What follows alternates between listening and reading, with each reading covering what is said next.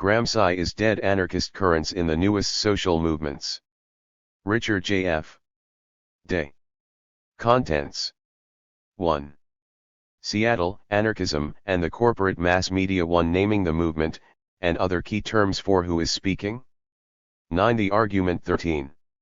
1. Doing it yourself, direct action currents in contemporary radical activism. 19. 0. Participation, crusty punks and lifestyle anarchists. 20. The incredible lightness of cultural subversion. 21. Getting heavy, impeding the house of state and corporate power. 25. Direct action casework, a hybrid form. 31. Precuring/creating alternatives. 34. Beyond reform, this side of revolution. 44. 2. Tracking the hegemony of hegemony, classical Marxism and liberalism. 46. We can't hear you. Liberals and Marxists on the newest social movements. 48. Classical liberalism and the bourgeois revolutionaries. 51. Hegemony equals dictatorship plus democracy. 54. Gramsci, Lenin, and the hegemony of hegemony. 65. 3. Tracking the hegemony of hegemony.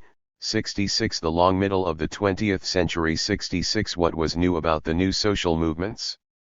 68. Hegemony goes post-structuralist, Lacan and Mauve. 70. Liberal multiculturalism and the recognition/integration paradigm. 76. Politics of demand/ethics of desire. 80. We are not you, anti-integration themes in post-colonial, feminist and queer theory. 84. Towards a politics of the act. 88. Day 00 Preview. Day 00 Preview 1/8/ 13 hours 48 minutes and 1 second. 1/8/ 13 hours 48 minutes and 1 second. 6. For utopian socialism then. 91. Guiding threads. 91. William Godwin, the rationalist who would make no promises. 96. The utopian socialists proper, Owen, Fourier, and Saint Simon. 100. Anarchist theory after utopian socialism, Proudhon. 108. Bakunin and the social revolution. 112. Kropotkin, expropriation and social evolution. 117. Early 20th century anarchism and the concept of structural renewal. 123. Conclusion, taking the tally. 127. 5. And now 129 elements of post-structuralist critique, becoming minor. 131. Autonomist Marxism and the constituent power of the multitude. 143. Post-anarchism, a bridgeable chasm. 159. Citizen, nomad, Smith. 172. 6. Ethics, of 90 and the coming communities. 178. What are the coming communities? 178. The coming ethics, groundless solidarity and in-night responsibility. 186. The problems of white middle-class movements. 197. 7. Conclusion, utopian socialism again and again. 203. Signs of failure/signs of hope. 203. What of the coming economies? 210. A utopian future, the end of civil society. 213. Notes. 218. References. 227. Index. 245. Day 00 Pre-6. Day 00 Pre-6 1/8/ 13 hours 48 minutes and 1 second. 1/8/ 13 hours 48 minutes and 1 second. Acknowledgements. I could not have written this book without drawing upon the labors of student/activist researchers who have been associated with the F90 project, which operates out of Queen's University at Kingston, Ontario, and maintains a website at. These include Hilton Burt Allen, Naila Banji, Jake Berkoes, Enda Brophy, Christopher Canning, Ryan Mitchell, Rick Palladwer, Nadia Nircha, Brianne Selman, Andrew Stevens, and Lori Waller. I have also benefited from conversations with Tayek Alfred, Alan Antliff, Mark Coate, Glenn Coulthard, Grieg Depayuter, David Furman, Dina Karazani, Jennifer Pibas, and Scott Ozelman, and from interactions with undergraduate and graduate students in my seminars at Queen's University. I am particularly indebted to Sean Haverhill, who traveled extensively to conduct interviews with activists at various sites around central Canada and the northeastern United States. Sarita Srivastava also deserves special mention for suggesting a major revision that got me past a particularly daunting writing obstacle, and for being an inspiring colleague and friend. Finally, and most importantly, I want to acknowledge the contributions of my partner Alison Gowan, who has for many years been a crucial source of intellectual and emotional support for my work, and much more importantly, for my life as a whole. 7. Day 00 pre-7 Day 00 pre-7 1/8/ 13 hours 48 minutes and 1 second 1/8/ 13 hours 48 minutes and 1 second. Seek and learn to recognize who and what, in the midst of inferno, are not inferno, then make them endure, give them space. Italo Calvino, Invisible Cities. Seattle, Anarchism and the Corporate Mass Media. For most people in the G8 countries, the Seattle Anti-World Trade Organization protests in late 1999 marked the point at which a new militancy erupted onto the surface of an otherwise serene liberal democratic polity. I was living in Vancouver, British Columbia at the time, and decided at the last moment not to go to Seattle because I had a huge pile of papers to grade. Just another protest, I thought, and I'd have to sit on a bus for VE hours to get there and back. At one point in the day, though, I turned on the television just to see what was happening. I was fascinated and surprised by the now famous images of huge marches, lockdowns, roving bands of riot police, with endless clouds of tear gas shrouding the scene. Over the scene from another world, came the voice of a local reporter out in the streets. "Reporter, there are some people here, roaming about, well, not exactly roaming, they seem organized. I don't know who they are, they're all dressed in black, they have black hoods on, and black AAG with nothing on it. Anchor, AAG with nothing on it. Reporter, that's right, it's totally black." Thus did the Black Bloc make its RST appearance on the North American mass media stage. After a while, the TV stations in Seattle thought they had it figured out, these were anarchists, whatever that might mean. No one tried to con-RM this with the masked protesters themselves, however they looked far too dangerous, and despite the fact that they were at a mass protest, it seemed they did not want anyone to know who they were. As more reporters as well as political commentators, police chiefs and academics began to weigh in on what happened in Seattle. 1. 2. The empty expanse of that black AG was LLED in with the help of stereotypes, prejudices, and fragments of knowledge from the previous century. A Time magazine story of December 13, 1999 contained a section on the violence, with the subhead "How Organized Anarchists Led Seattle into Chaos." After dismissing the protesters as a sprawling welter of thousands of mostly young activists populating hundreds of mostly tiny splinter groups espousing dozens of mostly socialist critiques of the capitalist machine, the article tantalized and appalled its readers with images of Circle A placards, store looting, and an unidentified person, with no insignia of any kind, climbing through a broken window. The caption read, "Coffee to go, an anarchist patronizes a Seattle Starbucks." Since the Battle of Seattle, this one-sided, ill-informed caricature of anarchist activism has become almost obligatory in the corporate mass media. The Vancouver Sun, a right-wing daily, ran a full-page article on the protests against the Organization of American States in Windsor, Ontario in its issue of June 3, 2000. It appeared under the title "For the New Anarchists, the Message is the Mayhem," and included the subheads "Organized Radicals" and "One Man's Philosophy." It describes anarchism as a long-dormant philosophy that has returned with destructive force and disruptive power. Words like threat, mayhem, and rampage pepper the article. It also attempts to belittle the well-known Canadian activist Jagai Singh by noting that, before he sits down to talk with reporters, he orders a coffee from a Canadian donut shop chain. It turns out that even anti-corporate anarchists appreciate their Tim Hortons. A similar line was taken by the Vancouver province in an article after about the inquiry into police brutality at the 1997 APEC summit in that city. 1. The headline read, "APEC protest leader stays in hotel van, like Suharto." This is an extremely common trope of exclusion by inclusion, which works by trying to show that they are no less tainted with the stain of capitalist individualism than we are, and therefore have no right to criticize the status quo. Of course, these highly functional representations might be seen as a small problem, as the so-called anti-globalization movement is now receiving much less media attention. While Seattle was followed by major protest convergence at Washington, Genoa, Prague, and Quebec City, the police in the advanced liberal democracies now seem to have discovered that making unconstitutional arrests 3.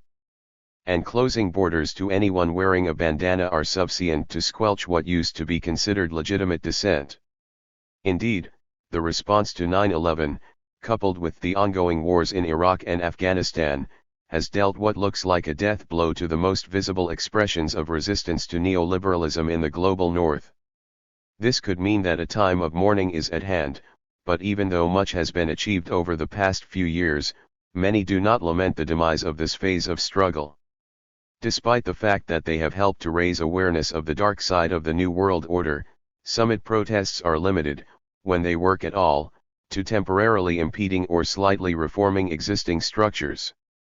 Though they may build skills and structures that pre-Gore alternatives, they are not capable of addressing the fundamental problems associated with the expansion and consolidation of the racist, heterosexist, system of neoliberal capitalist nation-states. Also, as has been pointed out quite often in recent years, summit hopping is an elitist practice that drains time and energy from local communities. My own doubts about the efficacy of the protest convergence model were solidified in July 2003, when I arrived at the protest against the Montreal WDO mini-ministerial. Riot cops had surrounded the green zone with red tape and were arresting everyone who refused to leave the area. As I approached the line, one particularly nasty fellow, standing in riot gear with his legs spread, stared at me and whacked his club against the palm of his hand. I took out a pen and my notebook and repeated the gesture for him. This book is best thought of as an extended version of that encounter, now that the cops of the G8 countries are no longer surprised by direct action tactics, now that their political masters are willing to broadly adopt the repressive tactics of what are hypocritically called third world dictatorships. How will the struggle against globalizing capital and the many systems of domination and exploitation with which it is inextricably linked continue? Among indigenous peoples and in the global south the answer seems clear: it will continue as it always has, for hundreds of years, taking a multiplicity of forms, including of course the kinds of mass, violent protests that so shocked G8 sensibilities when they happened in Genoa rather than Jakarta. Seen as nothing more than a violent clash between protesters and police, the only thing special about Seattle was that it happened where it did. But this point of view is a bit too simplistic. Even if the cycle of mass protest convergence in the global north has abated, the ideological 4 and organizational structures that brought them about have hardly disappeared. It is to these deeper, broader, and longer-running currents that we must turn our attention if we are to understand where the anti-globalization movement has come from, what it has done, and where it might be headed. Naming the movement and other key terms. Before embarking on this inquiry, though, a number of preliminary issues must be addressed. One of these is the question of whether the new forms of activism that are emerging to contest neoliberal hegemony are best analyzed as movements against globalization as such. Many commentators and activists have argued, and I would tend to agree with them, that to proceed in this way is to fall into an analytic trap. How, then, are we to refer to these resurging and abating struggles? How do we discuss them without doing violence to what they stand for? What, indeed, do they stand for and against if they are so difficult to encapsulate in a single term? These are questions that cannot be answered simply or quickly, yet some provisional assumptions must be made. To this end, while I accept that the term anti-globalization speaks to important concerns about capitalism, colonialism, and democratic accountability, it is also clear that these concerns do not cover the entire spectrum of resistance to the New World Order. Rather, I see them as representing particular sites of condensation within a much more complex field of contemporary radical activism. By contemporary, I mean primarily of the late 1990s and early 2000s, but with roots reaching back to the new social movements of the 1960s feminisms, the U.S. Civil Rights Movement, Red Power, anti-colonialism, gay and lesbian struggles, as well as to older traditions of Marxist and anarchist socialism.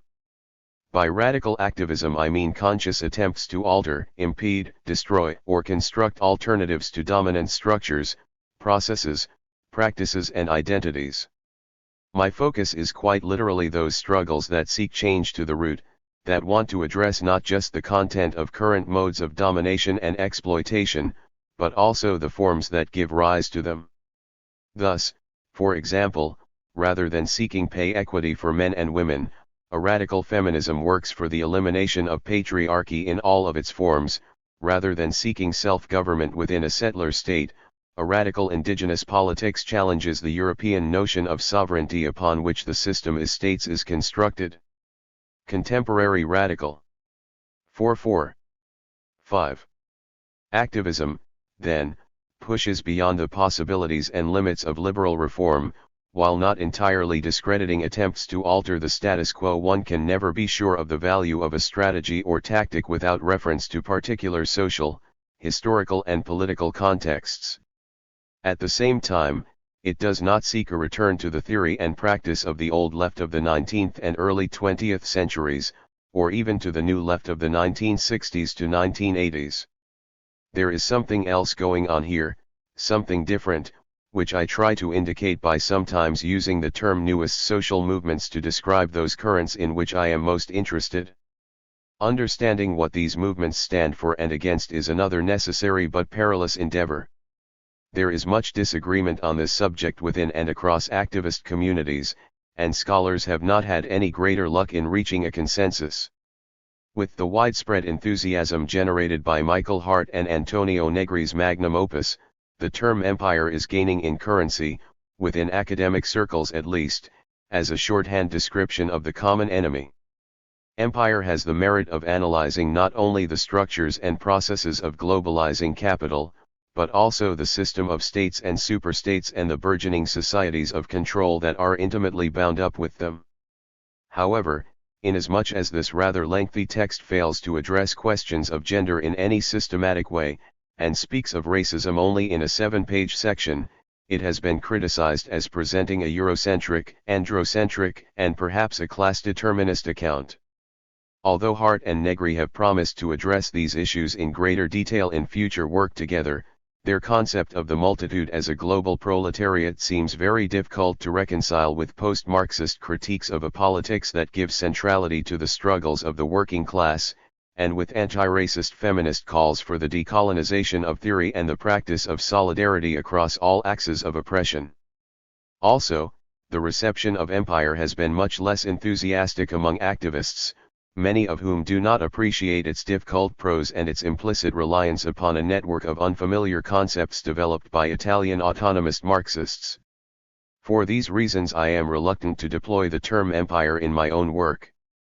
I am also reluctant to rely upon a neologism, however, since this will not solve the fundamental problem, which is that there is no single enemy against which the newest social movements are acting. Rather, there is a disparate set of struggles, each of which needs to be 5. 6. Addressed in its particularity. Yet the actuality of globalizing capital and the intensification of the societies of control mean that all these struggles occur in an increasingly common context, even if they do not explicitly identify this context, or elements of it, as what they are struggling against. Thus, while I do not wish to totalize or reduce the diversity of contemporary struggles, I will refer to the neoliberal project as providing a shared background or context within which they occur. The neoliberal project includes the ongoing globalization of capital, as well as the intensification of the societies of control.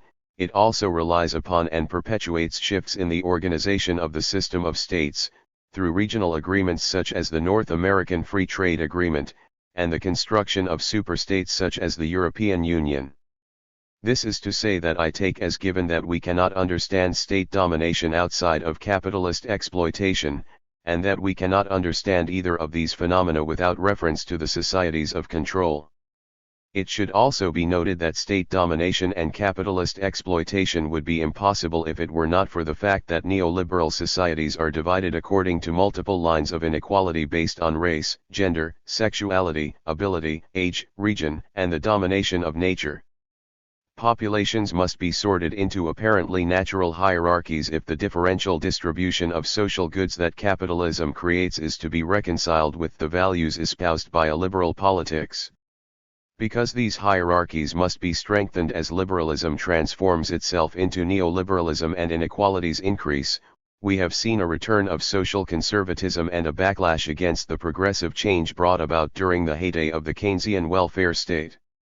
When I refer to the neoliberal project, then, I am hoping to describe a complex web of practices and institutions that have the effect of perpetuating and multiplying various forms of interlocking oppression. These allow populations to be divided and managed, and our daily lives to be more intensely immersed in capitalist accumulation and rational bureaucratic control. Thinking about the neoliberal project leads directly to a consideration of the problem of hegemony. Although I will have much to say about the changing meanings of this term over time, for the moment it can be taken as describing a process through which various factions struggle over meaning, identity, and political power. To use the words of Antonio Gramsci, a key thinker in this 7. Lineage, a social group which seeks hegemony strives to dominate antagonistic groups, which it tends to liquidate, or to subjugate perhaps even by armed force, at the same time as it attempts to lead kindred and allied groups. Hegemony is a simultaneously coercive and consensual struggle for dominance, seen in 19th and 20th century Marxisms as limited to the context of a particular nation-state, but increasingly being analyzed at a global level. It is crucial to note that hegemony is a process, not an accomplishment, that the actions of a dominant group are always open to contestation. Yet, in most societies based on the nation-state, most of the time, a relatively steady equilibrium can be observed, a state best defined as one of non-crisis, punctuated by crises that lead to the achievement of a new relative equilibrium. For example, liberal capitalism in the overdeveloped countries of the mid-20th century operated under a hegemonic model of relations with the working class which was known as the Keynesian welfare state.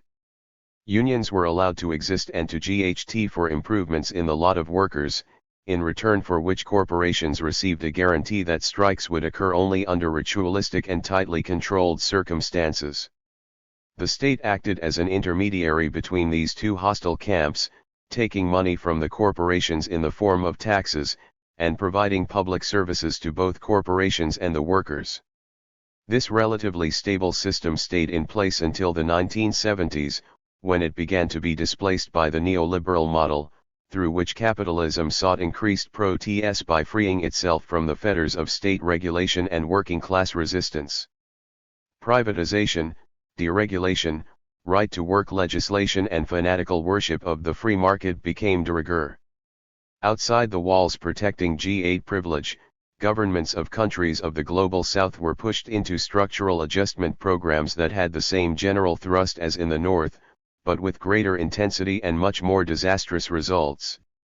Along with new national and international institutions came a new common sense: those who are oppressed deserve their oppression, everyone must work more for less, the bigger a corporation is the better, the less the state intervenes in the economy the better. And so on. The shift from the Keynesian model to the neoliberal model involved a realignment of some major historical forces. Neoliberal entrepreneurs, intellectuals, and journalists have been working to 8. Reverse the tide of social change, and they have been largely successful in doing so, all over the world.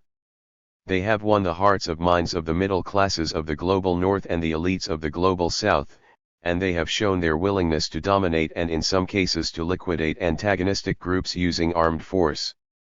Neoliberalism has been seeking hegemony, and it is achieving it on a scale that makes the Chinese, Roman and Aztec empires look parochial indeed. This is the fact we must face. Capitalist globalization not only exists, it is a result of conscious planning on the part of global financial and governmental elites that meet precisely for this purpose on an increasingly regular basis. The only point worth discussing, at this juncture, is how we can best GHT it.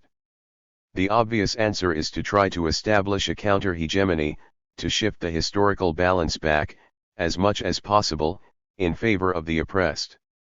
This might mean a defense of the welfare state in the global north, or a continuation of the battle to enjoy its benefits for the rest time in the global south. Or it might mean attempting to establish a different kind of global hegemony, one that works from below rather than from above. To argue in this way, however, is to remain within the logic of neoliberalism. It is to accept what I call the hegemony of hegemony. By this I mean to refer to the assumption that effective social change can only be achieved simultaneously and en masse, across an entire national or supranational space. Marxist revolutionaries have followed the logic of hegemony in seeking state power, hoping to reverse the relationship between the dominated and the dominators.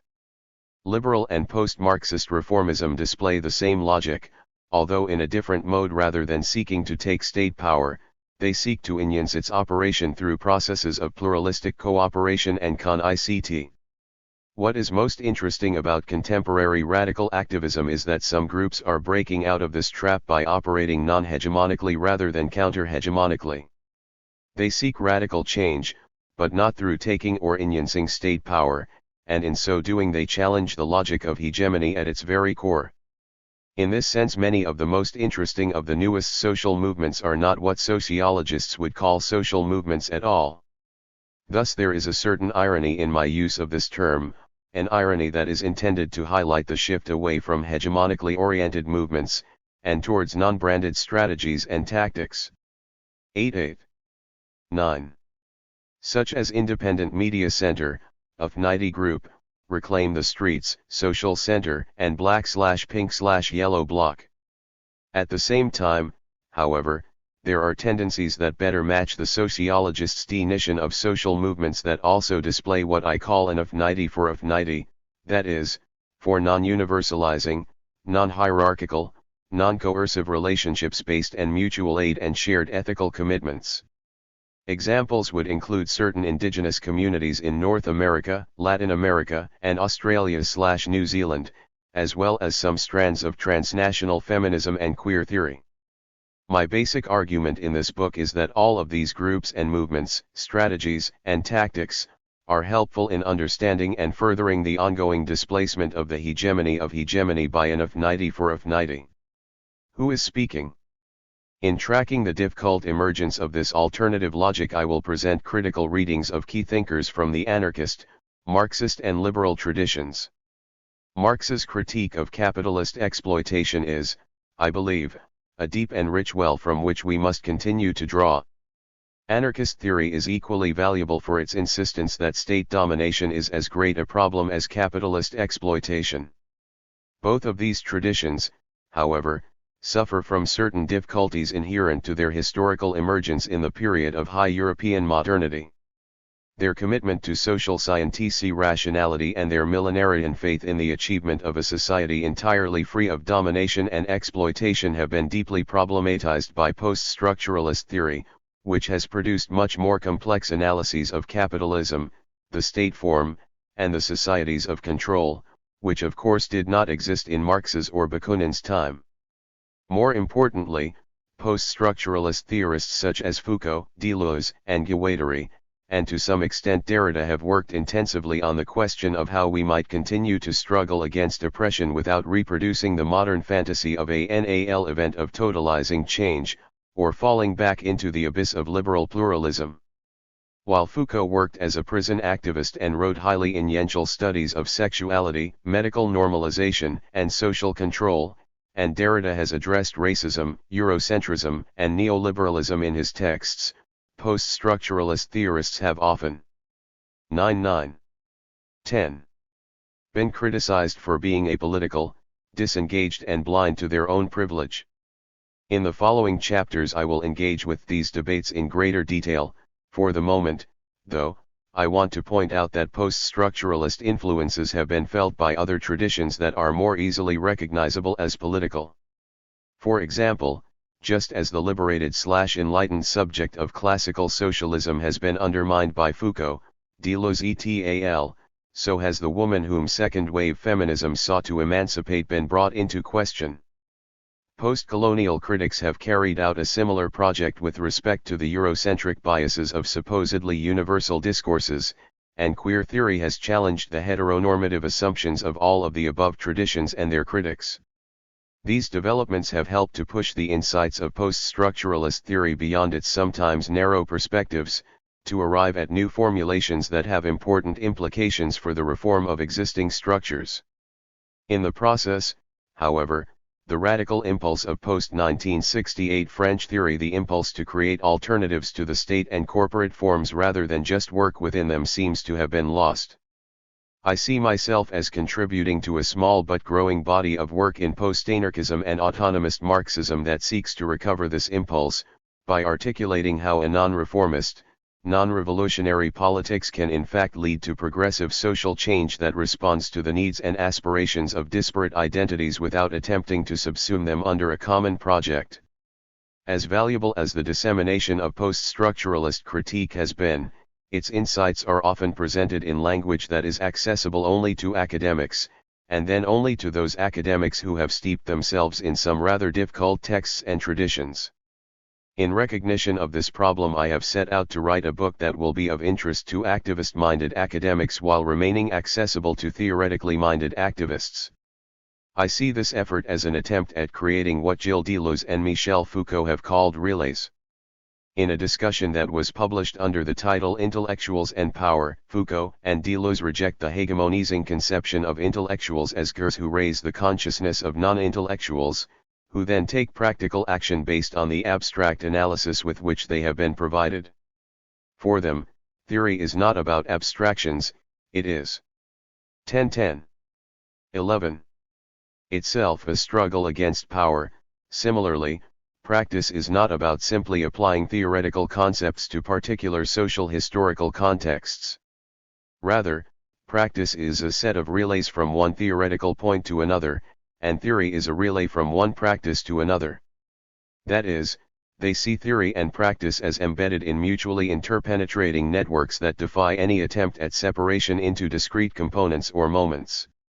At the same time, however, it is important to remember that neither theory nor activism exists in the kind of detached way that Foucault and Deleuze are prone to discuss them.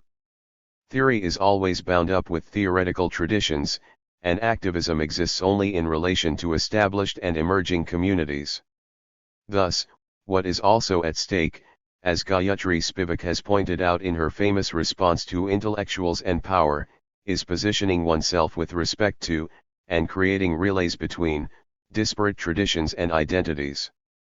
In the case at hand, Spivak accuses Foucault and Deleuze of speaking in ways that unconsciously reveal their privileged location as professors in the French Academy and their lack of solidarity with those whose existence and ability to speak/act have been obscured by European colonialism.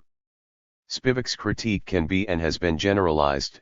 Those who enjoy a structural privilege must strive to identify and work against this privilege if they hope to establish relations of solidarity with those who do not share it. For this reason it is important that I identify myself as a white male university professor living and working in the relative ease and comfort of a G8 country.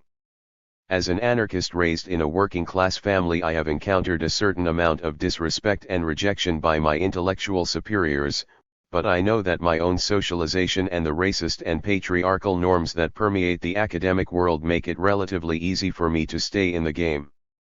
The same goes for my sexuality. Although I find that my desire exceeds the boundaries of mainstream heterosexual practices, I have a long-term female partner and 2 children, so again, I mostly pass. All of this to say, my struggles with oppression arise mostly from the need to challenge my own racism, heterosexism, and classism, and to find more effective ways to be in solidarity with those who experience the debilitating effects of these apparatuses of division every day and night, throughout their lives. This is what I set out to do in my teaching, research, and activism, and it is what guides me in writing this book. As I have already mentioned, the systematic inequalities to which social scientists pay the most attention are not the only barriers one has. 11. 12. To deal with when trying to work across disparate traditions of theory and practice. From the academic side, trying to avoid reproducing old prejudices means working across disciplines, and this opens one up to charges of dilution, eclecticism, or dilettantism. Most academics like each other to stay on their own territories, and react with varying degrees of protectiveness when someone upsets the status quo by wandering around too much. Not only does this territorialism limit what can be said, it also gives rise to a deep prejudice as to who can say it. No one raises an eyebrow when a famous academic intellectual is quoted to support a point, but placing an equally well-established activist in that same position can get you into trouble. There are exceptions, of course, some of which are holdovers from the days when academic institutions did not have a virtual monopoly on intellectual legitimacy. Karl Marx didn't work at a university, but no political theorist would question the relevance of his work to the discipline. A few contemporary writers, such as Gloria Anzaldúa, have been able to establish a presence within the halls of academia while maintaining strong connections with other communities. They have avoided becoming what Anzaldúa once called dependent scholars, but only at the cost of contending with a constant doubt regarding their qualifications and therefore the value of their work too. From the activist side, particularly among anarchists, there is a complementary long-standing distrust of anyone who works in an academic context. University-based researchers are often seen as parasites seeking street cred or professional advancement, or simply trying to satisfy a voyeuristic urge to participate in the real world.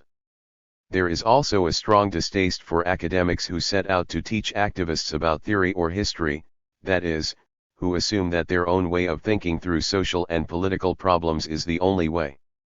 For me, then, creating relays means not only challenging my own socialization and seeking ways to be more RMLY in solidarity with those who struggle directly with racism, heterosexism, colonialism, capitalism, and state domination. It means joining in certain academic debates while at the same time continuing to be involved in broader movements of resistance and construction of alternatives. It means providing readings of academic texts as well as attending to the voices of activists, in such a way as to minimize any signs of a hierarchical relationship between these practices. Above all, it means trying to join in existing discussions, or start new ones, while leaving myself open to the possibility that my intervention will simply bring on critical 12. 13. Responses from all sides at once. To do as much as I can to avoid this outcome, I have tried to engage with a broad spectrum of writers, activists, and movements from all over the world, within the bounds of my experience and expertise. I have tried to absolutely limit the use of jargon, and when I feel compelled to use terms that might not be well known outside of specialized academic circles, I have provided background discussion in the main text and / or endnotes to further relevant readings. Notes are also sometimes used to address issues that are important to academic debates but may be of less interest to non-academic readers. In the prose style, I have tried to walk any line between what those who identify primarily as academics might see as inadequately quali-ed statements, and what those who identify primarily as activists might see as useless belleboring of a point. In the words of Canadian activist Matthew Dykstra, we need to have innovative ideas, but keep it in a language that people can understand. The argument. With all of these concerns in mind, I will now turn to a brief outline of the argument of the book. Chapter 1 documents how the logic of hegemony is being challenged by a wide range of activist practices, which cut across all identity categories and are appearing in all parts of the world. From the refusal of work to the construction of concrete alternatives to the existing order, these dispersed and constantly morphing tactics nonetheless share some common characteristics. They are not oriented to allowing a particular group or movement to remake a nation-state or a world on its own image, and are therefore of little use to those who seek power over others, or those who would ask others for gifts, thereby enslaving themselves. Rather, they are appropriate to those who are striving to recover, establish, or enhance their ability to determine the conditions of their own existence, while allowing and encouraging others to do the same. I argue that these affinity-based practices cannot be understood from within the horizon of liberal and Marxist theoretical traditions, which are dominated by the hegemony of hegemony. This domination is quite unconscious in most cases, though. The hegemony of hegemony must therefore be approached genealogically, as a discourse with a history that deeply conditions our present understandings and possibilities. 1313. 14. The following two chapters set out to provide this genealogical understanding. Chapter 2 begins by showing how contemporary Marxist and liberal theorists have obscured the particularity of the newest social movements by attempting to either ignore them or incorporate them into their own paradigms. Leftish liberals such as David Held, for example, have cast the more mainstream elements of anti-corporate struggle as part of an emerging cosmopolitan democracy, while simply dismissing radical currents as extremism. The more orthodox Marxists, for their part, close their eyes to the utter rejection of classical Marxist politics and dream of a resurgence of class struggle. To explain this blindness, the chapter proceeds with an account of the rise of hegemonic thinking, from its emergence in classical liberalism to its further development in Russian and Italian Marxisms. I argue that, despite their many historical and theoretical differences, classical Marxism and liberalism share a belief that there can be no freedom without the state form, and therefore also share a commitment to political rather than social modes of social change. The paradoxical belief that state domination is necessary to achieve freedom is perhaps the defining characteristic of the hegemony of hegemony, in both its Marxist and liberal variants.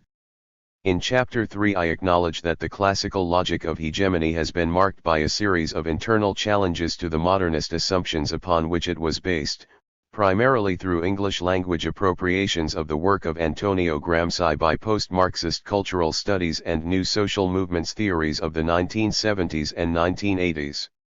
Elements such as the preordained assignation of particular historical tasks to particular classes, and the primacy of working class struggles over all others, were supposedly obliterated forever in this theoretical auto da fe.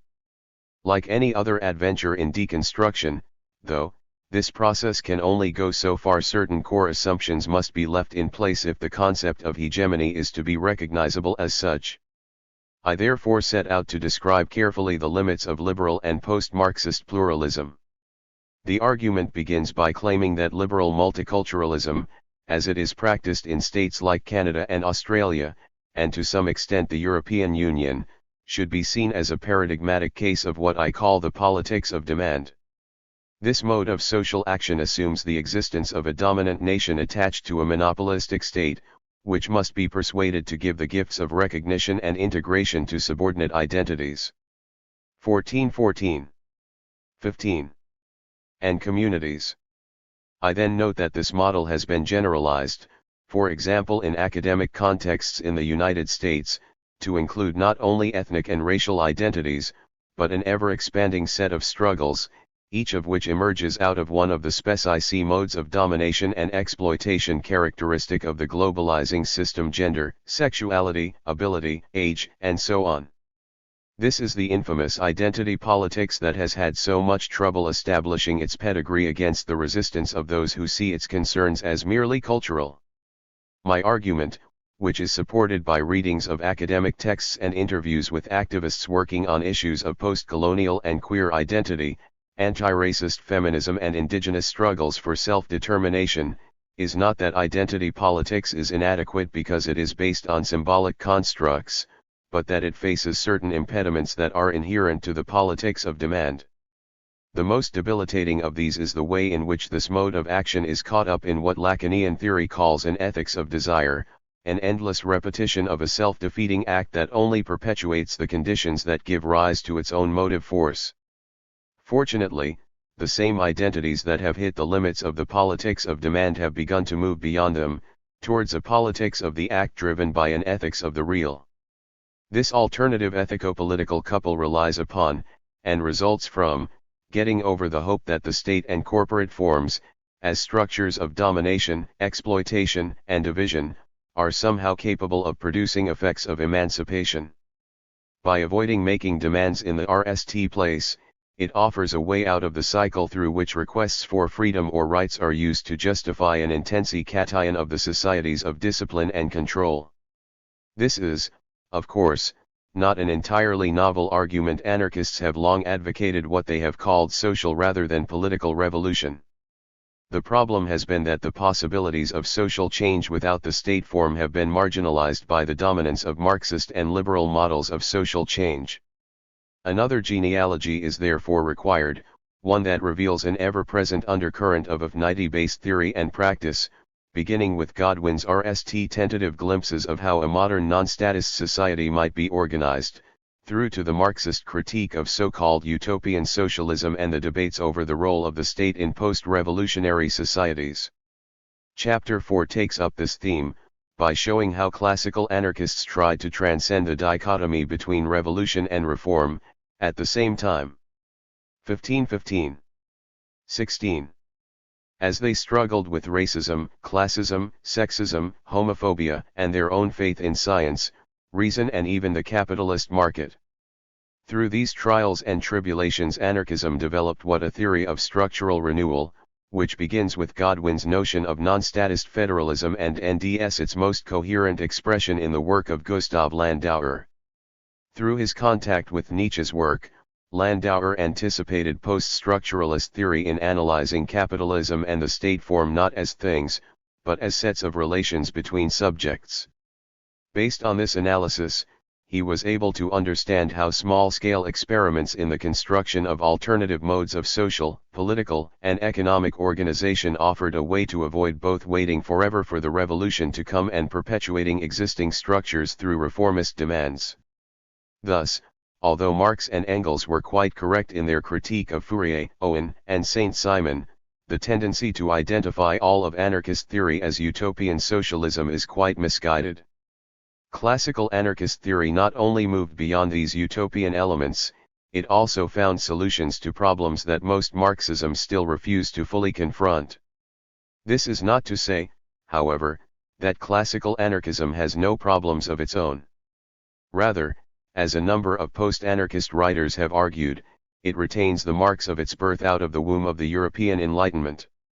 Nor is Marxism entirely without an awareness of the viability and value of the logic of affinity, as Council Communism, the Surrealists, the Situationist International, and most recently the Italian autonomists have shown. Chapter 5 picks up the logic of affinity as it presents itself to us today, that is, in the context of late 20th century and early 21st century encounters between modernist theories of radical social change and their post-structuralist critics. Against the grain of an interpretation common to both activists and academics who tend to equate us-style postmodernism with French post-structuralism, I argue that post-structuralist theory does not necessarily lead us into a zone of apolitical nihilism or pure textual play. Rather, the work of thinkers such as Michel Foucault, Gilles Deleuze, and Félix Guattari should be seen as driven by a series of ethico-political commitments that defy the dichotomy between moral certainty and moral relativism. Primary among these is a commitment to minimizing domination in one's own individual and group practice, while at the same time warding off attempts at domination by others. As Rossi Braidotti has pointed out, this 1616. 17. Is what it means to work via a micropolitics, a politics of minority rather than majority, of affinity rather than hegemony, a politics that remains political despite its rejection of the fundamental assumptions of liberal and Marxist theories of social change.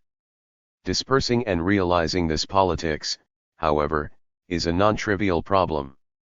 Very interesting and important steps have been taken in this direction by post-anarchism and autonomist Marxism, each of which has its strengths and weaknesses. The non-Leninist strains of autonomist Marxism provide a compelling analysis of the postmodern societies of discipline and control, and pick up on the anarchist critique of hierarchical modes of organization such as the revolutionary state and party. Yet they often display a tendency towards a hegemonic totalization of the eld of struggle, which appears most prominently in their conception of the multitude as a singular entity organized around class struggle. Post-anarchism has done better at escaping the hegemony of hegemony, but at the cost of an excessive reliance upon a nomadic conception of subjectivity that appears to reject not only coercive morality, but affinity-based ethico-political commitments as well. As the complement of both the Marxist/liberal citizen and the post-anarchist nomad, I suggest that the Gur of the Smith, as theorized by Deleuze and Guattari and as exemplified in the practices of the newest social movements, offers the greatest potential for community-based, radical social change in the 21st century. If this potential is to be realized, we will need not only new ways of thinking about ourselves, but also about the communities in which we live. This is the task of Chapter 6, which addresses another common misreading of post-structuralist theory, namely that it proceeds without any reference to shared understandings of social worlds. Just as the post-structuralist rejection of coercive morality has been read as a rejection of ethics and politics, here the rejection of hegemonic conceptions of community is mistaken for a rejection of community as such. This distinction is highlighted by a discussion of what Giorgio Agamben calls the coming community, which begins to break with the Hegelian legacy of state-based conceptions of group identity. Like the autonomist Marxists with whom he is associated, however, Agamben's work suffers from a tendency to envelop singularity in the single, that is, despite his obvious commitment to multiplicity, he theorizes the coming community in a monolithic way.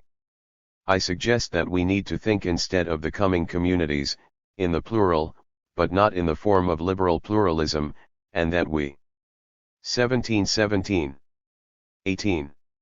Need to guide our relations with other communities according to the interlocking ethico-political commitments of groundless solidarity and innate responsibility.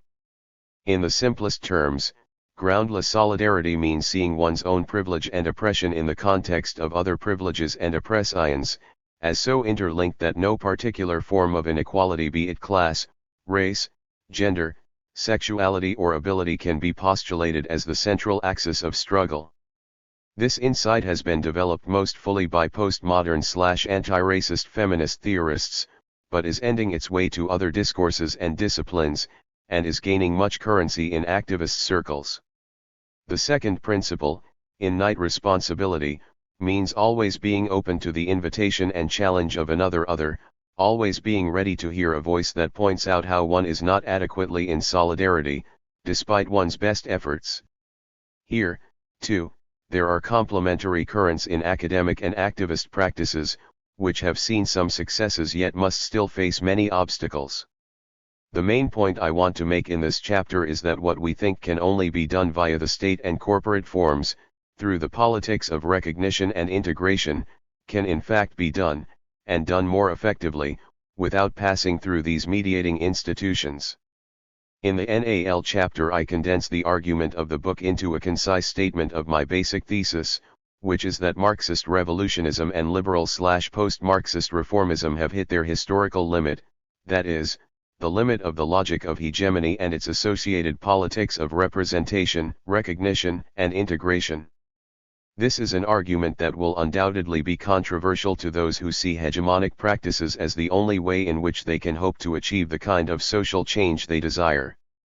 However, as the newest social movements so powerfully show, an orientation to direct action and the construction of alternatives to state and corporate forms opens up new possibilities for radical social change that cannot be imagined from within existing paradigms.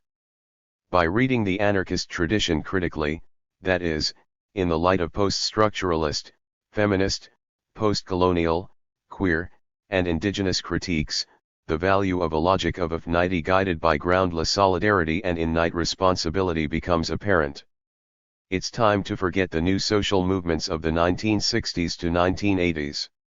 There's something even newer afoot, and it offers the best chance we have to defend ourselves against, and ultimately render redundant, the neoliberal societies of control. 1818. 1. Doing it yourself, direct action currents in contemporary radical activism. I shit on all the revolutionary vanguards of this planet. Subcommandant Insurgent Marcos, January 2003. As David Graeber has pointed out in a recent article in New Left Review, many of today's activists are rejecting a politics which appeals to governments to modify their behavior, in favor of physical intervention against state power in a form that itself prefigures an alternative. This politics is radical in the sense I outlined in the introduction, that is, it is less concerned with affecting the content of current forms of domination and exploitation than it is with creating alternatives to the forms themselves. In this chapter I look at a wide range of activist practices, with the intention of understanding both how they intervene against state and corporate power and how they prefigure, or in some cases create, alternatives to the existing order. For purposes of discussion I will consider an array of non-hegemonic tactics under a handful of analytic headings, arranged in increasing order of their efficacy in addressing forms rather than contents. These include, dropping out of existing institutions, subversion of existing institutions, through parody, impeding existing institutions, via property destruction, direct action casework, blockades, and so on, prefiguring alternatives to existing institutions, often via modes of activity that otherwise fall within the purview of a hegemonic politics, for example protests, and nally, construction of alternatives to existing forms that render redundant, and thereby take power from, the neoliberal project. Some of these approaches have, of course, been used in the past under other circumstances, and none of them can be thought of as purely non-hegemonic. What is at issue here is a matter of nuances, not of totalities. One particularly interesting aspect of contemporary practice is that many of the most effective tactics are non-branded, that is, they tend to spread in a viral way, with no one taking ownership or attempting to exercise control over how they are implemented. Unlike, say, the dictates of the Communist International in the heyday 1919, 20 of the Soviet Union, they easily morph into new forms appropriate to different times and places, and thus are beginning to display the kind of diversity and differentiation that is required for survival in the hostile environment of neoliberal societies of control. Another important nuance is the linkage of these tactics to anarchism, which ranges from implicitly adopting traditionally anarchist methods without an awareness of their origin, to explicit display of the circle which, of course, hardly makes things clear, since this emblem has been appropriated by everyone from suburban consumer rebels to software companies. I will use the term anarchistic to describe implicitly anarchist elements in a group or tactic, reserving the term anarchist for situations where there is an explicit self-identification. Finally, I should note that in researching this chapter I, along with others involved in the THIRD project, sometimes felt as though we were working on a report for a counterintelligence bureau. So, to minimize the chance that our work will compromise the security of any group or network, we have ensured that all of the information presented here or on our website is publicly available, or comes from interviews where the desire for anonymity has been respected. Zero participation, crusty punks and lifestyle anarchists. The RST current I will address is the zero work or dropout tactic, which is associated with surrealism, the Situationist International, and, most recently, anarcho-primitivism. Bob Black's essay The Abolition of Work is a strong instance here. Black criticizes feminists, liberals, Marxists, and most brands of anarchism for quibbling over the details of work without questioning the meaning and effects of work itself. Almost any evil you'd care to name, he suggests, comes from working or from living in a world designed for work. In order to stop suffering, we have to stop working. Although his argument is highly polemical and more than a little reductive, Black makes interesting links between the ideology of work and centralization, surveillance, and authoritarianism. Classical Marxists and anarchists, of course, were aware of the deadening and dangerous effects of labor under the capitalist system, but Black refuses the assumption that non-capitalist labor will be any more enjoyable. Rather, following the surrealists and situationists, he generalizes the classical socialist critique to include work in the home and school as well as the factory and office. In the background of this primitivist 2020 challenge, of course, there lurks the assumption that life need not be this way, that it has not always been this way.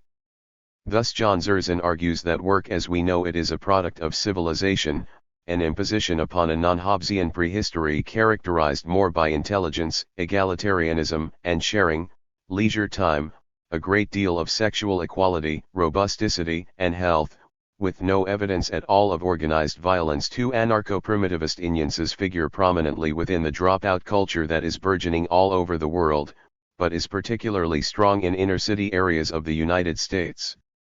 In an interview for the F90 Project, Dave Battistuzzi, an organizer for the Northeastern Federation of Anarcho-Communists, notes that there are two anarchisms at work in cities like Baltimore, where the flight to the suburbs has left behind deeply impoverished, primarily black neighborhoods with low housing costs and many abandoned buildings. Since the 1980s, these areas have been attractive to white punk DIY squatters whom Battistuzzi identifies with what Murray Bookchin has called lifestyle anarchism, that is, with a middle-class, escapist, feel-good subculture. They often have no strong links to the surrounding community, and are therefore seen more as first-stage gentry than as a potential source of progressive alliances. In recent years, however, a new kind of dropout politics has emerged, which is driven more by necessity than choice, and is trying to reach out across the boundaries created by race, class, and anarchist subcultures. Rather than simply capitalizing upon impoverishment and strive to acquire cheap or free housing, these squatters contribute to their neighborhoods by providing much-needed community services. Eleanor, who calls herself a white anarchist kid, has lived in a number of squats in inner-city black areas of Philadelphia. She has been involved in creating community gardens, bike workshops, free art classes and other initiatives, and has found the communities in which she has lived to be positive and supportive. Her experience offers a way out of the stark distinction Bookchin makes between social anarchism and lifestyle anarchism, by showing how living an alternative lifestyle can be combined with other tactics that are more obviously political in nature. 3. The incredible lightness of cultural subversion. The past few years have seen a resurgence of another situationist technique, détournement, which the SID-net as the integration of 21-21. 22. Pre-existing aesthetic elements into a superior construction of a milieu. In everyday terms, détournement involves taking images and text from mainstream media and subverting them for other ends. The Situationist International's journal made copious use of this technique, sometimes succeeding in its critical intent, at others failing to adequately distance itself from spectacular representations. For echoing this call for radical cultural political critique, but with a broader critical awareness, a contemporary website devoted to billboard subversion declares that it can turn the tables on capitalism if we recognize that we can all be artists if we don't compete, but play hard and play seriously. Most diverted advertisements do not take on constituted powers directly, for example by proclaiming that capitalism sucks, but work to subvert its attempts to DNE everyday spaces, values, and subjectivities. The skillful détournement of a billboard, then, can be seen as a form of direct action based on the construction of situations, and can be extended beyond the critique of spectacular commodity relations to include racism, heterosexism, technophilia, and the military-industrial complex. Some of the more interesting work in this regard can be viewed at the website of the ironically named California Department of Corrections, which has taken up the task of remedying some of the many decencies to be found in state and corporate advertising. 5. Finally, it is important to point out that, unlike their Marxist precursors, today's situationists do not see themselves as an artistic revolutionary avant-garde with a select membership. Rather, billboard liberation is dispersed as a non-branded tactic open to all. The Billboard Liberation Front website, for example, contains an online manual entitled The Art and Science of Billboard Improvement, which describes in detail the tools, methods, and precautions necessary for carrying out successful actions. The BLF Manifesto, taking a characteristically iron-ical tone, makes clear the desire for wide dispersal of the billboard liberation tactic. Our ultimate goal is nothing short of a personal and singular billboard for each citizen. Until that glorious day for global communications when every man, woman, and child can scream at or sing to the world in 100 pt type from their very own rooftop, until that day we will continue to do all in our power to encourage the masses to use any means possible to commandeer the existing media and to alter it to their own design. 2222. 23. The surveillance camera players are also doing innovative work in cultural politics that is explicitly situationist inspired. Like the SI, the SCP operate at the interface between everyday life and its representations within the societies of control. But they have carved out a new niche by performing live plays in front of surveillance cameras, such as their own version of the NAL scene of George Orwell's 1984, Alfred Jarry's Ubu Roi, and original works such as the one in which they reassure watching guards that they are just going to work, just shopping, and so on. 6. Their work is intended to be humorous and accessible, but the SCP are also engaged in a theoretically driven critique of the societies of control. It is the demand for an imposition of transparency, they argue, that unites the apparently isolated spectacle of video surveillance with the general capitalist spectacle. Transparency here refers to the panoptic visibility of our daily lives via their representation within systems of cybernetic regulation. The most insidious aspect of this transparency, of course, is its own transparency. Most of us do not notice, or do not care, that we are photographed hundreds of times in our daily round, tracked by our cell phones or located by the use of our bank cards. In calling attention to the transparency of transparency, the SCP force one of the mechanisms of the societies of control into view, rendering it susceptible at least potentially to critical discourse and contestation. Like BLF, the SCP tactic is spreading virally and rapidly. A year used by the New York group contains the following advice. If you, too, are worried about the destruction of your constitutional rights in the name of ding crime, we encourage you to form your own anti-surveillance camera group. You can even use the name surveillance camera players. This call has been taken up enthusiastically, with over 20 groups participating in an International Day Against Video Surveillance in September 2001, and countless autonomous actions taking place from the USA to Europe and Latin America. While these instances of everyday detournement are important examples of the cultural political battles being waged today, the struggle for control over the material symbolic environment becomes particularly intense when an international national meeting rolls into town. During these events, the arrival of the leaders and their entourages is preceded by months of site preparation, which has 2323. 24. The goal of turning a particular human natural community is somewhere into a nowhere, a wasteland of dead power and its artifacts. Daily life is suspended as a safe zone is fenced off, archaic or newly wrought laws against standing on the streets or wearing masks are trotted out, and snipers occupy the high ground. In this kind of environment, one might expect dissent to all but disappear. However, in a concrete refutation of the thesis of a pessimistic postmodernism, the heightening intensity of repression at these meetings has been accompanied by an even greater resurgence of an aesthetic of resistance via transformative play. Colorful, mobile performances and sculptures have become increasingly common alternatives to the more traditional modes of discursive communication. Groups like Art and Revolution and Bread and Puppets have been instrumental in perpetuating and renewing this tactic, which has a lineage back to Agitprop and the work of Brecht and Jerry. Although Bread and Puppets has been guided primarily by the vision of Peter Schumann, larger events such as the Domestic Resurrection Circus were organized on anarchist principles. The organizational structure within the Bread and Puppet Theater developed in response to the requirements of the circus organically in an anarchistic fashion, which is to say, in response to situations as they developed, with individual members of various committees taking on responsibilities as they saw fit. All met regularly with the Schumanns and other puppeteers. Like BLF and SCP, puppeteering has been disseminated as a non-branded, open tactic practiced by loose networks of autonomous groups. 7. Despite the ubiquity of this kind of spontaneous, creative, intervention, the cultural political aspects of contemporary activism are consistently downplayed in the corporate mass media, in favor of representations of violent con-ICT. In the mid-1990s, Reclaim the Streets began to receive a great deal of attention for its massive impromptu parties, held on the streets and squares of London and, most memorably, on the M41 motorway. Despite the best of festive intentions, John Jordan notes that these actions did not always succeed in their goals.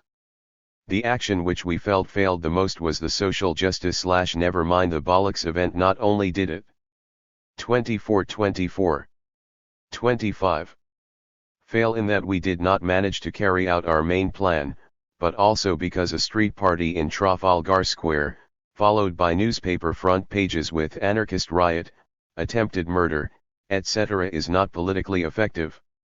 While the minions of Rupert Murdoch and Conrad Black have continued to ignore the political motivations of street parties, choosing to focus instead on their violent, irrational, and self-indulgent aspects, the rapid spread of RTS implies that it possesses a certain sort of viability.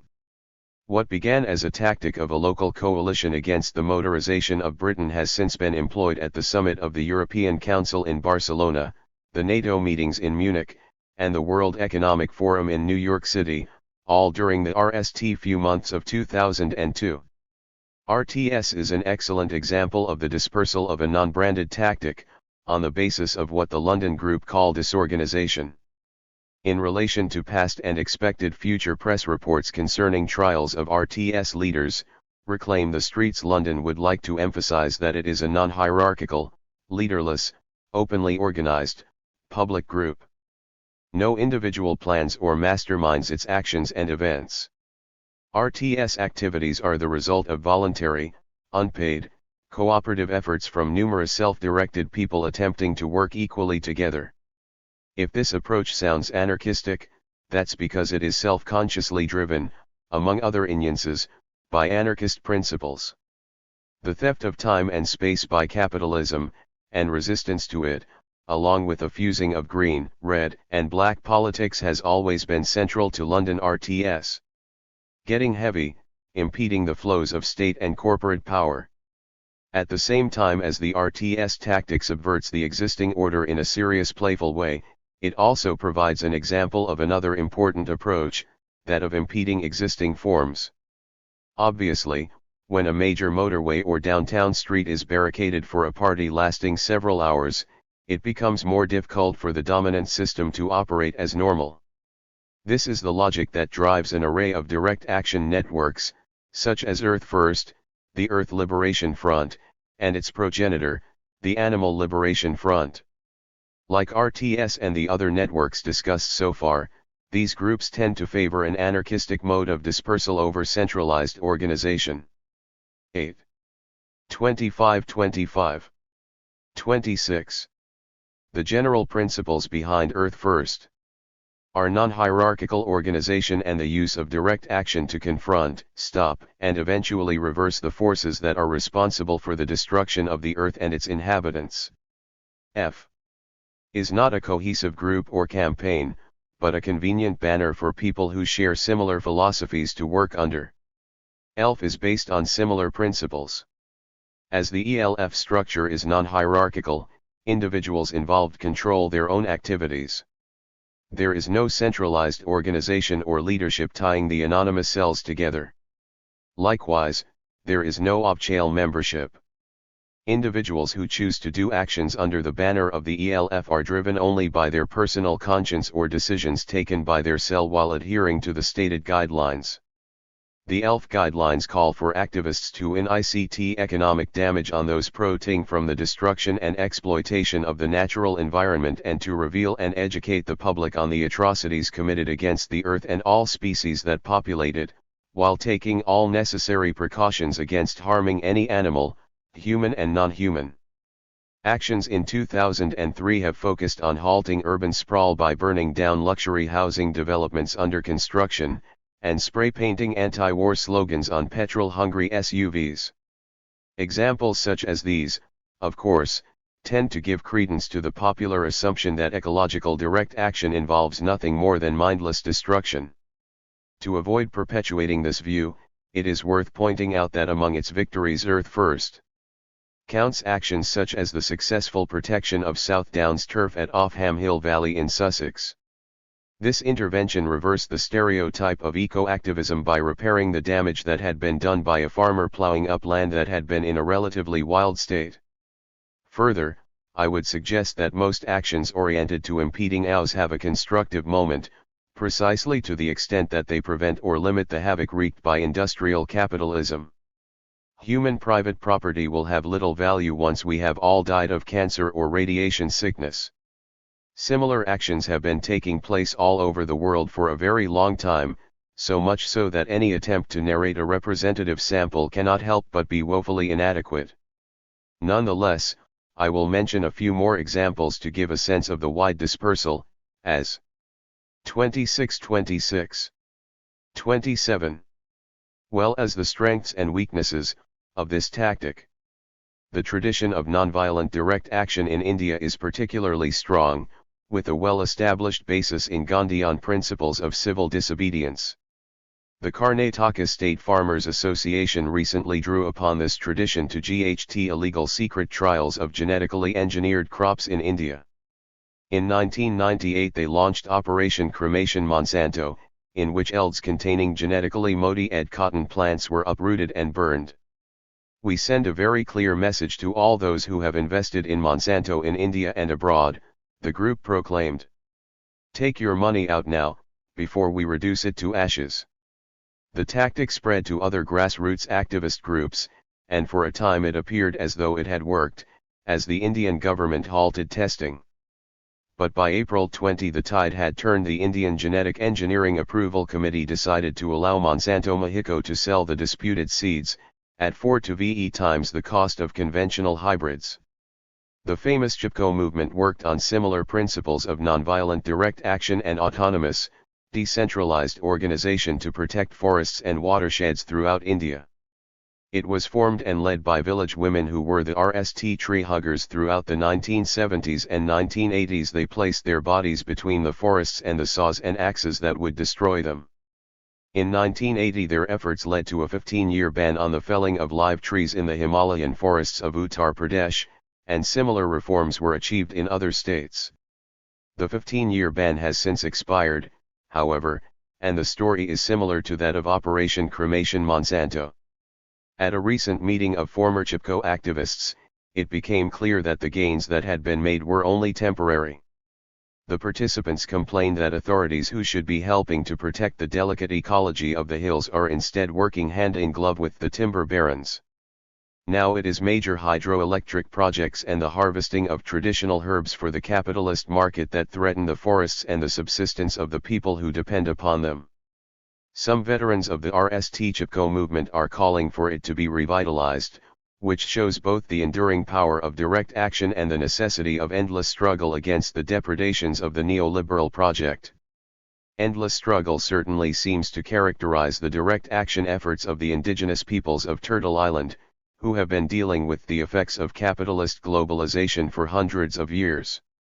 Every imaginable tactic has been deployed to 27-27, 28. Limit and reverse the ow of European colonialism, but certain events and the places associated with them evoke particularly powerful memories: Alcatraz, Oka, Wounded Knee, Gustafson Lake. All of these were times when indigenous people made a stand on land that had long been part of their traditional territories, either to reclaim it or prevent its further degradation. All were times when indigenous people suffered and died in their quest, which as in other regions has seen both successes and failures.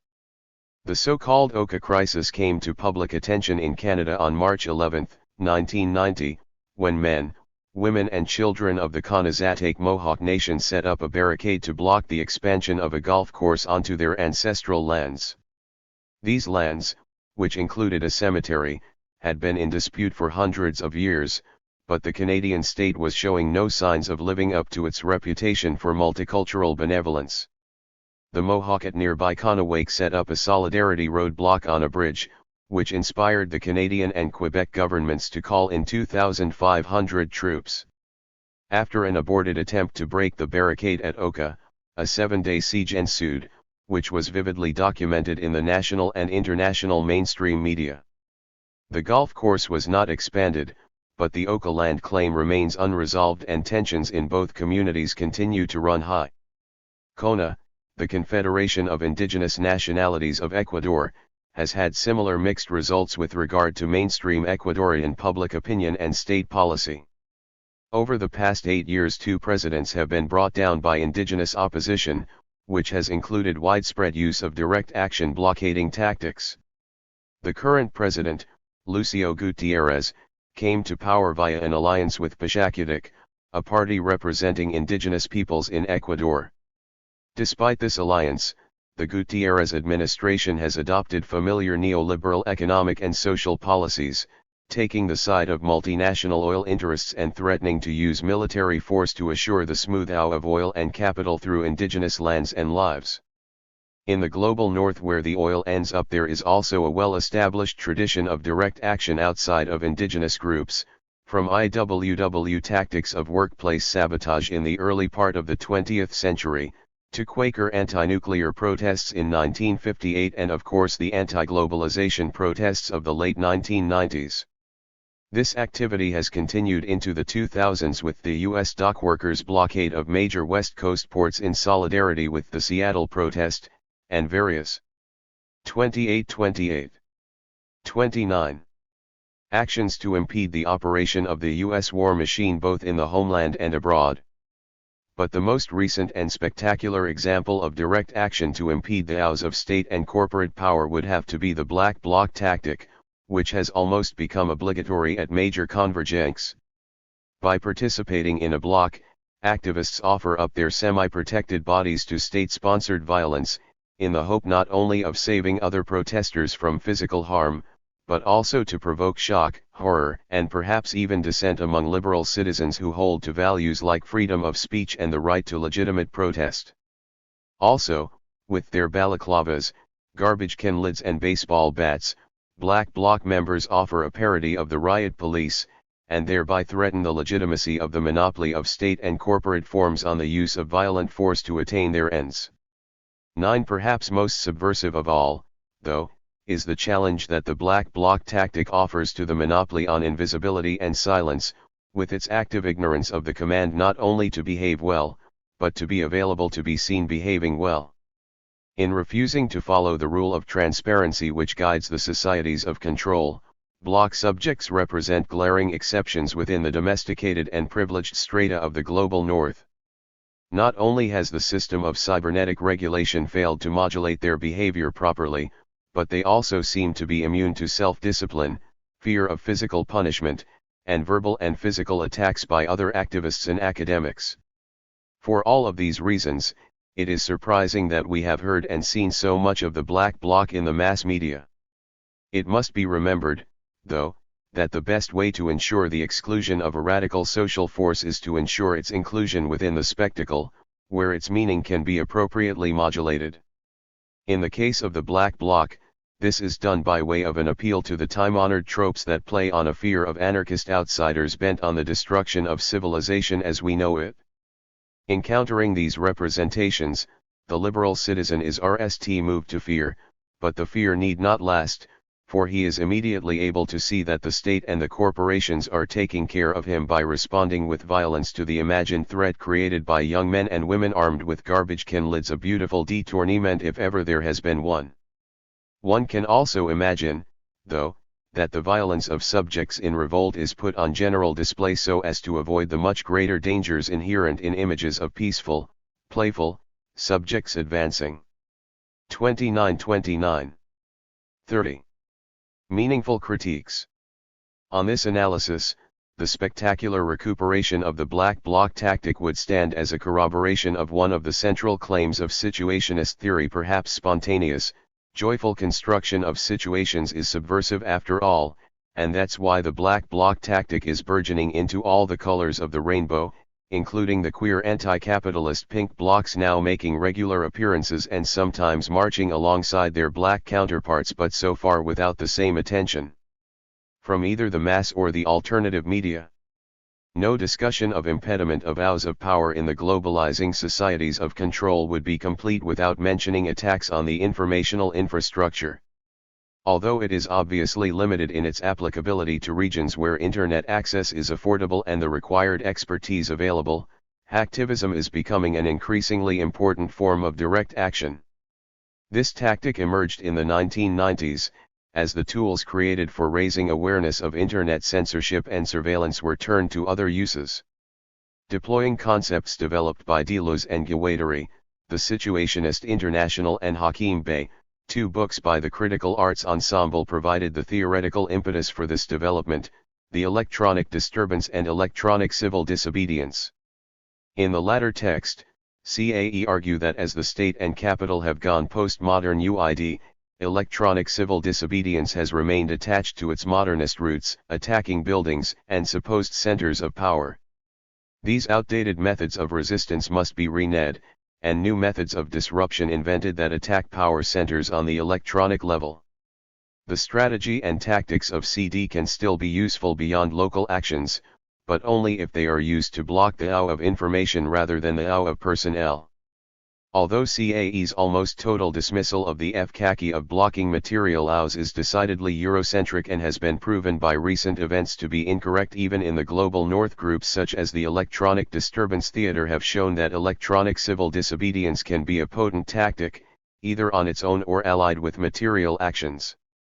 Denial of service attacks against WDO and FTAA websites during the Seattle and Quebec protests, for example, duplicated on the virtual level what was happening in the streets. The FloodNet program, developed by EDT, mechanized the denial of 30/30. 31. Service tactic, so that small numbers of activists were able to slow or shut down a target website. However, there are limits to the FKAKI of hacktivism, which are already becoming apparent. The results of virtual attacks are not necessarily visible to the general public or clearly attributable to political rather than merely technical causes, and being one of a few people sitting at home alone in front of a screen just doesn't seem to provide the same sense of solidarity and empowerment as facing down the police in the streets of a major city on a hot summer day. Direct action casework, a hybrid form. While it is relatively easy to argue that dropping out, dancing and puppetry are merely personal and sh pursuits, or that burning crops, breaking windows, or crashing computer systems is just plain old vandalism, it is more difficult to critique the next mode of direct action I want to discuss, interventions on the eld of constituted power on behalf of marginalized individuals and groups. This is the strategy that guides the activities of the Ontario Coalition Against Poverty, which operates in Toronto, Canada. According to OCAP's founder John Clark, as a militant, anti-capitalist organization, we reject the notion that we have any set of common interests with those who hold economic and political power. We also reject the rituals of token protest that con any movements to the level of feudal moral arguments. One of their more successful events was the Dave's Discount Supermarket action, which occurred in 1995 at a major chain food store in downtown Toronto. In response to a 20% cut to social assistance rates and Social Services Minister David Spouchi's suggestion that welfare recipients who could no longer afford to feed themselves should haggle for discounts, 50 OCAP members LLED their grocery trolleys at the store, then attempted to pay for their purchases at checkout counters using Dave's 21.6% discount coupons. The havoc created in the store drew considerable media attention to the welfare cuts and highlighted the callous ridiculousness of the minister's remarks. On request, OCAP also intervene on behalf of particular individuals, in a mode they call direct action casework. In May 20 they were approached for help by a woman who had been denied social assistance because she refused to give up a volunteer position with an NGO, even though this position was to lead to a full-time paid position in a short period of time. OCAP sent a letter of complaint. 31/31. 32. To the welfare of CE, threatening public direct action if the grievance was not resolved. The agency responded by providing assistance to the woman, without requiring that she leave the volunteer position. OCAP counted this a victory based on the efficacy and high pro-le of their tactics. It is clear how OCAP's well-established readiness to use direct action methods to confront such injustices has by now created a situation where the mere threat of a response often brings results. Over the years, OCAP has been successful in stopping deportations, canceling evictions, and forcing employers to pay back wages, leading to their tactics being adopted by other groups, such as the No One is Illegal campaign based in Montreal.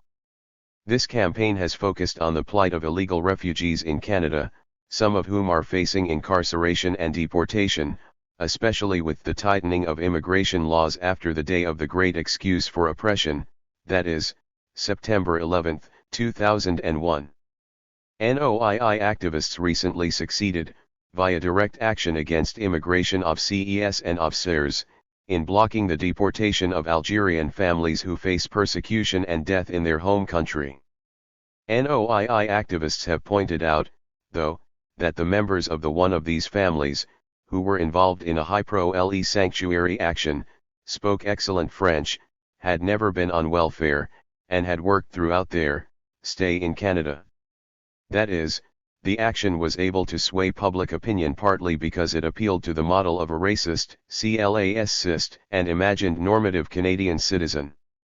Mujeres Creando, an anarcho-feminist collective operating out of La Paz, Bolivia, are known primarily for their graffiti, street theater, and video and television work. The focus of their work is on deconstructing machismo, anti-gay prejudice, and neoliberalism, through actions that are guided by a rejection of the politics of parties and states. We decided on autonomy from political parties, NGOs, the state, hegemonic groups who wish to represent us. We don't want bosses, gearheads, or exalted leaders. Nobody represents anybody else, each woman represents herself. In 2001, members of the group began working with a group of small debtors who wanted relief from a corrupt World Bank-financed microcredit scheme that had left many of them bankrupt and subject to repossession of the few belongings they might have had. 32. 33.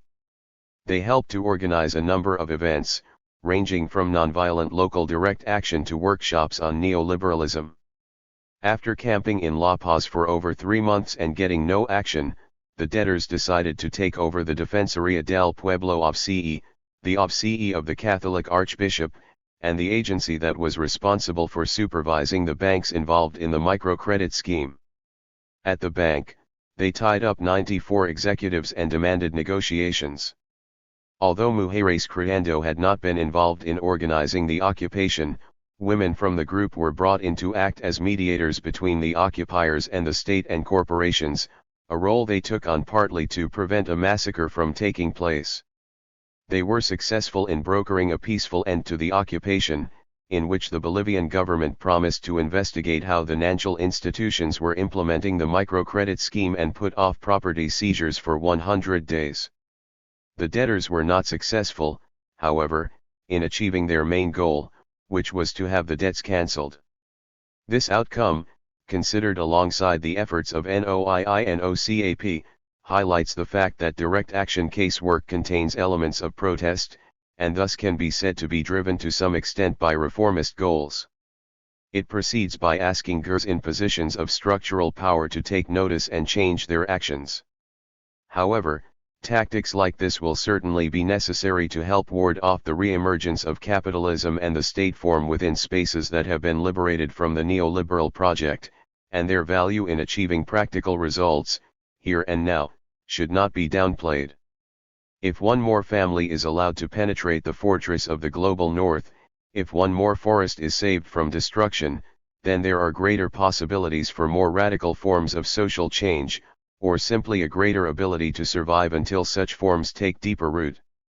Direct action casework also shares a limitation common to all actions that seek to impede the hours of state and corporate power. While they may be successful in the short term in particular cases, over the long term and in the majority of cases, the impeded out tends to end another outlet. One forest isn't cut, but another is, one family isn't deported, but dozens are denied entry to avoid further disruptions to the immigration system. This problem is inherent to direct action to impede ours and will not go away. However, if this kind of action proliferates sufficiently, the ours overall will start to decay beyond the ability of systems of control to manage them. This is especially true as the neoliberal world order expands in size. 33. 34. And complexity. Because it is hierarchical and centered, it becomes more fragile as it grows. Extending this line of analysis further, though we encounter another problem, the sudden collapse of the neoliberal order would indeed create the conditions for a modernist revolution, which many of us would find quite heartening. But, as has happened so many times before, very few people would be ready to accept a life of non-domination and non-exploitation. Most would seek new masters, and a few would try to accommodate them. Avoiding the quest for masters requires some experience in alternatives to slavery. It requires prefiguration of other ways of being within and alongside existing practices. Prefiguring/creating alternatives.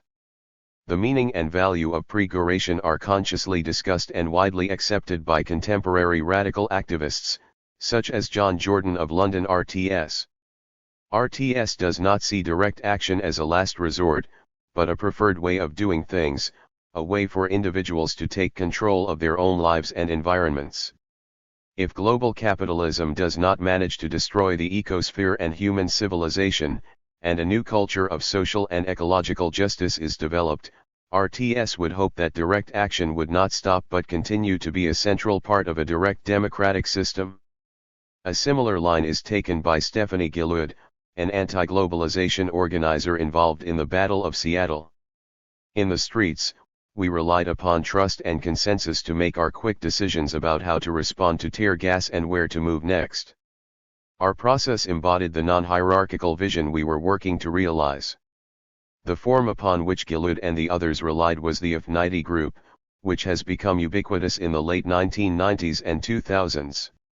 It emerged in Spanish anarchist circles in the late 19th and early 20th centuries, where it was adopted in conscious opposition to hierarchical Marxist styles of political organizing.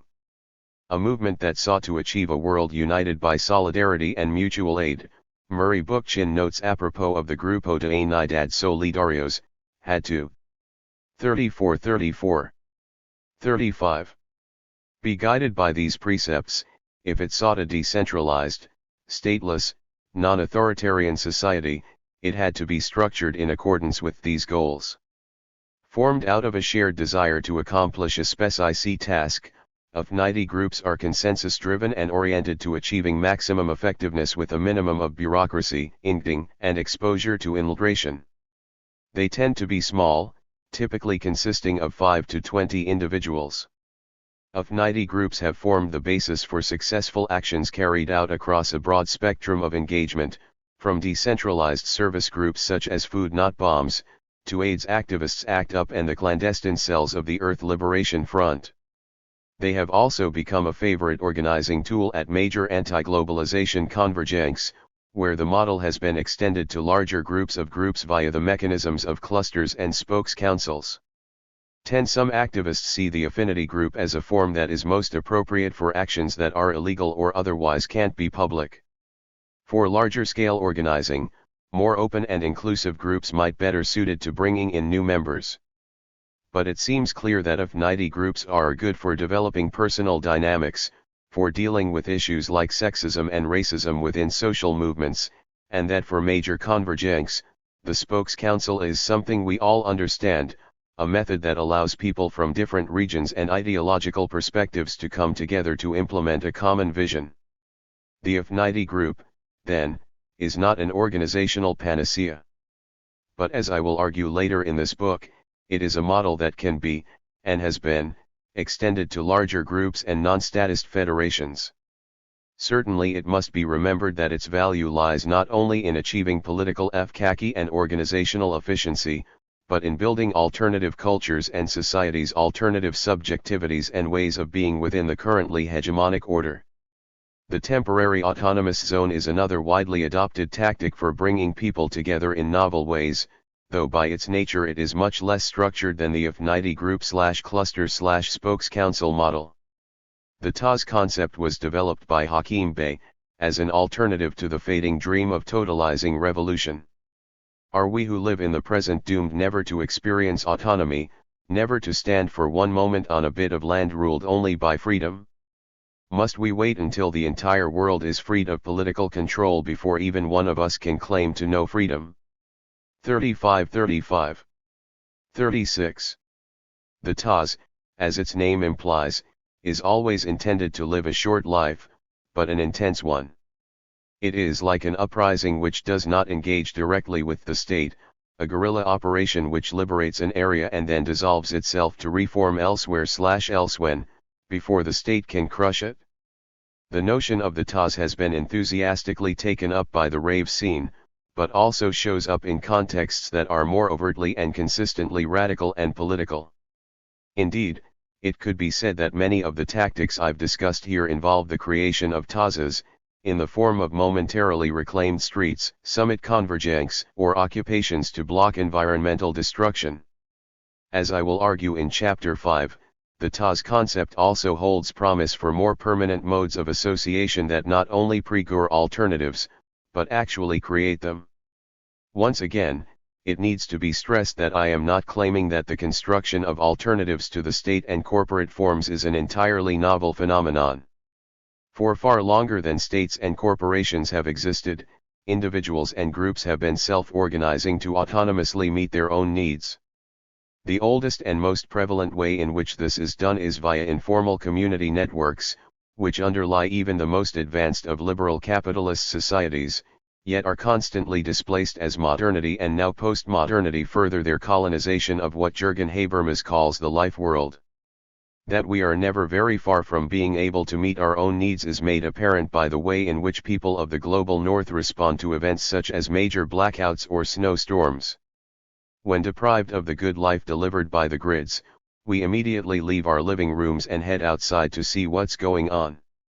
Very quickly, friends and neighbors find ways to keep themselves warm and fed by working together and sharing what they have, and only in situations where class and racial antagonisms are determining does anarchy, or disorder, break out. Most of the time, what we see is the best of anarchism.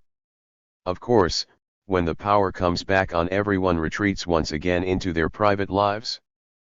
But in situations of continued crisis, these kinds of relationships can be incorporated into long-term daily life. One example of this effect can be found in Chile after the US-orchestrated military coup that ousted the government of Salvador Allende. The new regime, which was supposed to rescue the country from the evils of socialism, was massively repressive and broad. 36. 37. In economic policies that devastated the country, hitting the poor the hardest. In order to feed their families, women set up alles communes, or communal kitchens, to buy, prepare and serve food in their neighborhoods. The idea soon spread throughout the country, prompting state repression and making it necessary for many of the kitchens to go underground or keep moving from house to house. Argentina has also become a hotbed of spontaneous informal organization when the economy collapsed at the end of 2001. Utterly disgusted with years of state terrorism and the disappearance of their savings while those of the rich were safely transferred offshore, thousands of Argentinians began to rally around the slogan "Que se vayan todos," get rid of them all. As in Chile, this was not a movement of a few hardcore activists, but one that took in vast segments of the lower and middle classes across the country. At one point, it is estimated that over 200 assemblies populares existed in Buenos Aires alone. The assemblies have taken upon themselves the role usually handed to the states and corporations, by setting up communal kitchens, participating in the administration of hospitals, organizing protests and direct action interventions, and working in solidarity with the piqueteros. It is, of course, not only the outcomes that are important here, but the process itself both precures and creates alternative political structures based on direct democracy, community accountability, and individual/group empowerment. As one member of a neighborhood assembly puts it, "We are creating a community in the desert of the big city where looking someone in the eye is difficult. Security used to be in the bank, and insecurity was in the streets. Now insecurity is in the bank. The robber who used to be outside the bank is now in it. And security is in the streets, with our neighbors. The Argentine state has, of course, responded to this threat to its legitimacy and efficacy with surveillance and violent repression, despite the peaceful and constructive nature of their activities. Some assemblies have been colonized by traditional left-wing parties, which seek to tap their power and redirect it into their hierarchical, authoritarian structures. Despite these efforts, the assemblies continue to exist in Argentina, and have begun to spread to Venezuela and Brazil. In 2003, an autonomistic caravan, organized by activists from 37, 38, Brazil and Argentina, traveled from Montreal to Miami, spreading the word about these grassroots initiatives in North America. The struggle between community and state and corporate forms is indeed the struggle of the modern condition. Community networks for self-support can also be formalized by way of the creation of cooperatives. Granted, the co-op movement has fallen on hard times in most parts of the world. Many building societies in the UK have been dismantled through demutualization schemes that disperse collective capital to individual shareholders, and neoliberal states in the global north have done everything they can to cripple, download, and outright eradicate the cooperative sector. As always, their analysis is sound. Every co-op protects a space of autonomous activity that is potentially colonizable by pro-T-seeking capital, and every cooperative subject is a little less docile than he or she would otherwise be. But in regions where the tradition is deeply rooted, and especially where fears of cultural genocide spur the quest for social, political, and economic autonomy, co-ops remain strong and vibrant. The theoretical basis for the cooperative movement can be found in the work of the utopian socialists Charles Fourier and Robert Owen. They provided the models for self-sustaining local communities, which were applied by themselves, in Owen's case, or by others. The Rochdale Society, formed in 1844 in England, is often seen as one of the RST fully functioning cooperative experiments, and provided a model for the Canadian and U.S. movements of the early 20th century. The cooperative sector never really took off in the U.S., but remains strong in many parts of Canada, especially in Quebec or where there are Significant Québécois communities. Co-ops and other economic collectives have also been used extensively by women in the global south, who are able to occupy economic niches that are compatible with their status as primary caregivers for their families and which make use of skills that are traditionally associated with women's work. In addition to the time-honored, though always threatened traditions of formal and informal community organization, the past few years have seen a remarkable proliferation of new groups and networks, once again best seen, I think, as non-branded, non-hegemonic alternatives to the neoliberal project. The burgeoning network of independent media centers is an excellent example of this kind of productive direct action. 11 IMC aims to 38. 39. Combat corporate concentration in media ownership through the creation of alternative sources of information, and in so doing to participate directly in the negation and reconstruction of mass-mediated realities. Not only is each center independent from the corporate world, it is also independent from the other centers. There is no hub which disseminates a particular editorial line, and on some parts of some sites, there is no editorial line at all. Each center tends to be driven by the interests and resources of the local communities it serves, thus building a high degree of differentiation into the system at its most basic level. Again, what makes this tactic important in the context of social movements is its political logic, as the following account from a participant researcher involved in the Vancouver, Canada IMC makes clear. Independent Media Center is, I think, one of the most important recent examples where grassroots movements, particularly those in the North, work to create spaces that are autonomous from capital and the state, where processes unfold according to logics dramatically opposed to the instrumentalist logics of accumulation and centralized decision-making, even while these movements use technologies created for these purposes. It is also an instance of a subtle shift in political activism and struggle, a move from strategies of demand and representation to strategies of direct action and participation. In a proposal for a Zapatista-style encuentro, a coalition of IMC activists highlight issues that are relevant to any network that hopes to avoid the slide into centralization and rational bureaucratic domination that has plagued so many hegemonically oriented groups, how to build open, inclusive, decentralized structures of accountability, decision-making, and action locally, regionally, nationally, and globally. How to bridge gaps in gender, color, culture, age, access, language, and otherness for capacity building and empowerment. The IMC tactic is just one example of how decentralized, reconstructive communities can reclaim media spaces. Others include info shop, pirate radio and television, and, of course, zines and paper pamphlets. This is one area where the master's tools have been of some use in bringing down his house. The non-branded tactic model has been adopted by many other networks that are reclaiming spaces and lives from the states and corporations.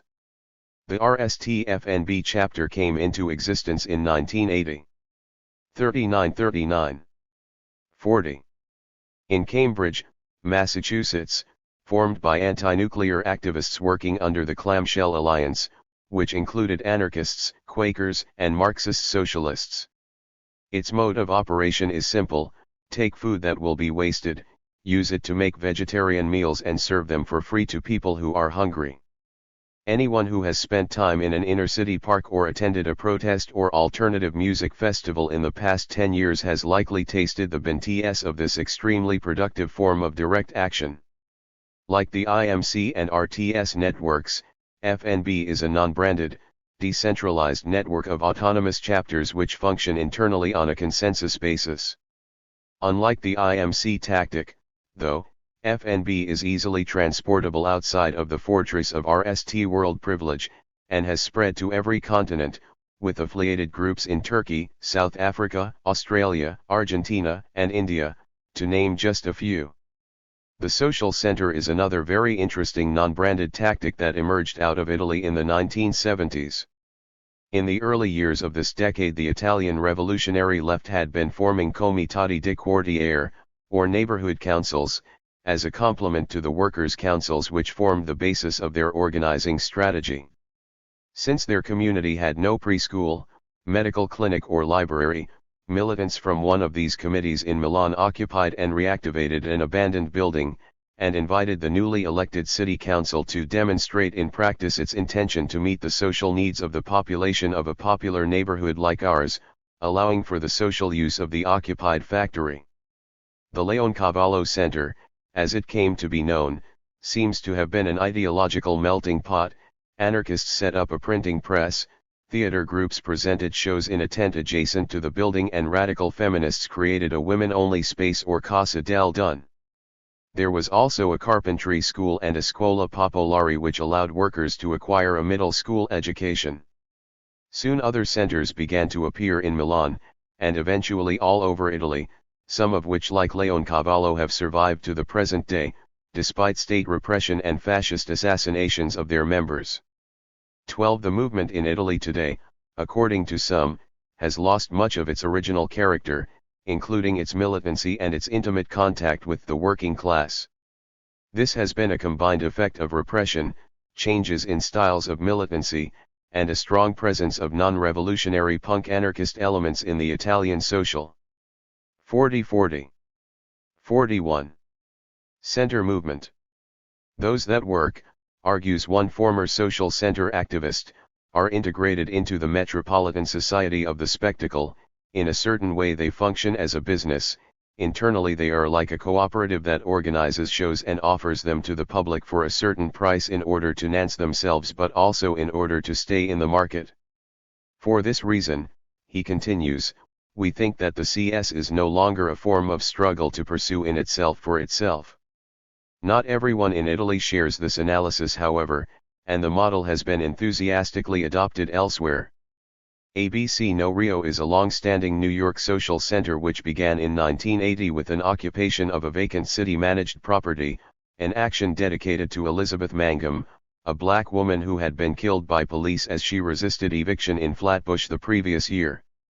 The occupation was carried out to obtain space for an art exhibit called the Real Estate Show, which sought to demonstrate that artists are willing and able to place themselves and their work squarely in a context which shows solidarity with oppressed people, a recognition that mercantile and institutional structures oppress and distort artists' lives and works, and a recognition that artists, living and working in depressed communities, are compradors in the revaluation of property and the whitening of neighborhoods.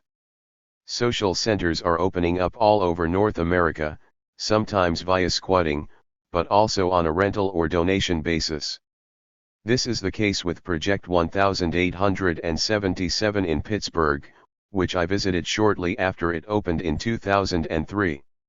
It describes itself as a community space connecting activists, but as a local alternative newspaper reported, it has become a community space connecting the community.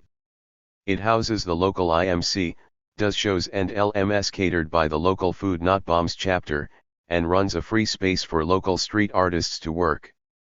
Aspire is a relatively new collective that has carried out a series of squat/social centers/autonomous zones in Leeds since 1999. They run a vegan cafe, children's activities, a DIY art space as well as various shows and LM nights. The Radical Dairy is a similarly mobile squat/center operating out of London, and is allied with the London Social Centre network, which includes a half-dozen centres and seeks to link up the growing number of autonomous spaces to share resources, ideas, and information. Similar spaces are popping up throughout Europe, Australia, and New Zealand, which shows that while most 41 42 individual sites may come and go quickly, the social center tactic is here to stay. The occupation of space to precure and create autonomous alternatives is not limited to privileged subjects of the global north. Argentina's Movimiento de Trabajadores Desocupados have been extremely successful in using the tactic of highway blockades to express frustration with existing institutions. In August 2001, for example, a nationwide mobilization of federated local groups managed to close more than 300 highways, thereby severely limiting the ability of the capitalist economy to maintain the flow of goods upon which it depends. The piqueteros, as they are commonly known, are and underemployed Argentinians who have taken to direct action as their jobs have disappeared and their unions have been broken. Like the other groups discussed here, they use non-hierarchical forms of autonomous organizing. We understand by autonomy the ability which, as a people, we have to organize ourselves and direct ourselves by our own selves. Our movements are independent of the state and its institutions, political parties, and the church, but autonomy goes beyond that independence. We reject the subordination of popular organizations to any superstructural petition, since we believe that the people organizing themselves from the grassroots within their own areas should be those that determine, in a democratic way, the decisions and the politics that follow. The piqueteros do not limit themselves to blockades, however. Like the neighborhood assemblies, they have become involved in many different projects to meet local needs, including bakeries, organic gardens, clinics, and water purification. They have also developed links with, and helped to inspire, hundreds of occupations of abandoned factories throughout Argentina, in industries ranging from textile manufacture to ceramics. Once again, this method of creating alternatives to state and corporate control has spread to North America, as 550 employees of an Alcan aluminum plant in Quebec seized, occupied, and ran the plant themselves after it closed in early 2004. In Argentina, the occupations have, of course, met with violent repression, while in Canada the attacks took the form of a labor board injunction. Yet they continue to occur, as they offer the only way of meeting the needs of communities that have been abandoned by the states and corporations. 42 43. The Movimento dos Trabalhadores Rurais Sem Terra of Brazil has become well known and thoroughly vilified by the Brazilian corporate mass media for its role in organizing occupations of unused farmland. It is an autonomous movement, independent of the political parties and the Catholic Church, but with links to the Brazilian Workers' Party and a history of engagement with liberation theology. Taking advantage of a clause in the Brazilian constitution that allows unused agricultural land to be settled and brought into production, which was itself a victory of the movement, the MSTRST educates farmers about their rights, then provides guidance and support for any locally organized occupations. A crucial aspect of the MST's tactics is that in each case the farmers organize and equip themselves, so that they build the kinds of skills and relationships that are necessary if the action is to succeed in the months before the occupation. It is partly for this reason that 250,000 families have occupied and gained title to 15 million acres land and have built 60 food cooperatives and a number of small agricultural industries and schools. But it must be noted that state support also had a lot to do with success of the MST's tactics. Not only was the legal basis for the occupations provided by the Constitution, but the state-funded Agrarian Reform Institute also provided money to help establish those who expropriated land, including low-interest credit for cooperatives. This all ended with the coming to power of the Cardoso government in 1999, which opted instead for a neoliberal, World Bank-supported scheme for market agrarian reform. Rather than supporting autonomous communities and individuals, this plan will create a new class of heavily indebted farmers, desperate and presumably ready to begin cultivating Monsanto's latest monster crop.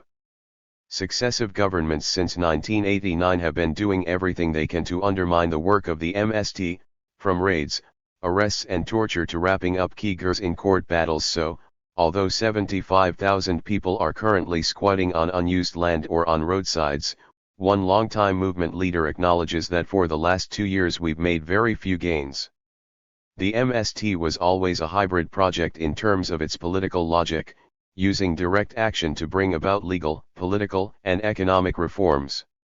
As the state turned against it, under pressure from the global neoliberal order, it has found itself increasingly on the defensive. Struggles over land have also been a constant theme of post-apartheid South Africa. Despite the achievement of state power by 44, the African National Congress in 1994, 85% of the land remains in the hands of the white minority. Although there are vestiges of Marxist social democracy in some policies, all levels of government are following the neoliberal agenda in the hope of securing a better place in the global order, and this is leading to frustration with, and cynicism about, formal political organizations. As Stephen Greenberg puts it, political democratization has opened up spaces for organization, but has also institutionalized struggles. Frustrated by the repeated failure of locally based actions to achieve meaningful reforms in land tenure over the 1990s, a number of grassroots groups came together in 2001 to form the Landless Peoples Movement. LPM describes itself as a national movement, supported by a network of NGOs organized as the National Land Committee. The LPM, however, is striving to maintain itself as a completely independent grassroots structure of landless people. It is not an affiliate of the NLC. LPM activists have supported informal settlements, or occupation of unused land, but tend to see this as a tactic oriented to forcing the state to live up to its promises, rather than as preparation of autonomous alternatives. In a recent election boycott campaign, however, there is evidence of an increasing disenchantment with reform-oriented strategies and tactics. We are sick and tired of being used as pawns by political elites who only care about us at election time, then expect us to suffer our poverty and dispossession in silence for the next VE years. We do not believe that going to the polls will do anything to change our lives. Only direct, organized action by the united masses of poor and landless people across South Africa can solve the land crisis that has made us slaves in the country of our birth. In the past 2 years, the South African state as well as some ANC members has responded by arresting large numbers of LPM activists under dubious circumstances, in one case charging them with murder. It remains to be seen whether the LPM will be further radicalized by this response or be swept back into the NGO/state corporate nexus that dominates the South African political landscape. Beyond reform, this side of revolution. RTS, IMC, neighborhood assembly, social center, food not bombs, land and factory occupation. All of these tactics consciously defy. 44. 45. The logic of reform/revolution by refusing to work through the state, party, or corporate forms. Instead, they are driven by an orientation to meeting individual/group/community needs by direct action. Not only do they refuse to deploy traditional tactics that seek to alter/replace existing nodes of power/sine cation, their own organizational structures are designed so as to avoid situations where one individual or group is placed above others in a hierarchical relationship.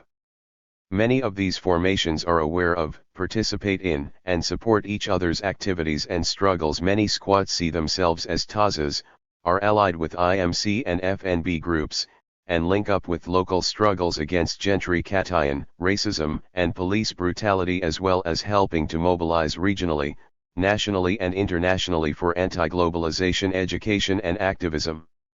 Many of the same people work under different banners at different times, without facing charges of incorrectness or going over to the enemy. Networks like People's Global Action and Via Campesina, and Convergence such as the World Social Forum are working globally to make the same kinds of links. These organizations, and others like them, will be discussed in greater detail in Chapter 6, as prefigurations of the coming communities, or non-corporate, non-statist federations. In this chapter my goal has been limited to showing that many of the most vibrant elements of contemporary radical activism are driven by a common political logic that escapes the categories of traditional social movement theories. Unlike revolutionary struggles, which seek totalizing effects across all aspects of the existing social order by taking state power, and unlike the politics of reform, which seeks global change on selected axes by reforming state power, these movements/networks/tactics do not seek totalizing effects on any axis at all. 13. Instead, they set out to block, resist, and render redundant both corporate and state power in local, national and transnational contexts. And in so doing, they challenge the notion that the only way to achieve meaningful social change is by way of totalizing effects across an entire national or international society. That is, they are undoing the hegemony of hegemony that guides liberal and Marxist theory and practice. Taking this project further in the appropriate theoretical contexts is the task of the next chapter, which examines the attempts of these dominant traditions to understand, that is, to co-opt and domesticate the newest social movements. 45. 2. Tracking the hegemony of hegemony. Classical Marxism and liberalism. There is no longer the division between reform and revolution, not because the reasons for either have disappeared, but because the political traditions behind these concepts have exhausted themselves. CSA, former Italian social center activist. In order to understand precisely how the logic of hegemony is being challenged by certain elements of contemporary radical social movements, I will now turn to a discussion of some of the ways in which academic commentators have tried to understand these activist currents. I don't pretend that what I will present here is anything like a complete overview of the relevant positions.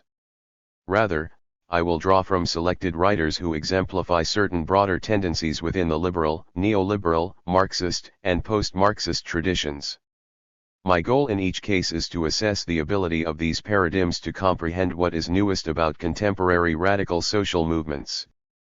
In so doing, I will engage not only with the current configurations of the dominant political paradigms, but with the historical developments that have led them to become what they are. As theorists of hegemony have long pointed out, dominant ideas tend to take on an appearance of naturalness and inevitability that renders them relatively impervious to critique. This is precisely and ironically what makes the hegemony of hegemony so difficult to talk about, and even more difficult to escape. But, like every other discourse, hegemonic thought does have a history, and this history can be critically examined to show how it forecloses alternative understandings of the past, present, and future. To work a history in this way is to work against it, to refuse to accept the basic assumptions that allow it to function. It is to move away from history as such, towards a genealogical account that offers new narratives with new kinds of social, political, and economic relations in mind. In the case at hand, the goal is to show how the logic of 46, 47 hegemony has become hegemonic, how it has come to structure the political sense that is common to liberalism and most forms of Marxism, including post-Marxism. At the same time, I want to show how the theory and practice of hegemony are unraveling, being taken apart from within their own traditions by the very forces that had to be excluded to establish these traditions in the RST place.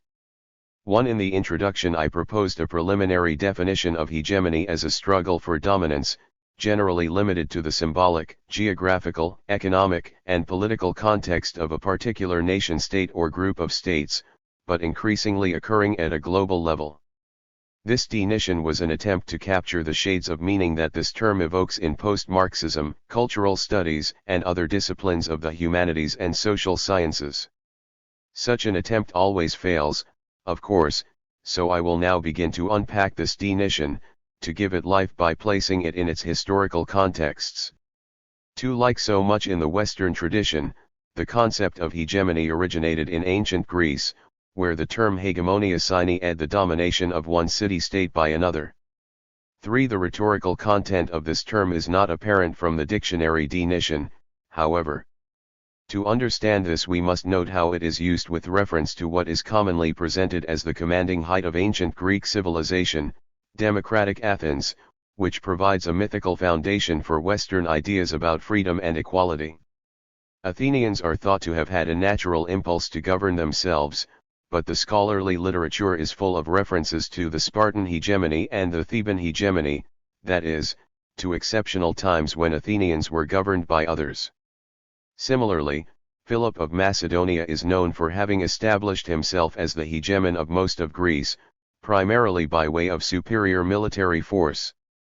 Thus to be hegemonized meant to be unable to rule oneself because one was under the sway of another, not another class, or even another nation. Spartans, Thebans, and Macedonians were all considered Greeks, but another political formation in which one did not have an equal voice. Hegemony, in ancient Greece, was very clearly seen as a non-democratic form of political organization. In its current usage, the concept of hegemony is deeply tied up with the system of nation-states that began to form with the rise of European constitutional monarchies, and was further entrenched by the creation of institutions of liberal democracy.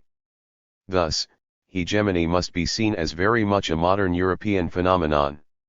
Its conditions were established by Enlightenment liberals, who did not use the 47 48 term as such, but who provided later theorists with a rich array of concepts that were essential to the appearance of hegemonia as a key term in the debates between Russian socialists of the late 19th and early 20th centuries.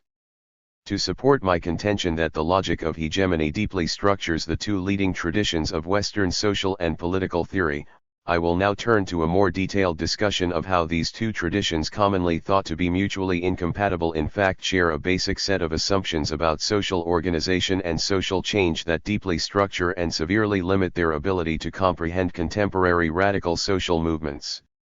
We can't hear you. Liberals and Marxists. On the newest social movements. As I noted in the introduction, the corporate mass media have a strong tendency to ignore, vilify, or denigrate any practice that poses a serious challenge to the neoliberal order. One can only expect so much in the way of awareness of history and current events from these sources, but surely the bar should be set higher for leading academic intellectuals.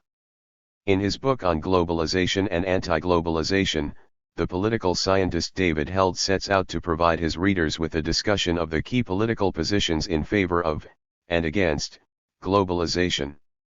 The tone of the analysis is guarded, but the author's position is apparent in the decision to include a great deal of discussion of whether anything like globalization is really happening at all, a move which may strike some as approaching Holocaust denial.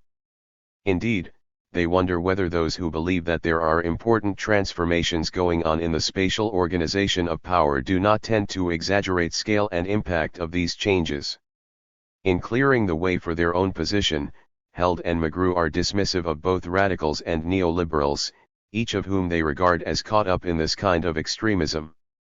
Instead, they focus their attention on what they see as an overlapping ground of cosmopolitan social democracy.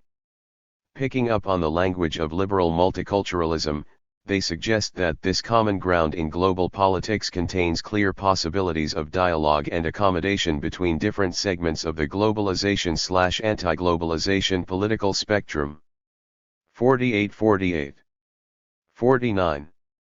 A total of 4 pages of the book are devoted to what Held and McGrew call radicals, a strange amalgamation of anarchists, participatory Democrats, Marxists, and communitarian liberals, all supposedly driven by New Left ideals, and all wildly optimistic about the potential for localism to resolve, or engage with, the governance agenda generated by the forces of globalization. Although the attempt to lump together these disparate traditions is theoretically stunning, it makes a certain sort of sense if one is working from a very large distance, as Held and McGrew clearly are. Into this category they have simply placed everyone whom they think is neither a neoliberal nor a social democrat. Not all is lost with respect even to these esoteric currents, however. To the extent that the World Social Forum meetings have displayed a new emphasis on working with, and the reform of, the UN system, Held and McGrew need the participants to be in a position of productive overlap with their preferred form of cosmopolitan social democracy. Unfortunately, however, there are some radicals who do not seek common ground or a new reconciliation of views, such as various anarchist groupings and those notorious for attacking Starbucks at the 1999 Seattle WTO meeting. Held and McGrew are quite right, of course, in noting that anarchists do not seek reconciliation with neoliberalism, but they are ill-informed or disingenuous in claiming that they do not seek common ground with anyone at all. It would be helpful to have this, and other points, clarified, but unfortunately these 2 sentences are all that the authors deem necessary to dispense with anarchist tendencies, indeed, any tendencies that are radical in any accepted sense of the term in anti-globalization activism. Thus they not only repeat the stock tropes of the capitalist mass media, but fail in their social scientific duty to respect empirical reality, a sin of which professors should be deeply ashamed. But they are in good company here, for, despite their pretense to an inclusive universalism, liberal democratic theorists of globalization have an alarming habit of ignoring radical voices of dissent. 4 Marxist scholars and activists have also been paying quite a lot of attention to the anti-globalization movement since Seattle. Unlike the liberal theorists, they advance a radical critique of globalizing capital, no Holocaust denial here, which is to say that they are very much aware of the links between anti-globalization and anti-capitalism. Leo Panich's Renewing Socialism, for example, presents a hard-hitting analysis of neoliberalism as part of an attempt to reconstruct the socialist project for the new millennium. 49-49. 50. At the same time, he explicitly acknowledges the failures of actually existing socialism, and wonders what, at the end of the 20th century, could be said to remain of the socialist project. He is able to see that the groups that came together to create People's Global Action are anarchistic in their approach, in that they are committed to decentralized, non-hierarchical forms of organization. He also shows an awareness of the shift towards direct action, in noting that networks like PGA are not putting forward a series of demands that can be negotiated within the given institutional frameworks of globalization. In an uncommon gesture for a committed Marxist, he even admits to being impressed by the sight of steel workers declaring solidarity with anarchists on the streets of Seattle. It seems clear that Panich's vision of a new socialism is driven by an honest attempt to grapple with contemporary realities, including the rise of the newest social movements. At the same time, however, he remains committed to most of the central tenets of Marxist socialism. The revolutionary possibilities of the working class are his central concern, and he believes that the salience of class will have to be brought more centrally back to the analysis and strategy of the left. Explicitly following the lead of Marx and Engels in the Communist Manifesto, he stresses the need for a new type of socialist internationalism, based on strategically coordinating economic decision-making. For him, Rather tellingly, the key long-term condition for an alternative to globalization is democratic investment control within each state. Thus Panich's alternative to globalization appears to be a kinder, gentler sort of capitalism, tamed by state control, hardly a renewal of Marxist socialism, and hardly a goal shared by the anarchistic elements of radical social movements today. A special issue of the Marxist Journal Monthly Review displays a similar ambivalence. This issue is devoted to discussing the anti-globalization movement which, like Panich, the editors see as heralding a new internationalism. They note, accurately, that Seattle was not the RST large militant protest against the policies of the WTO, IMF, and World Bank. These had been going on for many years in the Global South, where they escaped the notice of the mass media in the G8 countries. But they do give a certain pride of place to Seattle, in that it refuted the carefully cultivated, widely projected image of the United States as hegemonic power lacking internal social contradictions. That is, it gave lie 50-50. 51. To the illusion perpetuated by people like Held and McGrew, not only as it applies to the United States, but as it applies to the neoliberal project in general. It is at this point, however, that another sort of illusion comes to the fore. The editors of Monthly Review see Seattle as evidence of the partial revival of labor movement that is now showing signs of attempting to chart a new course, that is rising phoenix-like from the ashes. True to their tradition, and directly after insisting that the working class is leading the way, Sweezy and Magdoff administer their own kind of corrective, are immediately faced by the reality that much in the United States most of this new wave of protest, insofar as it takes an articulated form, is directed at corporate globalization rather than global capitalism. The article then turns to an analysis of the laws of motion of capitalism in our time, based, of course, on the Communist Manifesto. This is not to say that the classical Marxist critique of capitalist political economy was off the mark or has been entirely surpassed. It was not, and it has not. But what the editors of Monthly Review, like Panich, call a retreat from class should perhaps be seen as a necessity of history's great march forward, rather than a deviance to be lamented. The same goes for Peter Marcuse's subtle attempt, in the same issue, to defend state domination by dispensing with the myth of the powerless state and avoiding the fallacy of the homogeneous state. It is quite possible to be as critical of the state form as one is of capitalism, while holding the state to be neither powerless nor homogeneous. One simply needs to see these apparatuses, in an Althusserian way, as overdetermined components of a system that exceeds both of them: classical liberalism and the bourgeois revolutionaries. Although Marxists have long been known for their revolutionary politics, they were not the RST to get hold of the idea that the way to achieve desirable social change was through taking state power. Credit for this innovation must go to the bourgeois activists of the English, American and French revolutions. As Hannah Arendt has noted, the glorious revolution that exceeded the notion of sudden, violent social change in the Western imaginary was, in fact, a restoration of English monarchical power after its usurpation by Oliver Cromwell.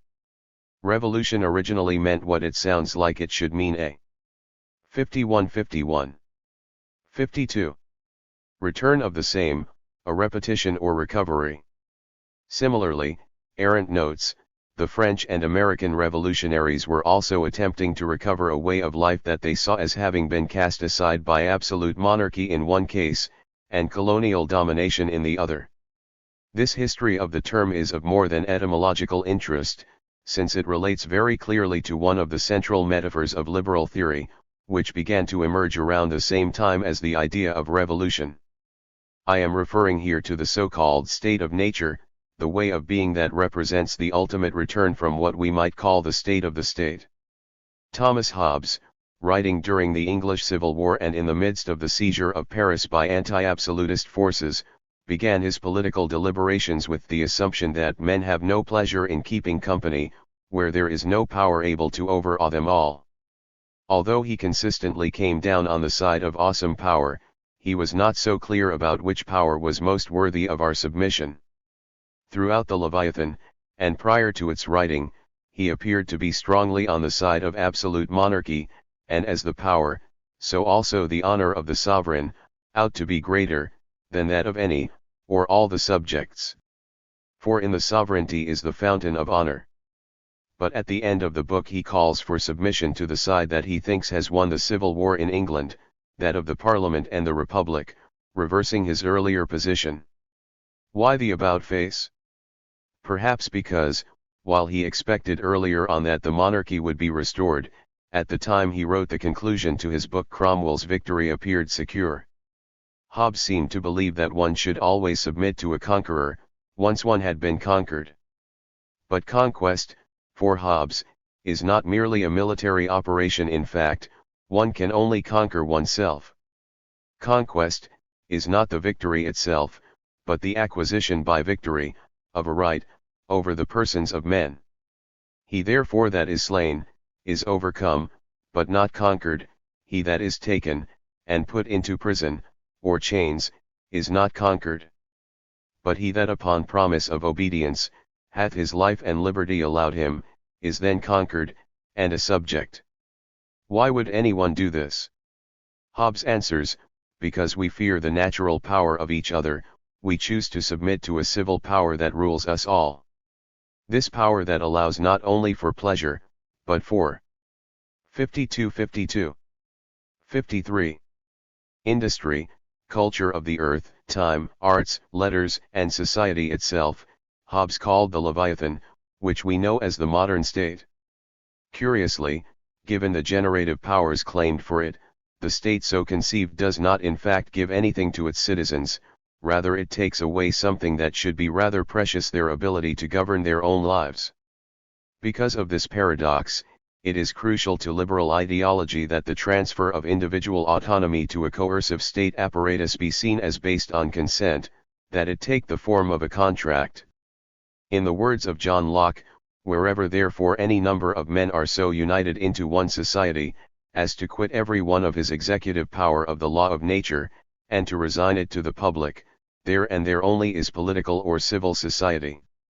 Thus, from its earliest conception, liberal freedom requires a supposedly voluntary disavowal of individual autonomy. The way in which Locke is using the term civil society is very different, it must be noted, from the usage of later theorists, in that it includes the legislative and executive powers of the state. In the early works of liberalism, civil society was not seen as opposed to, or even differentiated from, political society. Rather, both terms were used synonymously to distinguish the realm of society from that of nature. Civil in this context means something more like civilized than it does private. However, I believe the point I am trying to make does not stand or fall on the way in which the state apparatus, human society, nature, economy, and polity are theorized by classical liberalism. What is crucial is that through the creation of a split between the individual and his or her autonomous activity, liberal citizens come to believe that there can be no freedom without the state form. The highest expression of this belief can be found in the work of G.W.F. Hegel, who was also caught up in the revolutionary upheavals of his time. 5. Hegel acknowledges, in the Phenomenology of Spirit, that two contradictory views are possible on the question of the relation between the individual and the state. The individual may see state power as an oppressor and the bad, since the state disowns action qua individual action and subdues it into obedience. In Hegel's bourgeois vision, the opposing principle is wealth, which the individual is likely to see as the good. But he points out that this judgment arises from a condition of incomplete reaction, an ignoble and self-centered position. Upon achieving a noble point of view, the individual comes to see in public authority what 53. 54. Is in accord with itself, and in the service of that authority its attitude towards it is one of actual obedience and respect. The pursuit of wealth is of course not entirely given up, and state power at this stage of reaction remains devoid of what Hegel called spirit, which might best be thought of as participation in an overarching cultural unity.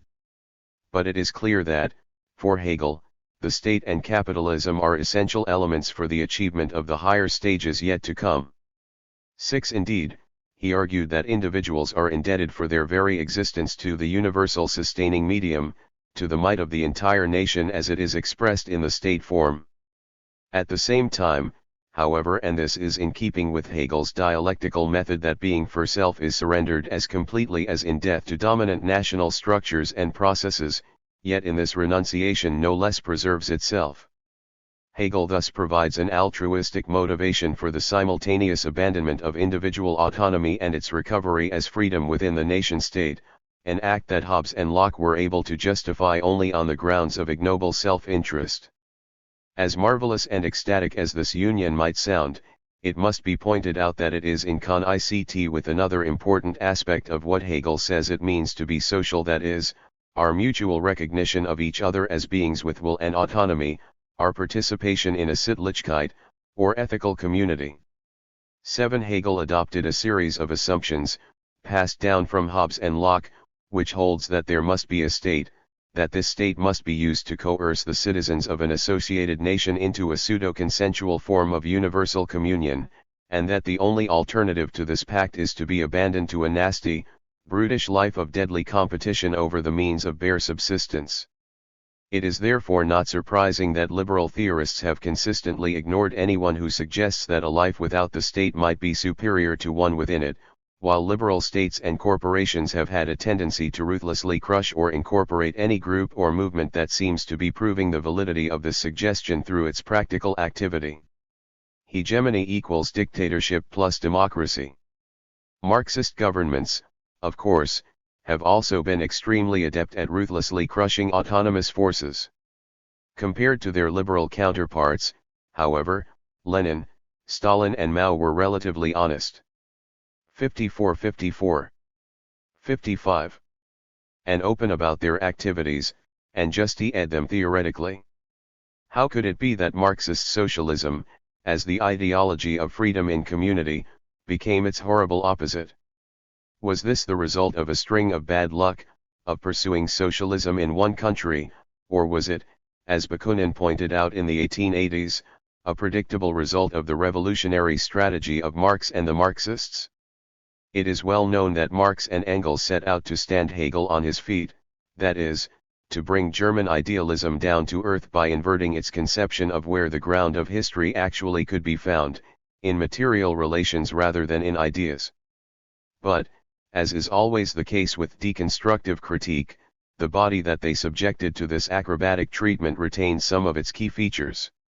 From Hegel, Marx and Engels took the idea that struggle between antagonistic forces is fundamental to historical development. But, where the liberals saw this as a battle between isolated individuals, the Scientific socialists framed it as one between antagonistic principles brought to earth.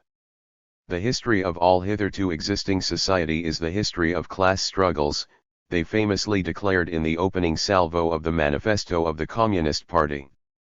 For Marx and Engels, history occurs upon a stage that Hobbes and Locke characterize as the state of nature, and ends with communism, as the achievement of a properly civil social order. That is, the same narrative that provides a mythic origin in liberalism provides a mythic endpoint in Marxist socialism. This is possible because Marx and Engels, again like Hobbes, Locke, and Hegel, believed that it is only in community that we may enjoy our freedom. They add, however, that the bourgeois conception of community is inadequate because it is not sufficiently universal. Freedom has existed only for the individuals who developed within the relationships of the ruling class and only insofar as they were individuals of this class. Thus, liberal community is illusory, and needs to be displaced by a socialist community that is real. In attempting to characterize this community, Marx and Engels also adopted other key concepts from liberalism, including its conception of civil society.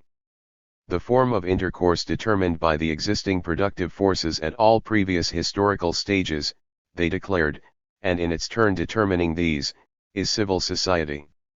This sphere, as defined in the German ideology, embraces the whole commercial and industrial life of a given stage and, insofar, transcends the state and the nation, though, on the other hand again, it must assert itself in foreign relations as nationality. 55. 56. And inwardly must organize itself as state. Marx and Engels' understanding of the relation between civil society and the state differs from Hegel's in that the latter, as we have seen, attempts to resolve the contradictions between them through an immersion in absolute spirit. Marx and Engels are careful to leave civil society in its place, as it were, explicitly ascribing to it lasting, determining, as well as determined, relationships. Their account is also more complex than that which was taken up by many Marxists, in that it notes the determining effects that civil society can have on the existing productive forces, as well as the effects that proceed from base to superstructure. However, it remains the case that Marx and Engels saw civil society as necessarily expressed in / expressive of a system of nation-states, at least until the end time has come and history has produced its NALR, the classless society. How are we to arrive at this union with absolute community? The same way that the bourgeoisie have arrived at their holy land, that is, by violent revolution. Marx and Engels were quite impressed with the ability of this ascending class to impose its will upon others, and were particularly appreciative, though ironically so, of its role in ridding Europe of absolutism. The bourgeois, historically, has played a most revolutionary part, wherever it has got the upper hand, has put an end to all feudal, patriarchal, idyllic relations. In one word, for exploitation, veiled by religious and political illusions, it has substituted naked, shameless, direct, brutal exploitation. The bourgeoisie, as a false universal class, had achieved much. Now, using the same methods of violent usurpation of state power, the proletariat was expected to create a world after its own image. It would raise itself to the position of ruling class, and thereby, as the only truly universal class, win the battle of democracy. In this extremely cursory treatment I do not claim to have solved, or even to have adequately engaged with, any of the numerous debates within Marxist theory that are relevant to the points I have made. To do so would be desirable from an intellectual point of view, but would be a diversion from my core argument, in which Marx and Engels appear primarily as a pivot point between Hegelian liberalism and state socialism. Their work will be further engaged. 56-56. 57. When it becomes necessary to show how their position was based on an explicit foreclosure of other extant options, namely, those offered by the utopian socialism that they found so dangerous. But for now I must move on to a discussion of those who came after them, the Russian Marxists, who used the term hegemony in the context of modern social and political theory. In his prison notebooks, Antonio Gramsci contends that credit for the great event of the theorization and realization of hegemony should go to Ilyich, that is, Vladimir Ilyich Lenin. Debates abound as to Lenin's relation to the theory of hegemony, Gramsci's relation to Lenin and Leninism, and Lenin's relation to an earlier generation of Russian socialists that includes such figures as G.V. Plekhanov and Pavel Axelrod. 8. Once again, I cannot hope to provide a definitive resolution to these debates, and have no interest in trying to do so. What I hope to show, rather, is how a certain understanding of the development of the theory of hegemony has become dominant within contemporary Western Marxism, and those branches of academic theory and activist practice upon which it has had an enduring influence. This understanding holds that, since at least the time of Lenin, Marxist theories of hegemony have contained a dual aspect of consent and coercion. 9. While the consensual aspect of hegemony remains secondary in Lenin's theory and certainly in his practice, the dominant understanding holds that it was further developed by Gramsci. For my argument, what is most important is the claim that Gramsci's development of the consensual aspect of hegemony represents not only a significant advance beyond Leninism, but an adequate advance for the understanding and furtherance of contemporary radical social movements. Refuting this claim is the central task of this chapter and the one that follows. As Perry Anderson has shown in an excellent article in New Left Review, the concept of hegemony was deployed in a socialist revolutionary context by Plekhanov and Axelrod. At this time in Russia, the energy of political forces of all stripes was focused on the struggle against Tsarist absolutism. Plekhanov was among those who felt that the coming revolution would of necessity be bourgeois in character, as had been the case in Europe. The best the proletariat could do, he argued in the 1880s, was to echo the demands of the bourgeoisie, and wait patiently until Russian society had advanced to the point that a revolution became feasible. By the late 1890s, however, Axelrod began to argue that the proletariat could, and must, lead the way to radical social change. All of these 57, 58 discussions were based, of course, on the assumption that the class that led a revolution would become the ruling class in a new order to be established. It was completely taken for granted that there would continue to be a Russian nation-state.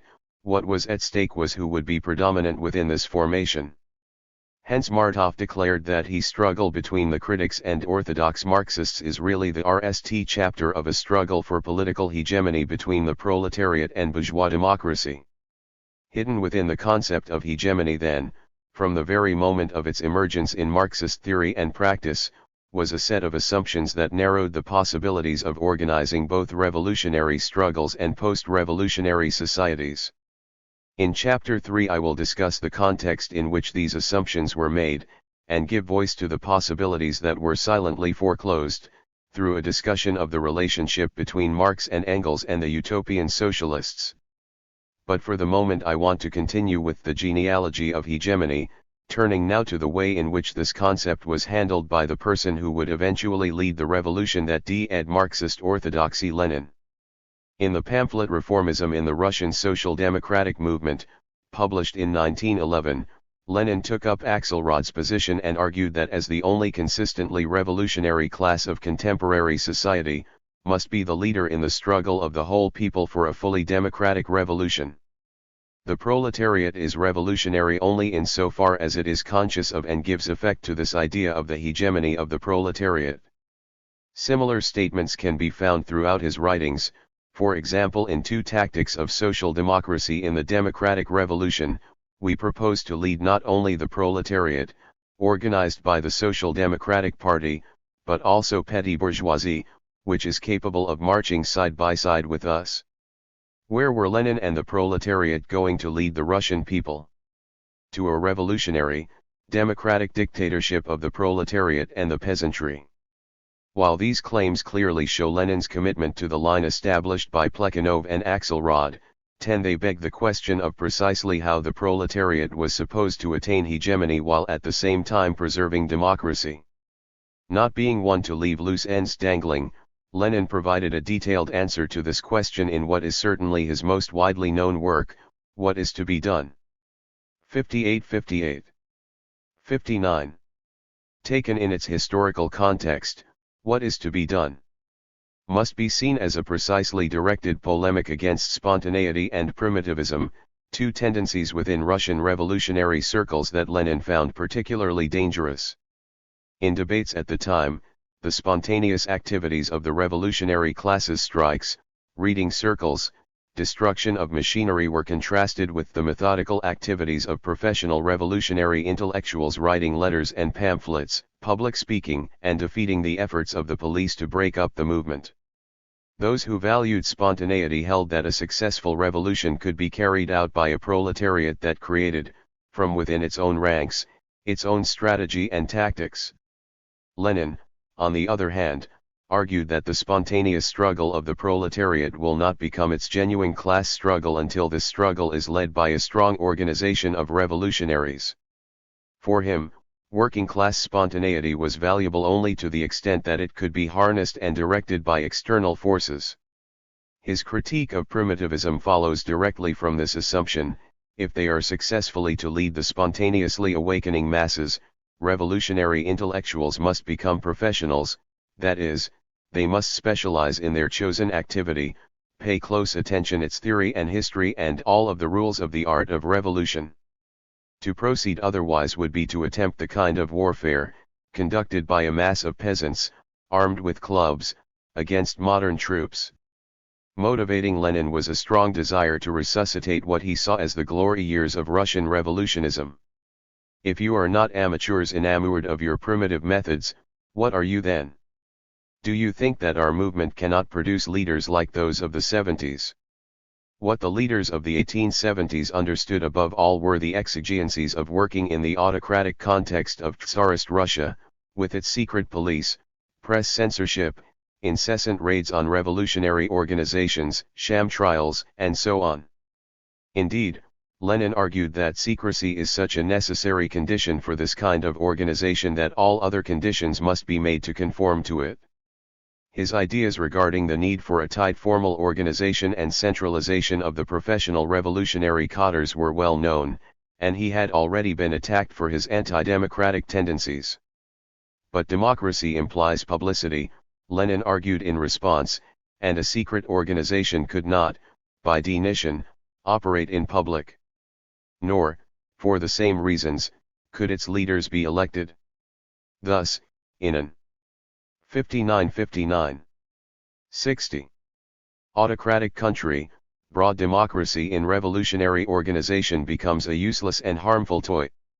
To avoid a facile and one-sided critique of vanguardist modes of organization, it is important to note that Lenin made a distinction between the forms appropriate to the cadres of professional revolutionaries and those which were applicable in the organization of the workers themselves.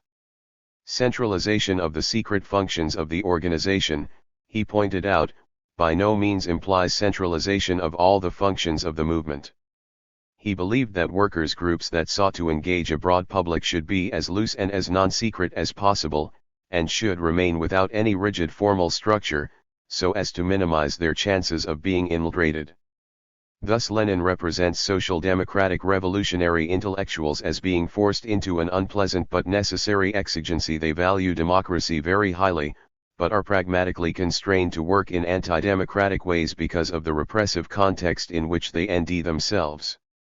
If this were the case, that is, if Lenin believed that non-democratic forms of organization were appropriate only to absolutist contexts, then one would expect 100 hours to have bloomed, as it were, after the revolution.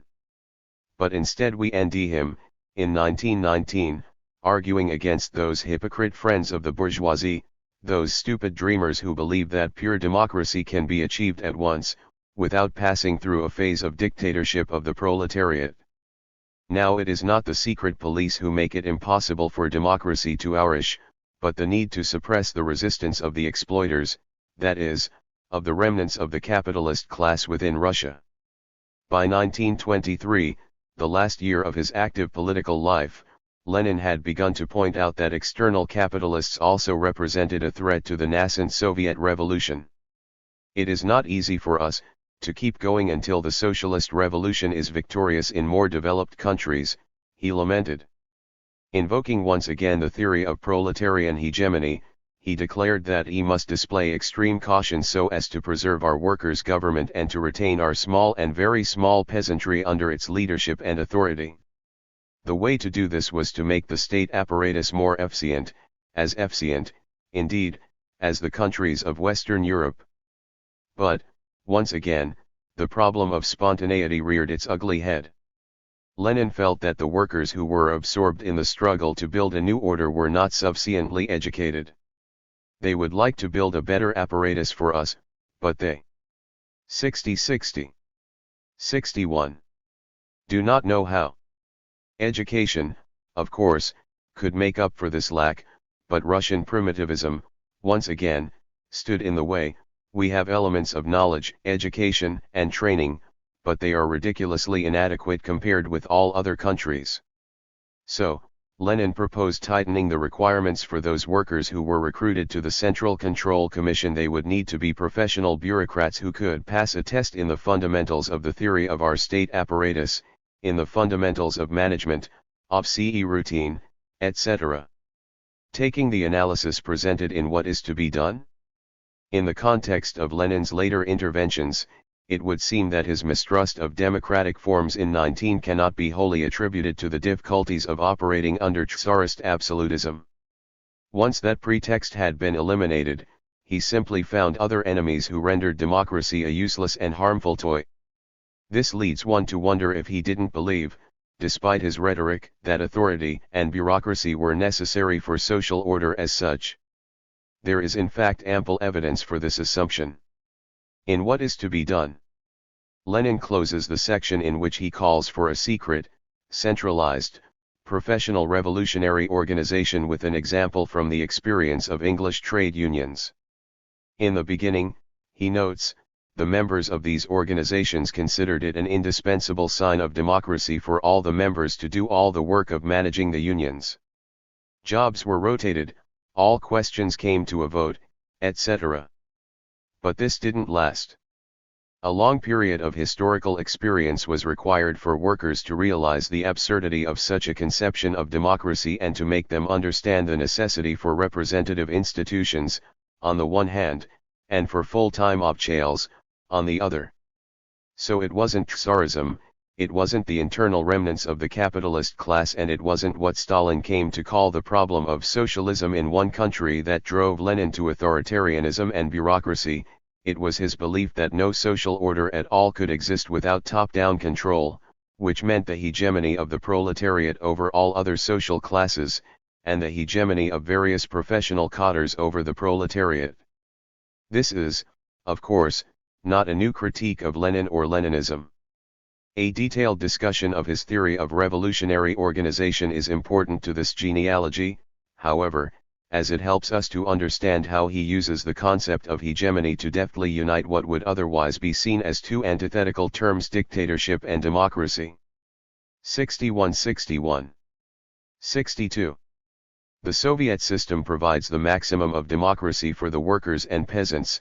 At the same time, it marks a break with bourgeois democracy and the rise of a new, epoch-making type of democracy, namely, proletarian democracy, or the dictatorship of the proletariat.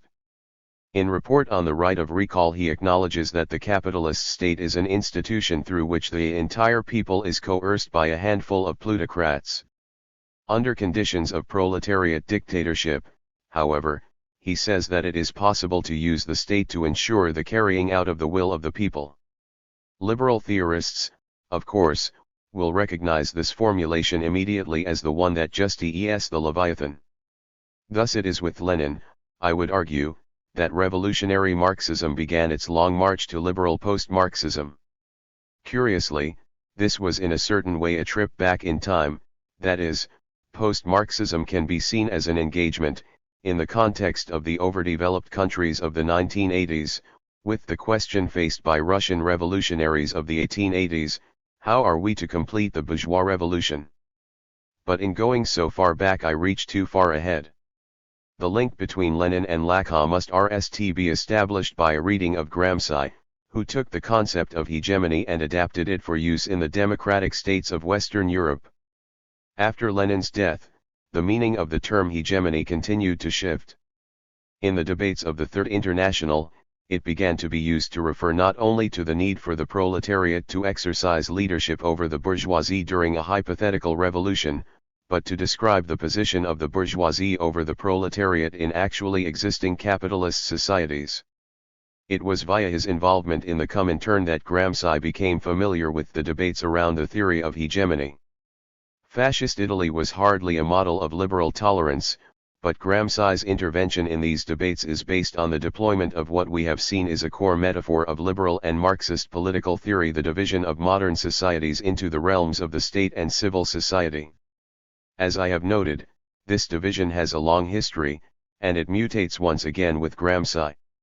11 In the Prison Notebooks, he suggests that contemporary Western societies contain two major superstructural levels, one that can be called civil society, that is the ensemble of organisms commonly called private, and another that he refers to as political society, or the state.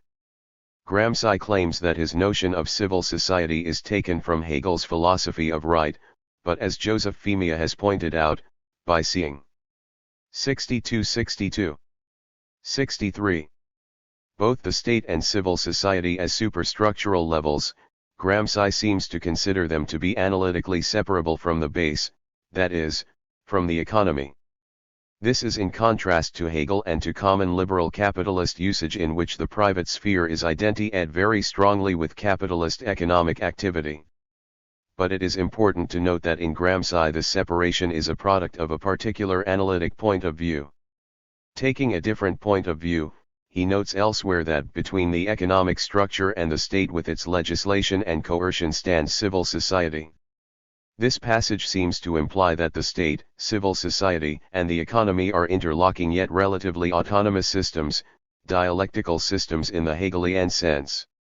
12. In the sphere of civil society, Gramsci argued, the great masses of the population give their spontaneous consent to the general direction imposed on social life by a dominant fundamental group. In this choice of terminology we can see how Gramsci was deploying the concept of hegemony in an even more general sense than had been done within the discourse of the Third International, while at the same time, as has often been pointed out, attempting to divert the attention of the prison censors. But this relatively abstract notion of fundamental group is also crucial to the appropriation of Gramsci's analysis by theorists of the new social movements, as we will see. At any rate, according to Gramsci, a group seeking supremacy must lead kindred and allied groups that recognize and accept its moral, intellectual, and political superiority. Here he assumes the existence of something like a liberal pluralism, that is, the existence of social actors who are capable of convincing, or being convinced, on the basis of reasoned argumentation. It cannot be assumed that all social groups can be treated in this way, however. Thus there must come into play the apparatus of state coercive power which legally enforces discipline on those who do not consent either actively or passively.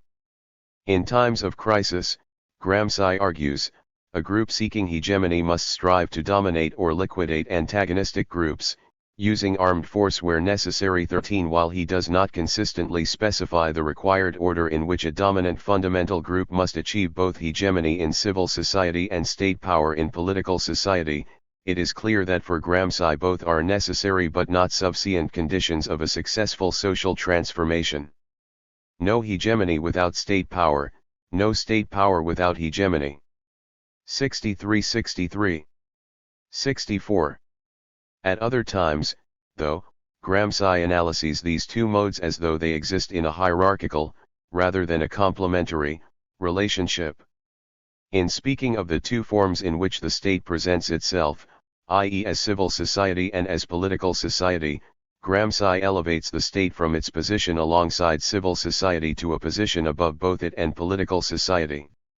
In this model the state takes on the function of a dialectical completion or subsumption, it presents itself as both civil and political society. Here the coercive apparatus of the state is given primacy over consensual processes, so that hegemony in civil society appears not as an end in itself, but rather as a means of achieving power by becoming the state.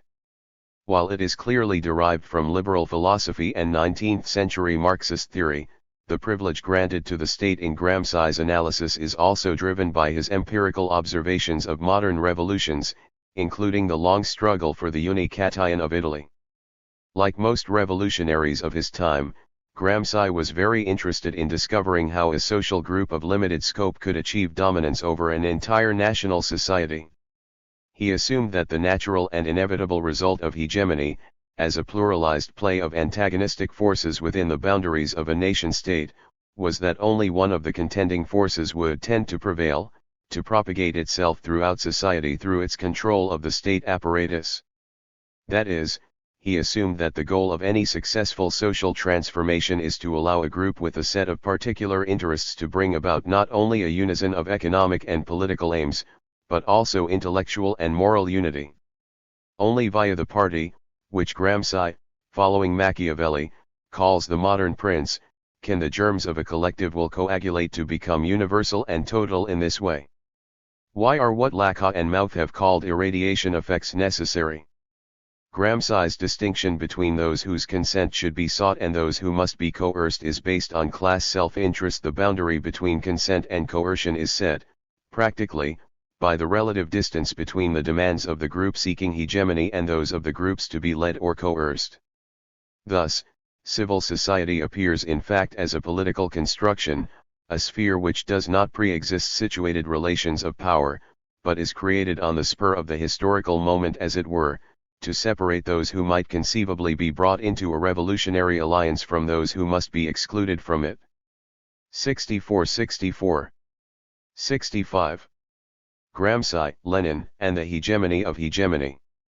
Thus I would suggest that Gramsci sought, as did Lenin, that revolutionary sweet spot where dictatorship meets democracy. Debates abound, of course, regarding Gramsci's relation to Lenin and Leninism, some of which are certainly relevant here. Femia argues that, both pre- and post-prison, the essential structure of thought and the core of his political commitment was Marxist and revolutionary, albeit innovative and exible. The only point of gaining hegemony in civil society, Femia suggests, is to ensure the success of a full frontal assault on state power. On this reading, which is also supported by Massimo Salvadori, Gramsci's theory of hegemony is the highest and most complex expression of Leninism. Norberto Bobbio, on the other hand, argues that Gramsci's theory introduces a profound innovation with respect to the whole Marxist tradition. Civil society in Gramsci does not belong to the structural moment, but to the superstructural one. It seems to me that Gramsci's thought does indeed represent a break with certain aspects of Lenin's theory and practice, while at the same time continuing and deepening his rhetorical deployment of the play between dictatorship and democracy by extending it to liberal capitalist societies. This observation is made, of course, from a position relatively inside the Marxist tradition. From the point of view of the genealogy I am trying to construct, what is most important to note is that both Lenin and Gramsci theorize hegemony primarily as a mode of political revolution characteristic of what might be called the old social movements, that is, modern liberalism and Marxism. As I have indicated in this chapter, political revolutionaries seek effects that are to be felt over an entire social space, usually a nation-state, and are expected to occur across a wide spectrum, indeed, the widest spectrum possible of social, political, cultural, and economic structures and processes. Political revolutions are totalizing in their intent, and rely upon authoritarian, state-centered models of social change which, in the Marxist tradition, are primarily or exclusively class-based and, in the liberal tradition, mask their class orientation by a reference to an illusory universality based on the forfeiture of individual autonomy. Despite their many differences, modern liberals and modern Marxists share a fundamental assumption about the necessity of hegemony, an assumption that, as I will now show, is repeated on the terrain of postmodern societies. 65-65. 3. Tracking the hegemony of hegemony. Post-Marxism and the new social movements. The term new social movements is rapidly approaching its sell-by date. The long middle of the 20th century. Before leaping into a discussion of postmodern politics, it is important to chart the declining years of Western modernism.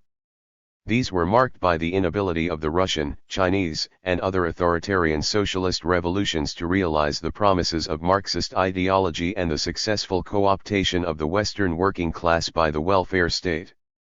Between the 1930s and the 1960s, liberalism was for a short period able to proclaim, at least in the developed countries, that it had delivered on its promises, and in this portion of the world there was relative class peace for a while. However, it was not long before new forms of contestation emerged in response to old injustices within the nation-states of the Euro-colonial domain.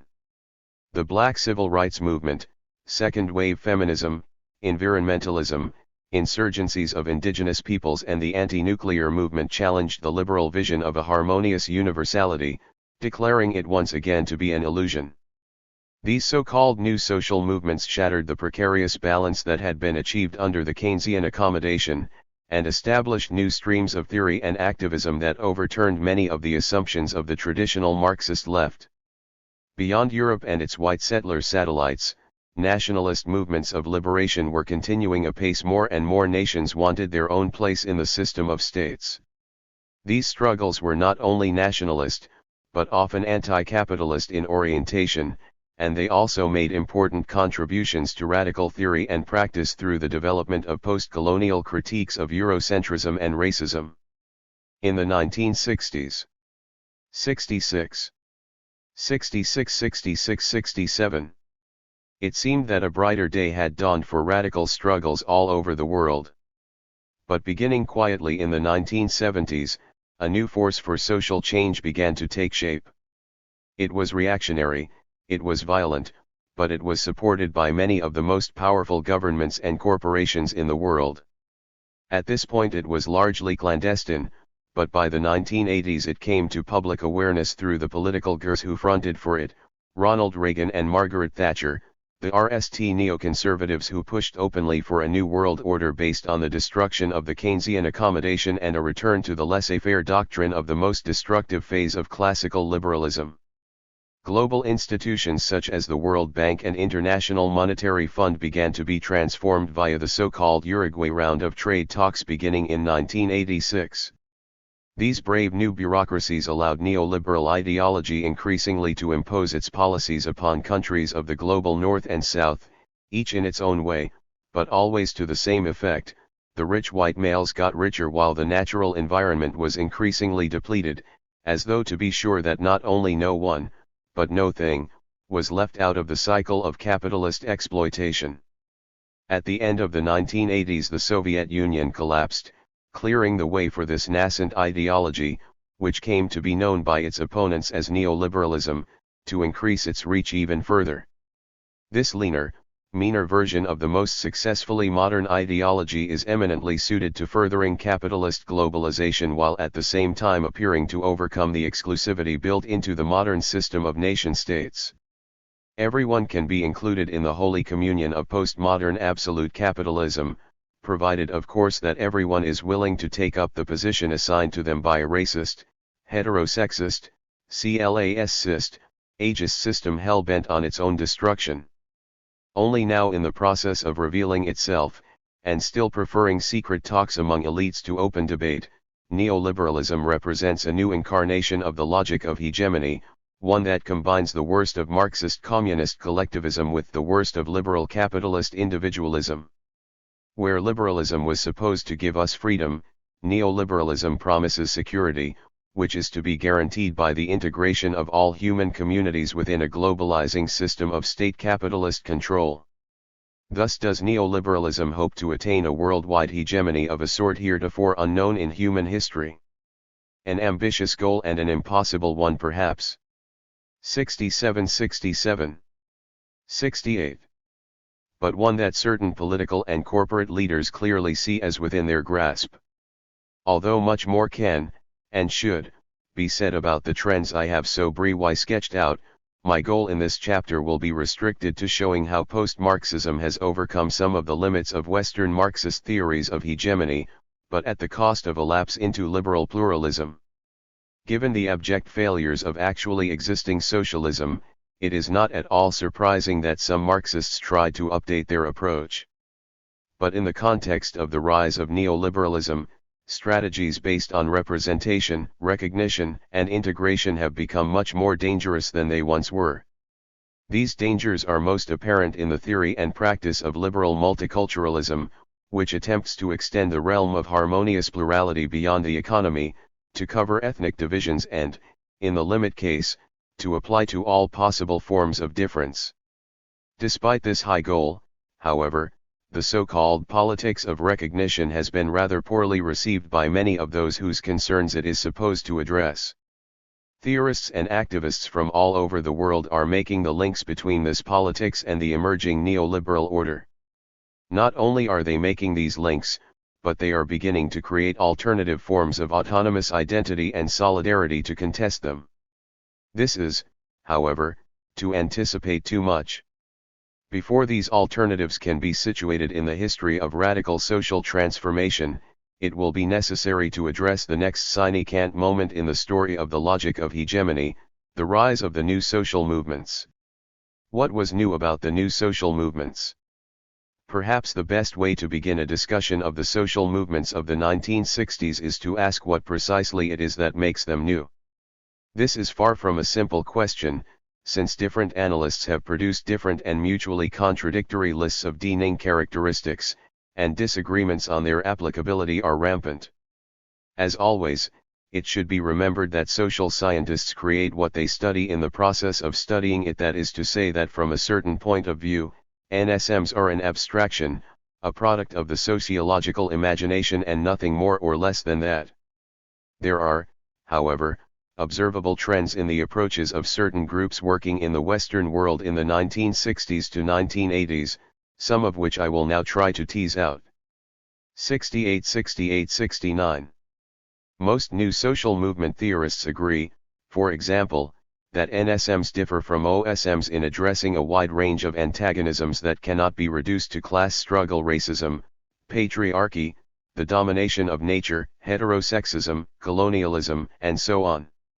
This displacement of class as a fundamental antagonism has led many commentators to see NSM politics as merely symbolic and individualistic. Paul Baguli uses the term expressive politics to describe the activities of those he sees as bearers of a new hedonistic culture of personal freedom. Although this interpretation is widely accepted, it has a certain dismissive quality that I think needs to be challenged. Certainly, there are some individuals in some movements who relate to their activism on a purely personal level. But it is difficult to understand how striving to improve the situation of queers, women and people of color, or working against military and ecological destruction, can be seen as individualistic pursuits. The burnout rate of activists in these movements would also seem to suggest that their struggles are no more pleasurable than those associated with class warfare. Hence, I would argue that the most accurate description of NSMs is not that they have no analysis of socially structured antagonisms, but that they do not focus solely on class as the fundamental axis of oppression. These struggles appear merely symbolic or merely cultural only in the eyes of those for whom economic concerns are the only important concerns, and who do not perceive the ways in which identity-based issues are intertwined with economic issues. Another common observation is that NSMs are unlike their precursors in that they are not perceived to be struggling for a grand or universal transformation. For this reason, they are often cast as single-issue movements.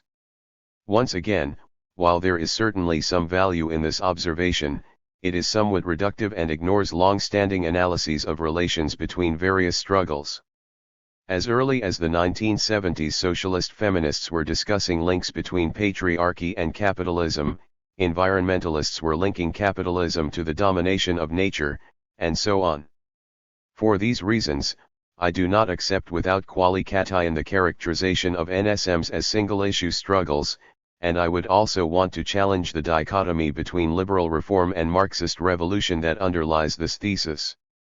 However, I would agree that operating across one or a few axes of oppression is a very different thing from seeking the wholesale reconstruction of an existing order through revolutionary.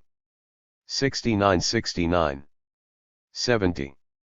Means, and I take this shift as a marker of a partial undermining of the logic of hegemony. This trend is also visible in the orientation of NSMs to state power. As the micropolitical, capillary nature of macrostructures and processes of power came to be more widely acknowledged, activist attention began to shift to a politics of everyday life and individual transformation. Also, and very importantly for the genealogy of the logic of affinity, the social movements emerging in the 1960s reacted a commitment to the notion that the means of radical social change must be consistent with its ends. However, the absence of a totalizing conception of change and the recognition of the deep entwining of the personal and the political do not necessarily lead to a critique of state power as such.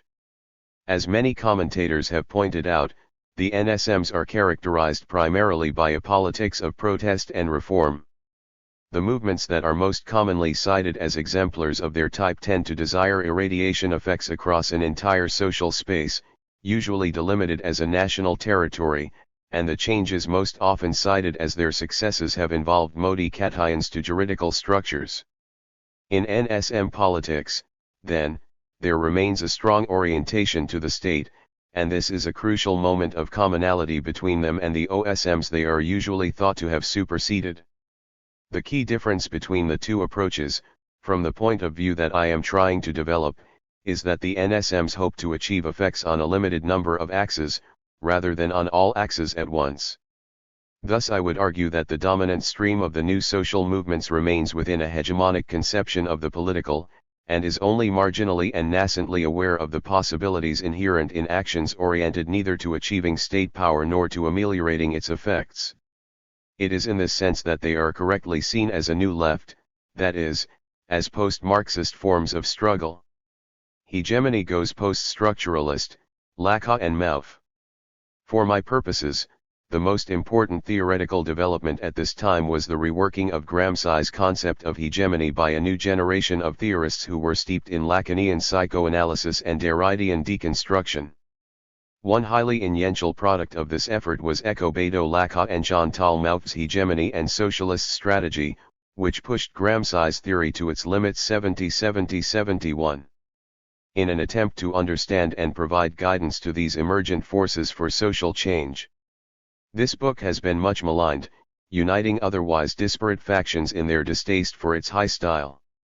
Sharon Smith, a member of the International Socialists, speaks for many when she observes that Lacan and Mauve clearly share the postmodernist conviction that obscurity, abstraction, and self-importance amount to political sophistication, or at least create the illusion thereof.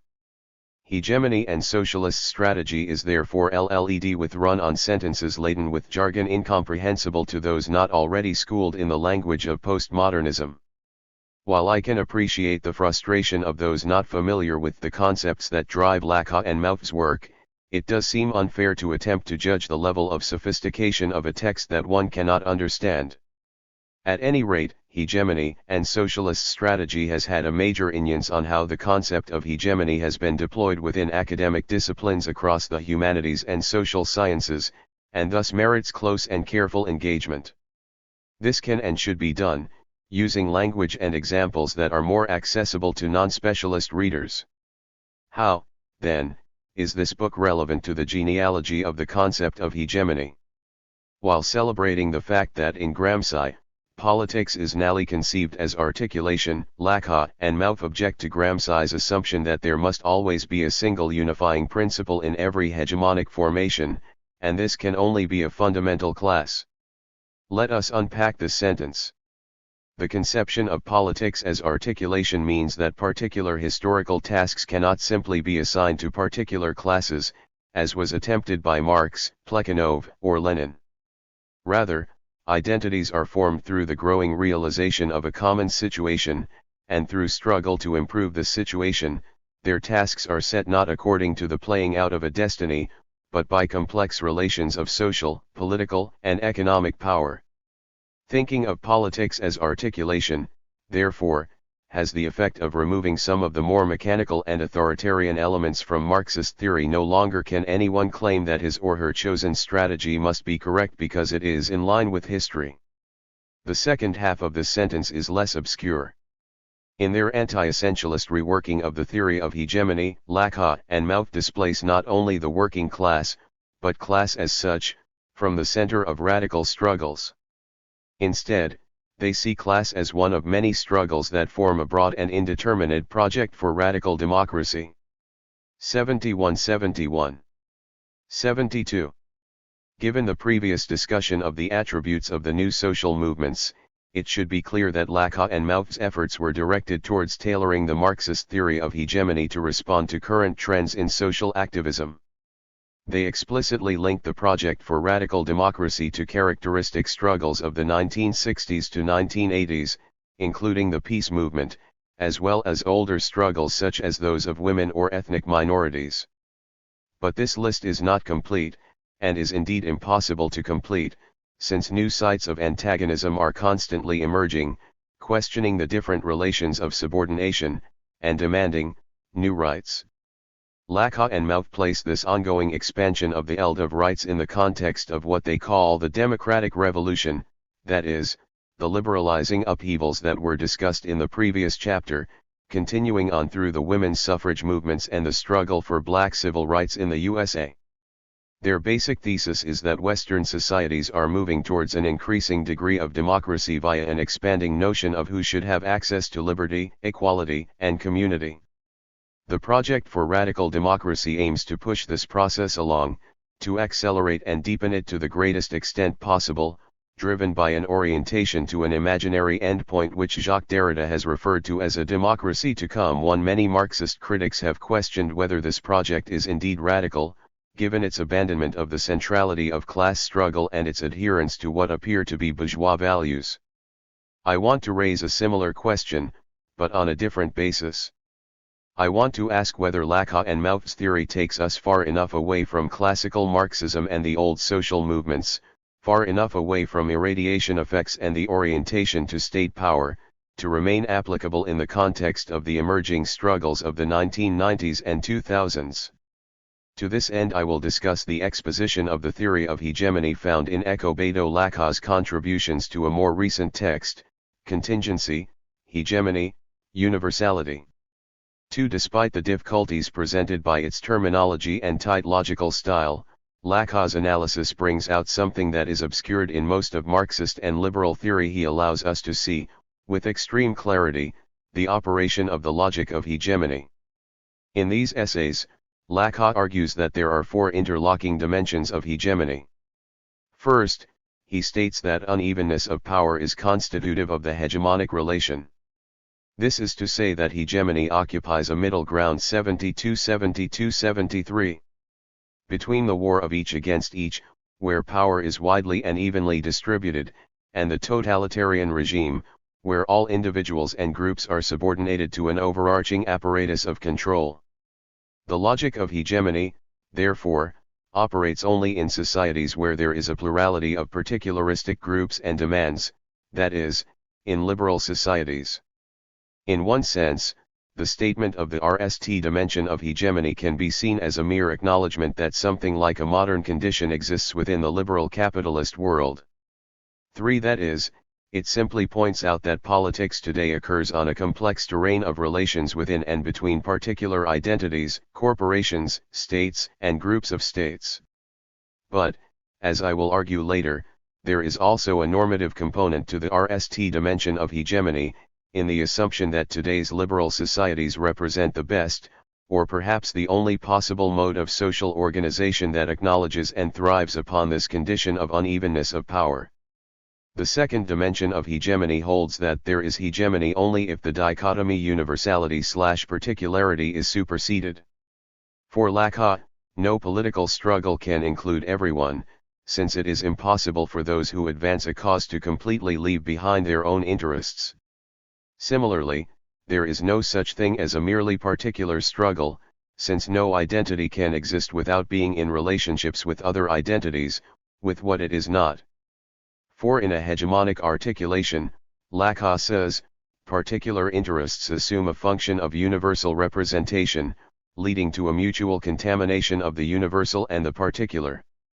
This process operates via the establishment of chains of equivalence, extended systems of relationships through which identities compete and cooperate, each seeking to enlarge itself to the point of being able to represent all of the others. Although the language deployed is different, Lacan is in fact following the lead of Gramsci in further generalizing the theory of hegemony put forward by Axelrod and Plekhanov.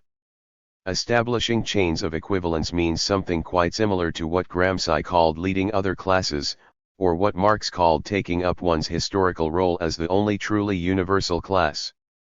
The difference is that, where Gramsci was able/compelled to speak of a fundamental group rather than a class, Lacan speaks of an identity or, more precisely, an identikation. 5 Marxists from Marx to Gramsci thought they knew precisely what was to be done and who had to do it. Lacan and Mouth have an intimation of what is to be done, but refuse to say precisely. 73-73. 74. How this is to be achieved or who is to achieve it. All of that, they argue, must be left to social actors themselves. It is crucial to note that while the leading identity in a hegemonic articulation is itself part of the chain of equivalences, it simultaneously sets itself above it, via the elevation of its particular concerns to universal status. To the extent that the Green Movement has been successful in its program, for example, a diverse array of social groups have lined up under the banner of ecological sustainability, each expressing its own particular concerns about environmental destruction, parents as guardians of the well-being of young children, people of color as those affected by environmental racism, and so on. This elevation has an effect not only on the hegemonized identities, however, but also upon the hegemonizing identity itself. As a corollary of the contamination of the universal and the particular, Lacan argues that hegemony requires the production of tendentially empty sine ers which articulate chains of equivalence. The empty sine er, not to be confused with Lacan's Oding sine er6, has a dual aspect. Empty sine ers are sine ers to the extent that they resonate within existing discourses, they do participate in the production of meaning. But they tend towards emptiness, or lack of meaning, due to the stresses placed upon them by their usage in a hegemonic articulation. That is, in order to be seen as a general equivalent for an increasing number of struggles, they must be ever further removed from their point of origin in a particular struggle. As an excellent example of an empty sine er, the term green will again sub-ce. It manages, with apparent ease, to refer to mainstream political groupings oriented to parliamentary reform, underground movements that carry out direct action against the destruction of the environment and in defense of non-human beings, and niche-marketed products in the capitalist marketplace. The result of all of this over time is that most of us are not at all sure what it means to be green. This sine er tends to emptiness, or lack of meaning, precisely because of its fullness, its multiplicity of meanings. Finally, Lacan argues that the terrain in which hegemony expands is that of a generalization of the relations of representation as condition of the constitution of the social order. With this thesis, we appear to have returned to the empirical realm of the RST dimension, under conditions of modernity, representation, or the delegation of power in the economy, cultural production and political will formation becomes the only way in which universality. 74-75 is achievable. However, once again we must be aware that this is no mere description. The claim being made is not only that mass representation is necessary, but that it is desirable, because it is through processes of representation that equivalential chains are expanded, hegemonic blocks are formed and social transformations are achieved. This theoretical argument has been taken up in analyses of many popular struggles, such as those for and against Thatcherism in the UK, Reagan, Bush conservatism in the United States, and studies of the role of television in maintaining consent to the established order of racist, sexist, capitalism. The strength of these analyses is that they move beyond the Frankfurt School's postulation of a one-dimensional apparatus of ideological domination, in which possibilities for resistance are negligible or non-existent. Their weakness is that, in valuing contestation as such, they do not always pay enough attention to the precise logic of various modes of contestation or acknowledge that a diversity of logics of struggle exists. More precisely, they tend to advocate only for counter-hegemonic struggles against various kinds of subordination. Lawrence Grossberg's Effective Politics, for example, sees the struggle for hegemony as a struggle for authority. And Douglas Kellner echoes Lacan's thesis on representation quite closely in claiming that because of the power of the media in the established society, any counter-hegemonic project whatsoever, be it that of socialism, radical democracy, or feminism, must establish a media politics. Thus the theory of the new social movements takes off from the pseudo-democratic dictatorship of Lenin and Gramsci only to land on the dictatorial pseudo-democracy of Hobbes and Locke. In suggesting that post-Marxism's line of aide from communism takes it into liberal capitalist territory, I do not mean to imply that these two ideologies are equivalent. They differ in the radically of their critique of most existing institutions, for example, and are directly opposed in that post-Marxists tend to favor a socialist rather than a capitalist liberal democracy. My point is rather that post-Marxism and liberalism rely upon a similar logic, a logic of representation of interests within a state-regulated system of hegemonic struggles. The expected outcome of the representation of a situation of inequality or lack of rights is recognition of the oppressed identity by the state apparatus. Recognition is supposed to lead to an improved situation. 75-76. For the identity in question through its inclusion in the list of those who are to be granted equal rights, that is, through its integration into the hegemonic social order. Oft-cited examples of the success of this model are women's suffrage, the gains made by the struggle for black civil rights in the U.S., and the various multiculturalism policies adopted by countries like Canada and Australia.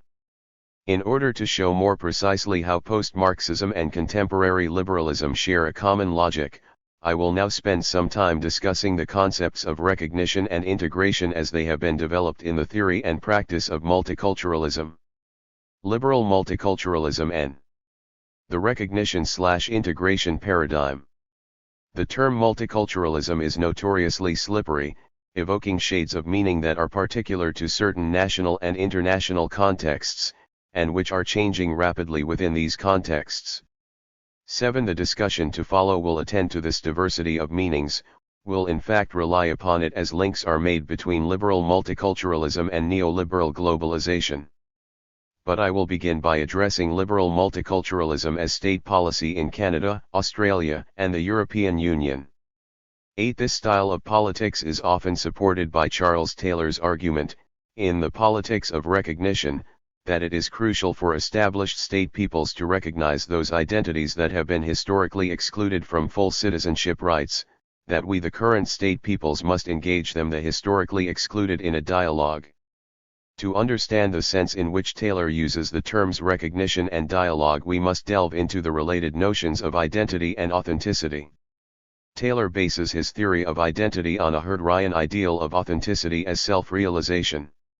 In this modernist conception of the self, which directly enunced Hegel, both the individual within a particular culture and the culture itself must strive to be true to their inner nature. Since the individual can only achieve self-expression within a culture, Taylor argues, we deny our identity always in dialogue with, sometimes in struggle against, the things our sine can't others want to see in us. What we are searching for in this process, Taylor argues, is recognition or acceptance of ourselves by others in our identity. Now, while Taylor sees the need for recognition within a culture as a crucial feature of the human condition, he suggests that modern 76 77 individuals are unique in confronting the possibility that recognition might fail. Thus a politics of recognition has arisen, a series of demands for acceptance of previously marginalized identities. For Taylor, the appropriate response to these demands, at least with respect to cultural identities, is to seek out what he calls as yet unexplored modes of deep diversity, through which particular nation-states would acknowledge the existence of a multiplicity of nationalities and ethnicities within their borders. This acknowledgement, he hopes, will provide a basis for what he has called a post-industrial Sittlichkeit emerging with a spirit, to be sure, but with the spirit of unity within diversity. Liberal theorist Will Kymlicka's conception of differentiated citizenship rights, which draws on the work of Iris Marion Young, can be seen as an extension and practical theoretical elaboration of Taylor's argument. Like Taylor, and following Hegel, Kymlicka assumes different cultures must express themselves differently within the system of nation-states, and be recognized according to their authentic nature. Each of the three categories he considers as important to the context of contemporary state formations: colonizer, national minority, and immigrant is assigned a varying degree of sovereignty, through an evaluation of the validity of its claim to possess what he calls a societal culture. 9 colonizers, or majorities, Kymlicka argues, can more or less look after themselves, as they tend to have already achieved full citizenship rights. National minorities, those who have been colonized, should be granted limited forms of self-government, such as has been the case with the Basques in Spain, Quebecois in Canada, and Aboriginal peoples throughout the Euro-colonial domain. Immigrant identities, as neither colonizing nor colonized, are not able to claim support for their own societal cultures, this right being neither desirable nor feasible for them. Rather, they are expected to integrate with the dominant society. Like Taylor, Kymlicka argues that his system of multicultural citizenship, in the context of an asymmetrical multinational federation, offers the best, if not the only, model that will allow states facing the pressures of the politics of recognition to survive. While the multinational federalism that Kymlicka and Taylor advocate is clearly an advance over the modern Hegelian nation-state, I'm not convinced that it is adequate to the demands of the postmodern condition. As a way of exploring the decencies of this model, we might compare Taylor's notion and performance of 78. Dialogue with the resonances given this term by Bakhtin and Hegel, whom Taylor explicitly cites as precursors. Central to the Bakhtinian notion of dialogue is the absence of any nihilizing, totalizing, or all-knowing position, the absence, in fact, of a hegemonic moment. 10. In Taylor's texts, however, we nd claims like the following: the demand for recognition tends to hide itself, tends to be presented as something else. Such a claim cannot be made without invoking a privileged eld of vision that is capable of assessing the true intentions that lie behind the statements of others. Here Taylor is not playing the game as he says it should be played, he is not taking these identities for what they really are, or at least for what they say they really are. A similar moment occurs in Kymlicka's argument when he assigns certain political motivations and rights to all who are supposed to occupy each of the citizenship categories he creates. Here again, we end an utterance that does not anticipate a rejoinder. The speaker already knows both what his addressees really want, and how to give it to them. In keeping with its anti-totalizing character, Bakhtin's polyphonic notion of dialogue is predicated upon an assumption of radical equality. It presupposes a plurality of consciousnesses of equal value, together with their worlds, a plurality of independent and unmerged voices. Taylor's conception of dialogue is again clearly not Bakhtinian, as we can see in his inability to accept the demand that we all recognize the equal value of different cultures, that we not only let them survive, but acknowledge their worth. The problem for Taylor is that mere difference can't itself be the ground of equal value. Rather, the judgment of equal worth that leads to recognition is for him an empirical question. He writes, on examination, either we will nd something of great value in culture, or we will not. But it makes no more sense to demand that we do so than it does to demand that we nd the earth round or at the temperature of the air hot or cold. That is, he continues, if the judgment of equal value is to register something independent of our own wills and desires, it cannot be dictated by a principle of ethics. Here Taylor leaves both Bakhtin and Hegel far behind, and again seems to be working against his own position, by presenting a theory of ethical community that precludes ethical considerations. Taylor's form of recognition not only contains monological and anti-egalitarian elements, it is also based on what, in Hegelian 78 79 terms, could only be considered a descient mode of recognition associated with the master-slave relationship, a recognition that Hegel describes in the Phenomenology as one-sided and unequal, since one partner is only recognized, and the other is only recognizing. The key here is that recognition is not mutual or, as Bakhtin puts it, there is no affirmation of the other's consciousness as a full-edged subject. Shifting the emphasis in the quote from Taylor cited above, we can see how a one-way motion takes place, that we not only recognize them, but acknowledge their equal worth. Although he has recently castigated those who are still so used to functioning politically among themselves that they continue to speak, think, and act politically in terms of us and them, it would seem that Taylor's own theory of recognition is deeply immersed in this mode. Recognition is something that we may or may not wish to bestow upon them, depending upon whether we judge their particular claim to be valid. Again, a similar operation is carried out by Kymlicka. I will discuss whether immigrant groups should be given the rights and resources necessary to sustain a distinct societal culture.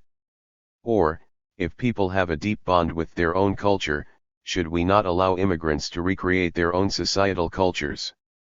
On the theory that individuals attempt to express their true identities in dialogue with others, it would be fair to ask how statements such as these might be motivated. That is, what is the nature of the objective point of view from which a system of empirically guided recognition and differentiated citizenship rights could be formulated? This question is easy to answer in the case of Taylor, who clearly relies upon a model of the nation-state which he associates with North Atlantic civilization. But with Kymlicka it's not so easy, since he doesn't position his theory in this way. He does, however, argue that the crucial question facing any multi-nation state is how to reconcile competing nationalisms within a single state. He also has a tendency to cast any non-universal identity-building project as a minority nationalism, giving rise to disintegrating effects.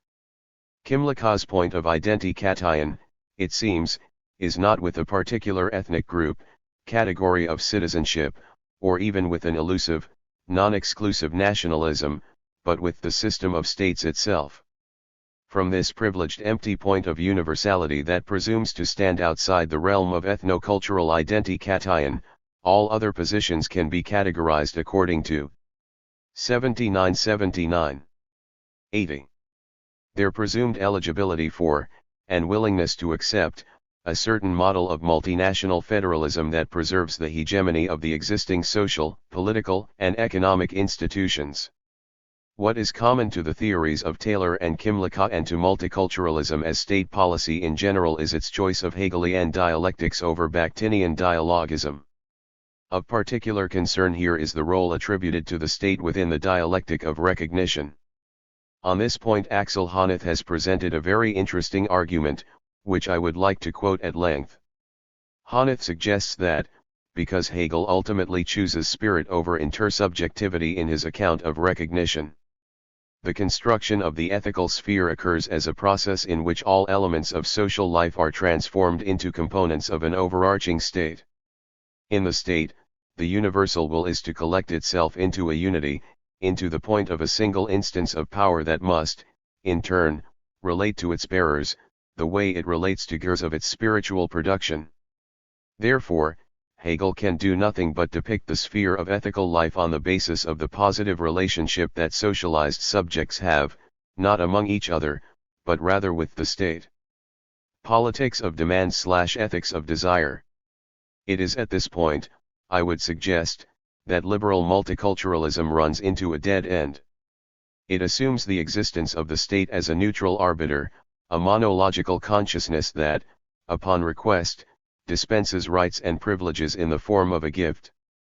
This is, of course, precisely the same assumption made by post-Marxist theories of representation and radical democracy. They also rely upon the hope that we will be able to compel/persuade state and corporate apparatuses and other social structures to give us what we think we need.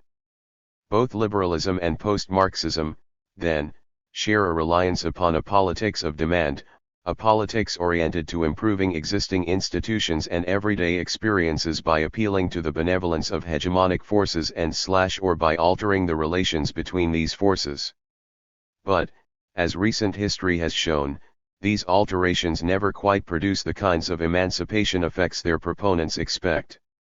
The gains that are made only appear as such within the logic of the existing order, and often come at a high cost for others. One well-known example is the integration of women into the paid workforce of the middle and upper classes of the global north. Women who 81 had been locked into the private sphere of the home were set free only to be subjected to corporate domination and exploitation. The men stayed at work, of course, and children did not become suddenly able to look after themselves, so for every upper-class white woman who has been freed, several lower-class women have been enslaved as child care workers, nannies, and housekeepers. This spiral is particularly worrisome as nation-state-based liberalism is transforming itself into a global neoliberal order. That a discussion of multiculturalism as state policy should veer into a critique of a multiplicity of global relations of power is no coincidence. Recognition and integration are, and have always been, about much more than culture and ethnicity. Although it is almost unfair to choose such an easy target, the work of Francis Fukuyama provides a sense of the highest, wildest imaginings of neoliberal multiculturalism.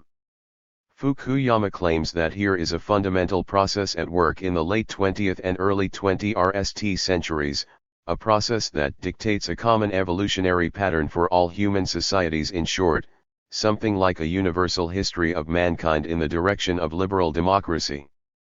Citing the collapse of the Soviet Union and the Chinese turn to capitalist markets, Fukuyama suggests that people everywhere are accepting liberal values of the sanctity of private property and enterprise, and heeding the call of a theological historical force ushering in a new millennium based on discoveries about the nature of man as man.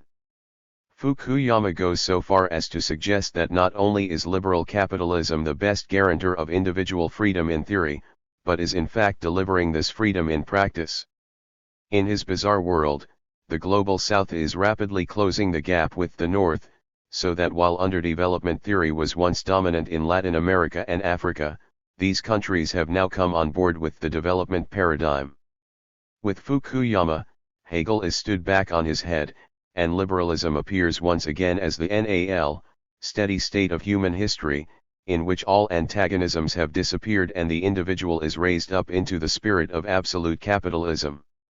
However, just as Taylor and Kimlicka have been forced to ignore their anti-integrationist critics so as to be able to continue with a simulated and carefully controlled dialogue, Fukuyama does not like to admit that the economic and political elites who have signed on to structural adjustment programs are an extreme minority, one that in many cases has been coerced into the neoliberal fold at 81-81. 82. The barrel of an economic gun. He also tends to ignore the eruption of struggles, all over the world, against his vision of the end times. The website of People's Global Action lists 33 heavily indebted poor countries that are involved in resistance to various aspects of neoliberal globalization. This list is long, and impossible to represent adequately in any summary. But to show how utterly blind the advocates of liberal triumphalism are to the horrid underside of their vision, I think it is worth describing at least some of its manifestations. In Bangladesh, garment workers who produce cheap clothing for consumption in the global north, and who are mostly women, are struggling to free themselves from oppressive and dangerous working conditions, including compulsory overtime, rape, and inadequate or non-existent support for childcare and maternity leave. In Ghana, a World Bank-funded water privatization program threatens to turn over control of the most precious resource there is to corporate interests. According to Amenga Atigo of the non-governmental organization Integrated Social Development Center, where cost recovery becomes the underlying policy, water will become unaffordable for many poor people in Ghana. Even before the project kicks off, taps are being turned off because a growing number of families cannot afford to pay. In South Korea, workers opposing the sale of the assets of the state power utility, Korea Electric Power Corp., to local and foreign corporate interests, are beaten and jailed by police, and other groups, including students and farmers, are organizing to oppose the opening of the Korean agricultural market.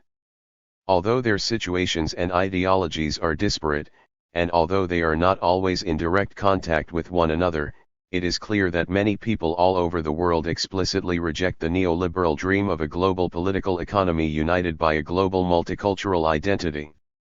The links between multiculturalism and neoliberalism have been interestingly analyzed by Slavoj Žižek. He sees a progression in global political economy, from capitalism within sovereign nation-states, with some trade, to colonialism, where one state dominates another, to the current situation, where there are no colonizing states, but rather all states are colonized by multinational corporations. While I would not quite agree with the thesis that the state form is in decline, a plethora of new supranational institutions is emerging. 82-82. 83. Not only to continue, but to intensify the discipline and control functions of the nation-states. I think Žižek is quite correct in his analysis of how multiculturalism and neoliberalism work together. The ideal form of ideology of this global capitalism, Žižek notes, is multiculturalism, the attitude which, from a kind of empty global position, treats each local culture the way the colonizer treats colonized people, as natives whose mores are to be carefully studied and respected. In taking up this privileged empty point of universality, I would argue, neoliberal capitalism goes where Charles Taylor fears to tread. It has no problem with judging other cultures or with ending them to be of worth, quite literally, to be of value as niche markets for consumption, servile populations for consumption, or opportunities for resale, appropriation of natural and humanly constructed resources via privatization of national assets. As Žižek puts it, globalizing neoliberal capitalism shows us how to appreciate properly other particular cultures. The multiculturalist respect for the other's specificity is the very form of asserting one's own superiority. Indeed, pursuing a politics of demand in the context of neoliberal globalization is rather like pursuing the latest in automobiles, clothing, or refrigerator styles.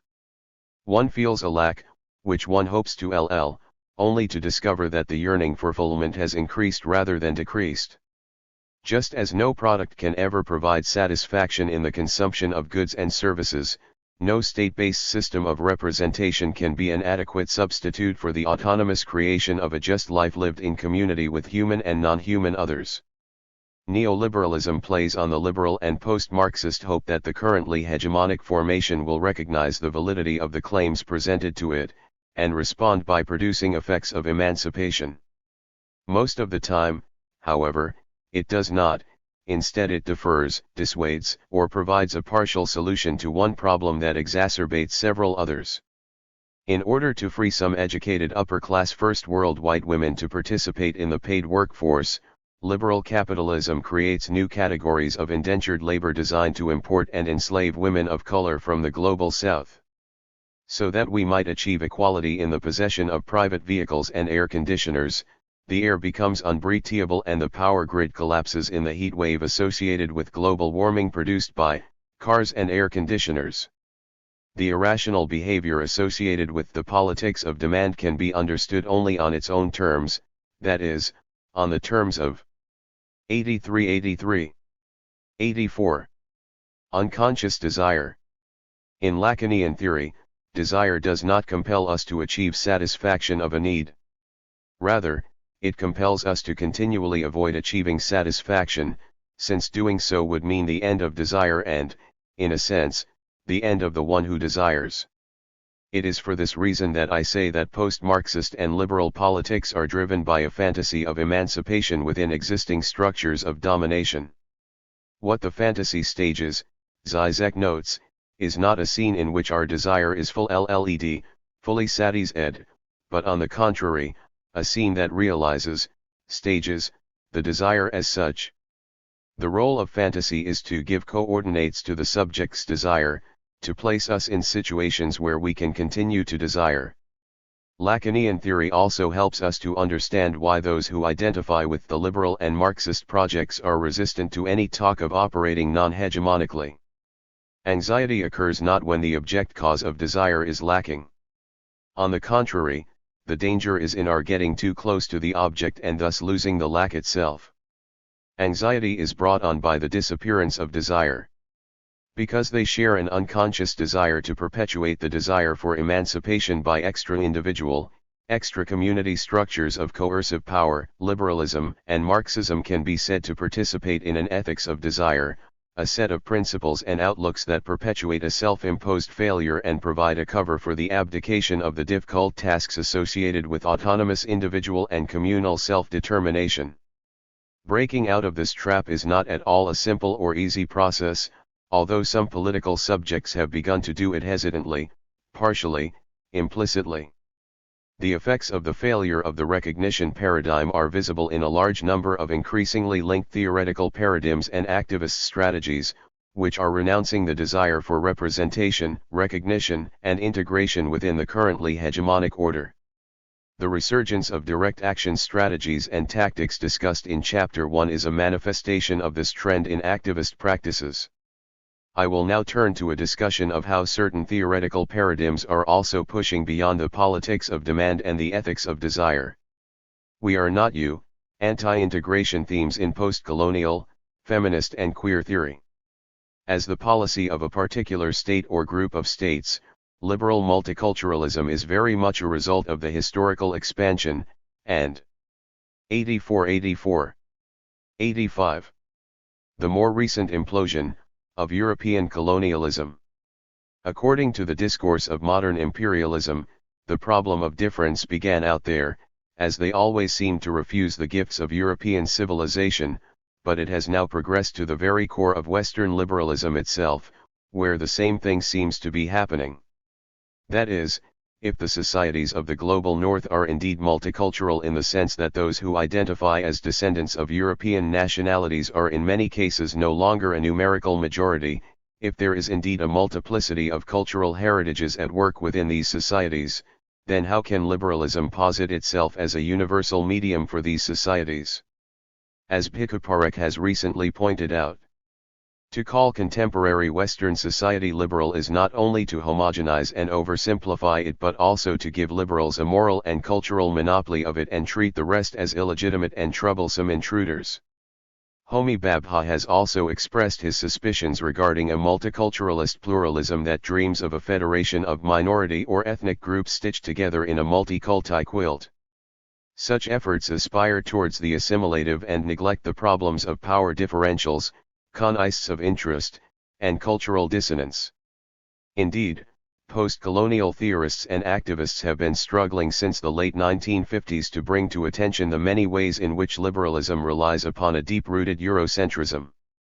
The native is declared insensitive to ethics, wrote Frantz Fanon. He represents not only the absence of values, but also the negation of values. To shift our attention from how Europe has imagined Africa, but to continue with the exposition of the Eurocolonial worldview, Edward Said has pointed out how from earliest times in Europe the Orient was something more than what was empirically known about it. Like darkest Africa, exotic Asia was thought to be utterly thronging with marvels and curiosities of all sorts. Although it claimed to have cornered the market on enlightenment, Europe's ignorance also served it well. People without values, people hardly human, could be treated in ways that would otherwise be unthinkable. The construction of a fantasy space in which the exotic other might be housed is of course not limited to the period of modern colonialism. As Hawaiian indigenous rights activist Hananike Trask has pointed out, even today people think of the Pacific Basin as a fantasy place where you run away from the cold in the 85, 86 middle of a cold winter. Their image of the Pasai Basin is a highly fantasized, romanticized image that has more in common with a home movie than with the actual geographic and cultural place. Although the method of simultaneously romanticizing and subjugating problematic identities remains the same, the means by which some national formations dominate others are changing. The case of Hawaii is interesting in this regard because it blurs the boundaries between overseas and internal colonization, and brings to light the intense contradictions that are generated by attempts to integrate indigenous populations into the system of states. Taylor and Kimlicka have both argued that indigenous peoples as national minorities have a valid claim not only to recognition of their cultures, but also to self-determination via various forms of self-government. The problem is, there is no cross-cultural agreement or even any discussion on what a self is and what it means to be governed. Theorists like Taylor and Kimlicka, and states like Canada and Australia, hope to address issues of indigenous self-determination at the territorial, regional, and community levels. That is, their vision of self-government involves an attempt to delegate parliamentary authority, not to substitute authority for parliamentary authority. 11 On this model, self-governing communities would have some say in matters of society, economy, polity as well as culture, but they would remain under the ultimate control of the Eurocolonial state apparatus. Thus it has been suggested that this approach may, in its current form, serve primarily to assuage the anxieties of semi-peripheral capitalist nation-states rather than to advance the goals of indigenous peoples. Indeed, in the Canadian context, there is a profound doubt among indigenous peoples about the value of being incorporated into the national multicultural context. Marianne Boel-Charignace and Ron Ignace argue that it homogenizes Aboriginal peoples into a native slot on the ethnic landscape, rather than acknowledging Aboriginal nations' specificity and rights to express this specificity on our own terms. The incommensurability between the European system of states and indigenous modes of self-determination has been clearly articulated by academics and activists working in the field of Native American political theory. 12 Through a creative revaluation of their own histories in contemporary contexts, writers such as Taiak Alfred, Vine Deloria, Lee Maracle. 86, 87. and Patricia Monch-Angus are self-consciously walking a line between parochial forms of cultural essentialism and genocidal integration into European modernity. They have proposed alternative visions of relations between individuals, human communities, and the natural environment, and they have challenged the inevitability and desirability of centralized bureaucracy, capitalism, and the state form. Through this process of intense critique, they have confronted the liberal illusion that mere recognition of cultural difference can lead to harmonious coexistence. And they have helped to show how policies of state multiculturalism, as progressive as they might be, direct political and academic attention away from many more pressing concerns. For example, even if some Aboriginal communities manage to avoid the worst effects of rational bureaucratic domination and capitalist exploitation in their quest for self-government, there remains yet another gift of Western liberalism that many are reluctant to accept: patriarchy. The denial of native womanhood is the reduction of the whole people to a subhuman level, writes Lee Maracle. The dictates of patriarchy demand that beneath the native male comes the native female. On this point at least liberal multiculturalism has had something to say. Gender inequality is sometimes considered as an example of a failure of recognition. However, when gender is considered, the simple fact that multiculturalism is a liberal discourse militates against the appearance of loaded concepts like patriarchy and oppression. A nod to an equality-based, or perhaps a differential equality-based form of citizenship is the most one can expect. Looking beyond liberal feminism, however, we once again encounter many voices challenging the logic of recognition and integration. If we see the pursuit of equality with men as a quest for recognition, then radical feminism's rejection of patriarchal values, cultures, and social movements can be seen as a challenge to the integration paradigm. 13 Socialist feminism made the same gesture with respect to the places of women in capitalism.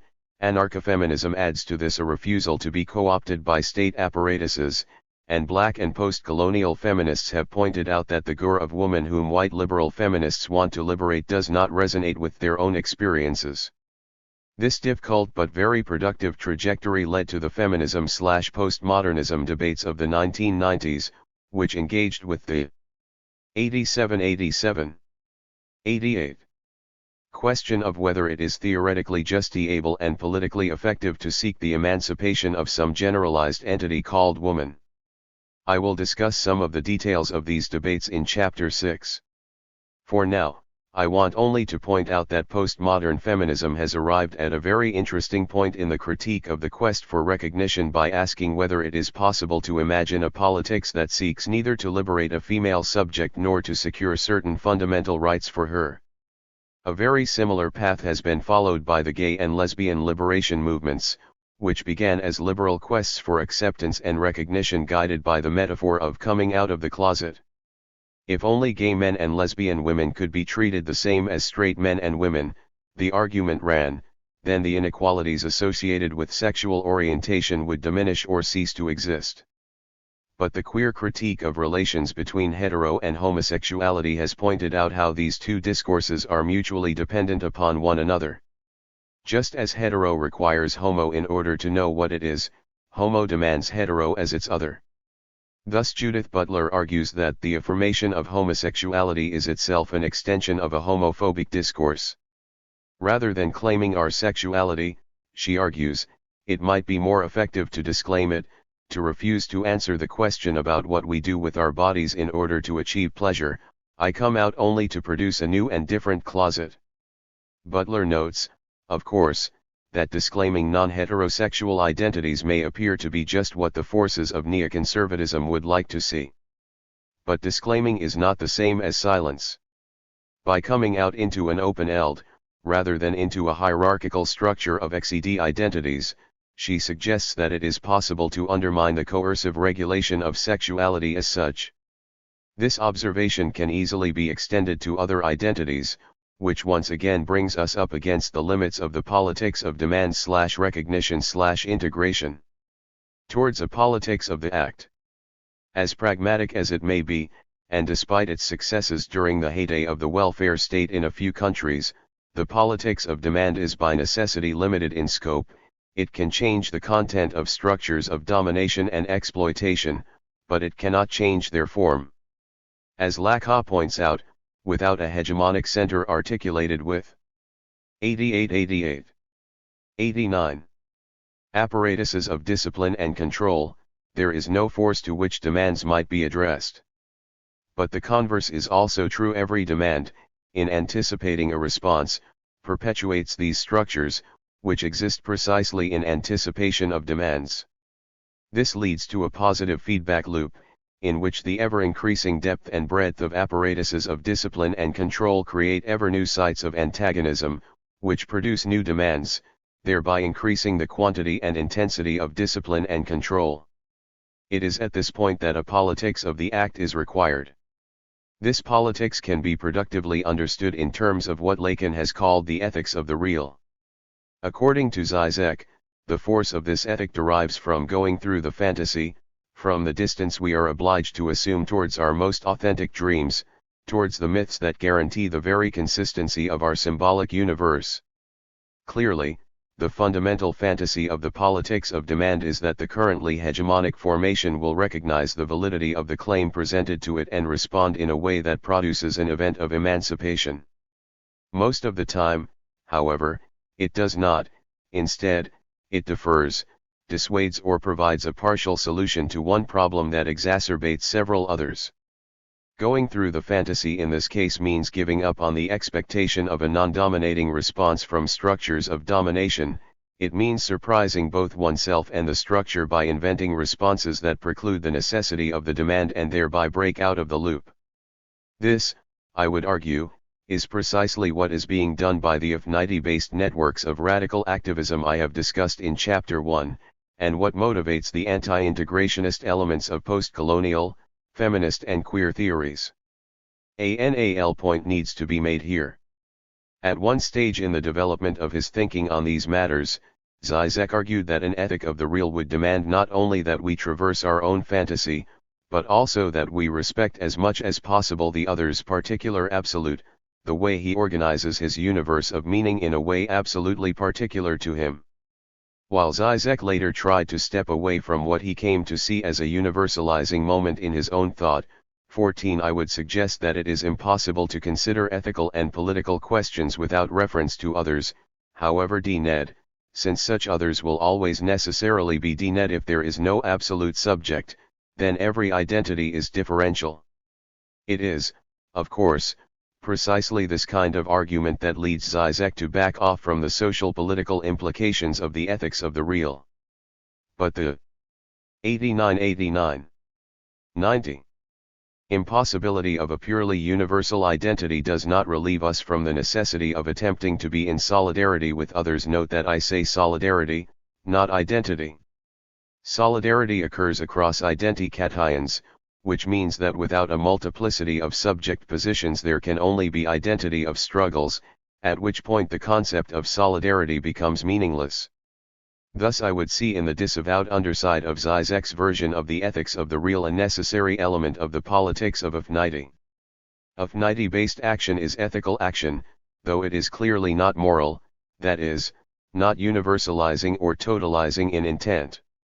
This distinction is extremely difficult to comprehend from within the liberal and Marxist traditions, with their common basis in Hegelian notions of totality and ethical community. Morality, ethics, and universality are seen within these paradigms, including their postmodern variants, as inextricably bound to one another, so that it is impossible to conceive of an ethical act that is not based on a moment of universalization, or at least universalizability. If we want to understand how non-universalizing modes of social organization can be ethical, we need to trace their descent through lines of anarchist, rather than Marxist or liberal, theory and practice. That is, we need to produce a genealogy of affinity that would show how this non-universalizing ethic is ever present, but submerged under the hegemony of hegemony. This will be the task of the following two chapters, which will chart the difficult development of the logic of affinity, from 18th and 19th century anarchisms through to post-structuralist, autonomous Marxist and, most recently, post-anarchist interventions into the eld of radical political theory. 1990. 4. Utopian socialism then. Guiding threads. As is always the case with a genealogical approach, abandoning the search for origins leaves one facing a potentially infinite eld. When and where to begin what has no beginning. Thinking within the Western tradition, there is no doubt that pre-Socratic thought would be an important site for exploring the logic of infinity, as would the Gnostics, Rousseau, Blake, Goethe, Wilde, the list goes on. Looking beyond the West, Suism, Taoism, and Zen, as Hakim Bey and others have suggested, offer tantalizing glimpses of the possibilities of a non-totalizing philosophy and practice. However, in keeping with my interest in how infinity and hegemony have been circulating within the liberal system of states, I will limit the discussion in this chapter to the rise of modern Western socialism. This is itself, of course, an extremely wide eld. Within it, I will focus on three guiding threads. One of these is the distinction between social and political revolution, which develops out of an anarchist theory of social change that challenges, and ultimately breaks down, the dichotomy between revolution and reform. In Paths in Utopia, Martin Buber presents a genealogy of the utopian element in socialism that tracks the emergence of what he calls structural renewal. In utopian socialism there is an organically constructive and organically purposive or planning element which aims at a restructuring of society, and moreover not at one that shall come to fruition in an indefinite future after the withering away of the proletarian dictator state, but beginning here and now in the given conditions of the present. Buber suggests that this theory and practice developed through the work of three generational pairings of activist thinkers, Saint-Simon and Fourier, Owen and Proudhon, and Kropotkin and Landauer. According to Buber, Saint-Simon contributed the insight that it was neither necessary nor desirable to organize modern industrial societies along the lines of a dualistic split between the social and the 91. 92. Political, between those who produce and those who lead. Instead, he proposed a unitary social order in which those who served certain functions led in the organization of those functions. Fourier and Owen contributed the observation that this was possible only when production and consumption are intimately linked, as they are in small, self-sustaining communities. But, Buber argues, in the work of Fourier and Owen, these communities remain disparate. It was Proudhon's contribution to show how they might be combined into non-statist federative structures. Kropotkin further developed Proudhonian federalism by showing how to promote and organize it, and by arguing for the presence of a universal principle that would drive it, that is, the principle of mutual aid. Finally, Landauer is credited with the realization that no revolution is necessary to begin constructing the new world in the shell of the old. If mutual aid is always with us a principle, then socialism can be created, for those who choose it, at the time and place of their choosing. The second thread holding together this discussion is Marx and Engels' critique of utopian socialism, which, along with the takeover of the First International, marks a crucial moment in the establishment of the hegemony within socialist theory and practice. Since its invention in the mid-19th century, the category of utopian socialism has allowed Marxists and liberals alike to dismiss anarchism without any real engagement with its theories and accomplishments. Thus, while the rancor between Marx and Engels and those whom they called utopian socialists is well known, it is important to return to the texts which preserve their polemics so as to challenge received readings that may hide more than they reveal. For example, it is rarely noted that Marx and Engels were not entirely dismissive of their utopian contemporaries. Engels had praise for Saint-Simon's contributions to the nascent science of political economy and lauded Fourier for using the dialectical method in the same masterly way as his contemporary Hegel, while managing to jettison the teleological and eschatological elements of Hegel's historical narrative. To Robert Owen, Engels attributed an early appreciation of the importance of both the labor theory of value and the concept of surplus value. Marx, for his part, even after The Poverty of Philosophy had appeared, continued to be of the opinion that Proudhon's RST book, What is Property, was epoch-making, and in a characteristically masculinist gesture, praised its strong, muscular style. 92. 93. Despite their occasional kind comments, it is nonetheless clear that Marx and Engels believed that certain of their precursors had outlived their usefulness, had come to represent fetters, if you will, on the forces of socialist intellectual production. One problem they identified was the belief in total, instantaneous revolution. Utopian socialists did not claim to emancipate a particular class to begin with, but wanted to liberate all humanity at once. The second problem with utopian socialism, according to Marx and Engels, was its reliance upon rationalistic social experiments rather than situated analyses of historical, political, and economic conditions. As such, Marx declared, utopian socialism tries to impose new hallucinations and illusions on the people instead of confining the scope of its knowledge to the study of the social movement of the people itself. The biggest problem of all, though, was that these two tendencies worked together to create an eclectic mishmash of theories, rather than a single, objectively variable socialist narrative. What, then, are we to take from the Marxist critique of utopian socialism? To answer this question, it is necessary to look more closely at what the utopian socialists in particular, and anarchists in general, actually have had to say with respect to the transition to a socialist society. There is much more there than Marx and Engels ever imagined, or were willing to admit, and much that has been added to the literature since their time. It must also be noted that the ignorance and dismissal our mutual anarchists could also benefit from closer attention to certain streams of contemporary Marxism, particularly its non-Leninist autonomist variants. And nally, classical and contemporary anarchisms and Marxisms can and should be overhauled, in fact are being overhauled, under the influence of recent trends in social, political, and cultural theory. What is necessary, then, is a history of the present of the logic of affinity that not only works across the long-standing split between anarchists and Marxists, but imminently critiques, from a 20th century perspective, certain values and assumptions that they share. In this discussion I will also be guided by the rereadings of classical anarchism that have recently been undertaken by writers such as Todd May, Lewis Call and Saul Newman.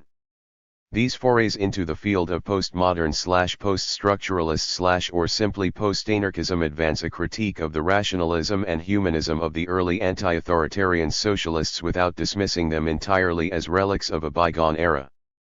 Rather, post-anarchist theory. 93-93. 94.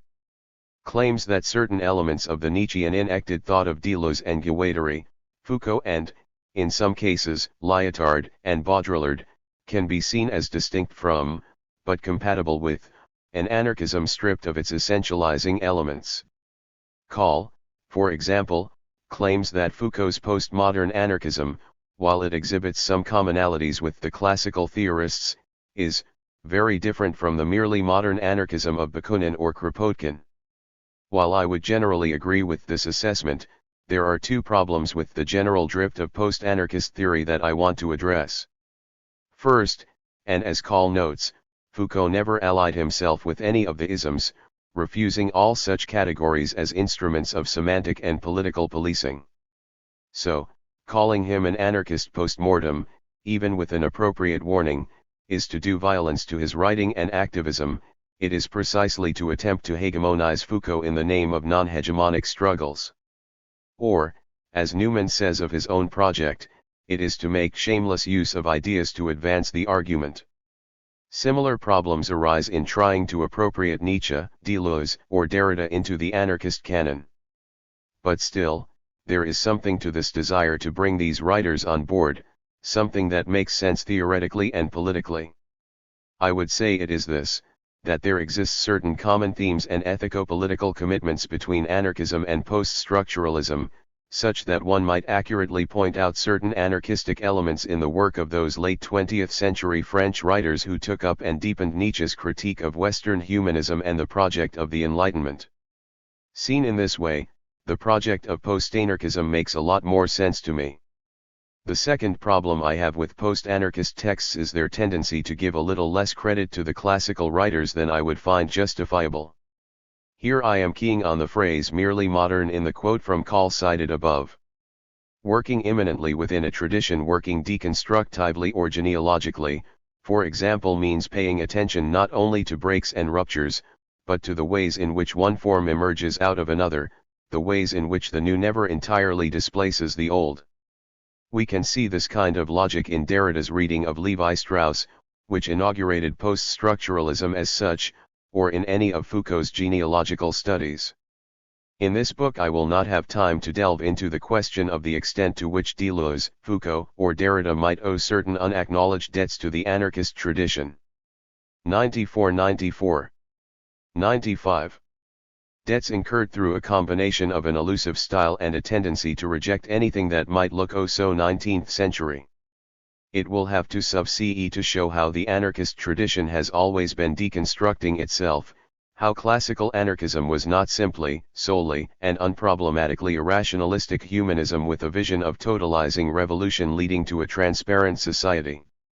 This tendency most certainly existed, and it was undoubtedly dominant. But along with it there were moments of awareness of the tensions and contradictions that are now being exploited by post-anarchist rereadings. I cannot hope to show this with respect to all of the possible lines of critique of the classical writers.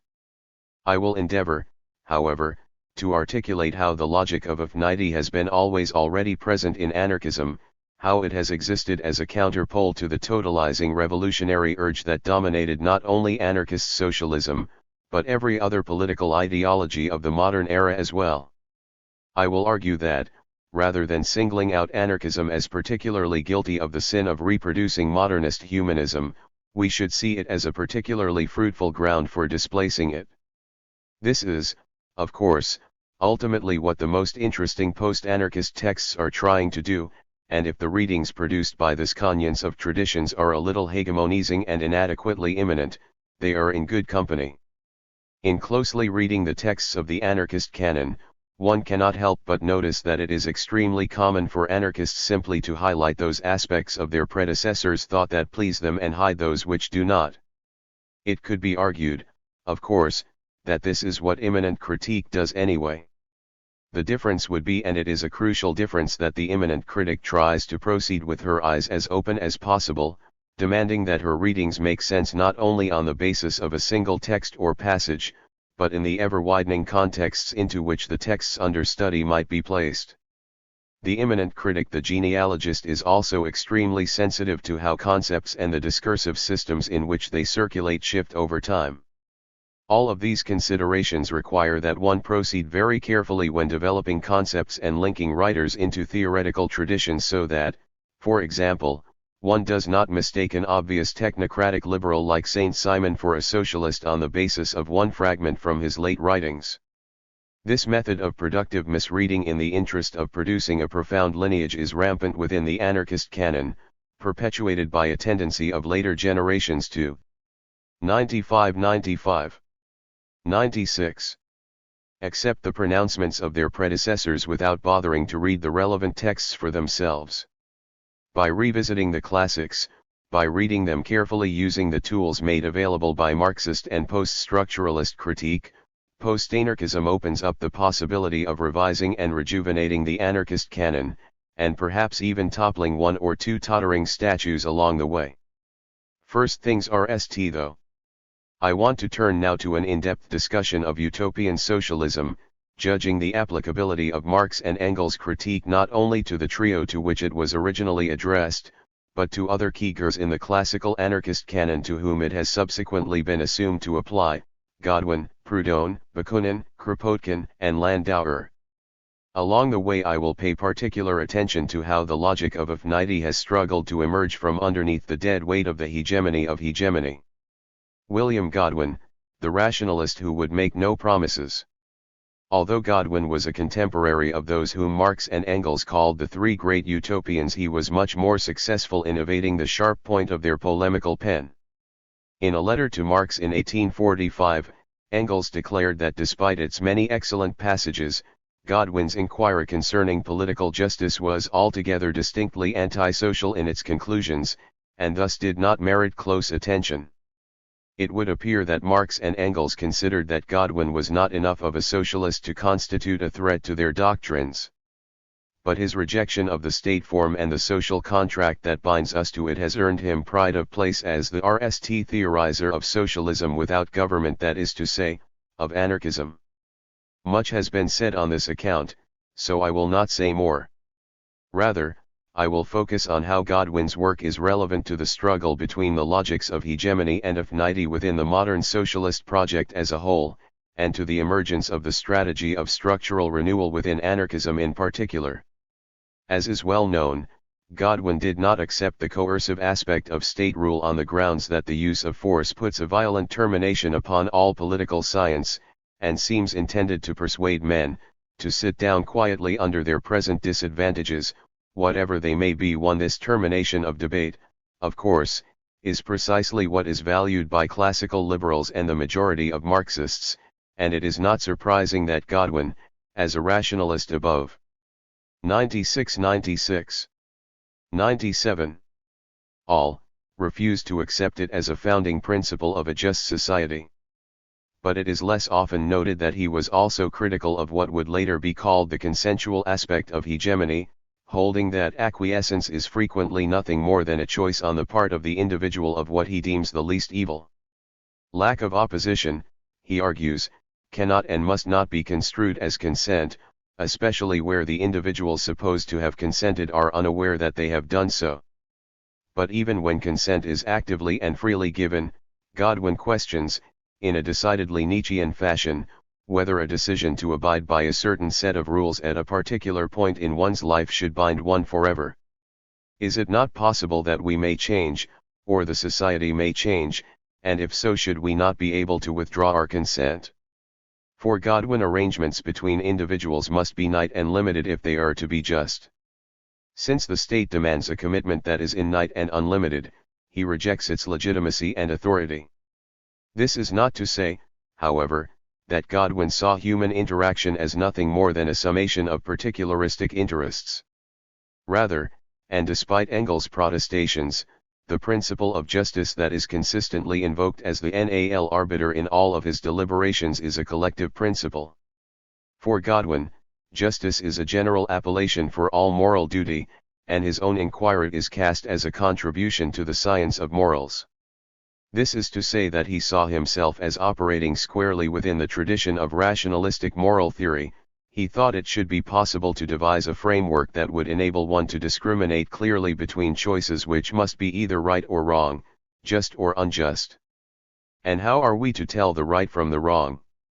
Godwin declares that if justice have any meaning, it is just that I should contribute everything in my power to the bounty of the whole. It is in its orientation to the whole that Godwin's conception of justice takes on a hegemonic, universalizing tone that Marx and Engels might have found attractive. There is scarcely any modification of society but has in it some degree of moral tendency, he notes. So far as it produces neither mischief nor bounty, it is good for nothing. So far as it tends to the improvement of the community, it ought to be universally adopted. This formulation would certainly have been seductive to the enlightened mind, but it begs the question of how this whole, the community, is to be conceived. What are its limits? Where does it begin and end? Who is part of it and who is not? And among those who are within, are there some who are more in than others? If he 97, 98 were indeed some kind of socialist, we would expect Godwin to be an advocate of equality of condition within the whole, to reject as inadequate the equality of opportunity that sub-ces for liberal theorists. But his position on this issue is neither liberal nor socialist, it is in fact aristocratic. While Godwin was of the opinion that we are partakers of a common nature and thus are moral and physical equals in our potential capacities, he also believed that the treatment to which men are entitled is to be measured by their merits and their virtues, that is, according to their actual capacities, however these might be measured and judged. In a famous thought experiment designed to illustrate the universality and impartiality of his conception of justice, Godwin suggests that if the palace of the Archbishop of Cambrai were in Ames, and one were faced with saving either him or his chambermaid, there are few of us that would hesitate to pronounce, which of the two ought to be preferred. Most who call themselves anarchists would choose the chambermaid, but Godwin comes down on the side of the church bureaucrat, claiming that he is more likely to do more good for more people, and that being possessed of higher faculties, he is capable of a more renewed and genuine happiness.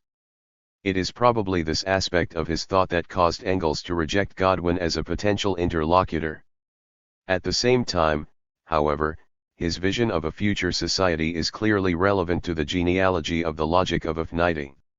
He was an opponent of representative national government, holding that this form created a tedious unanimity that amounted to a tyranny of the majority, or worse, a real unanimity based on self-interest and rhetoric rather than reasoned argumentation.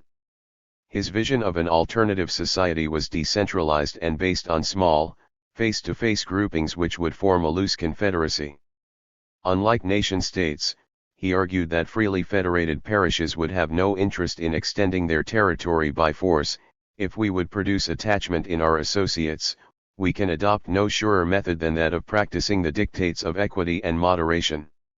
Most issues arising between the federated districts would be settled informally, or by arrangements that need not be in the strictest sense of perpetual operation. Having reduced the National Assembly to something that convenes at the will of the parishes under conditions of strict necessity and is dissolved until needed again, Godwin goes on to consider the kind 98 99 of authority such an assembly should have. Are they to issue their commands to the different members of the Confederacy? Or is it sufficient that they should invite them to cooperate for the common advantage, and by arguments and addresses convince them of the reasonableness of the measures they propose? One might expect him to come down unequivocally on the side of reasonableness, but once again he des expectations. The former of these would at rst be necessary, Godwin argues. The latter would afterwards become sufficient. Here Godwin encountered a difficulty that was to recur in anarchist theory and practice. We can call it the problem of the revolution, the apparent need for a radical break, a discontinuity at the same time temporal and institutional subjective, between the bad social totality of today and the good one that lies just around the corner. Like so many who came after him, Godwin assumed that people living under state capitalist institutions were too corrupted by those institutions to be able to make a new society immediately. They would not be able to see reason, and thus would have to be forced into a state where they could. It is curious, but characteristic of many classical socialists, that he was not troubled by the end of political debate that would be brought about by the use of force in this context. It is, after all, force used in the pursuit of what he sees as reason and the good life. Godwin's handling of the problem posed by insufficiently developed human beings is typical of both his time and his temperament. It did not occur to him that his universalizing doctrine could be responsible for producing the very lack it found in others. Rather, the lack is seen as inherent to the subjects themselves, and thus thought to be remediable by action upon them, in this case, via education. Thus Godwin believed that, with sufficient instruction, chambermaids and others of inferior quality might be roused from the slumber of savage ignorance, brought to see the light of reason and rendered able to understand the single and uniform truth to which God was leading them. Human nature may not be perfect, but it is perfectible, though in human affairs everything must be gradual. Thus we might look forward to the eventual dissolution of political government, that is, to the withering away of even the periodic national assemblies and inter-parish juries.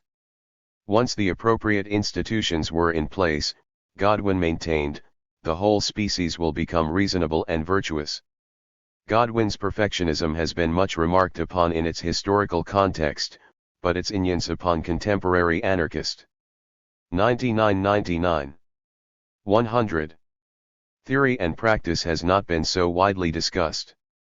Is it possible, perhaps, that the difficulties later anarchists have had in appealing to workers, people of color and women are related to a lingering subterranean flow of Eurocentric masculinist rationalism and perfectionism? That the founding thinkers of anarchism have often suffered from some combination of misunderstanding, ridicule, imprisonment, and assassination cannot be denied. But is it possible that in attempting to produce friendly readings of these marginalized gurs, some problematic aspects of the anarchist tradition have not been adequately understood or criticized? Certainly it seems clear that Godwin's thought was rife with contradictions, a humanitarian and a libertarian, a hegemonic thinker who recognized the promise of the logic of affinity and free federation, an individualist and a moralist, an unrepentant rationalist who refused to make promises. Approached in a spirit of immanent critique, his work has enduring value precisely because it contained many of the concepts that are still being played out within the anarchist tradition, sometimes through direct lines of descent, and sometimes through more tenuous patterns of observable regularity. The utopian socialists proper, Owen, Fourier, and Saint-Simon. Both kinds of links seem to have existed between Godwin and the socialists Marx and Engels loved to hate, although it would seem that only one Robert Owen was directly influenced by his work. Certainly they were all, to some extent, contributors to a diverse and developing set of ideas about social change. Anna Wheeler and William Thompson, the authors of The Appeal of One Half of the Human Race, Women, against the pretensions of the other half, men were not only familiar with political justice, but Wheeler had met Fourier and a group of Saint-Simonians in France, and translated Owen's French correspondence. There are also many points in their texts where they comment upon each other's work, either directly or through allusion.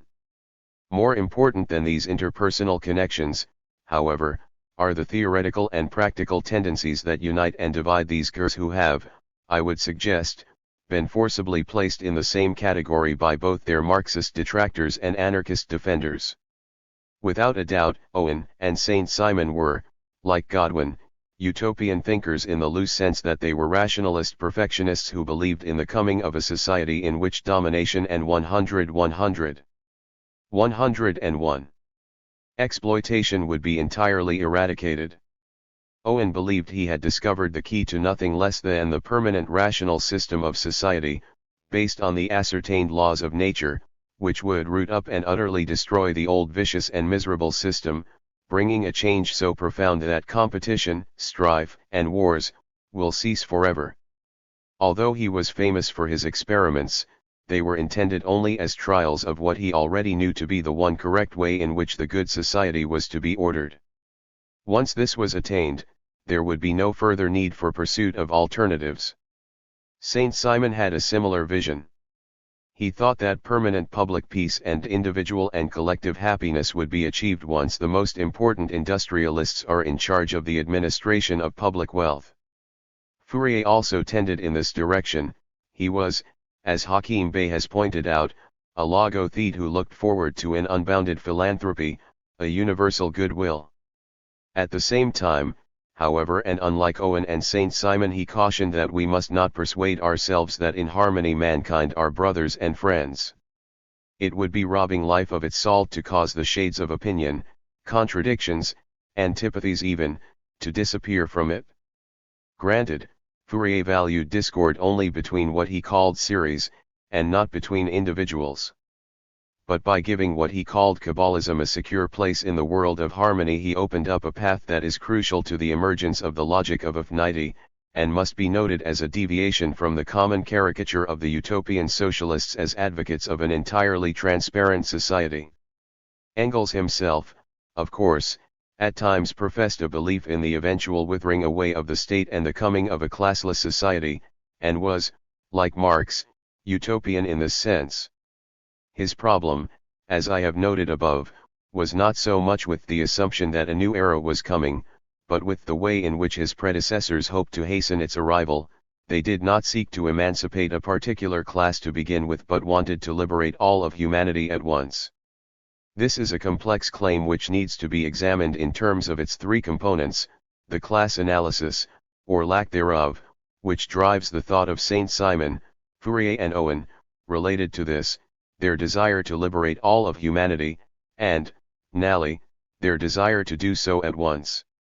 Engels' belief that a particular class needed to be emancipated is based on the assumption that class inequality and therefore class struggle are unavoidable in historical societies. 101. 1. He is in fact accusing the utopian socialists of not being adequately revolutionary, a charge which is difficult to refute since Saint-Simon, like Godwin, clearly wished to be seen as a reformist. Far from advocating insurrection and revolt, he proclaimed, "We are putting forward the only way to prevent the acts of violence which threaten society." He believed that the leading industrialists should take control of the administration of public wealth, but only by peaceful means. Indeed, although he bequeathed to Marxists and anarchists alike the notion of government as the administration of things rather than of people, and is often cited as one of the RST proponents of a stateless society, his vision was hardly socialist at all. It was if anything libertarian, or what we would today have to see as neoliberal, in character. What the nation wants principally is to be governed as cheaply as possible, he declared again and again, looking forward to a day when the function of government would be restricted to preventing the disruption of useful work. Would Pinkerton cops and Plan Colombia be going too far in this quest, or just far enough? Saint-Simon also argued that during the French Revolution it was the industrialists who suffered the most, since they twice lost their capital. From any number of textual indications of this sort, it seems clear that his conception of the industrial class did not adequately differentiate between bourgeoisie and proletariat, and that those whom he expected to lead the coming reform were the owners, not the workers too. Although they were more critical of capitalism and its agents, Owen and Fourier also believed that the new age could only be ushered in by peaceful means.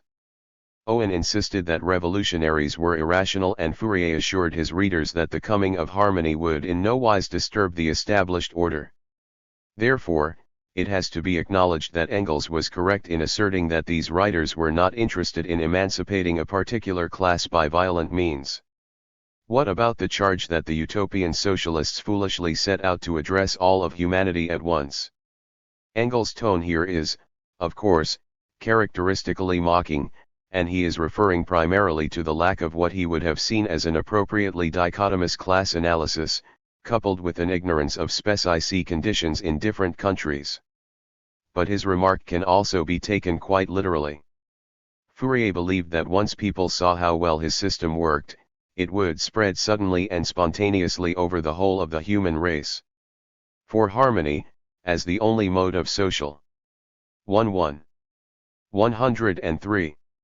Organization in alignment with the will of God, must extend and be applicable to all nations, every people, age, and sex. Owen had a similar vision of a new world order which would extend over Europe, and afterwards to all other parts of the world, uniting all in one great republic, with one interest. On this point Saint-Simon was also vulnerable. He was wont to compare his native land with England, whose constitution he believed was founded on what is universally valid for all times and places, on what should be the basis of every constitution, the freedom and well-being of the people. He was an advocate of a common European constitution, and argued forcefully that his new Christianity should aspire to the status of the general, universal, and sole religion, organizing the whole human race. Again, it would seem that Engels' assessment was to a great extent just-ed. However, none of the three writers we are discussing argued that this peaceful global transformation would occur in one fell swoop. Saint-Simon, as I've already pointed out, was a reformist who didn't think any kind of radical transformation could, or should, happen quickly. Fourier and Owen also believed in peaceful means of social change. However, they saw the necessary transformation coming about in a way that was unrecognizable to both Saint-Simon and Marx and Engels. In contrast to the hegemonic visions of reform and revolution, Fourier and Owen assumed that voluntary associations would slowly but surely replace existing structures. Like Godwin, Owen based his system on townships full of properly educated subjects, which, as they increased in number, would choose to be federally united, formed in circles of tens, hundreds, and thousands, etc. Fourier saw the New World Order arising out of imitation rather than education, as more and more people recognized the superiority of the social institutions of the harmonic era and took it upon themselves to construct their own phalansteries. He also imagined a federative system, with the phalanxes organized into unions, districts, provinces, nations, and so on, within the spherical unity of the human race. It is unclear, however, whether there would be any choice in this matter.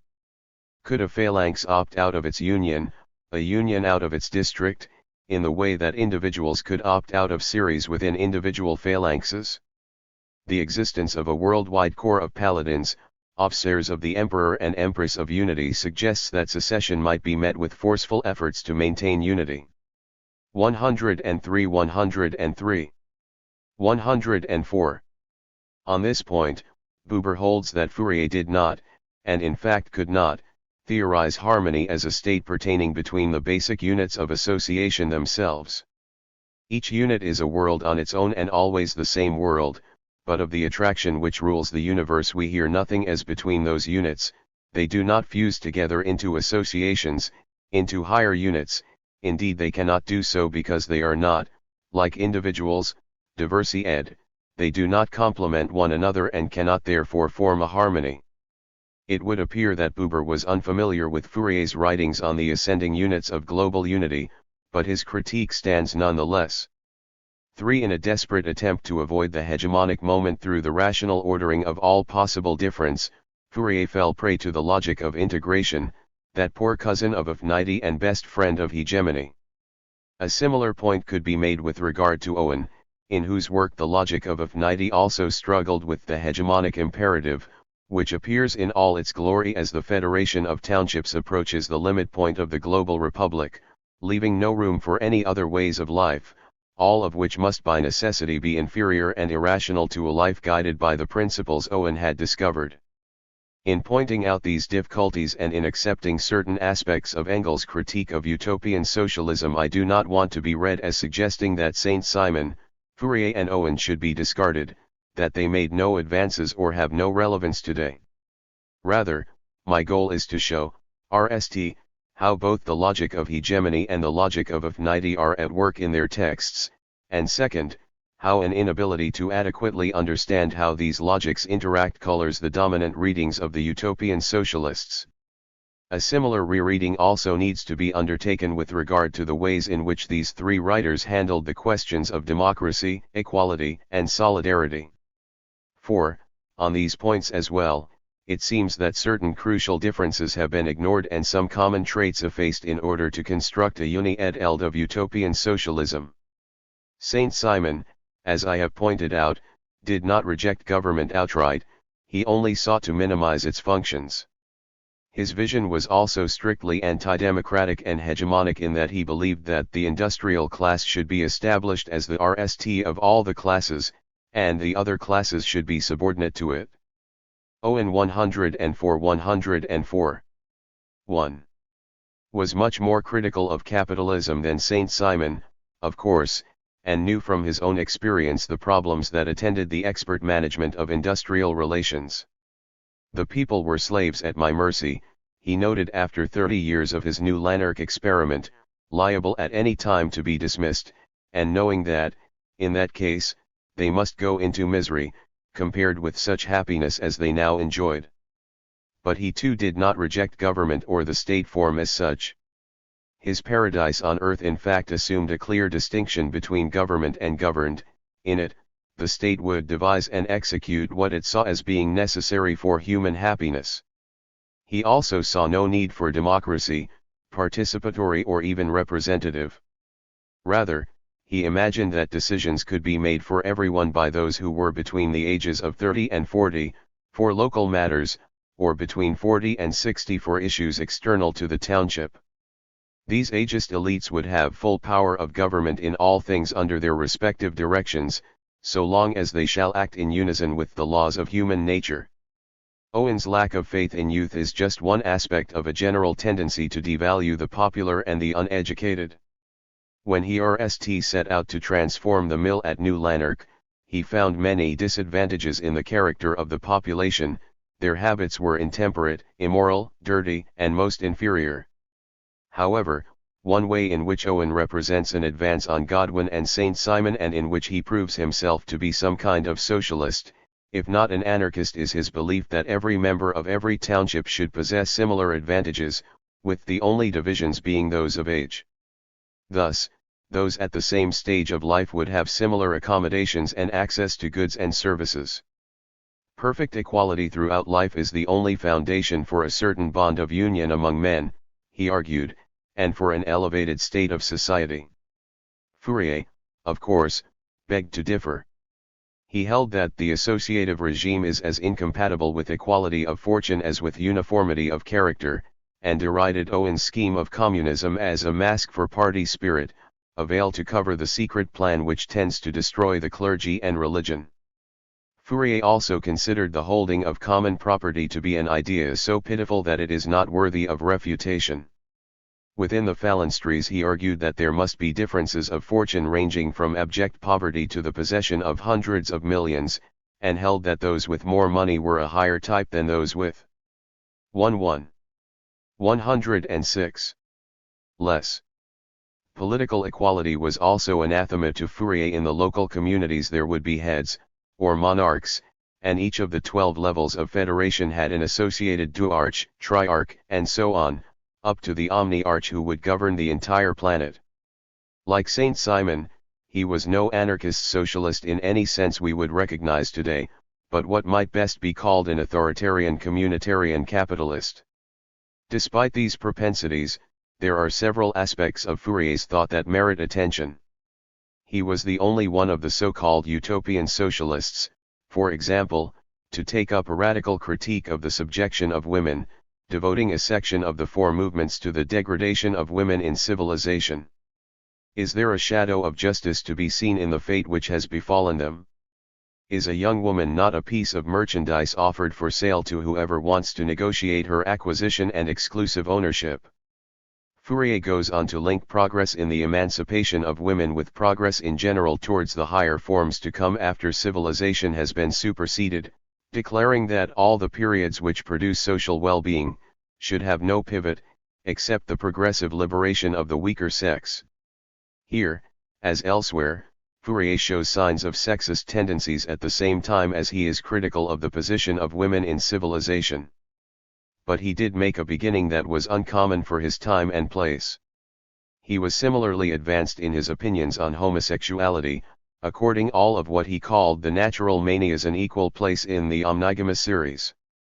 Interestingly, this was not based on mere tolerance. Since love tends to manifest in manias, Fourier argued, and since all manias will be highly useful in harmony, their development will be systematically encouraged.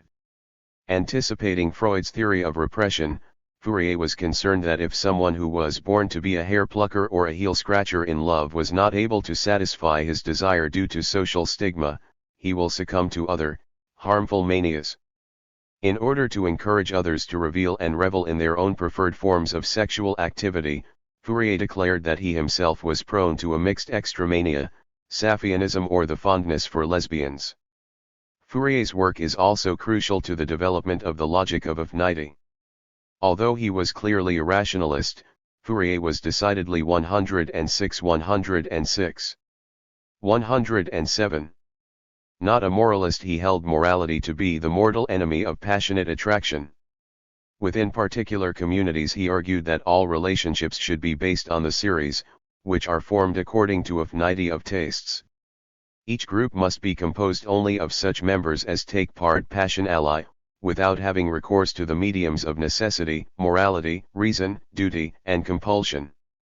Unlike all of the writers I have discussed so far, he valued spontaneity and passion over abstract conceptions of duty, and argued that in the age of harmony, what he called traction, or natural authority, would replace abstract conceptions of duty and hierarchical constraints again, though, perhaps only within the phalanxes and not between them.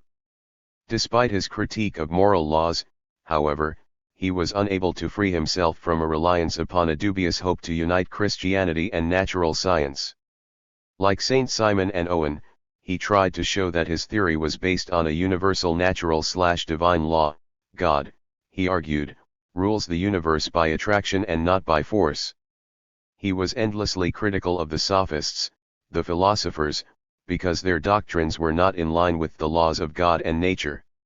He also felt, rather ironically given the place he has been allotted in the history of socialism, that his discovery of the law of passionate attraction put him above those utopia makers who fail to properly observe how the natural, human, and divine worlds participate as one entity in a glorious dance of passionate attraction.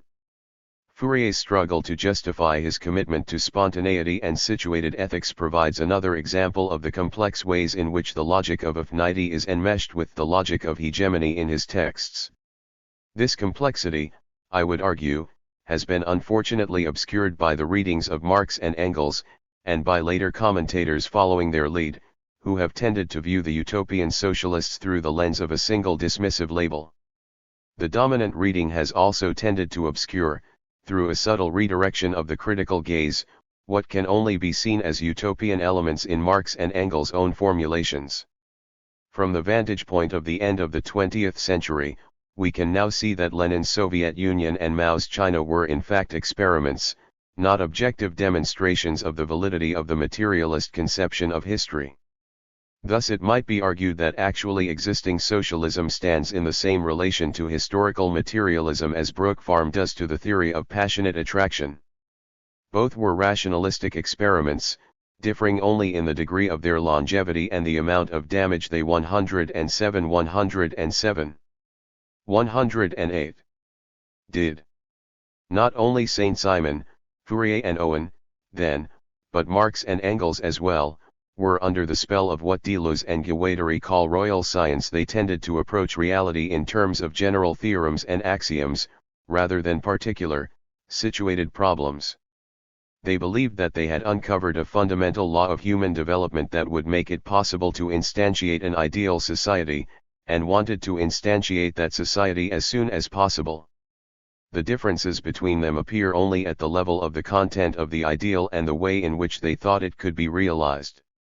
These differences might seem small, but they were enough to ensure the predominance of a totalizing, class-based politics for the next 150 years. The task of developing a more coherent vision of non-hegemonic forms of social organization and transformation was not, however, abandoned. Anarchist theorists such as Proudhon, Bakunin, Kropotkin, Malatesta, and Landauer continued to develop and critique the formulations of the utopian socialists, pushing the theory and practice of affinity-based politics to greater levels of complexity. Anarchist theory after utopian socialism, Proudhon.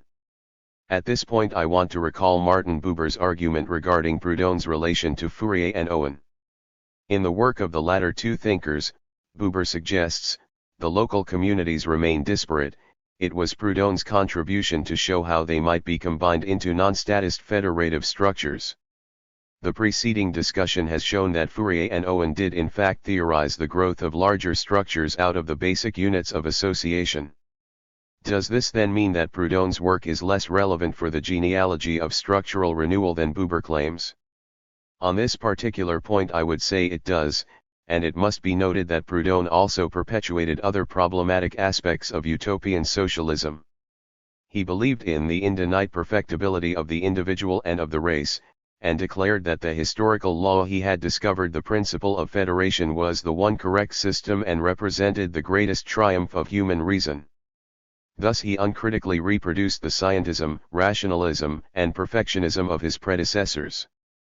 Proudhon's texts do contain, however, some signs of struggle with the sirens of the transparent society. On the one hand, he proudly states that under federalism all those partisan divisions which we imagine to be so profound, all those contests of opinion which seem insoluble to 109 us, all those random hostilities for which there appears to be no remedy, will instantly end a definitive solution in the theory of federal government. But elsewhere he rejects this assumption, declaring with equal force that there has never been an example of a perfect community, and it is unlikely, whatever degree of civilization, that all trace of government and authority will disappear.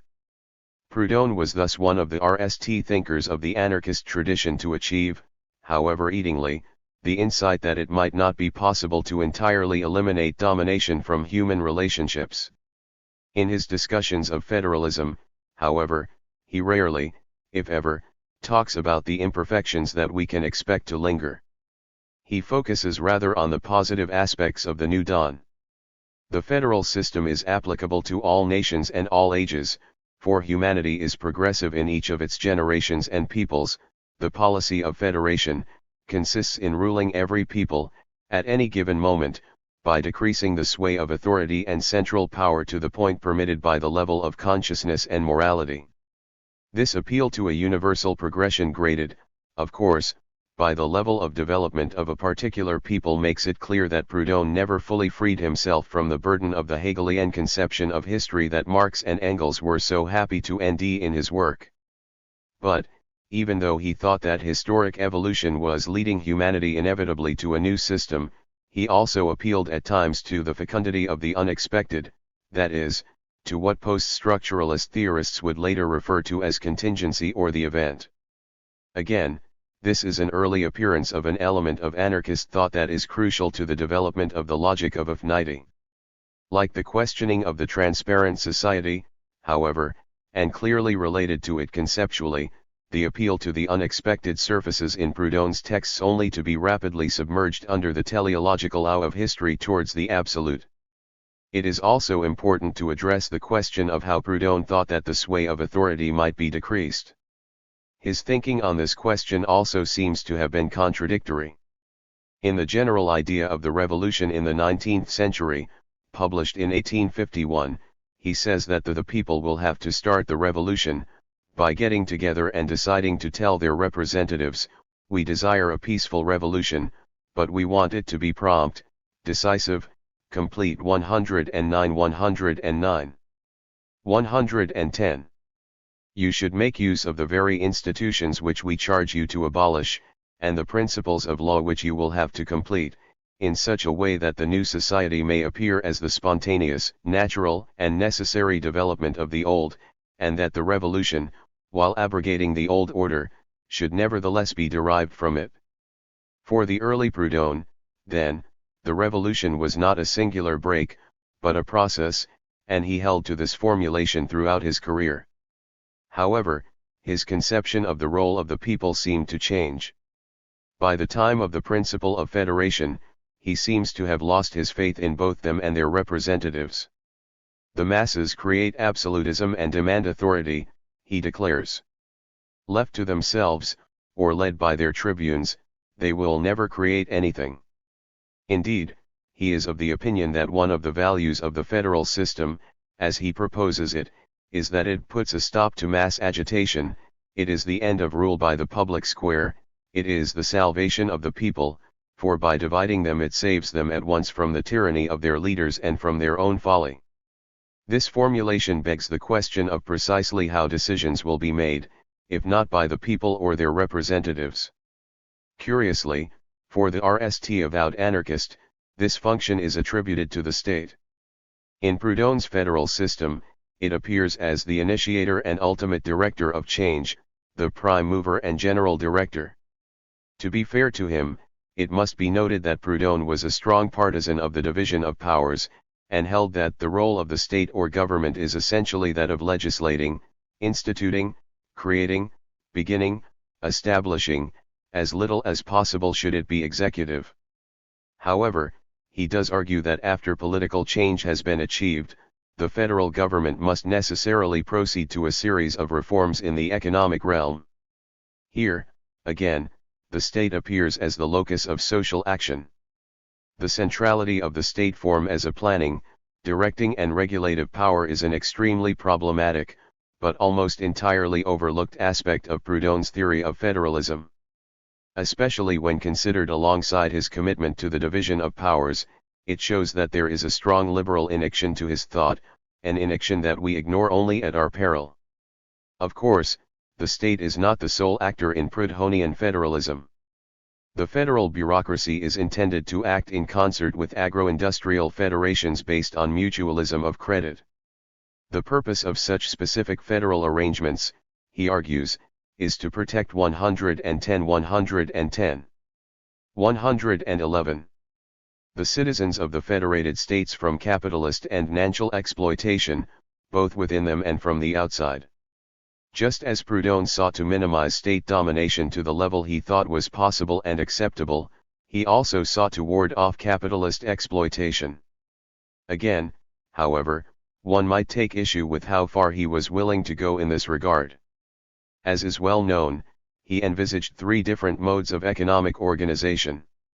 For the peasants, freeholding in land, including the right of alienation of property, large-scale, complex enterprises would be worker-controlled, but would submit to the law of competition in their mutual relations, and though ownership was to be through equal shares, pay is to be proportional to the nature of the position, the importance of the talents, and the extent of responsibility.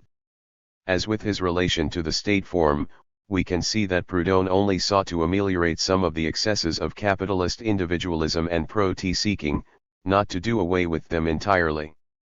Indeed, in the third case, that of small shopkeepers and manufacturers, he saw no need for association at all, even where individual proprietors took on journeymen and became employers. Although he is much celebrated for his advocacy of decentralized forms of social organization, a careful reading of Proudhon's texts gives reasons for concern on this account as well. In the general idea, written when he was very much under the sway of Saint-Simonian doctrine, Proudhon suggests that Saint Simon's followers have interpreted their master incorrectly. Saint Simon was always an anarchist, and if he used the term government, we are to take this as an analogy only. The core of Saint Simon's argument, according to Proudhon, is that industrial organization will not exist alongside of government, but will replace it. Replacing the state apparatus with an economic one, however, does not necessarily solve the problem of rational bureaucratic domination. Indeed, Proudhon argues that in the place of political centralization, we will put economic centralization. This aspect of his thought is once again in tension with an affinitive element. Like Godwin, he consistently maintains that all relationships must be based on contracts rather than laws. But here too there are problems, in that a focus on the contract and a desire to minimize state interference are quite in keeping with a libertarian capitalist position, that is, with the imposition of that economic unity which is destined to replace political unity. 111 112. In fact, Proudhon's definition of anarchism, as it appeared 2 years before his death, in no way precludes this kind of reading. For him, in an anarchist society, political functions have been reduced to industrial functions, and social order arises from nothing but transactions and exchanges. Each may then say that he is the absolute ruler of himself. A certain sort of ethical aporia appears in Proudhon's contractual conception of how relations between individuals and groups are to be governed, a forgetting of the solidarity that is paramount to so many others who are included in the anarchist canon, and of the critique of the social contract inaugurated by Godwin. Altogether, it seems to me that Proudhon cuts a rather ambivalent gur. While remaining a rationalist perfectionist with a teleological conception of history, he at least begins to see the impossibility of a world without relations of power and is aware of the fecundity of the event. At the theoretical level he doesn't add much that's new to anarchist discussions of federalism, and may even be said to have taken backward steps in his statist, economistic, capitalistic and centralized vision. Thus there is some validity in the claim that he was, above all, a pragmatist. Like Saint Simon, Fourier and Owen, and despite his much celebrated and truly wonderful rants against capitalism, the state form and modern life in general, Proudhon seems to have been driven by a desire to make the best of existing institutions, rather than to replace them with alternative modes of organization. This reformist tendency is perhaps what has made it possible for his work to be appropriated by both socialist and libertarian anarchists, as well as by liberal theorists of federalism. But it also takes us away from the logic of structural renewal, which requires a different conception of the passage from present to future modes of existence, one that is neither reformist nor revolutionary. To arrive at this point of complementarity, however, it will be necessary to pass through both poles of the dichotomy. If Proudhon can be seen as representative of the reformist current in anarchism, then Bakunin, whom I will discuss next, might serve as an exemplar of its revolutionary counterpoint. Bakunin and the Social Revolution. Bakunin's work, like Proudhon's, was very much influenced by his predecessors. Echoing the perfectionism of Godwin, Bakunin declared 112 113. That anarchists are enemies of all power whose goal is the achievement of the most rational possible organization of social life. Like Saint Simon, Fourier and Owen, his vision was millennial and apocalyptic. He saw the Paris Commune as inaugurating new era, that of the NAL and complete emancipation of the masses of the people. At the same time as he reproduced much of what came before him, however, Bakunin made certain advances that are relevant to the emergence of the logic of affinity. The most important of these was his insistence on the distinction between social and political revolution. In his polemics with Marx and his followers, Bakunin associated what he called political revolution with the desire to wield state power as a weapon of the dispossessed. Social revolution, on the other hand, was about breaking rather than taking state power. For Bakunin was also highly suspicious of the prominent role attributed to individual actors by political revolutionary strategies. In a social revolution, he argued, the spontaneous action of the masses should count for everything and that of individuals for nothing. Political revolution, then, involves a mass being led by a small cadre of charismatic individuals who no sooner take power than they install a new order, a new state, a new domination. Social revolution, on the contrary, is a spontaneous uprising with no leaders or preformed goals, a passage to anarchism through anarchy. To understand why Bakunin insisted on this distinction, it is necessary to engage in greater detail with his theory of radical social transformation. Although he postulated the revolution as a millenarian break, he saw its transition occurring via a two-stage process, RST. Existing institutions of domination and exploitation had to be destroyed, so as to clear the way for a second period in which a new world would be built. He was adamant that these two stages had to be carried out in the correct order. The abolition of the church and of the state must be the RST and indispensable condition of the real emancipation of society, after which it can, and must, organize itself in a different fashion. 5. As is well known, Bakunin was not in favor of partial measures of any kind. It would be necessary to overthrow all the heavenly and earthly idols in order to organize a new world on the ruin of all churches and all states. However, after the stage of destruction had ended, he argued that reconstruction could be expected to go on for an indefinite 114 period, until the dawning of the day when the triumph of throughout the world removes its raison d'être.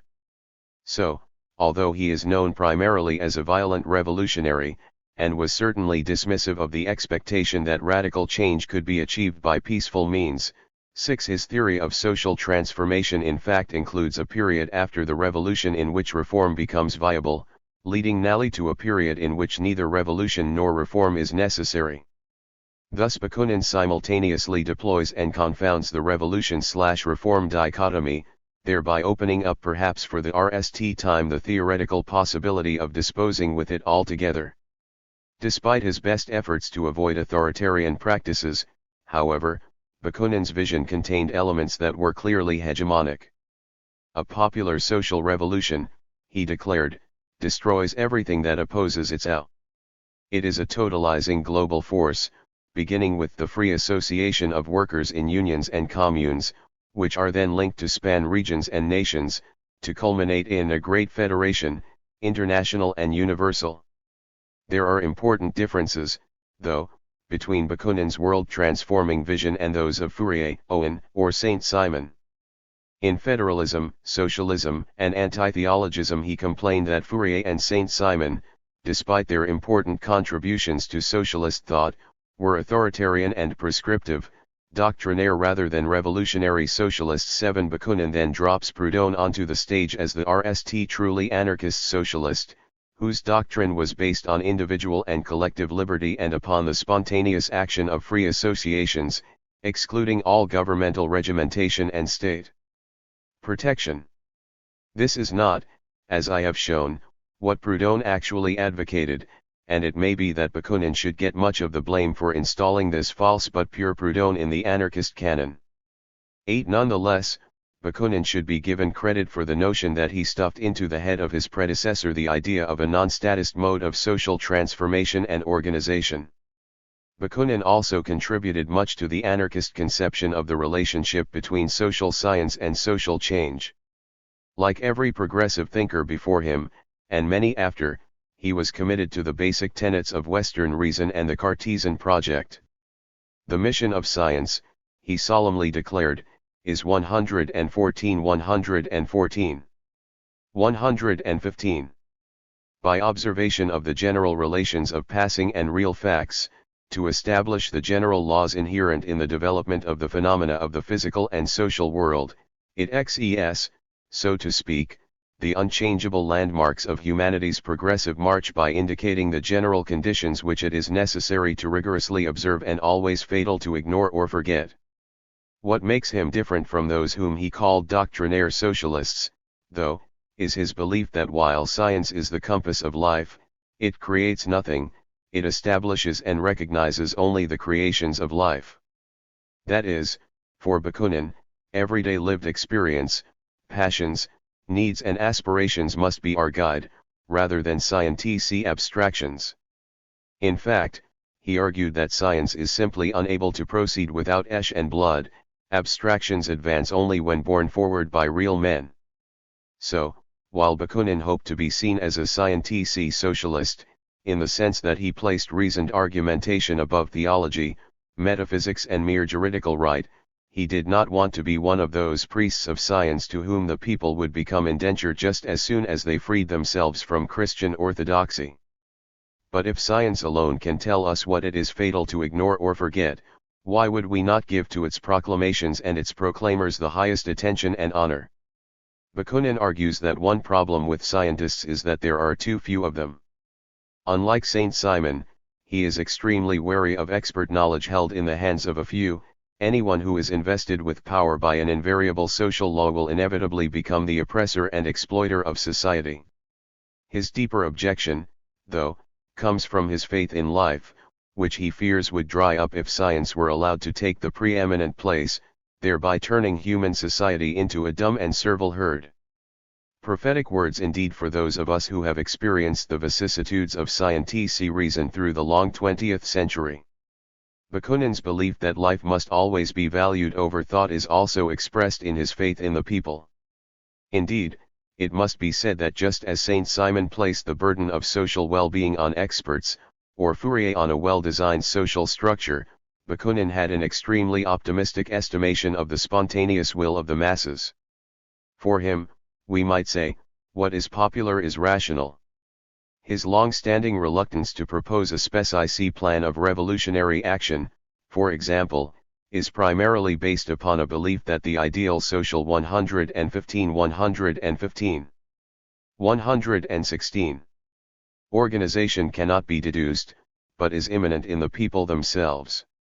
This is a profoundly democratic doctrine, but it begs the question of how we are to know who the people really are and what they really want. Who is working in consonance with the real ideal, and who is imposing a mere dictate of abstract scientific reason?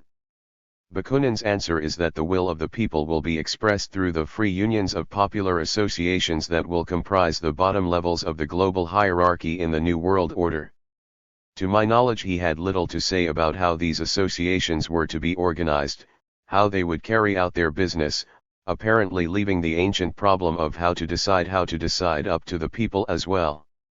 This reticence is certainly understandable in someone who was trying to crawl out from under the dead weight of doctrinaire socialism. But it begs the question of Bakunin's conception of his own relation to that entity in which he placed his revolutionary faith. Did he see himself as one of the people, and if so, why did he categorically refuse to participate in any attempt to discover its will? It seems clear that while he was extremely careful to avoid speaking down to the masses, Bakunin nevertheless maintained a position that was separate from life.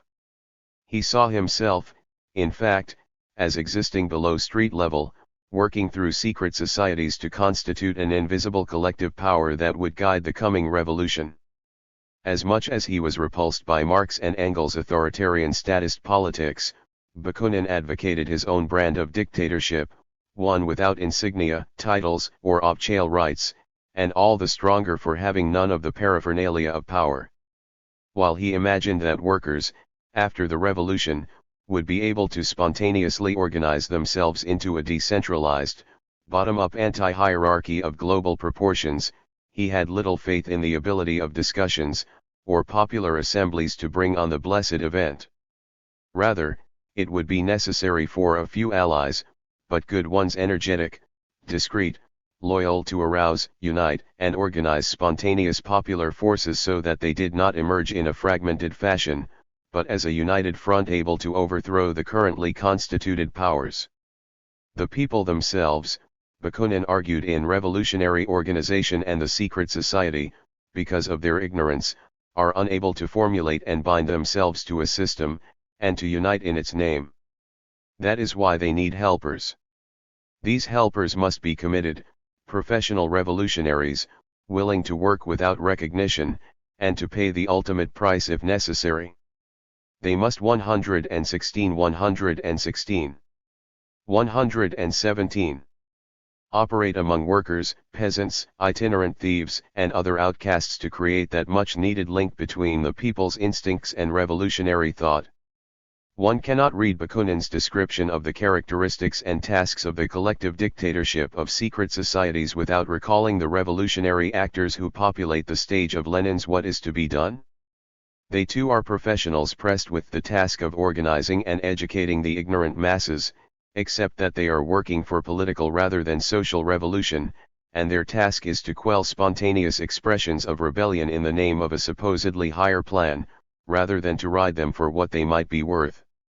These are, of course, important differences, but Bakunin's argument against the state form hinges on an identikation of means and ends in revolutionary practice. An authoritarian revolution will reproduce authoritarian forms, Bakunin rightly points out.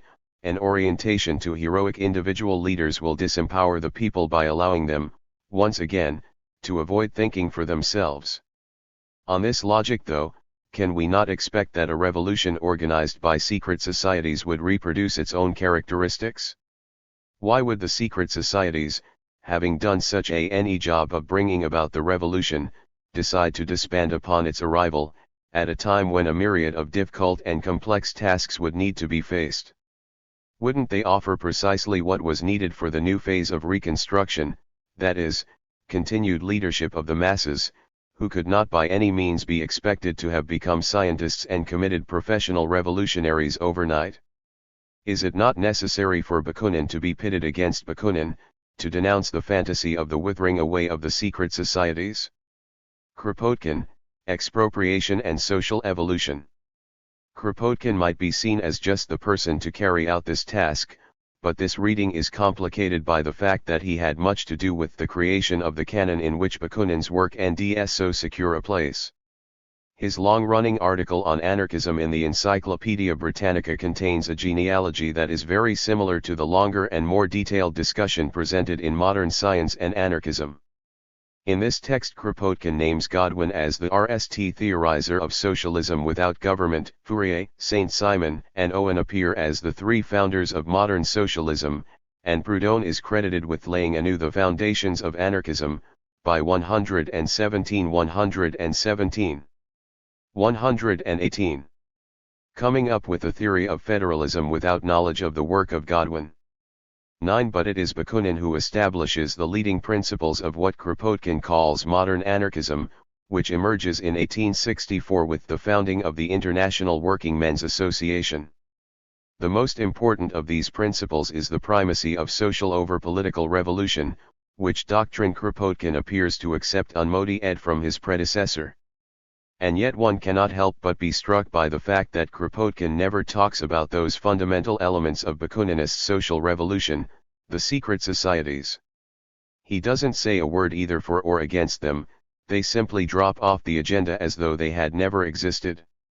While this rhetorical strategy is in keeping with the anarchist tradition's tendency towards tendential readings, it creates certain theoretical problems, such as, what takes the place of professional underground agitation in Kropotkin's vision of social revolution? How are the theory and practice of anarchist social revolution altered by this implicit shift in tactics? And finally, what are the repercussions of this shift for the logic of affinity? The goal of social revolution, according to Kropotkin, and clearly following in the wake of Proudhon, is to create a society where the functions now belonging to government would be substituted by free agreements growing out of the direct relations between free groups of producers and consumers. Like Bakunin, he expected this change to come about via mass direct action in which the people lay hands upon property and use it to meet their own needs without the mediation of state or corporate forms. Kropotkin referred to this process as expropriation, and he had much to say about it throughout his career. In The Conquest of Bread, written in 1892, he sees expropriation as a singular event made possible only when the revolution shall have broken the power upholding the present system, and the people have made a clean sweep of the government. Like Bakunin, Kropotkin seemed to assume that the old order had to be pushed aside before it would be possible to begin anything new. He also held that expropriation must apply to everything that enables any man to appropriate the product of others' toil. He was very much against what he called half measures, since there are, in a modern state, established relations which it is practically impossible to modify if one attacks them only in detail. Because of the resistance that could be expected, Kropotkin noted that expropriation would have to be violent, the peaceful means advocated by the utopian 118. 119. Socialists simply would not sub-ce. Thus expropriation/social revolution appears as a rapidly occurring, total transformation enabled by a spontaneous violent uprising and subsequent collapse of the currently existing order. It appears, that is, pretty much as it did with Bakunin. In this same text, though, there are signs that this reading is not quite adequate. Kropotkin in fact approved, in many instances, of what would seem to be half measures. For example, due to the different insurrectionary potentials of the towns versus the countryside, he expected major cities to go socialist quickly, but allowed that alongside the revolutionary urban communes there might exist towns and regions still living on the individualist system and remaining in an expectant attitude towards the revolution. This apparent discrepancy can be explained by positing that when Kropotkin is arguing for a totalizing instantaneous transformation, he is talking about particular city districts, towns, or rural regions, each of which he sees as rising on its own and fully sweeping away the local manifestations of state and corporate rule. Within the broader context of the nation-state, however, he does not have the same expectations, and allows for the coexistence of capitalist and socialist forms.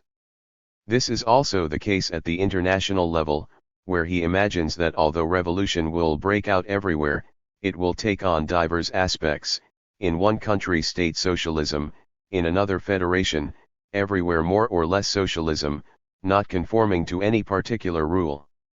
Half measures, it would seem, are unacceptable only at the local level. In later texts Kropotkin presents his position more clearly, and in a way that supports and extends this reading. Arguing explicitly against the Marxist Social Democrats in 1912, he suggests that it is not enough to impose legal limitations upon capitalism. Rather, we must already now tend to transfer all that is needed for production, the soil, the mines, the factories, the means of communication, and the means of existence, from the hands of the individual capitalist into those of the communities of producers and consumers. The key words here are tend to and now, for with them Kropotkin is arguing not only against the Marxist reformers of his own day, but also against his own previous position. Tending to transfer the means of production now could mean nothing other than refusing to wait for the people to rise spontaneously and fully sweep away existing forms. It necessarily implies an acceptance of half measures even at the local level. Thus by the time of modern science 119 120 and anarchism, Kropotkin had fully reversed his earlier position. Each step towards economic freedom, he now argued, each victory won over capitalism will be at the same time a step towards political liberty, and each step made towards taking from the state any one of its powers and attributes will be helping the masses to win a victory over capitalism. Once he had formulated the idea of proceeding immediately with partial expropriation, Kropotkin was logically compelled to allow for the fact that the revolution could no longer be thought of as an instantaneous transition at any level. Does this mean he became a reformer? No, for he still insisted that expropriation must take on a violent character. We know that this conquest is not possible by peaceful means. The middle class will not give up its power without a struggle. And he was not by any means ready to give up on the idea of a totalizing instantaneous transformation occurring at some point in the future. He saw partial expropriation as part of a preparatory period, a period of incubation, an evolution in preparation for the revolution. How long might this period last? 4 years in some cases, 50 in others, one really couldn't say. But what is crucial is that Kropotkin succeeded, despite himself, in standing Bakunin on his feet, as it were, by suggesting that rather than waiting for the revolution to occur before beginning to build a socialist world, it was possible and desirable to create the relationships we desire immediately, in the world in which we and ourselves actually living. The incitement to construct alternatives here and now raises the question of what is to be created and how we might go about creating it. Like Bakunin, Kropotkin was very much concerned to ground his theories in the scientific method. Anarchism is a conception of the universe based on the mechanical interpretation of phenomena, he declared, which comprises the whole of nature, including the life of human societies and their economic, political, and moral problems. Its method is that of natural sciences, and every conclusion it comes to must be varied by this method if it pretends to be scientific.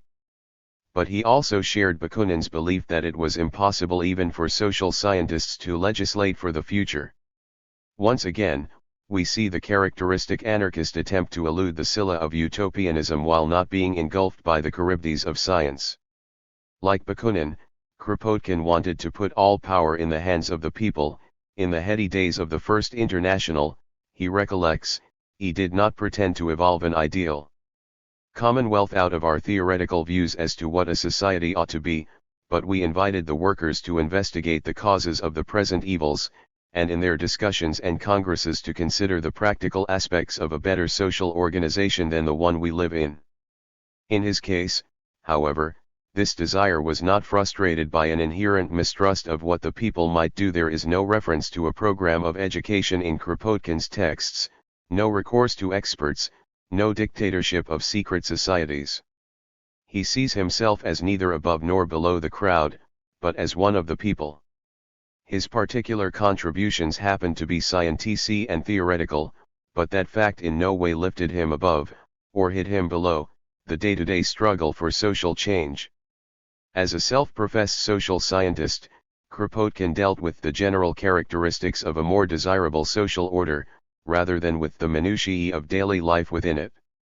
This aspect of his approach is evident in The Conquest of Bread, where he has quite a lot to say about what he sees as the central principles of a successful post-revolutionary society. But it is also apparent in his commitment to the task of working out an anarchist ethics, which he took up in Anarchist Morality, Ethics and, most famously, in Mutual Aid.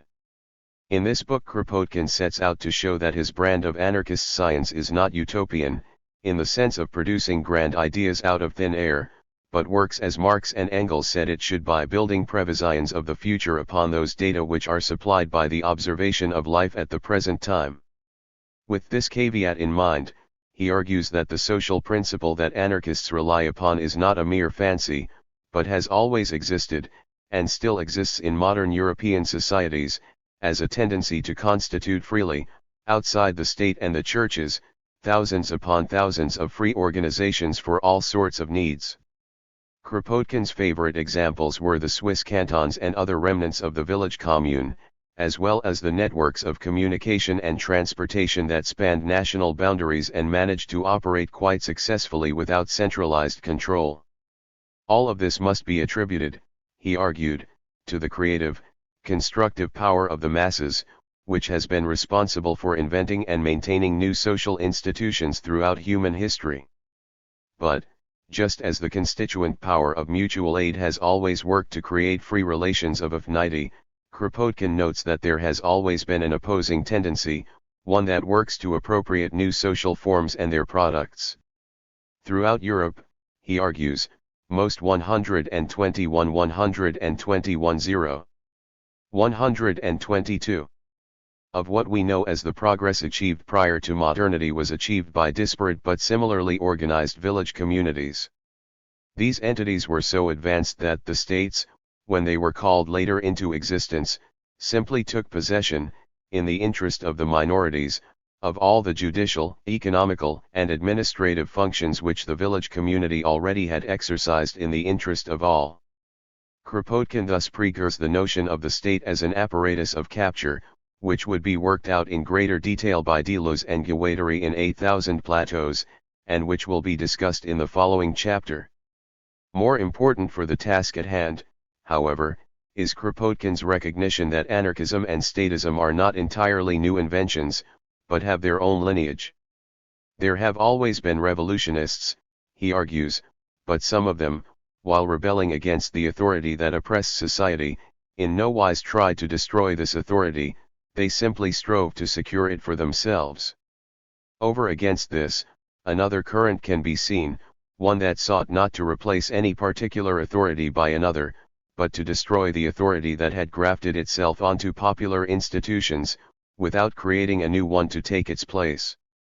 Kropotkin thus clearly formulated, for the RST time, the struggle between hegemony and affinity, and was therefore able to identify, again for the RST time, an anarchist ethics and politics that set out to battle the will to hegemony not only in others, but in its own theory and practice. One way in which this realization plays itself out is visible in Kropotkin's handling of the problem of the transparent society.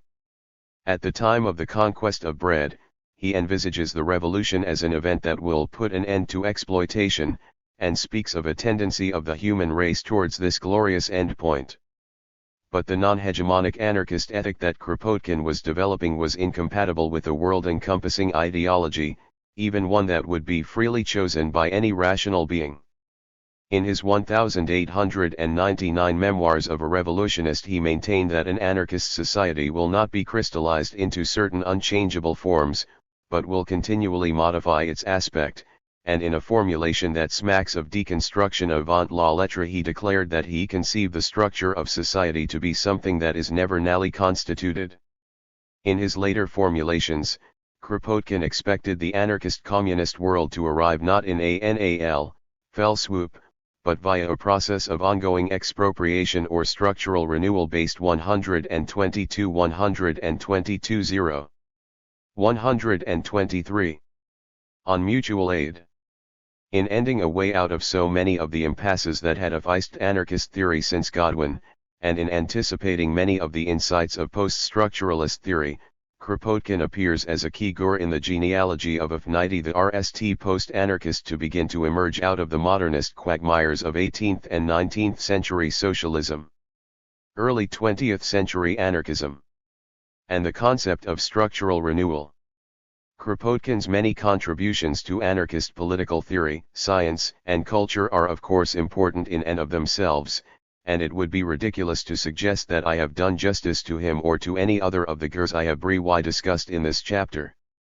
Rather, I have focused the reader's attention quite zeadly on a genealogy of the logic of affinity, in which Kropotkin's work appears as crucial in preparing the ground for Gustav Landauer, who I would argue went as far as possible, within the constraints of modern revolutionary practice, in effecting a break in the logic of hegemony. Not well known outside of anarchist circles, and a minor figure even within them, Landauer lived, wrote and agitated primarily in Germany in the late 19th and early 20th centuries, and was murdered for taking part in the Bavarian uprising of 1919. 10. In keeping with the anarchist principle of means/ends coherence, but breaking with its long-standing reliance upon the people, Landauer insisted, in For Socialism, that a radical transformation of state capitalist societies could not be achieved by the instantaneous destruction of existing institutions, or by their slow reform, or even by some combination of the two. Rather, new institutions must be created almost out of nothing, amid chaos, that is alongside, rather than inside, existing modes of social organization. He argued that the social revolution should be carried out here and now, for its own sake, by and for those who wish to establish new relationships not mediated by state and corporate forms. For this strategy, the appropriate tactics involve a complementary pairing of disengagement and reconstruction. Let us destroy, Landauer suggested, mainly by means of the gentle, permanent, and binding reality that we build. To the extent that it does not seek an abrupt and total transition away from capitalist modes of social organization, Landauer's strategy shares with reformism a willingness to coexist with its enemies. However, it is crucially 124 different from reformism in that it does not provide positive energy to existing structures and processes in the hope of their amelioration. Rather, it aims to reduce their efficacy and reach by withdrawing energy from them and rendering them redundant. Structural renewal therefore appears simultaneously as a negative force working against the colonization of everyday life by the state and corporations, and as a positive force acting to reverse this process via mutual aid. Just as the states and capitalism advance by percolating into everyday relations, structural renewal proceeds through its own dispersion of regularities, its own viral infections and subtle transformations. Structural renewal also differs from all previous conceptions of revolution, including what I have called Kropotkin's theory of evolution, in that the construction of alternatives is not seen as preparatory to a coming event that gives a transcendent meaning to what would otherwise be mere quotidian labor. He states very clearly that the transformation of social institutions, of property relations, of the type of economy, cannot come by way of revolution. Here Landauer focuses our attention on the fact that in most modernist revolutionary theories the building of a new world is curiously devalued. It is as though participating in a revolution is more important than living in the world it is supposed to bring about, as though neither the means nor the end is of much value without a singular passage through an ecstatic phase of creation/destruction. With Landauer, the construction of alternatives nally appears as valuable in and of itself, and the revolution appears as an ongoing effort in love, work, and silence. In arriving at this position, Landauer was heavily influenced by Nietzsche's sociological method and his critique of modernity, so it should not be surprising that many of the central insights of an early 20th century anarchist anticipate those of post-structuralist theory. Perhaps the most crucial advance made by Landauer was his recognition that the state is not a thing, an instrument to be wielded by a dominant class, as in classical Marxist theory, or by the representatives of a pluralistic set of interests, as in post-Marxism and liberalism. Rather, Landauer insisted that the state is a condition, a certain sort of relationship. It is a nothing, and has to conceal this nothingness by donning the mantle of nationality and connecting nationality with community by seeking to become a spirit and ideal. In analyzing the state as a set of relationships among subjects, Landauer grasped the key insight 125 of Foucault's governmentality thesis that we are not governed by institutions apart from ourselves, by a state set over against a civil society. Rather, we all govern each other via a complex web of capillary relations of power. Landauer sees capitalism in the same way, as a nothing that is mistaken for a thing, a set of relations between human individuals and groups. The same analysis is applied to law, religion, education. All of the sociological institutions are analyzed as names for force between men. For Landauer, then, because capitalism, the state and of course socialism as well are all modes of human coexistence, changing these macrostructures is very much a matter of changing micro-relations. New forms become reality only in the act of being realized, and revolutionaries come into existence only by means of the revolution. Read in the context of a nascent form of Nietzschean discourse analysis, of a sociology of relations of power, Landauer's individualism and voluntarism appear in a different light from that cast upon them by Marxist theory. If the state is in all of us, in how we live our lives, then living without the state form means living our lives differently, as individuals and as members of diverse communities. As we have seen throughout this chapter, the question of community, of who will make the revolution, has dogged anarchist theory and practice since its inception. Some have advocated educating the masses for their role in the construction of a new world order, others have insisted that they need to be secretly seduced into revolutionary activity, and still others have admitted that the people may in fact have to be forced to be free.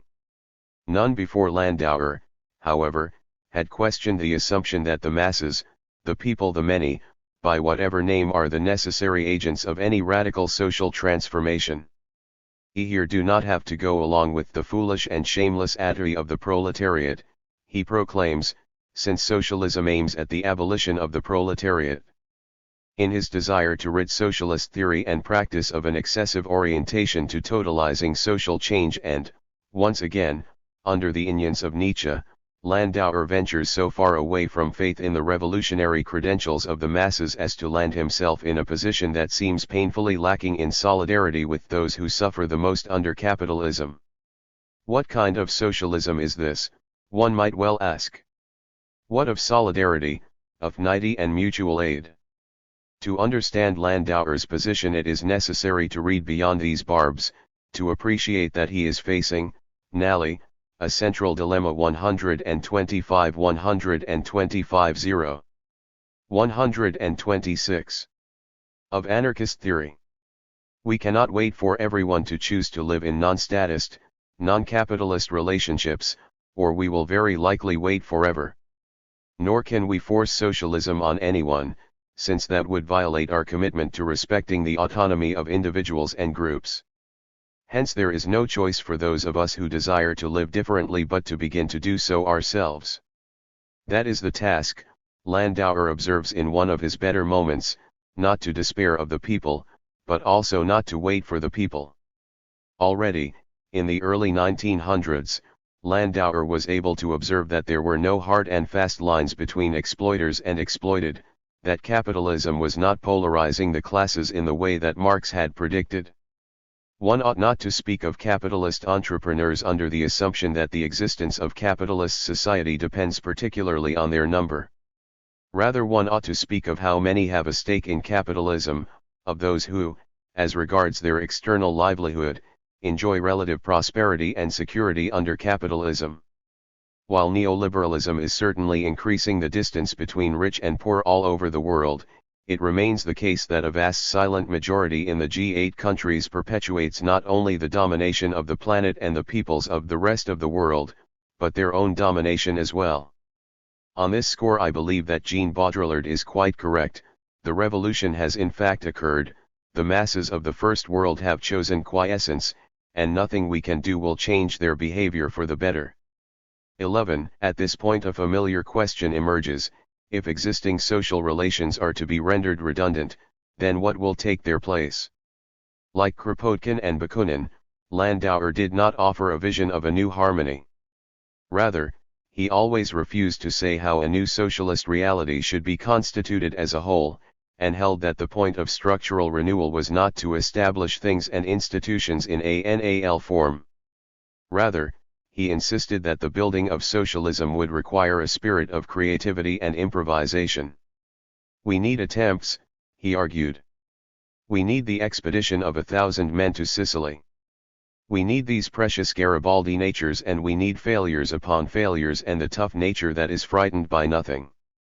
The theme of the experiment thus returns, but this time in a non-rationalistic form.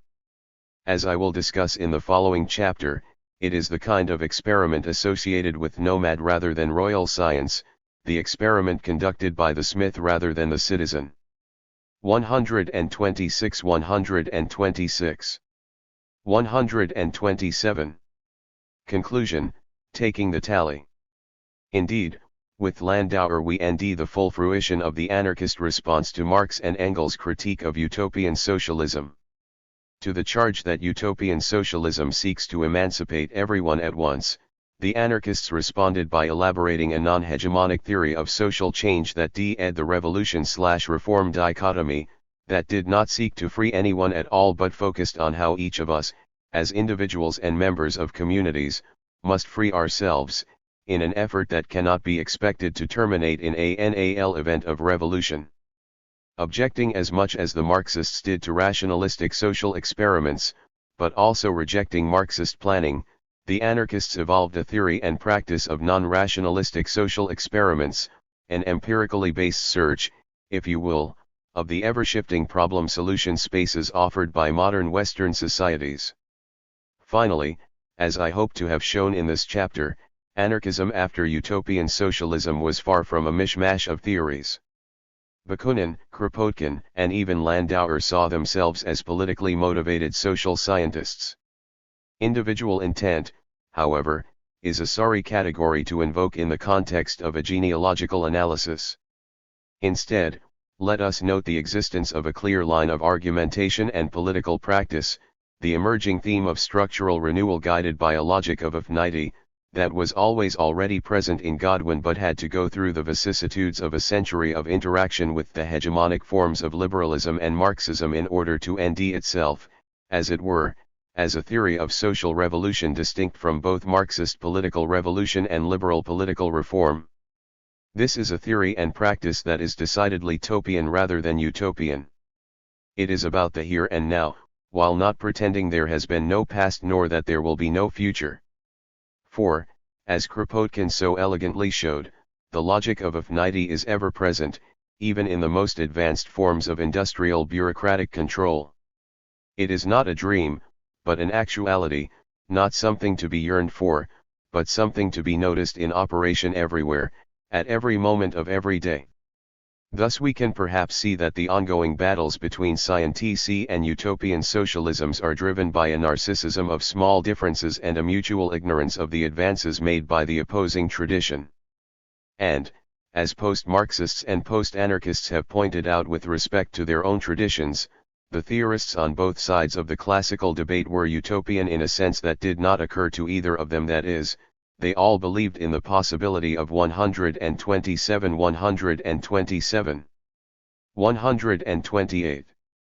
A society in which relations of domination and exploitation would be entirely eliminated. In the classical socialist utopia, be it Marxist or anarchist, struggle and relations of power were expected to give way to Xing, philosophy and the apolitical administration of things. Post-structuralist critique has the potential to ward off this danger, but at the risk, as in post-Marxism, of a slide into a still hegemonic non-capitalist liberalism. There are, however, other possibilities, other openings created by the post-structuralist rereading of classical socialism, possibilities opened up by postmodern anarchisms and Marxisms that have abandoned the revolution but retain their commitment to radical social change. These theoretical tendencies help us to grasp the logic of the newest social movements in its specificity, through new ways of conceptualizing the subject of political action, as well as the collectivities in which he participates, which he in fact creates and maintains through her/his activity. Here I am speaking not of the citizen of the state/civil society nexus, nor of the revolutionary/libertarian nomad, but of the smith, the autonomous subject of the coming communities. 128. 128. 5. And now, the genealogy of affinity does not end with the classical anarchists, of course, just as it did not begin with the anti-globalization activists of the late 1990s. Several threads have yet to be examined, all of which are tied together by their deconstructive relation to the modern socialisms of the 18th to mid-20th centuries. I use this term in its strict Derridean sense, to refer to a way of working self-consciously within a tradition, revaluing its values, questioning its questions, to produce something new, something other. Not an abandonment of the past, not a synthesis or even a progression, but an intimately connected divergence or line of sight. This is the spirit in which I have read some of the key texts of classical anarchism, in search of a theory and practice that breaks with the hegemony of hegemony. There it was possible to end much of what was needed, but not quite everything. Certain threads tangled up with the discourse of classical anarchism need to be untangled and set to the side, while others need to be retained in a new weave. Post-anarchism, as I noted in the last chapter, has taken on this important task of a creative rereading and rewriting of the anarchist tradition in response to postmodern social conditions and post-structuralist critique, and has opened up some very intriguing questions. In this chapter I want to explore post-anarchism's ethico-political commitments, that is, its conception of community, the political subject and relations between them. I will present a critique of both the purely nomadic subjectivity articulated by writers such as Lewis Call and Hakim Bey, and the moral Habermasian citizen described by Todd May. As an alternative, I offer a brand of post-anarchist subjectivity based on Deleuze and Guattari's concept of the Smith, a subject that is neither freeloading nor irredeemably attached to any particular moral imperative. Post-anarchists are not the only writers who have been working towards what might be called a post-structuralist communism. For many years Italian autonomist Marxists have been interpreting and further developing the work of Foucault and Deleuze, and have been particularly fruitful in developing concepts appropriate to the analysis of the societies of control. In their analysis of relations between state and community forms, Landauer and Kropotkin were remarking on the process that Michael Hart and Antonio Negri have recently characterized as the real subsumption of civil society by the state and capital, too, and it could be said that the distinction between social and political revolution has an analog in autonomist Marxist theory in the conceptual pairing of constituent and constituted power. I am not arguing, of course, that Hart and Negri are coming out of the closet wrapped in black AGS. Nor do I make the mistake of thinking that Todd May is a Marxist or even an anarchist in the political sense, for that matter.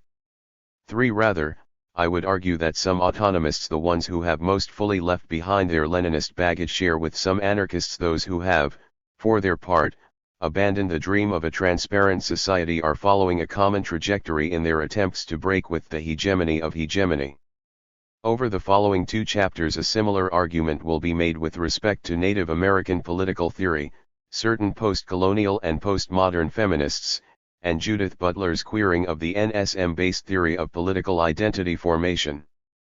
The goal is not to reduce any of these disparate paradigms to one another, or to a common denominator among them all, but to trace the logic of affinity as a regularity dispersed, in different ways and at different times, amidst and between them. In addition to maintaining the focus on the genealogy of affinity, I also want to bring the reader's attention to a key question for those who advocate and struggle for radical social change: what is it about the status quo that renders it, no matter how horrible, almost impervious to transformation? As shown in the previous chapter, anarchists have for a very long time struggled with the apparent necessity of putting their faith in the people, just as Marxists have fought their own battles to overcome false consciousness. It has become apparent to some tendencies within both traditions that action and struggle over long periods of time are necessary to transform subjects who enjoy giving away their autonomy into subjects who are willing to take on the work necessary to preserve it. This issue has also been taken up by post-structuralist theorists like Foucault, Butler, Deleuze, and Guattari, who have helped us to understand further how and why it is that subjects desire their own repression. Unfortunately, we get little out of Foucault in terms of concrete strategies and tactics for community-based activism, and while Deleuze and Guattari are less reticent on the question of radical social change, much of what they have to say is obscurely poetic and jargon-laden. Finally, Butler, while more practical, seems to have retreated into the kind of post-Marxist identity politics associated with Lacan and Mauve, which I have argued reproduces the hegemony of hegemony and the politics of demand. Thus the question remains, how can we work to create more opportunities for more people to choose a life of autonomy over one of subservience? How can we provide those who do take a line of aid from the state, capital, heterosexism, racism, and the domination of nature with more places to land, with other places to land? To begin to answer these questions, I want to recall briefly some of the well-known aspects of the post-structuralist critique of capitalist modernity and provide a more in-depth discussion of some themes that have been given less attention. Elements of post-structuralist critique, becoming minor. Although it is now widely acknowledged that post-structuralism is at best a label of convenience, it is also obvious that certain common themes are dispersed in the texts of an extremely productive and influential generation of French writers. This nexus would include figures such as Jacques Derrida, Julia Kristeva, Hélène Cixous, Jean Baudrillard, Michel Foucault, Gilles Deleuze, Félix Guattari, and Jean-François Lyotard. In the English-speaking world, especially among those who are not comfortable with the implications of post-structuralist critique, some or all of these thinkers are often seen as postmodernists, that is, as rejecting outright the basic tenets of European Enlightenment. This label has been applied to Derrida and Foucault, for example, despite their repeated protestations in interviews and textual demonstrations of their indebtedness to modern theory and philosophy. In What is Enlightenment?, Foucault declared his commitment to a critical ontology of ourselves, which he associated with Enlightenment critique, and Derrida has explicitly situated deconstruction as a critical engagement with Marxism. Calling Baudrillard and Lyotard postmodernists makes a little more sense, since they have in fact identified themselves with both the sociological claim that a postmodern condition exists as a set of currents running beyond/against European modernity, and have to some extent happily taken on the mantle of the anti-theorist. My own belief is that nothing can obviate the need to read particular writers closely and carefully on their own terms, and to be attentive to the disparities that exist between those who are supposedly part of the school of post-structuralism, to pay more attention to texts, that is, than to categories.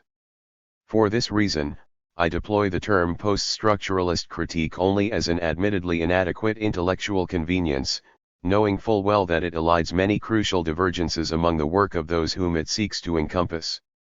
On this basis, it is by now not controversial to note that Derridean deconstruction shares with Foucauldian genealogy and orientation to challenging received dichotomies and the relations of power with which they are associated.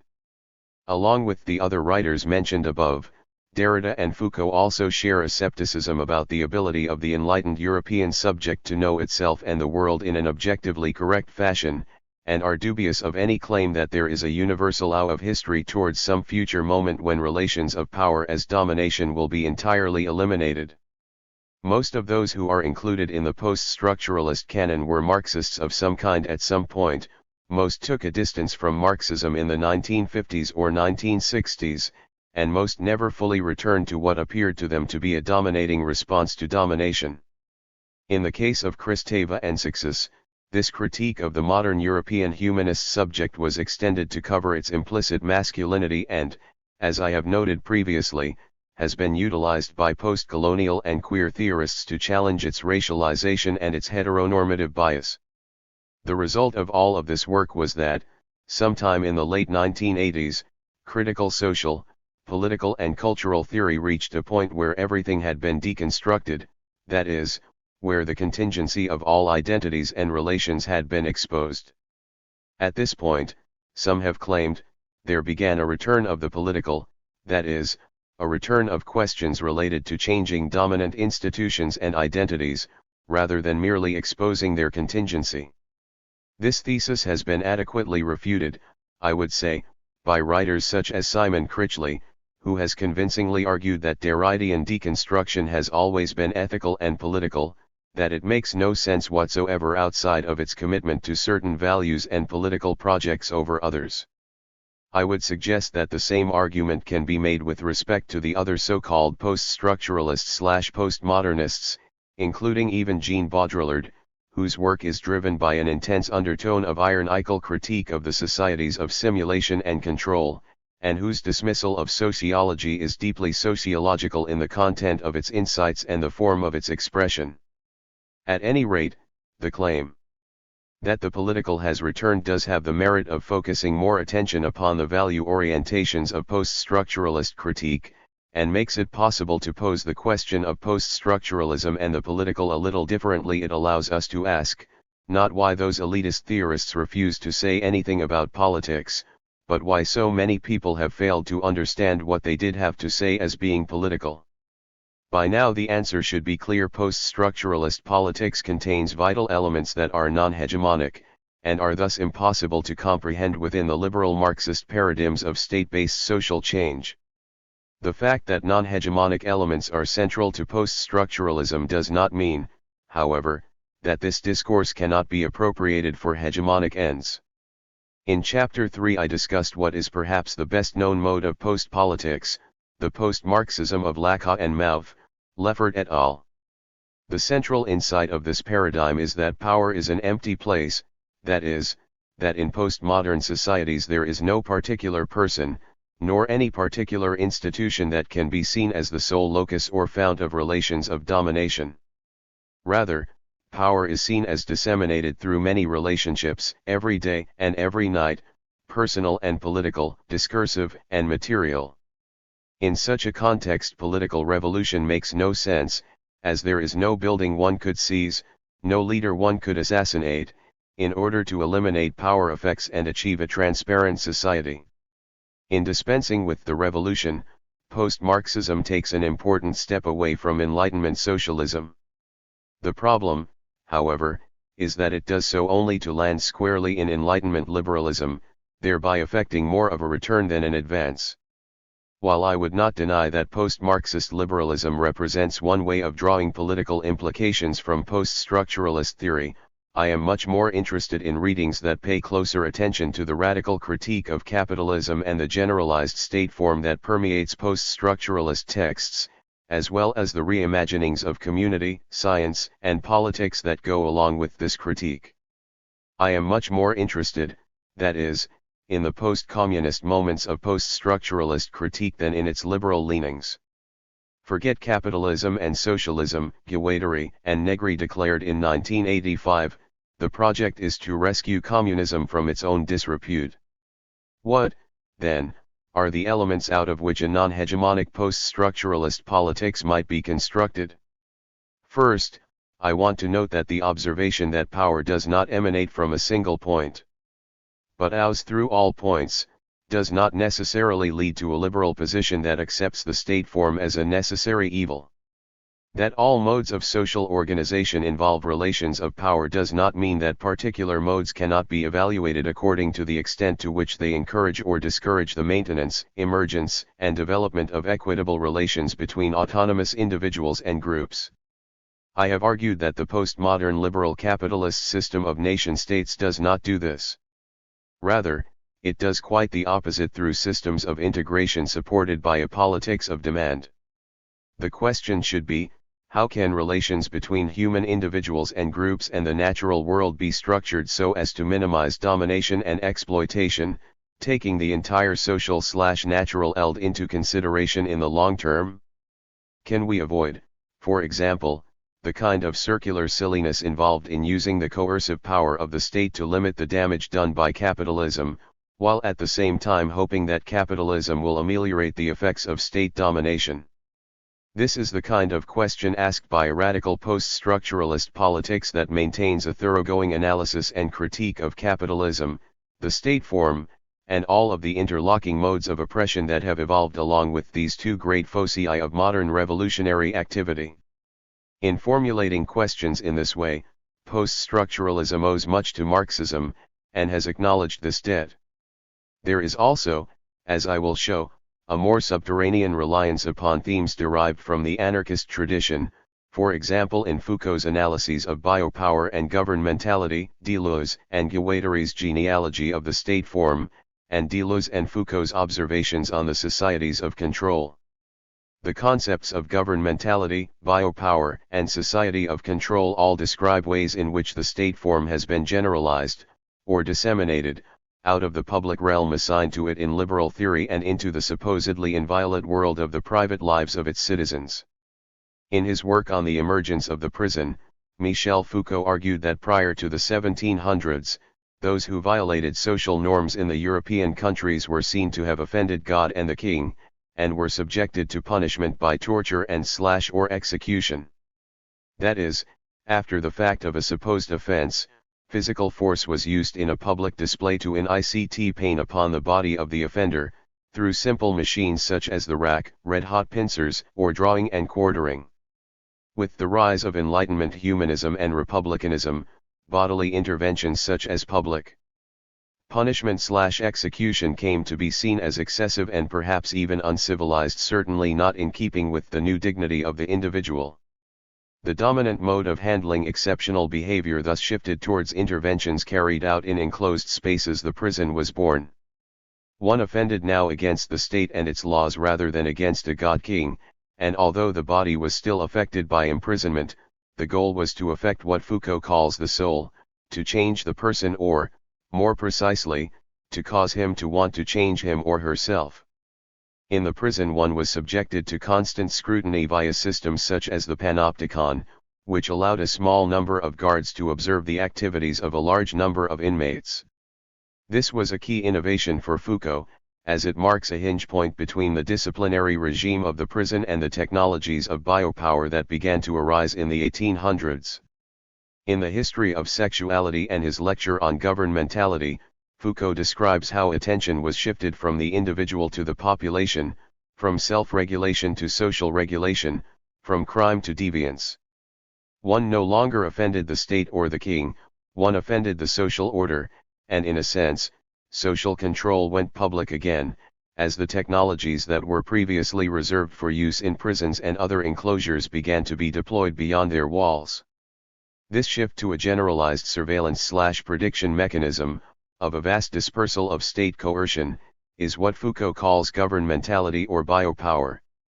In such a system it no longer makes sense to speak of the state as a locus of relations of domination, since relations of domination are everywhere. It no longer makes sense to speak of the king, since kings are now found in families, convents, factories, and schools. We all become agents of social regulation, we all watch each other, the state becomes, as Landauer suggested, a state of relationships. And it is not surprising that the population should go along with this shift, for it was in keeping with the highest ideals of the European Enlightenment. Responsible individuals, free to make their own decisions, were contributing to what was now deemed as the ultimate end of government, the welfare of the population, the improvement of its condition, the increase of its wealth, longevity, health, etc. Biopower obviously remains with us today, but so do discipline and punishment. Prisons are alive and well, and people are being tortured and executed every day, all over the world. It is important to remember that in identifying these shifts, Foucault was working genealogically, pointing out the emergence of new forms out of old, leading inevitably to intermingling and intermixing. There is no such thing as a clean break. But each extant form shifts as the dominant mode shifts, and biopower is no exception. In the mid-1900s, systems of genetic and electronic engineering began to appear and quickly rose to ascendancy in the Western world. These new tools of cybernetic rather than social regulation made it possible to increase the efficacy of surveillance and management, leading to the advent of what Deleuze, observing a trend in Foucault's latest thought, identified as the societies of control. In control societies, the focus of management efforts is on neither the individual body nor the population as a whole, but on the acquisition of power over life itself, power to make live and to let die. In such systems one does not need to worry about offending a god-king, a state or even social norms, rather, one must avoid giving rise to an exception within the cybernetic system, one must not become, quite literally, an error. The societies of control put all of us in an extremely ambivalent position. Since they make it increasingly difficult to do anything without the appropriate password, card, clearance, number, it is also difficult to do anything wrong. That's the point of societies of control, not to react to what we do, but to make it impossible for us to do anything that is not optimized for state control and beneficial for capitalist exploitation. At the same time, however, everything we do becomes a problem, or at least a potential problem, due to the intensity, ubiquity, and fallibility of the systems deployed to keep us in line. No human being can live up to the standards of perfection they demand, so we are perpetually failing to make payments on time, filling out forms incorrectly, taking our medication in the wrong dose, and so on. We are always already enveloped in error, always already deviant, problematic, and therefore deserving of the very imprisonment that has put us into the situation in the RST place.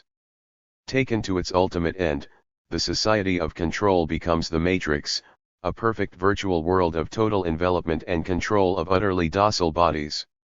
With this genealogy roughly sketched and terribly compacted here, Foucault contributes to the project inaugurated by Kropotkin in Mutual Aid and carried on by Landauer, by showing how autonomous communities and individuals have been seduced/coerced into statist relationships, into living a life based on relations of power as domination. Although he clearly did not identify as an anarchist in the political sense, Foucault did at one point present his conception of power, upon which his analysis of the state form is based, as explicitly anarchistic. I am not saying that all forms of power are unacceptable, but that no power is necessarily acceptable or unacceptable. This is anarchism. But since anarchism is not acceptable these days, I will call it anarchaeology, the method that takes no power as necessarily acceptable. In taking up this position, Foucault both locates his project within and takes it beyond classical anarchist theories of the state. It is within the anarchist tradition in the sense that he sees life without the state form as an ongoing actuality rather than an impossibility, or as a utopian point to be reached in some far-off future. What takes it beyond classical anarchism is his disavowal of the possibility of living a life entirely without relations of power as domination. Rather, Foucault sees that within each of us as individuals, and within any group, there is a potential for things to go either way, or to go both ways at once. Just as there is no pure freedom, there is no pure domination. This insight also animates the work of Deleuze and Guattari, who have, like Foucault, made important advances in the analysis of the state form. I cannot possibly do justice to the complexities of their work here, but nonetheless I would like to outline some of its key elements as they relate to the discussion at hand. First, it must be understood that Deleuze and Guattari are much more interested in what they call the state form than they are in any particular state. That is, their analysis operates at a high level of abstraction, seeking regularities across a disparate array of actually existing states. It could, therefore, be seen as idealist and/or essentialist, and perhaps should be seen in this way. But I hope to show how the notion of the state form can be of use in the practical task of better understanding, and thereby more successfully avoiding, statist relationships. As understood by Deleuze and Guattari, the state form is as an apparatus of capture, a system that conditions its surroundings so as to perpetuate and enhance its own existence, by bringing the outside to the inside. They suggest that this propensity is magical, in the sense that it always appears as pre-accomplished and self-presupposing. The liberal theory of the state, for example, casts our submission to the Leviathan into the dim reaches of a pre-civilized era, at the same time as it uses this myth to ensure our compliance in the present. Currently, we can see how the neoliberal state attempts the capture of relationships previously outside its grasp through their submission to the inevitable trends of globalization in all of its forms, such as the supposedly free mixing of races and ethnicities, supposedly free trade, and so on. What I have called integration can be seen as the mode of capture appropriate to both the postmodern nation-states as well as the emerging world state, capitalist system. But this is not to say that the state form is modern in its genesis, or that it has a genesis at all. Rather, Deleuze and Guattari take issue with Marx and Engels' contention that the state arose through the imperial capture of the surplus generated by sedentary agricultural communities. On the contrary, they argue, the state is established directly in a milieu of hunter-gatherers having no prior agriculture or metallurgy, and it is the state that creates agriculture, animal raising, and metallurgy. It does so on its own soil, then imposes them on the surrounding world. As is often the case in their work together, Deleuze and Guattari get carried away with their polemic so that, in challenging the received version of the origin of the state, they begin with a simple inversion: the state is said to come and produce agriculture and metallurgy, rather than the other way around. However, they immediately complicate this position by suggesting that the emergence of all of these forms is like seeds in a sack, it all begins with a chance intermixing. In such circumstances one cannot assign cause and effect, one can only note that agriculture, metallurgy, and the state form all arose together. But Deleuze and Guattari want to say more than this. They want to claim that there have been states always and everywhere, that is, that the state form was not invented, nor did it emerge, but exists as an immemorial state, a way in which human relations at any given time and place might be organized. In the passages I am citing, they even refer at one point to capture as the interior essence or unity of all states. To many this will seem to be a move that is uncharacteristic of post-structuralist theory, which, after all, is supposed to be committed to anti-essentialist modes of analysis. But Deleuze and Guattari establish that the state form comes into the world fully formed and rises up in a single stroke only to place it alongside its radical yet complementary other, which they call the war machine. The war machine is that which is exterior to the state apparatus, that which has not been captured and resists capture. Here the metaphor of roving bands or packs is deployed, reminding us of the way in which the nomad appears in an archetypal nightmare of European civilization galloping in off the steppes, sweeping away everything that matters, houses, walls, elds, institutions, lives. That the East has fared no better is obvious in China's monument to state insecurity, the Great Wall. Thus we might say that what the state form tries to do, the war machine tries to undo. Indeed, Deleuze and Guattari suggest that the best way to avoid the formation of a state is through war, an observation that makes sociological sense when we remember Max Weber's famous dictum that the state is that entity which seeks a monopoly on the use of force in a given territory. Break that monopoly and you break the state, or at least that particular state. But this relation of exteriority to the war machine does not exhaust the possibilities of the state form. In keeping with their tendency RST to posit, then to split essences, Deleuze and Guattari are careful to show how these two modes exist in relation to one another. The state not only can, but must capture a war machine for itself, it must have its own warriors, which it turns into soldiers. Working for a particular state, a tamed war machine captures subjects and objects and destroys other states, so that its components become available for integration. Once again, examples from current world affairs are easy to find. The soldiers sent by the Western powers to Afghanistan and Iraq are carrying out the task of suppressing/destroying local war machines and forms of community that resist integration into the global capitalist system on the terms preferred by the Western powers. Without the realizable threat of violent death, the United States would not be able to bring peace to anyone, and thus would not be able to fulfill its role as a central node of state/capitalist power in the neoliberal world order. Thus a paradox, the war machine and the state form are always at odds and always intermixing. It is not in terms of independence, but of coexistence and competition in a perpetual field of interaction, that we must conceive of exteriority and interiority, war machines of metamorphosis and state apparatuses of identity, bands and kingdoms, megamachines and empires. Let us think, once again, about Kropotkin's thesis in Mutual Aid. He argues that the states, when they were called later into existence, simply took possession, in the interest of the minorities, of all the judicial, economical, and administrative functions which the village community already had exercised in the interest of all. Kropotkin differs from Deleuze and Guattari in positing the emergence of the state form at some dead point in history, that is, he did not fully grasp, as did Landauer, that the state is a state of relations. Put another way, we could say that while Kropotkin recognized that the logic of affinity was ever present as a potential way of structuring human relationships, he did not see the logic of hegemony in this way. Rather, he saw it as something that could, and should, be tossed into the dustbin of history. This assumption, which arises from the remnants of his faith in the revolution, has important strategic consequences. It obscures a critical danger that lies in wait for all who attempt to live a non-statist life, the danger that the state form will return, just when we thought we had got rid of it for good. This is not only a problem when constructing socialism in one country or region, or town, but would remain even in a world entirely devoid of states.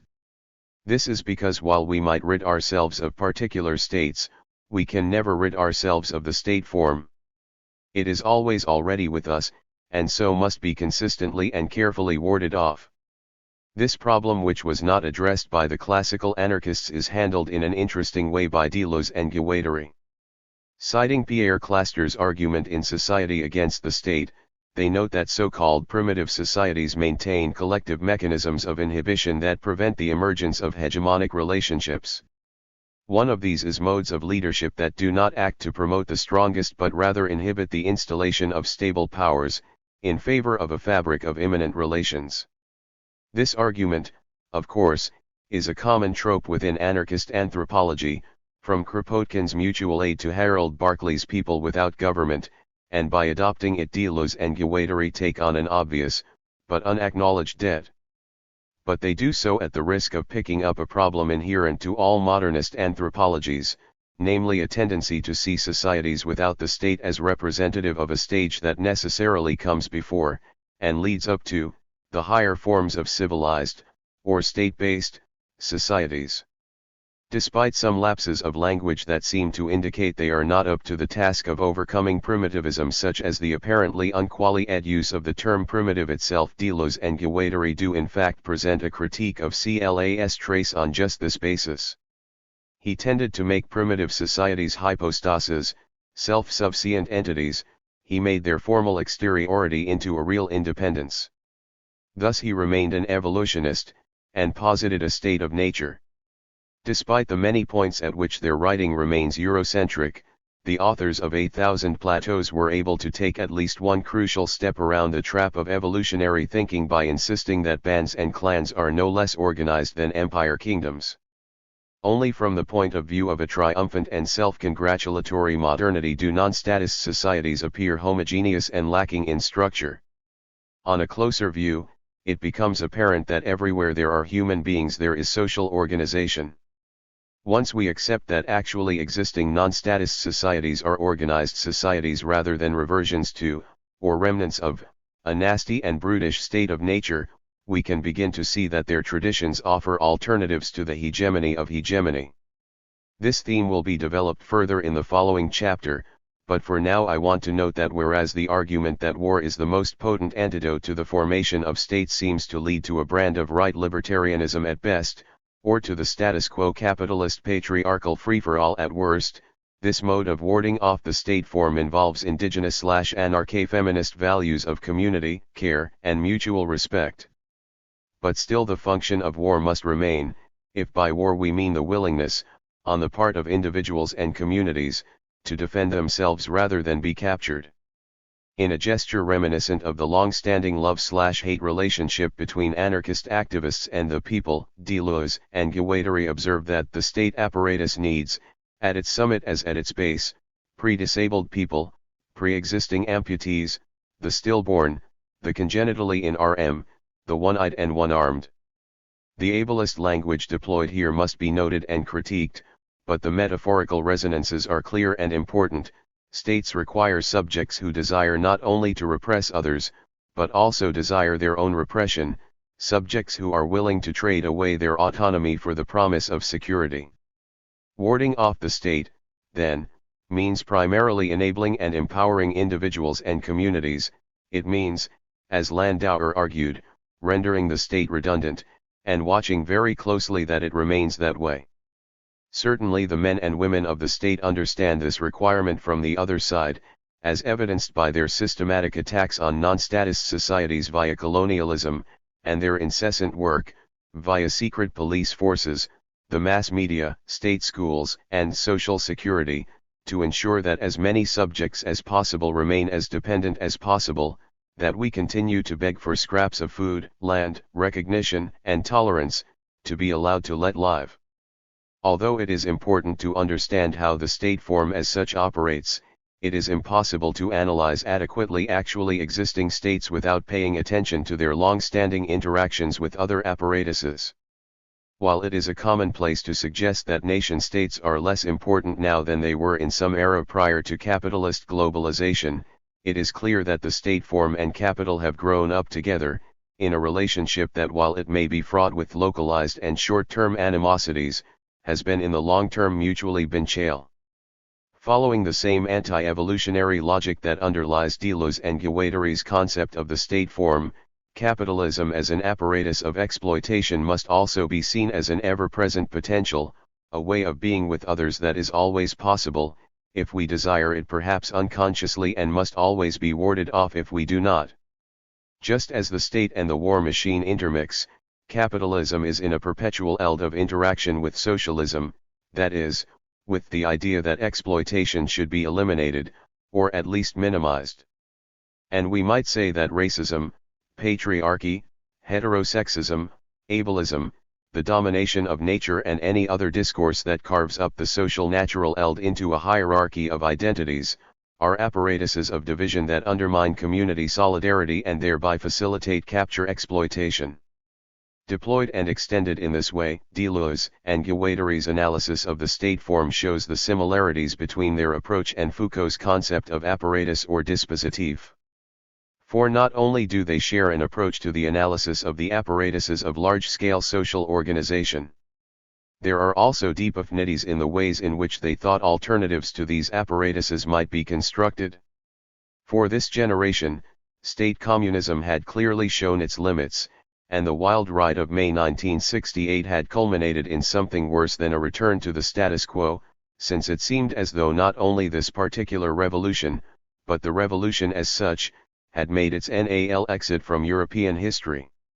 The generalization of the state form into all relationships and the ubiquity of the electronic technologies associated with globalization and the societies of control seemed to rule out any desire for, and therefore any possibility of, radical social change on a mass level.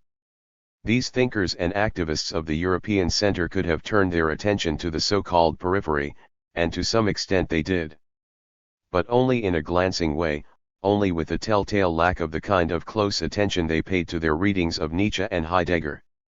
Spivak was right, at times it really did appear as though Deleuze and Foucault thought their only responsibility was to transparently allow the subaltern to speak. But this is perhaps to put too narrow an interpretation on the possibilities of the process that Deleuze and Guattari called becoming minor. As Rossi Braidotti has pointed out, this is commonly thought to involve a kind of Kerouacian narcissistic self-glory cation, something suburban white men do in their 20s before settling down and becoming stockbrokers or university professors. 5 On this reading, becoming minor would involve not only lack of care for others, but lack of care for the self as well. Braidotti, however, sees this process as life on the edge, but not over it, as excessive, but not in the sacrificial sense. It is decidedly anti-humanistic, but deeply compassionate insofar as it begins with the recognition of one's limitations as the necessary counterpart of one's forces or intensities. Forces and intensities, Braidotti adds, necessarily involve interaction with others, and therefore ethical and political commitments, particularly a commitment to a space of becoming, posited as a space of affinity and symbiosis between adjacent forces. Thus the minority appears as the dynamic or intensive principle of change in Deleuze and Guattari's work, where change is explicitly oriented to avoiding becoming major, is in fact denet in such a way as to associate it inseparably with non-hegemonic practices. This is the space of Guattari's molecular revolution, Foucault's micropolitics, a particularly post-structuralist politics of affinity that has been picked up by theorists and activists working within and across a number of different traditions. Although they have remained to a great extent disparate, these endeavors pose a common question that is both current and ancient: how can a micropolitics simultaneously be a communal politics? That is, how can we organize ourselves so as to minimize domination and exploitation, particularly in a world increasingly colonized by neoliberal globalization and the societies of control? Autonomist Marxists and post-anarchists each offer their own answers to this question, which I will now set out to discuss and critique. Autonomist Marxism and the constituent power of the multitude.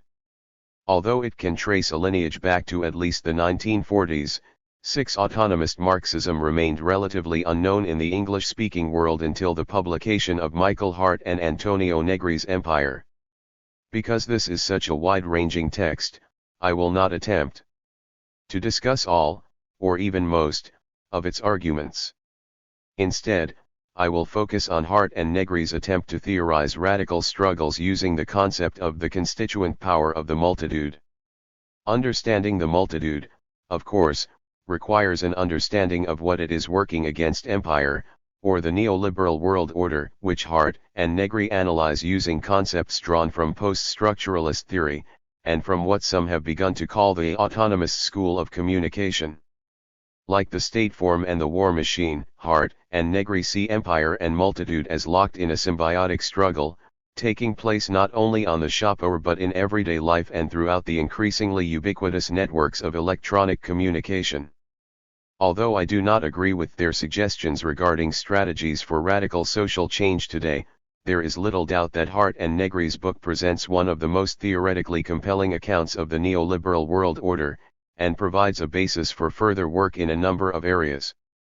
Perhaps the greatest strength of empire is its use of autonomous theory to adapt modern Marxist and anarchist categories to an emerging, postmodern social condition.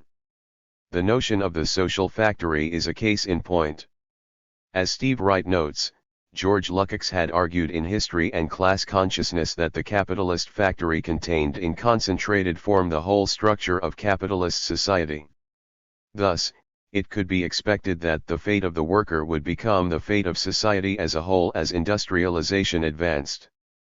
Mario Tronti picked up on this idea, suggesting in 1971 that eventually the whole of society exists as a function of the factory and the factory extends its exclusive domination over the whole of society. As this process continues, it becomes increasingly difficult to distinguish the factory from the non-factory. Its disciplinary pattern, as Foucault would say, is dispersed and delocalized, just as the discipline of the state is dispersed through governmentality.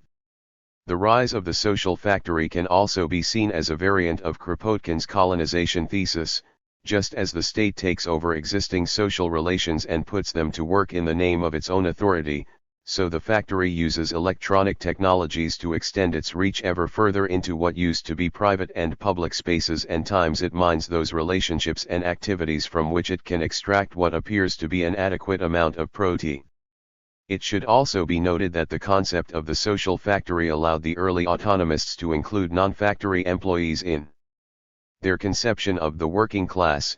It allowed them to begin to see beyond class reductionism and to critique, for example, sexist assumptions about what constitutes work. The classic text here is The Power of Women and the Subversion of the Community, in which Maria Rosa Dalla Costa and Selma James argued that the unwaged labor of women in the home was necessary for the social reproduction of waged labor in the factory. This road could have led to the kind of analyses and politics associated with the new social movements, but it was and remains a difficult journey for most autonomists to undertake. Like their distant cousins in critical theory, they are troubled by what they see as a generalized identity politics associated with the poisonous culture of the 1980s, what some might call the culture of postmodernism, that is dominated effectively by fear and resignation and politically by cynicism and opportunism. In the social factory everyone becomes a worker, which deprivileges the point of material production, but at the same time, everyone becomes a worker, which reimposes the privilege of an expanded, but still delimited, conception of the working class as the identity behind all identications. This expansive but integrating conception of the working class is visible in the autonomist categories of immaterial labor and general intellect. Maurizio Lazzarato defines immaterial labor as the labor that produces the informational and cultural content of the commodity. This labor can be further broken down into two components. With regard to the informational content of the commodity, labor under post-Fordist 7 conditions increasingly involves computerized control systems used in direct production, as well as in the communication functions that are essential to the maintenance of a global division of labor. There is a great deal of immaterial labor involved, then, in being a human resources manager for a multinational travel agency, just as there is in working in a special economic zone to produce the chips for the computers upon which the travel company depends. The cultural content of the commodity is said to arise through the immaterial labor of subjects who are not normally seen as workers, those who DNE and X cultural and artistic standards, fashions, tastes, consumer norms, and, more strategically, public opinion. Lazzarato notes that while the setting of cultural standards was once the privileged domain of the bourgeoisie and its children, it has now become the prerogative of what he calls a mass intellectuality. In a move reminiscent of Gramsci's analysis of the intellectual component of apparently non-intellectual activities, Lazaretto claims that the division between mental and manual labor is becoming less stark, that there is more brain in manual production, and less autonomy, or more brawn, in those sectors that are commonly associated with mental work. From my own experience as an academic, I can certainly attest to the many ways in which teaching and research are turning into assembly line activities. Hundreds of students are crammed into lecture theaters where they are force-fed points from a computerized display, while the very topics that we research are increasingly circumscribed by local and national prerogatives based on social relevance net as state policy applicability or potential for commercialization. Undoubtedly, state bureaucrats and capitalist managers now have as much or more to say about what artists and intellectuals do and how they do it, at the same time as every job seems to require some familiarity with a computer or with computerized equipment. At the same time as it highlights certain commonalities among workers today, however, the concept of immaterial labor also suffers from a tendency to even out a mountainous eld of difference. It is clear that the maquiladora worker in Mexico and the chip designer in California both partake of immaterial labor. But while the latter is among the highest paid employees in the world, works in pristine conditions, and either has or doesn't need union protection, the former is subject to dehumanizing conditions both physically and emotionally and faces death or dismissal if she tries to change her situation.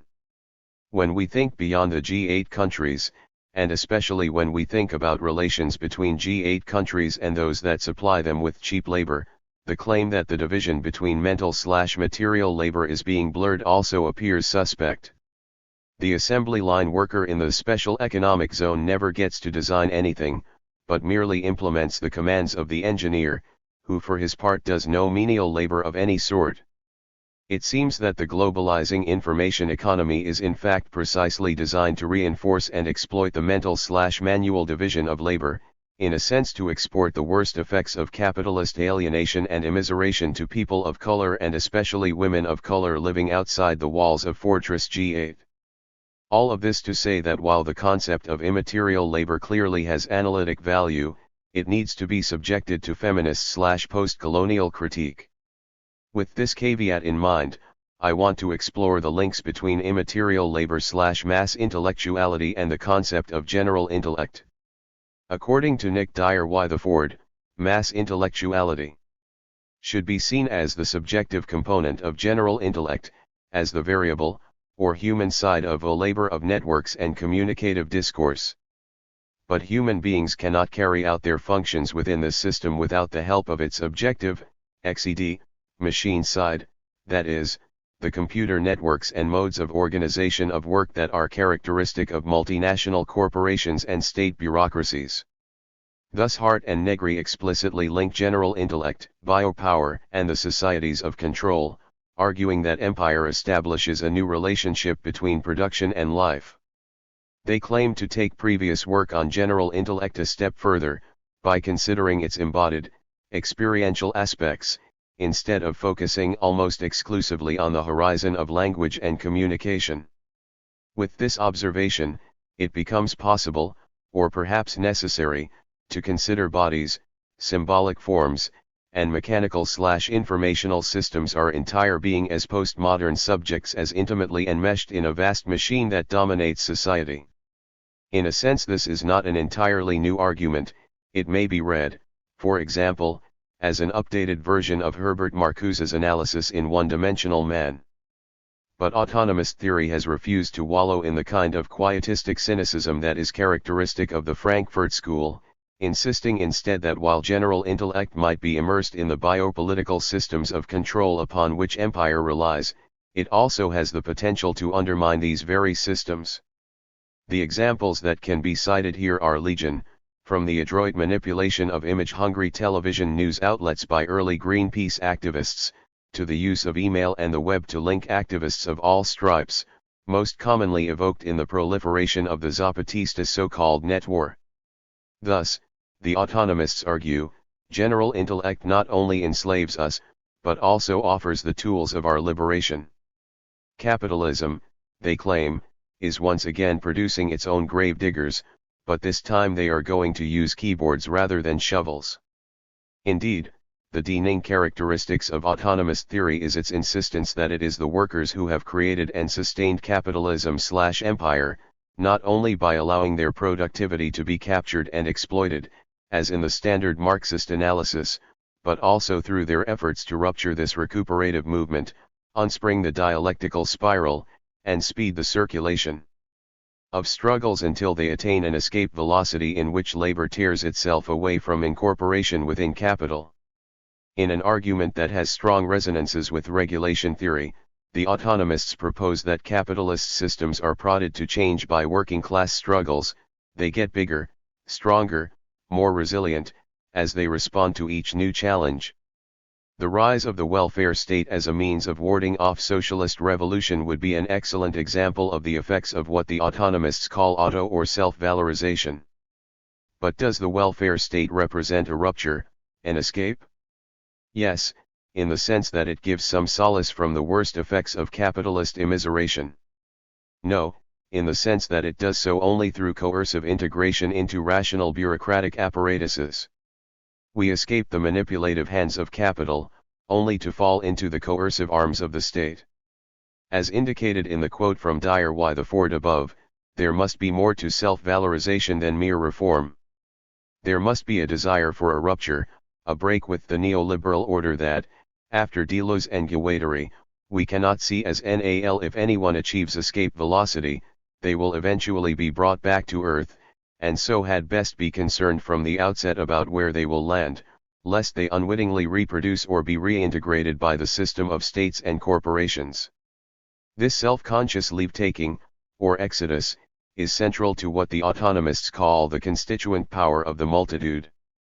This is a complex concept that relies upon two components, namely, constituent power and the multitude. Reading Empire, it sometimes seems as though the one has simply been created for the other through rhetorical wizardry. Constituent power is what the multitude wields and the multitude is what wields constituent power. At the level of revolutionary poetics, a level at which this book often operates, that does seem to be a fair reading, and a reasonable step in interpretation. However, there is much to be gained from delving further into these concepts and the relations between them. Following the workerist line, Hart and Negri argue that because the multitude has created empire, it is the multitude who can bring it down. As an inside that searches for an outside, the multitude works within empire and against empire, but not only in a negative way. These new subjects also express, nourish, and develop positively their own constituent projects. In their response to the authors who participated in a special issue of Rethinking Marxism devoted to critiques of empire, Hart and Negri further clarify what they see as the key components of the task of the multitude: resistance, insurrection, and constituent power. They go on to identify each of these elements, respectively, with micropolitical practices of insubordination and sabotage, collective instances of revolt, and nally-utopian and alternative projects. Constituent power, like structural renewal, thus appears to involve primarily the construction of alternatives. It is not about reform or revolution. And, just as in Landauer's formulation, these alternatives take the form of experiments which undermine empire by draining its energy and rendering it redundant. The tasks which might be achieved by the constituent power of the multitude, then, are very similar to those that have been enumerated by anarchist advocates of structural renewal. Although I am making this claim on the basis of theoretical resonances, it is also interesting to note that at one point in Empire, Hart and Negri suggest that the task of the multitude is to create a new society in the shell of the old, without establishing XED and stable structures of rule. Here they are alluding to the preamble to the Constitution of the Industrial Workers of the World, from whom they say they are taking cue. The Wobblies, of course, were the most visible and historically memorable product of anarcho-syndicalist agitation in early 20th century North America, and continue to count among their members many self-identified anarchists. But this is not the only, or even the most obvious, way in which autonomous theory appropriates elements of the anarchist tradition. In an essay on the virtuosity and revolution, Paulo Verno defines exodus as an engaged withdrawal, a founding leave-taking that consists in a mass defection from the state. It is via this defection and disobedience that the people are deconstructed, neither producers nor citizens. The modern virtuosi attain at last the rank of multitude. The multitude develops a power, Verno argues, but this is a power that refuses to become government. Writing on his own about constituent republic, Negri also comes out explicitly against seeking state power. It is time to ask ourselves, he opines, whether there does not exist, from a theoretical and practical point of view, a position that avoids absorption within the opaque and terrible essence of the state. Negri is absolutely right in asking this question, but perhaps a little disingenuous in pretending not only that no one has asked it before, but that no one has come up with any answers to it. As I have shown, anarchists since Godwin have been asking this question and providing answers to it. Indeed, it could be said that the constituent power of the multitude is nothing other than a new name for what anarchists call social revolution. The chief aim of anarchism, Kropotkin wrote almost a century ago, is to awaken those constructive powers of the laboring masses of the people which at all great moments of history came forward to accomplish the necessary changes. Add to this the anarchist mistrust of the people in their mode as citizens, producers, consumers, and you end up with something very much like the autonomist multitude. This is not to suggest, of course, that Hart and Negri, or any other autonomist Marxists, are secretly wearing Circle A t-shirts in the comfort of their own homes. We are not anarchists, they explicitly declare, but communists who have seen how much repression and destruction of humanity have been wrought by liberal and socialist big governments. Yet, one cannot help but feel that this is to protest too much. Surely Hart and Negri are aware that many anarchists, following Kropotkin, have referred to themselves as communists. Marxism can by no means claim an exclusive right to the use of this term. What, really, is an anarchist, if not a communist who rejects the state form as a tool for achieving social change? But this definition is too simple, too easy, as are all attempts at codifying our identications. Hart and Negri are not anarchists, because an anarchist is someone who identifies with the traditions of anarchism, who thinks through his or her own position primarily with reference to markers drawn from this milieu rather than from some other milieu.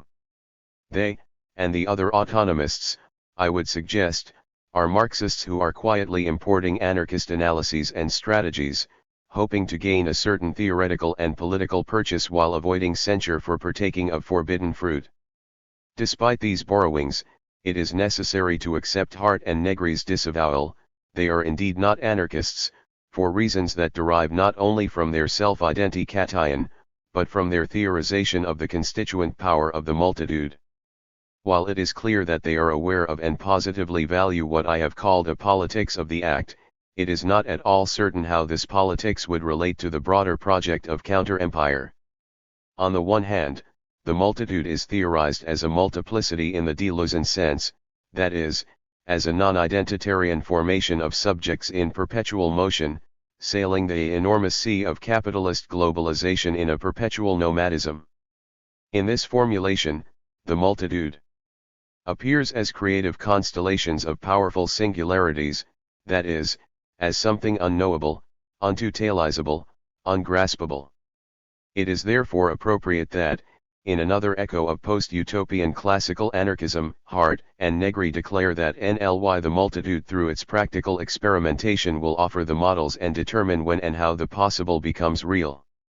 At the same time, however, their language often shifts into a Hegelian mode in which the multitude appears as an entity that needs a center, a common sense and direction, a prince in the Machiavellian sense.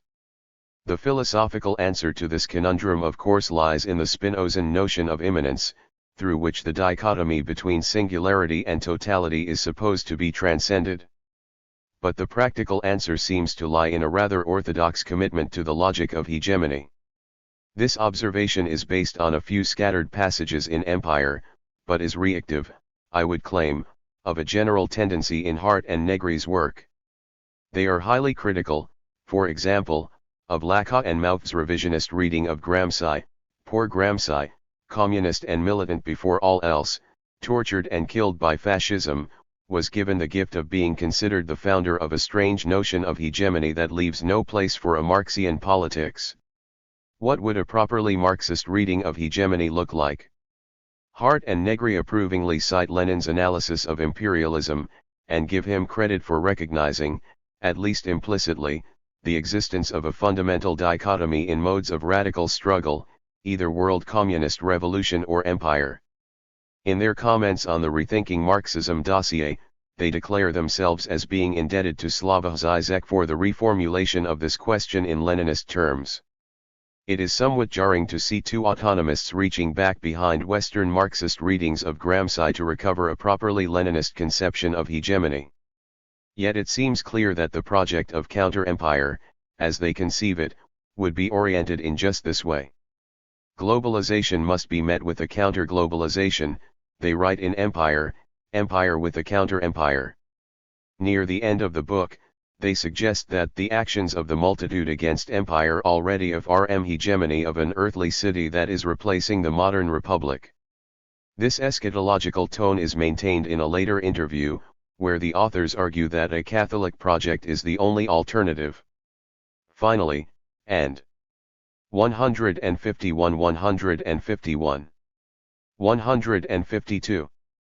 Perhaps most tellingly, Negri is known for this kind of approach in his own political practice, as evidenced by the comments of a fellow autonomist militant.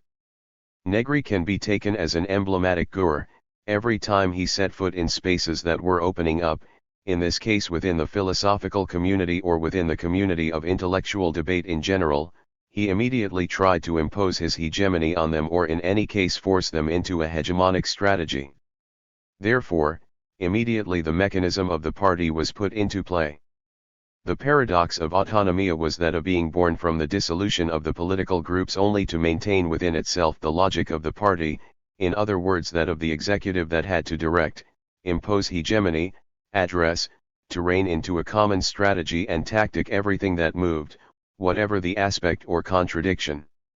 Thus, although it may be internally differentiated and UID, the task of the multitude as it is envisaged by Hart and Negri at any rate is to counter one totalizing force with another, to struggle for hegemony in the Leninist sense of this term. Another problem with the project of the constituent power of the multitude has already been alluded to in the discussion of class centrism above. Although at times Hart and Negri present the multitude as a plane of singularities, an open set of relations, which is not homogeneous or identical with itself, they also have a tendency to think of it as something singular, totalizable. If we are consigned to the non-place of empire, can we construct a powerful non-place and realize it concretely? The counter-empire must also be a new global vision, a new way of living in the world.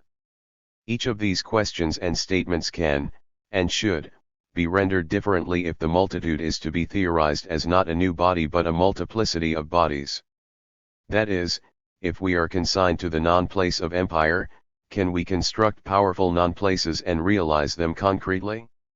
Or, counter-empire must also be a disparate but finite set of new global visions, new ways of living in the world. This is not a matter of mere grammar, although the language one uses in such cases is obviously important.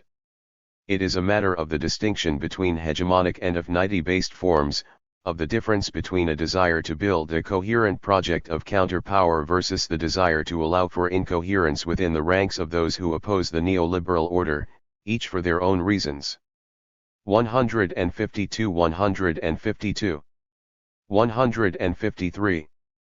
The question being raised here is who, precisely, is, or can be, part of the multitude?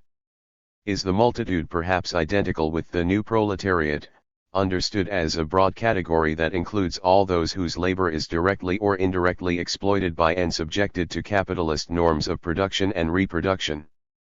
If we accept the autonomist argument that immaterial labor is becoming increasingly important, and the factory ubiquitous, then everyone, everywhere, will eventually become part of the proletariat. This seems to be the sense of the following passage. In the biopolitical context of empire, the production of capital converges ever more with the production and reproduction of social life itself. It thus becomes ever more difficult to maintain distinctions among productive, reproductive, and unproductive labor. Labor material or immaterial, intellectual or corporeal produces and reproduces social life, and in the process is exploited by capital. What, then, of the relationship between proletariat and multitude? Hart and Negri don't say, but it would seem that the multitude is the proletariat made militant, the self-valorizing proletariat. To invoke an old distinction from which workerism must attempt to distance itself, it would seem that the multitude is nothing other than the new proletariat for itself. Reading the relationship between these concepts in this way helps us to understand why Hart and Negri sometimes write as though the multitude already exists. They claim it has created empire, for example, while in other instances they assume that it needs to be brought into being, as in the quotes above. But even on this friendly reading of their postmodern Marxism, a further question is begged by the apparent ease with which the proletariat is supposed to awaken into multitude. I am referring here to the question of building solidarity across very real divisions of race, sex, sexuality, class, region, and so on. Cosmopolitical liberation, if we can give it any meaning at all, will mean different things to different individuals and groups at different times, in different places. Some, like Hart and Negri, will agree that state-supported proletarianization links us all, that capitalism and the state form are the fundamental struggles. Others will disagree, holding instead that overturning patriarchy or heteronormativity or racism is the most important task. Autonomist Marxism's inability to deal adequately with these questions led, in the 1970s, to the breaking away of many of the 153 154 women involved in the movement to form Lotta Feminista, and the internal feminist critique remained cogent in the 1990s. The realities of radical struggle in the postmodern condition show that cosmopolitical liberation under a single sign is a modernist fantasy. Total liberation does not exist, it never has existed, and it never will exist. To seek it is to give in to a utopian urge to free the entire world once and for all, to achieve the transparent society. This is a key insight of post-structuralist theory that Hart and Negri refuse to take on board, and which drives their rejection of Lacan and Mauth's deconstruction of the Leninist understanding of hegemony. Although, as I have indicated, I do not agree with their turn to a liberal politics, and would push their conclusions further towards a logic of affinity. Lacan and Mauth's work has the bounty of making it clear that we cannot simply assume that something like the multitude exists, nor can we hope to bring together the multitudes under a single sign without reproducing all that is bound up with the logic of hegemony. This point has been reinforced by a number of readers of Empire, some of whom are otherwise quite friendly to its project. Pramod K. Mishra has pointed out that Hart and Negri's book is Eurocentric in the deployment of sources, theories, knowledges, and historical events, and has questioned its association of the new proletariat with third world nomads. Many of these subjects, he notes, have either become miniature Bill Gates or aspire to be one. This is to say that most of those who leave the third world, and certainly those who participate most closely in immaterial labor, are the elite in education, wealth, and culture, and have no desire whatsoever to dismantle Hart and Negri's empire. Saurayan Mukherjee makes a similar point regarding Hart and Negri's conception of the global and their consequent dismissal of the local. Is Hart and Negri's distrust of local struggles, their inability to conceive how the defense of the local or even of national sovereignty might in specie circumstances itself be a route to democratic globalization, only a consequence of a surreptitious privilege given to the conditions of struggle in the United States? These critiques clearly echo those that have been brought forth in feminist contexts by women of the global South. Yet, despite its citation of some post-colonial literature, the analysis of the proletariat in empire is essentializing and homogenizing. It assumes the existence of something that needs to be constructed, not just textually but 154 155 politically.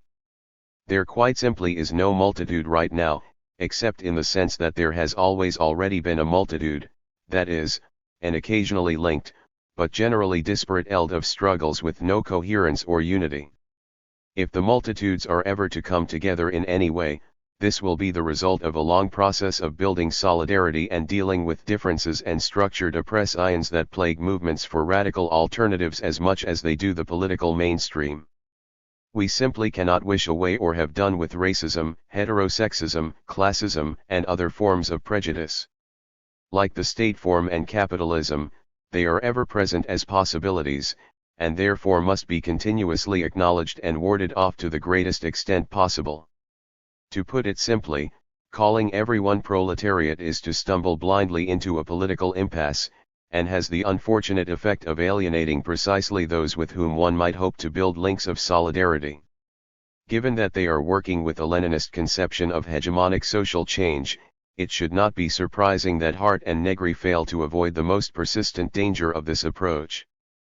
But, as I have noted, they also draw surreptitiously from anarchism, which has been working for a long time on some of the questions that seem to plague them after writing Empire, and which therefore might be able to offer some guidance. How can all this be organized? Or better, how can it adopt an organizational GUR? How can we give to these movements of multitudes of bodies, which we recognized are real, a power of expression that can be shared? We still do not know how to respond to these questions. At the broadest level, an anarchist response might be, you are posing yourself the wrong questions. All of this is always already organized, and your we, whatever that might be, cannot give it anything without destroying what it is. You must be still, and wait without hope / for hope would be hope for the wrong thing. That is, you must trust in non-uni-ed, incoherent, non-hegemonic forces for social change, because hegemonic forces cannot produce anything that will look like change to you at all. Here I do not want to reproduce old schisms, rather, I want to suggest that openly acknowledging the connections between anarchism and autonomist Marxism can create possibilities for their mutual critique and enrichment. Harry Cleaver, for example, has pointed 155 156 out the similarities between Kropotkin's theory of post-revolutionary transformation and the autonomist concept of self-valorization. The common element of these two approaches to the problem of transcending capitalism, he argues, is the search for the future in the present, the identikation of already existing activities which embody new, alternative forms of social cooperation and ways of being. The Italian social center movement offers many concrete examples of the kind of activity to which Cleaver is referring, as well as instances of interaction and cooperation between the two tendencies. Roberto Semino, a militant associated with the Negri-inspired group Avanguardia Operaia, describes how the archetypal Leoncavallo Social Center in Milan was founded and defended by both anarchist and autonomist activists. Other centers began to spring up in Milan during the same period. On Via Concetta 3 floors of a building containing some stores were occupied, while in an adjacent area a 4-floor building with some stores were similarly taken over on Via Torricelli.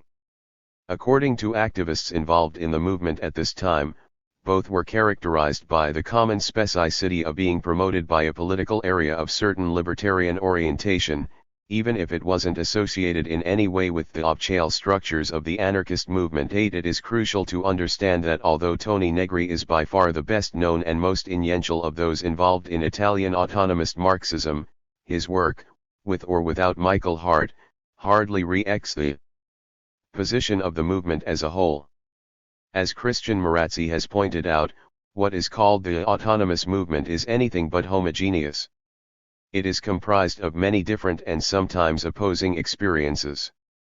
Gathered here are political contributions from people who have had nothing to do with one another for years, who have chosen different political outlooks and activities. Among these contributors are many who take up a line that much more definitively rejects coherence and totalization, and whose theory and practice therefore participate to a much greater extent in the logic of affinity. Paolo Verno, for example, argues that the multitude can only express itself as an ensemble of acting minorities, none of which, however, aspires to transform itself into a majority. It develops a power that refuses to become government. Silvera Latringer denies political autonomy as the desire to allow differences to deepen at the base without trying to synthesize them from above, to stress similar. 156 156. 157. Attitudes without imposing a general line, to allow parts to coexist side by side, in their singularity. Recent work by autonomists outside of Italy also re-echoes a growing awareness of the importance of the logic of affinity, although these writers are not always as open to acknowledging the unions of anarchist theory and practice as, say, Cleaver has been. A certain sort of coercion seems to underlie John Holloway's Change the World Without Taking Power, for example. The title and Circle A on the front cover of the book lead one to believe that it is guided by an anarchist perspective, and the back cover blurb reinforces this expectation, saying that it addresses new types of protest movement that ground their actions on both Marxism and anarchism. Holloway's thesis is indeed important and worthy of notice, that we have entered a period of prolonged crisis, where instability does not provide openings for revolutionary transformation, but rather just the intensification of domination and control. Under such circumstances, the silent majority don't rush out into the streets to protest, they hunker down in houses sealed with plastic to ward off the specter of biological weapons, just as they once hid under the kitchen table in a futile attempt to protect themselves from the big one. Because of these developments, Holloway argues, the goal of achieving state power, either through reform or revolution, has to be abandoned. In rejecting the state form as a tool of radical social change, he does indeed follow in the footsteps of Godwin and Bakunin. It is strange to discover, therefore, that Change the World Without Taking Power contains only 2 references to writers associated with the anarchist tradition, both of which are footnoted quotes from the poetry of William Blake. Anarchism as such is mentioned only twice, and in each case the references are passing. Despite its acceptance of the key insight of anarchist theory, Holloway's argument is in fact composed of extended readings of classical Marxist texts, readings which reproduce such tropes as the possibility of a transparent society in which power relations are dissolved, the state as a manifestation of capital's rule, an insistence on a class analysis and a deep-seated reliance upon a knowable human nature, which of course Marx himself got over after 1844. Unfortunately, this intervention, despite its promise interestingly to combine insights from contemporary Marxism and anarchism, remains locked in a classical Marxist paradigm, while at the same time stealing small peals of thunder from anarchist. 157 157. 158.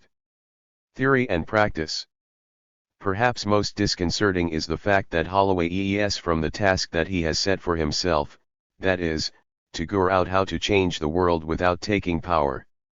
We are historically lost, he says. We do not know.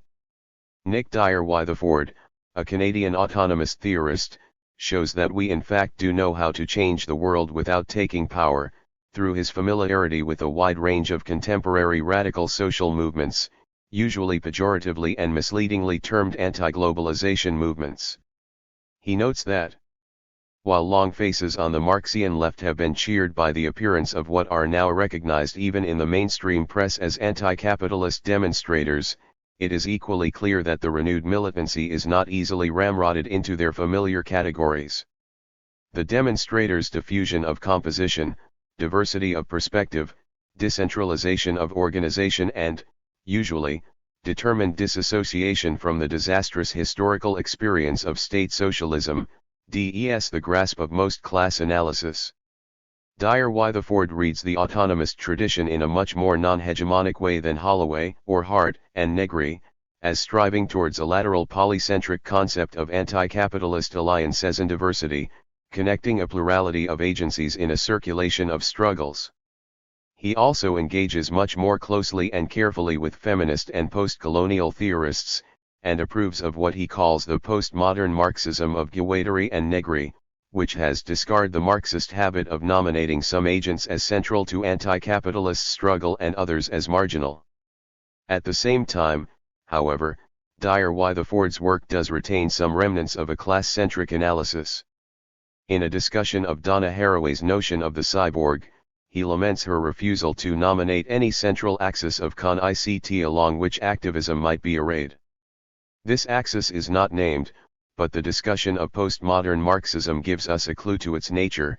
It is anti-capitalist struggle, carried out now not only by workers, but by others as well.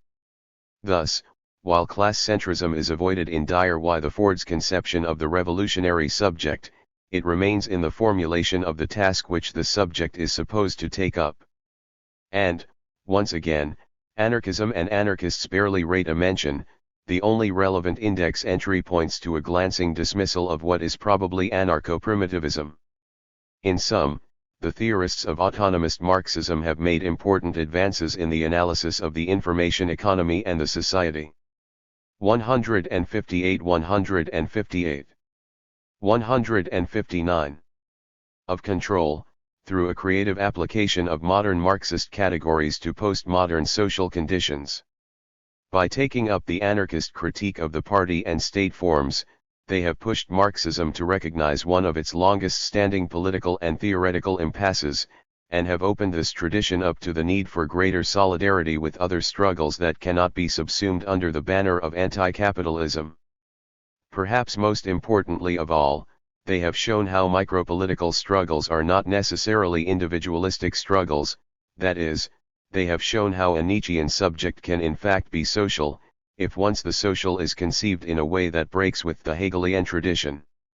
At the same time, however, it would seem that the most visible autonomist theorists all maintain a basically class-centric approach. Just as Lacan and Mauve attempt to deconstruct Marxist theories of hegemony only to land in RMLY liberal, that is, still hegemonic territory, the autonomists also attempt an overcoming that ultimately falters by reverting to a Leninist conception of social change that is differently, but equally, problematic. Realizing the promise of the logic of affinity requires, I have suggested, stepping out of hegemonic thinking and the revolution/reform dichotomy.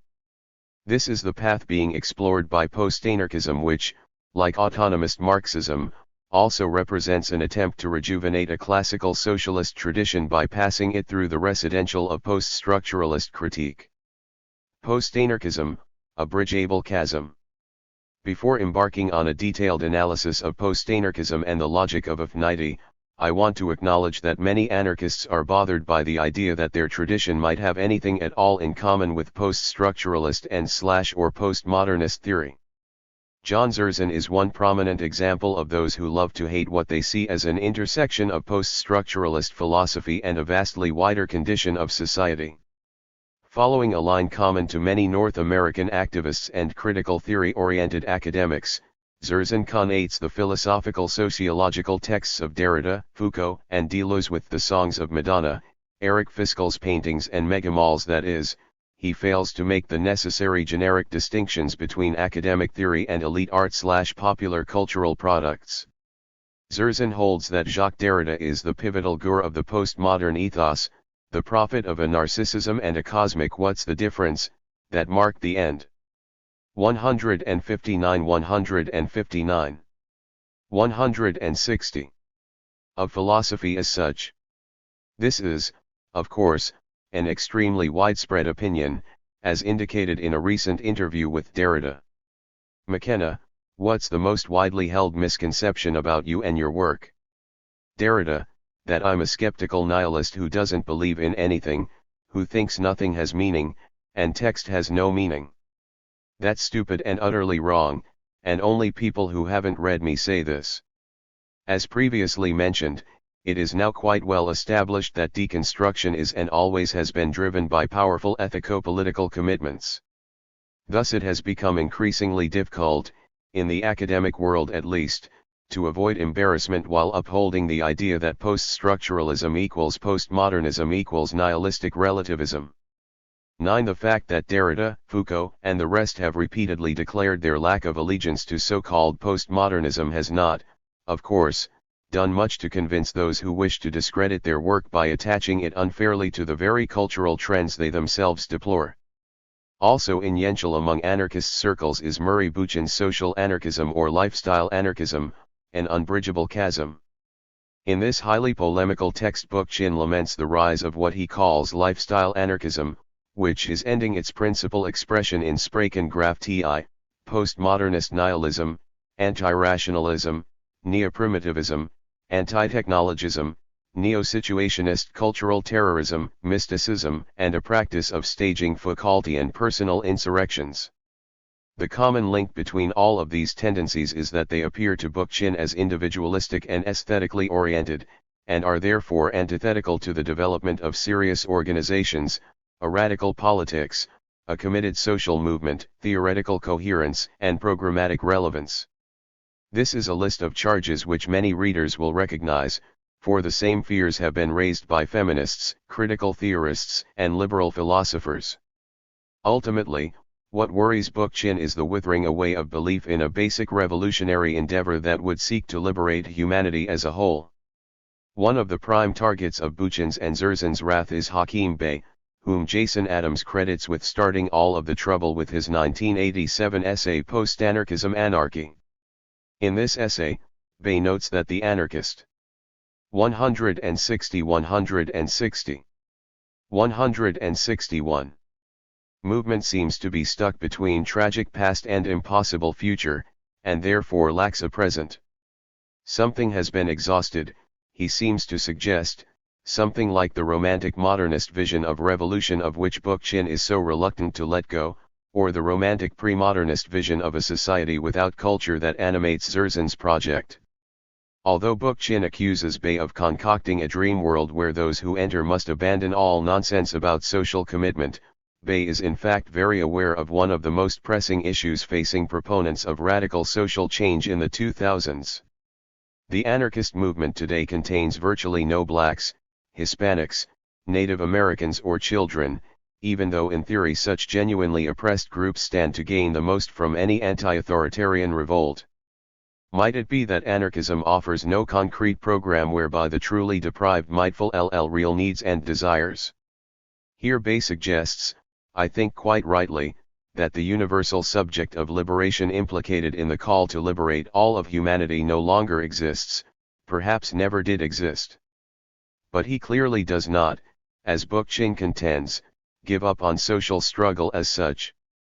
In fact, his vision in this 1987 essay is rather prescient. He notes that there is a great army of the disaffected roaming the streets of the G8 countries, ready perhaps to pick up the struggle where it was dropped by situationism in '68 and autonomia in the '70s and carry it to the next stage. This is precisely what we have seen happen in the 1990s, a resurgence of affinity-based radical activism that is simultaneously non-revolutionary and non-liberal. So, while Bookchin is correct that Bey urges us to abandon the quest for a revolution that will achieve certain goals for humanity as a whole, it is not the case that Bey advocates abandoning radical struggle as such. In fact, Bey, again quite ahead of his time, suggests that in the 90s we will demand effective means of association which depend neither on capital nor any other form of representation. He contends that this is the most urgent question for research and experimentation, and provides some guidance as to the directions he thinks this research shouldn't take. We reject the false trance of the spectacular group, but we also reject the lonely ineffectiveness of the embittered hermit. Here, it would seem, is an explicit rejection. 161 162 of the kinds of individualism offered by capitalism and the state form under the postmodern condition. Saying what one does not want, of course, is very different from saying what one does want, and it is the latter question that is often left unanswered by those who are called postmodernists. Bey, like Hart and Negri, clearly feels that new modes of social organization are required, new ways of linking individuals with other individuals, groups with other groups. So it is a fair question to ask what he provides in the way of clues as to how this might be done. In a move that in fact sounds rather primitivist, Bey suggests that physical separateness can never be overcome by electronics, but only by conviviality, by living together in the most literal physical sense. The physically divided are also the conquered and controlled. On this basis, Bay seeks to resuscitate the vision of Fourier, as a poetics of life, in the context of a Proudhonian federalism viewed through the lens of Deleuze and Guattari's nomadology. Proudhonian federalism based on non-hegemonic particularities in a nomadological or rhizomatic mutuality of synergistic solidarities. This is our revolutionary structure. Post-Enlightenment ideology will experience queasiness at the notion of the revolutionary implications of a religion or way of life always already opposed to the monoculture of sameness and separation. Contemporary reaction will blanch at the idea of interpermeability, the porosity of solidarity, conviviality and presence as the complementarity and harmonious resonance of revolutionary difference. After cutting through the post-structuralist jargon that Bay simultaneously employs and mocks, it becomes clear that he is in fact advocating social rather than individual change. His argument, therefore, cannot be reduced to a strain of lifestyle anarchism. Although his position is very similar to that of the autonomists, Bay is more thoroughgoing than most of them in his rejection of hegemonic forms. His theory of social change is addressed via the concept of the TAS, which was mentioned briefly in Chapter 1. Bay defines the TAS as a certain kind of free enclave, a bit of land ruled only by freedom, an insurrection that does not intend to foment a revolution or even to bring about reform. The TAS does not engage directly with the state, rather, it seeks to maintain its invisibility, since 162 162. 163. Become visible, to be named or recognized, is the beginning of the end of autonomy, the RST stage of capture. Existing physically and virtually within the cracks of the societies of control, the TAS is, as I have noted, a quintessentially postmodern tactic for social protest and the prefiguration of alternatives. At the same time, however, Bay gives the TAS a genealogy in modern socialism, RST in the experiments of the utopian socialists, then in the revolutionary urban communes of Paris, Lyon, Munich, the Free Soviets of the early days of the Russian Revolution, as well as anarchist Spain. Most of these examples, of course, were revolutionary in their intent. They had clear hegemonic goals. Not so the pirate utopias and madcap republics which Bay also holds up as examples of the TAS. These formations differ from the others in that they display no will at all to become the state, but rather make every effort they can to stay off the maps of power, while at the same time maintaining a parasitic relationship with the dominant apparatuses of capture and exploitation. This reveals the TAS in its most interesting form, as an island of achieved social change, a place where the revolution has actually happened, if only for a few, if only for a short time. The necessarily eating nature of the TAS, however, makes one wonder whether it can do more than offer temporary respite to a small number of individuals, whether it can in fact prefigure broader and deeper social change. Bay argues convincingly, I think that participation in a TAS can involve intensities that give shape and meaning to the entirety of a life. Each moment living differently, each quantum of energy that the neoliberal societies of control do not capture and exploit, is indeed a contribution to the long-term construction of alternative subjects, spaces, and relationships. However, I wonder whether the dichotomy between permanent revolution and temporary autonomous zone is not itself somewhat suspect. Can there not be modes of organization that are neither utterly eating nor totally enslaving? In a short piece on the permanent TAS, or PAS, Bay notes that not all existing autonomous zones are temporary, and postulates that the PAS and the TAS can and should feed off of one another. The essence of the PAS must be the long drawn-out intensi cation of the joys and risks of the TAS. Here one might think of long-running intentional communities, social centers, squats, bookstores or cafes that survive while maintaining their commitment to autonomy and community. To do so, they must always be aware of the dangers of both insularity and popularity and manage, for a few years or 163 163. 164. Even decades, to keep up the kind of intensity associated with the TAS. Of course, no zone, autonomous or not, can ever aspire to total permanence. For this reason, perhaps the model that breaks us out of the temporary/permanent dichotomy is best thought of as the SPAZ, or semi-permanent autonomous zone, a form that allows the construction of non-hegemonic alternatives to the neoliberal order here and now, with an eye to surviving the dangers of capture, exploitation, and division, inevitably arising from within and being imposed from without.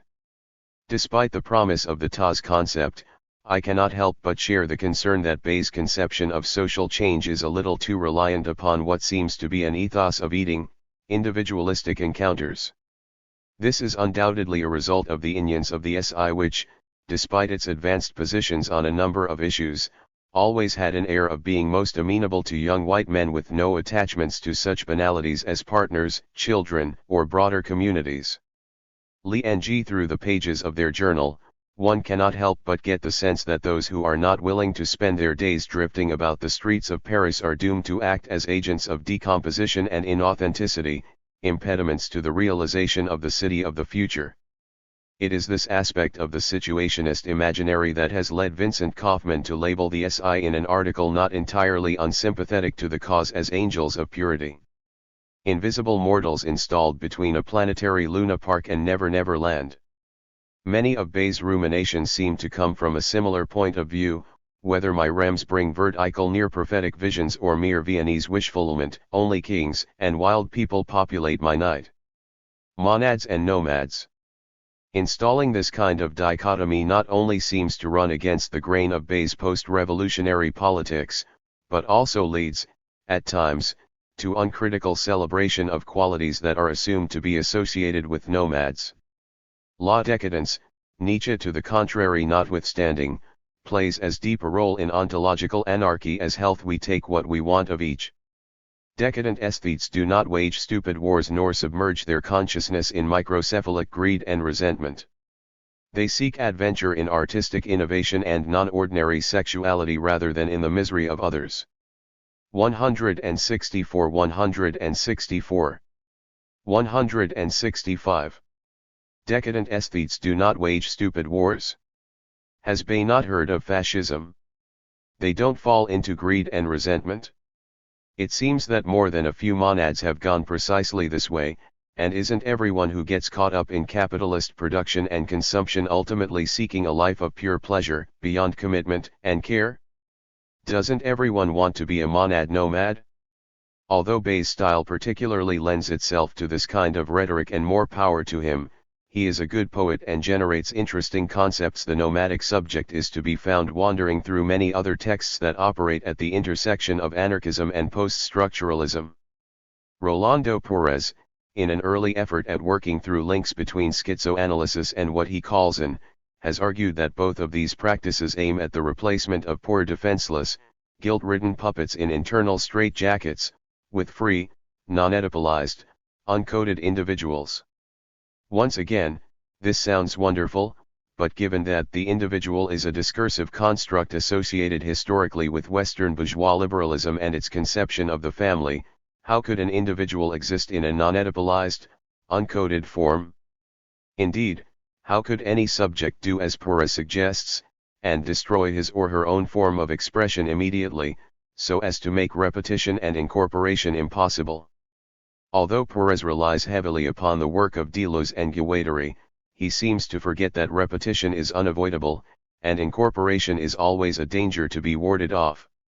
When thinking about the possibilities of nomadic subjectivity, the NAL sentence of 8,000 plateaus should always be kept in mind: never believe that a smooth space will sub-CE to save us. Lewis calls anarchy of the subject is similar to Bayes and Perez's conceptions, but with a crucial difference: he is aware of a danger of pure nomadism that they do not seem to recognize. If all essence, all XED being, all laws of states and subjects are to be swept away in the torrent of becoming, can we be sure that this torrent will not carry us into some dark quagmire? Can we avoid, for example, the danger of becoming fascist? This is to raise the question of becoming, rather than to simply assume that becoming is somehow innately superior to mere being. Once again, Bradati's work on nomadic feminism is helpful. She notes that Deleuze and 165 166. Guattari do not suggest that homelessness and rootlessness are the new universal metaphors of our times. This level of generalization is not of much help. It is not of much help because it fails to make a distinction between becoming major and becoming minor. Not only this, but becoming man, as Bradotti notes, is a very different thing from becoming woman/child/animal, or any of the endless series of positions that are aligned around man as its supposedly inferior others. Thus, as she argues, the politics of location is crucial to any nomadic becoming. Where one begins, where one is going, how one plans to get there, are unavoidable political questions if one wants to take a line of sight from the neoliberal order. So, while we all know that it is possible to maintain enough unity for a couple of days merely on the basis of a common desire to throw off momentarily the shackles of the working week, figuring out a way not to have to go back to work is a much more difficult task. It is, in fact, a task that requires sharing certain values, strategies, and tactics. Call does not take the discussion very far. He simply suggests that microfascism should be understood as the limit which denies becoming, grants it a finite shape, and prevents it from dissipating into a politically meaningless gasp of chaos. Why and how microfascism might play this salutary role is not explained, leaving the impression that more work needs to be done on the ethico-political commitments that guide post-anarchist theory and practice. For clues as to how this work might proceed, I want to turn to Todd May's The Political Philosophy of Post-Structuralist Anarchism. In this early and influential book, May develops a number of lines of analysis that have become central to post-anarchist critique. He rejects both top-down and bottom-up theories of revolutionary transformation. In favor of a network analysis, he is critical of anarchism's assumption that the human essence is a good essence, which relations of power suppress or deny. He notes the links between anarchism and autonomia, as well as the problem with the class-centric nature of much autonomist theory. Unlike the other post-anarchist writers discussed so far, though, May also takes on the problem of ethics at the heart of his inquiry, presenting what will be familiar as a Habermasian critique of the performative contradiction that is supposedly inherent post-structuralist ethics. 166. 167. The mistake, made by Deleuze and Foucault in avoiding ethical principles altogether and by Lyotard in trying to avoid universalizing them, is that their avoidance is itself an ethically motivated one. The problem with this reading is that it fails to respect an important distinction between ethics and morality, a distinction May himself recognizes at other points in his argument. In a discussion of the concept of experimentation in Deleuze, for example, he notes, in a way similar to Bradotti, that the task of becoming minor is precisely that, it is not a task of making the minor dominant. In the NAL chapter on questions of ethics, however, this distinction is blurred. Regarding Foucault's ethic of the care of the self, May parenthetically warns the reader that Foucault here is using the term ethics to denote a practice of self-formation, while our use of the term is more traditional, referring to binding principles of conduct. But this issue cannot be kept in parenthesis, for the particularity of Foucault's ethical position relies precisely upon a break with the traditional usage. As Deleuze notes, establishing ways of existing or styles of life isn't just an aesthetic matter, it's what Foucault called ethics, as opposed to morality. The difference is that morality presents us with a set of constraining rules of a special sort, ones that judge actions and intentions by considering them in relation to transcendent values. Ethics is a set of optional rules that assess what we do, what we say, in relation to the ways of existing involved. We say this, do that, what way of existing does it involve? The suppressed privilege of morality over ethics comes into the open during a discussion of just gaming. Here, May notes, Lyotard argues that any discourse meant to account for prescriptions transforms them into conclusions of reasonings, into propositions derived from other propositions. Rather than accounting for prescriptions, Lyotard suggests, the point is to respect the particularity of language games and minimize the creation of differends. Forgetting the earlier distinction between becoming minor and becoming major, may now NDS this position to be internally incoherent, since almost all ethical principles involve caveats. With the appearance of the familiar argument of performative contradiction, the denouement is not far off. May writes, "The picture of ethical discourse we want to develop here is one that takes it as a practice of making, endorsing, and discussing claims that involve values and practical judgments, the commitment to which 167 168 is, or at least ought to be, given the by weight of the best reasons on behalf of those values or practical judgments." Thus a text which contains some important work on points of contact between anarchism and post-structuralist theory diverges into a consideration of analytic, rational universalist formulae such as whether one ought to perform action X under circumstances C, or indeed how we shall know whether circumstances C obtained 10 by the Nal Curtin, Lyotard, Deleuze, and Foucault have been hopelessly crushed under the weight of a descending Habermasian machine. The question of ethics is taken up in a more eminently post-structuralist register by Saul Newman, whose reading is not so strongly guided by the presumptions of critical theory. Newman starts from a position similar to May's, suggesting that post-structuralism offers little possibility of a coherent theory of political action, because it does not provide a way of determining what sort of political action is defensible and what is not. The use of the passive voice here is telling. Newman seeks an argument, an appeal to a rational universal subject. But a few pages later, he manages to escape the trap of morality with the help of Derridian deconstruction and Lacan's concept of the empty sine er. I won't go into the technical details of this argument, as I am primarily interested here in theory rather than metatheory. 11 It will sub-ce to note that Newman does acknowledge the distinction between morality and ethics outlined by Deleuze. Post-structuralism rejected morality because it was an absolutist discourse intolerant of difference. This is the point at which morality becomes unethical. Ethics, for Derrida, must remain open to difference, to the other.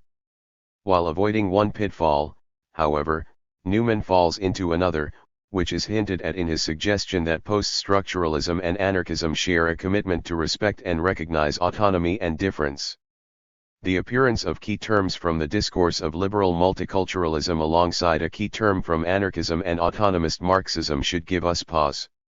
Is Newman trying to turn post-anarchism into nothing more than another avowal of hegemonic politics? It seems so.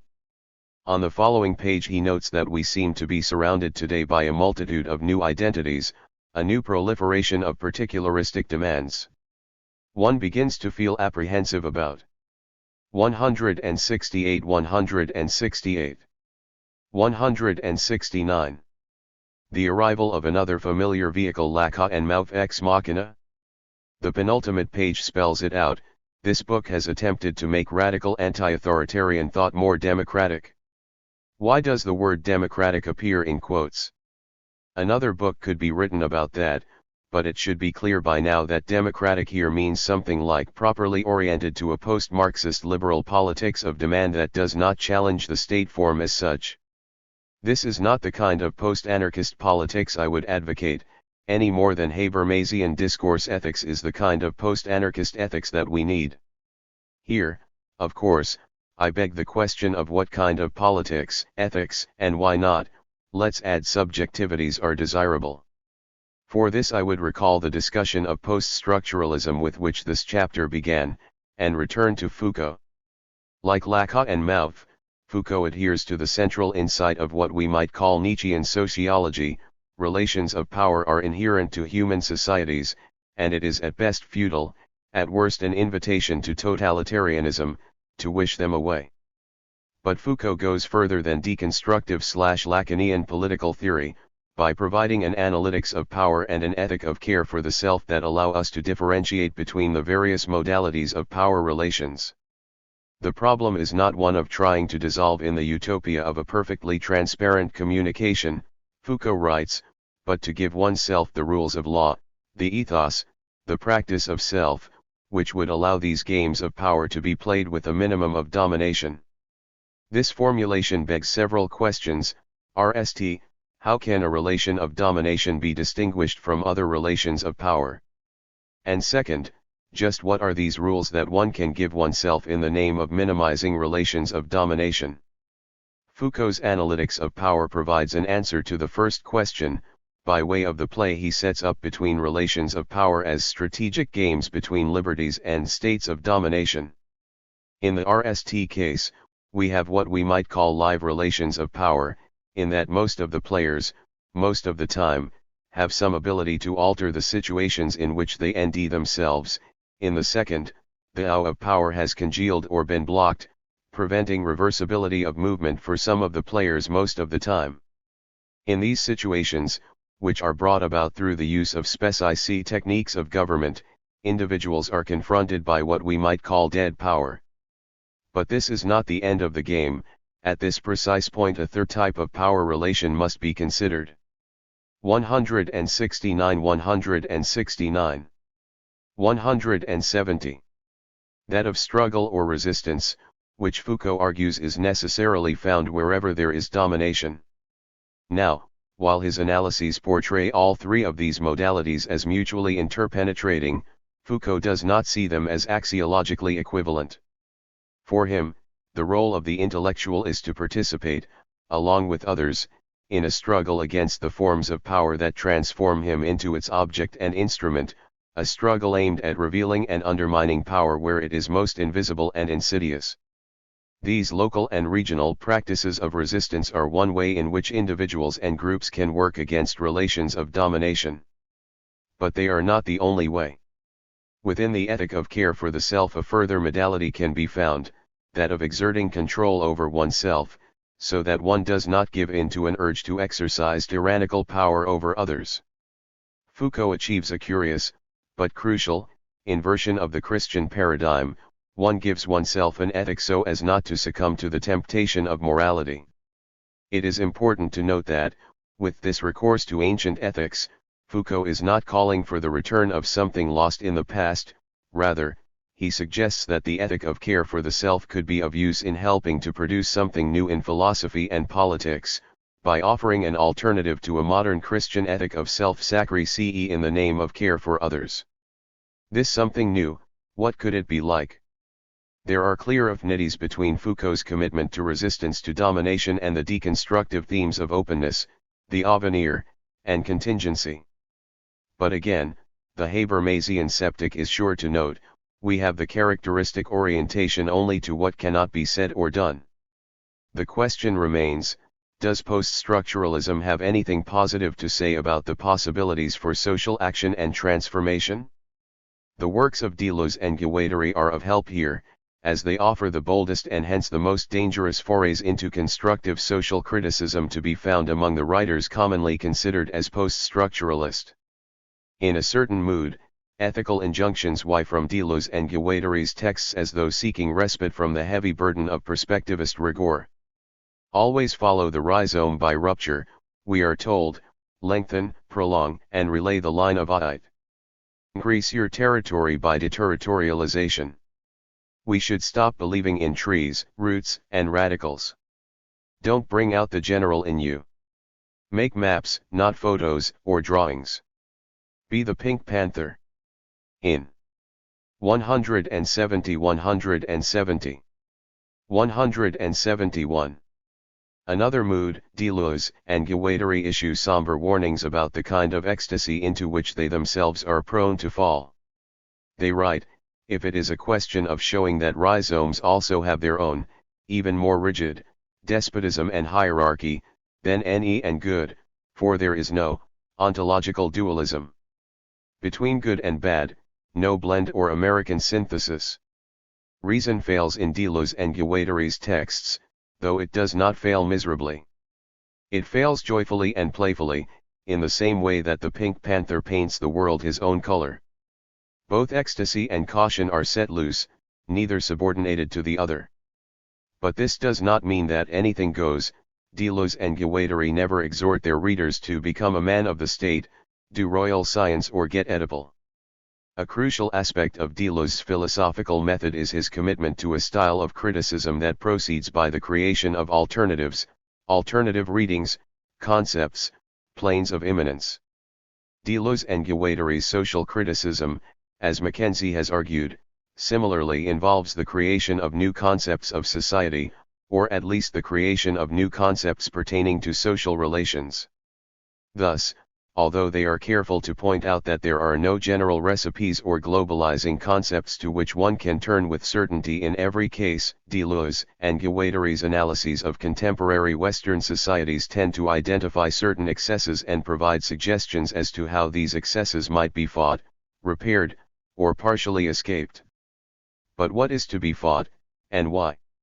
While Deleuze and Guattari are careful to avoid ontological dualisms that would precede and motivate ethico-political choice and social analysis, they utilize a network of contingent dualisms that enable their critique of particular systems of power relations. I will focus here on only one linked subset of concepts that resonates with, and adds further complexity to, Foucault's work on the analytics of power. Foucault, as I have noted, marks a distinction at the level of system, that is, at the level of UX, a process between relatively open and relatively blocked relations of power. Deleuze and Guattari provide further help in seeing our way past the hegemony of hegemony with their insights into relations between the state form and the war machine. States tend to perpetuate already instantiated forms, while war machines tend to destroy old forms and instantiate new ones through rhizomatic connections. Thus, for Deleuze and Guattari, revolutionary organization must be that of the war machine. 171–171. 172. Indeed, they see their own writing as an operation that weds a war machine and lines of aid, abandoning the state apparatus. Yet, just as arborescent forms can grow rhizomatic appendages, states can and must incorporate war machines, tame them and put them to use in an institutionalized army, make them part of the general police function. This is the special danger of the war machine, seldom noted by those who have too easily appropriated the rhizome concept. If it does not succeed in warding off the development of a state form, it must pass into the service of the state or destroy itself. Inhabitants of the spaz, beware. It is here, in the form of ecstatic injunctions accompanied by somber warnings, that Deleuze and Guattari, like Foucault, present not only a negative call to resistance, but also a consistent and positive ethico-political stance. At times, they take us even further than this, advocating what Keith Ansel Pearson has called novel images of positive social relations. Thus Deleuze, we have no need to totalize that which is invariably totalized on the side of power. If we were to move in this direction, it would mean restoring the representative forms of centralism and a hierarchical structure. We must set up lateral affiliations and an entire system of networks and popular bases. This system of networks and popular bases, organized along rhizomatic lines and actively warding off the development of arborescent structures, could only be populated by subjects who neither ask for gifts from the state nor seek state power themselves. They would have to be aware of the dangers of creating a non-statist, but still hegemonic totality, and of seeking only eating rave-like experiences of individual liberation. These molecular movements would need to resist the will to domination in Foucault's sense, that is, they would need to take up ethico-political positions while refusing to try to coercively generalize these positions by making foundational claims. Rather, they must be content to ND allies where and how they ND them, for as long as they ND them. Citizen, nomad, Smith.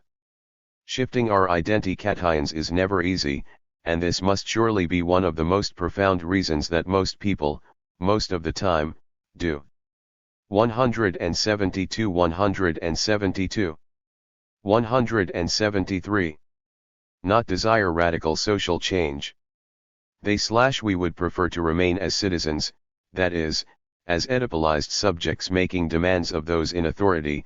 Daddy mommy me easily morphs into state corporation me, first world third world me, and so on.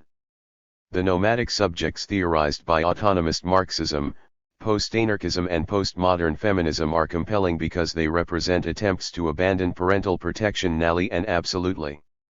These theorizations draw heavily from narratives associated with the state form, in which nomads appear as the negation of all of the qualities attributed to the citizen, as barbarians who sow not, nor have any tillage, without habitation, having no dwellings but caves and hollow trees.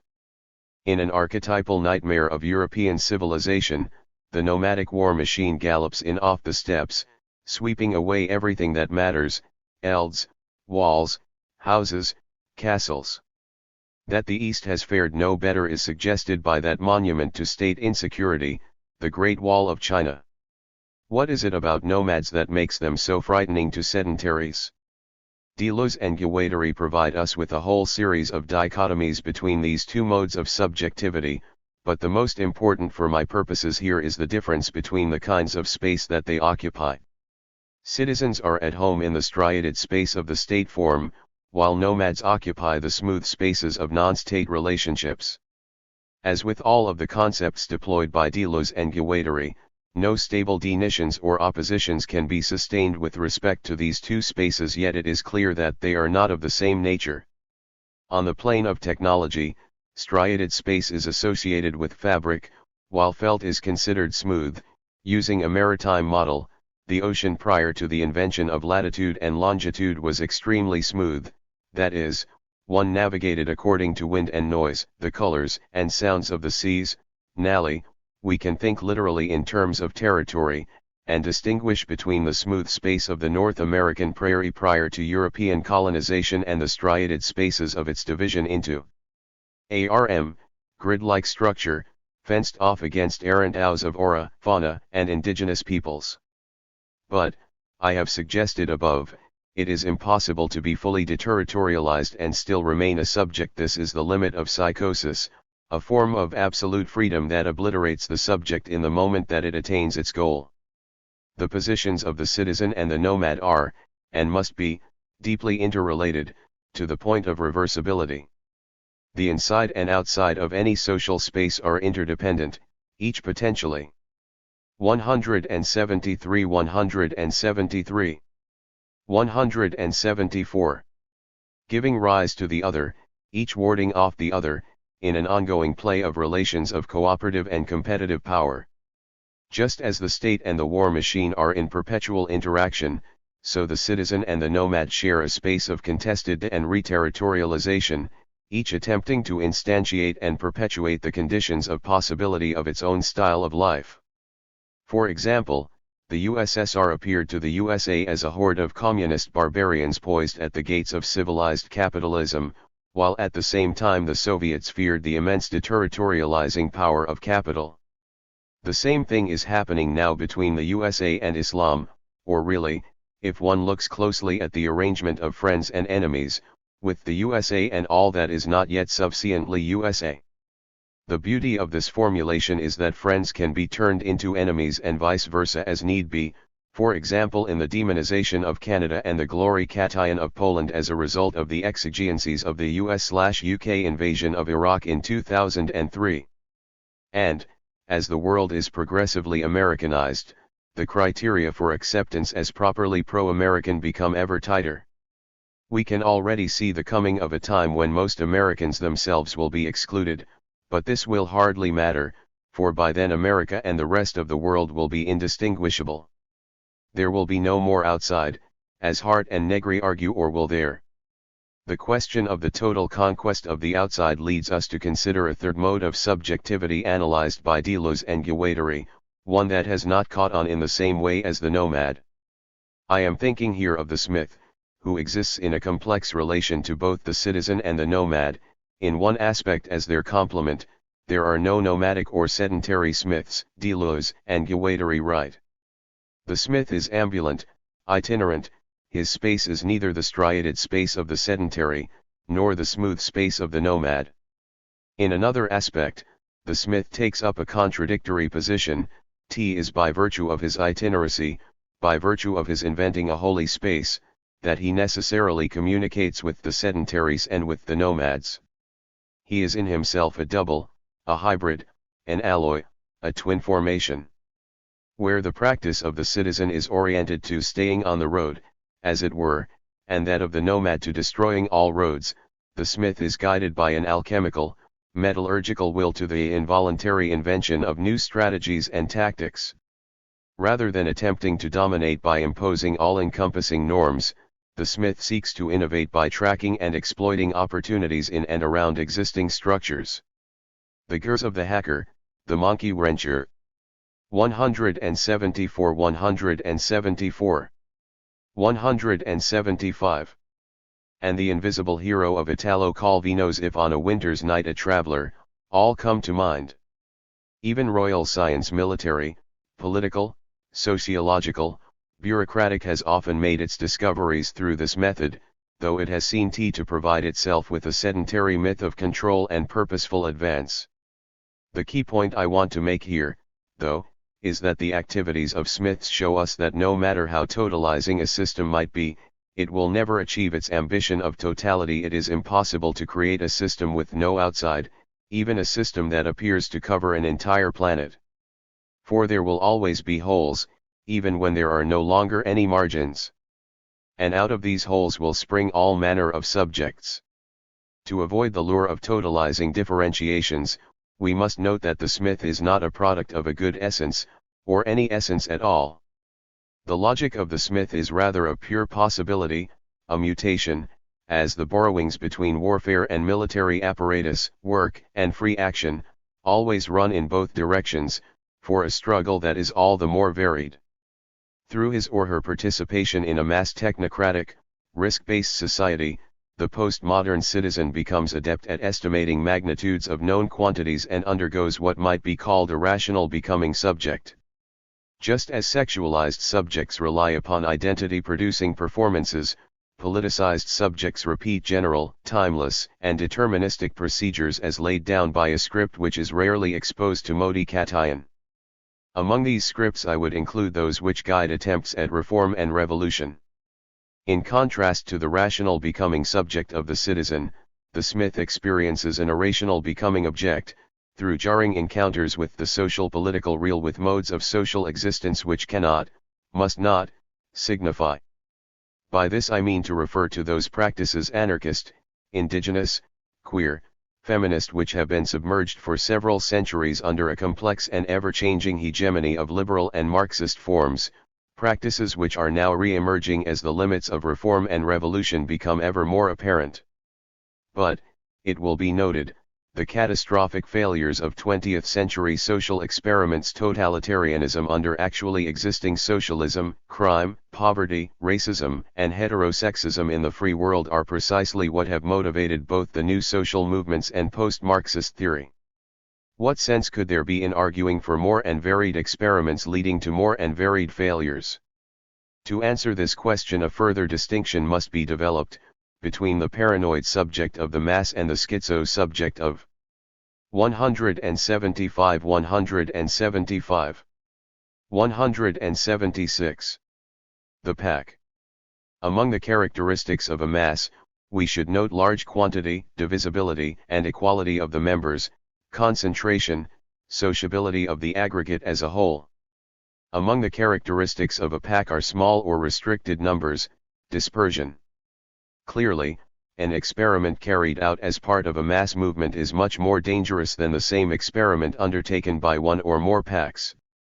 In arguing for further attempts and failures, I am advocating neither mass revolution nor mass reform, but small-scale pack wanderings through the innate social spaces that are left unexplored by these predominant models. In this sense, the smith could be thought of as a kind of communitarian nomad, as an intensity that burns only, or at least burns best and longest, when alongside others. In closing this chapter, I want to make it clear that I am not denying the utility of citizenship for achieving certain sorts of change within ostensibly liberal societies. Nor am I willing to suggest that armed revolutionary struggle is inappropriate in situations where not even the rudiments of a liberal political order exist. Nor, even, am I suggesting that those individuals who can free themselves for a few hours or days should not seek to do so. Only the Oedipal subject can work within Oedipal societies, only the revolutionary subject can overthrow blatantly totalitarian regimes, and only the nomad can escape them both for a time. None of these spaces, and the subjects that inhabit them, will be disappearing anytime soon. Indeed, if Deleuze and Guattari are correct in seeing them as variants of forms that have always been with us, they can never be expected to disappear entirely. What I want to argue is that continuing with an exclusive focus on hegemonic change via the state form, or on escaping it entirely, prevents us from imagining and implementing modes of social organization that are not only possible and desirable, but are becoming ever more necessary as empire consolidates its hold on our bodies, minds, lands, on our very ability to produce ourselves and the contexts in which we encounter others. These modes can only be explored by relatively de-Oedipalized subjects who are able to act, without necessarily having state sanction or support, in the gaps between, and on the margins of, the institutions of sedentary society, subjects who do not love the state form, but can coexist with it if they must, as they seek to render it increasingly redundant, subjects who seek to avoid microfascisms, who practice an ethic of care of the self, but who are also open to sharing values, resources and spaces with others, to building communities of resistance and reconstruction that 176 176 177 are wider and more open, yet remain non-integrative in their relation to others. The movements, groups, and tactics which I discussed at the start of this book are all examples of this kind of subjectivity, of these kinds of spaces, which rely upon an amoral, postmodern ethics of shared commitments based on affinities rather than duties based on hegemonic imperatives. These commitments are necessarily always shifting, but also always present, as no community can be sustained without them.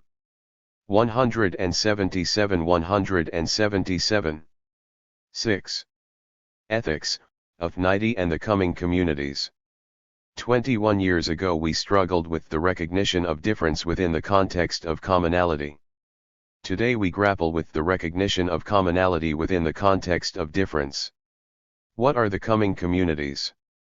A community composed by affinity-based relationships is not a Hegelian Sittlichkeit, nor is it a brand of liberal/post-Marxist pluralism.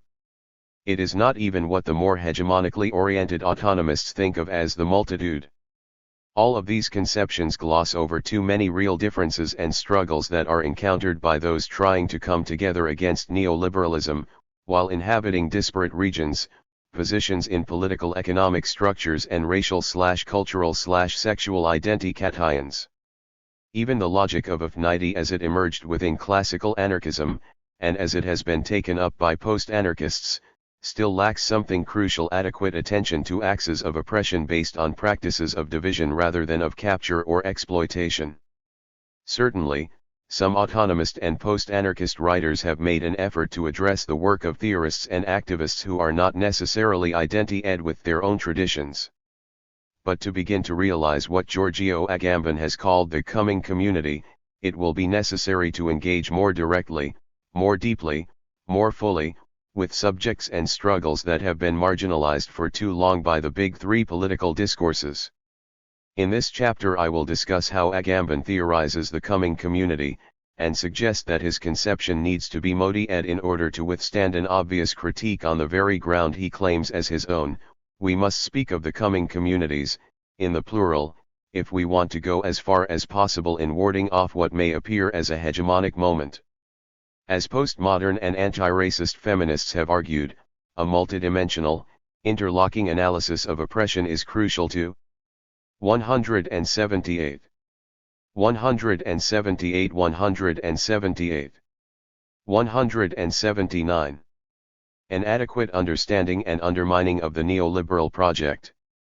But this alone is not enough. In addition to theorizing about a non-identical identity that is assumed to already exist, at least in potentia, it is necessary to nd more ways to link actually existing groups through a shared commitment to groundless solidarity driven by innate responsibility. To the extent that this commitment drives concrete action, to the extent that it brings about changes in daily practices, obstacles based on traditional divisions can be overcome. This is, of course, an endless process, but is essential to creating and maintaining the affinity-based relationships that compose the coming communities. Just as writers like Foucault and Deleuze are commonly supposed to spurn ethical and political commitments, it is also often assumed that they are opposed to any kind of community. Many of those who take up this position are hegemonic thinkers who are clearly frightened by the implications of non-hierarchical relationships for the liberal/critical theoretical status quo. They see anything other than hegemonic community as no community at all.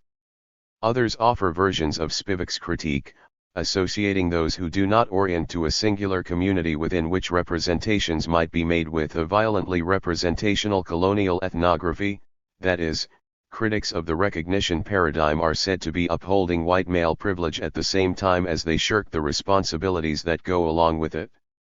Others, like Peter Hallward, have pushed the concept of what I have called the pure nomadic subject to its theoretical limits, beyond even the positions of writers like Hart and Negri, Bradotti, Perez, or Newman.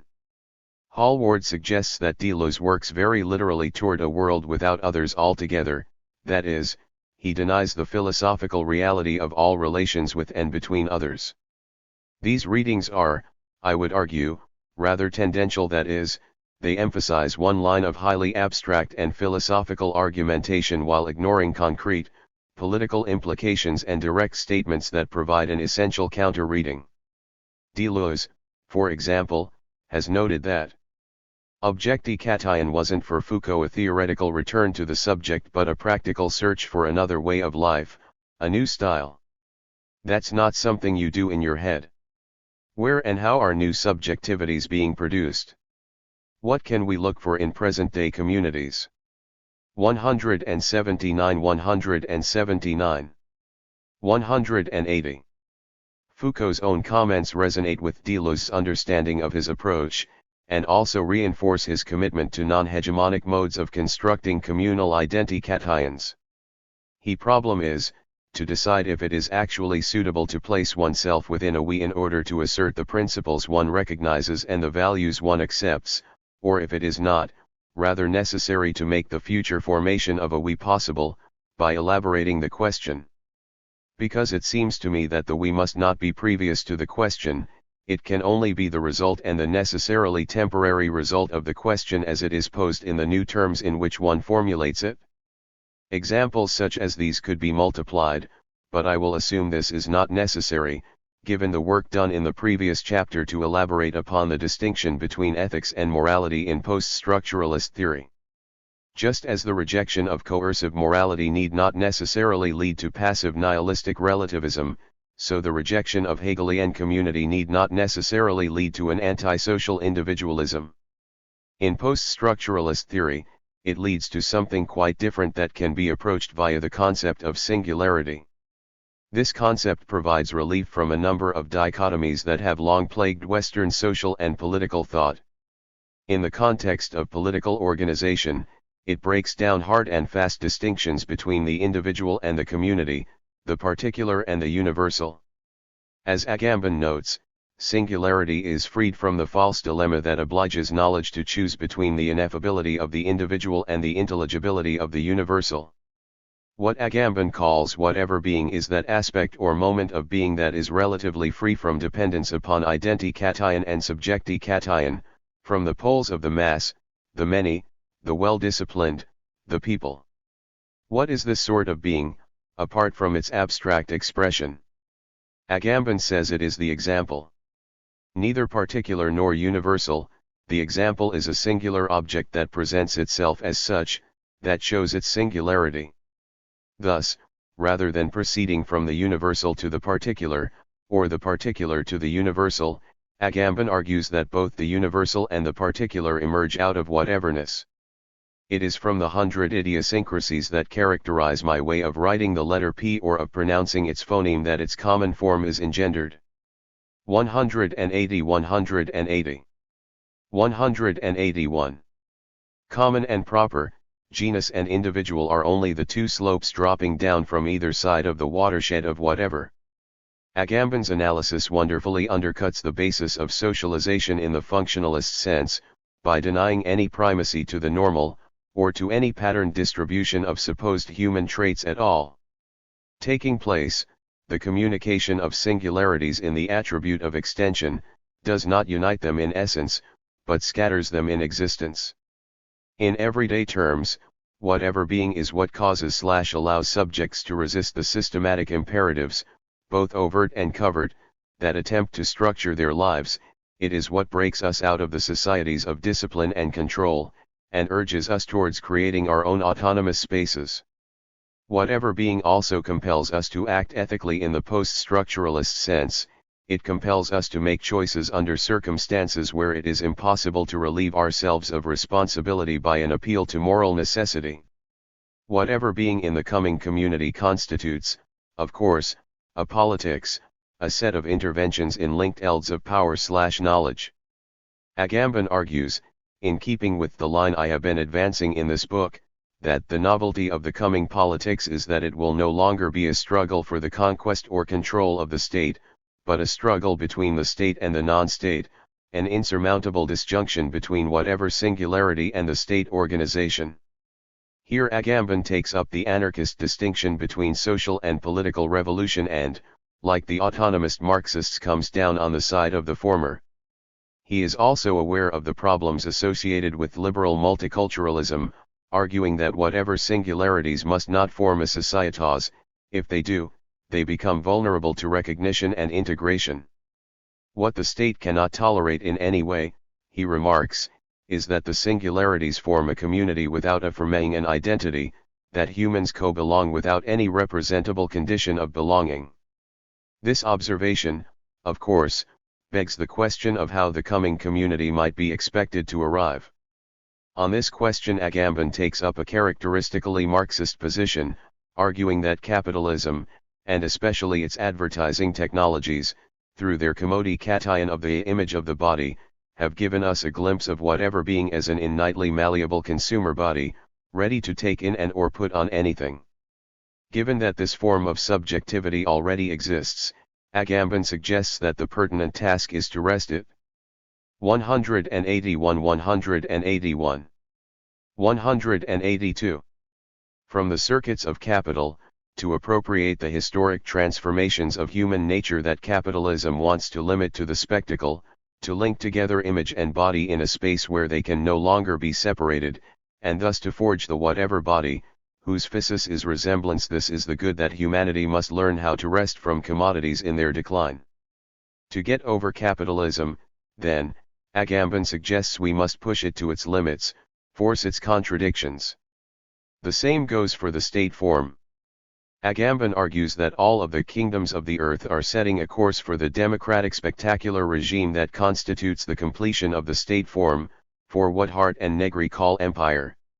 He argues further again in a mode similar to that of Hart and Negri that only those who succeed in carrying it to completion, will be the RST citizens of a community with neither presuppositions nor a state. Although Agamben's concept of the coming community is clearly important for understanding how affinity-based social forms might be organized, it poses a number of problems that must be addressed. First, the very language that Agamben uses is problematic. By consistently referring to the coming community using the singular form, he seems to imply that despite all of the disparities and lacks of which it is composed, this new mode of association will be totalized at some level. This reading is supported not only by the language used, but in the assumption that the coming community represents the completion of spectacular capitalism and the state form. This kind of argument resonates strongly with modern ideas about the revolution leading to the transparent society and the end of history, ideas that, as I have shown, have been mostly abandoned by contemporary theory and activism. If the coming community happens to arrive, or, more precisely, if it begins to arrive more quickly, fully, and deeply, history will continue, state and corporate forms will still exist, and we will remain divided in many ways. Nothing will have been completed, since nothing can be completed. Only if we want to lurch from one hegemonic system to another will we long for a mythical world in which the Shekinah will have stopped sucking the evil milk of its own separation. Rather than longing for total communion, we must understand communities as multiplicities that cannot be totalized, as n-dimensional networks of networks that spread out innately and are innately interconnected.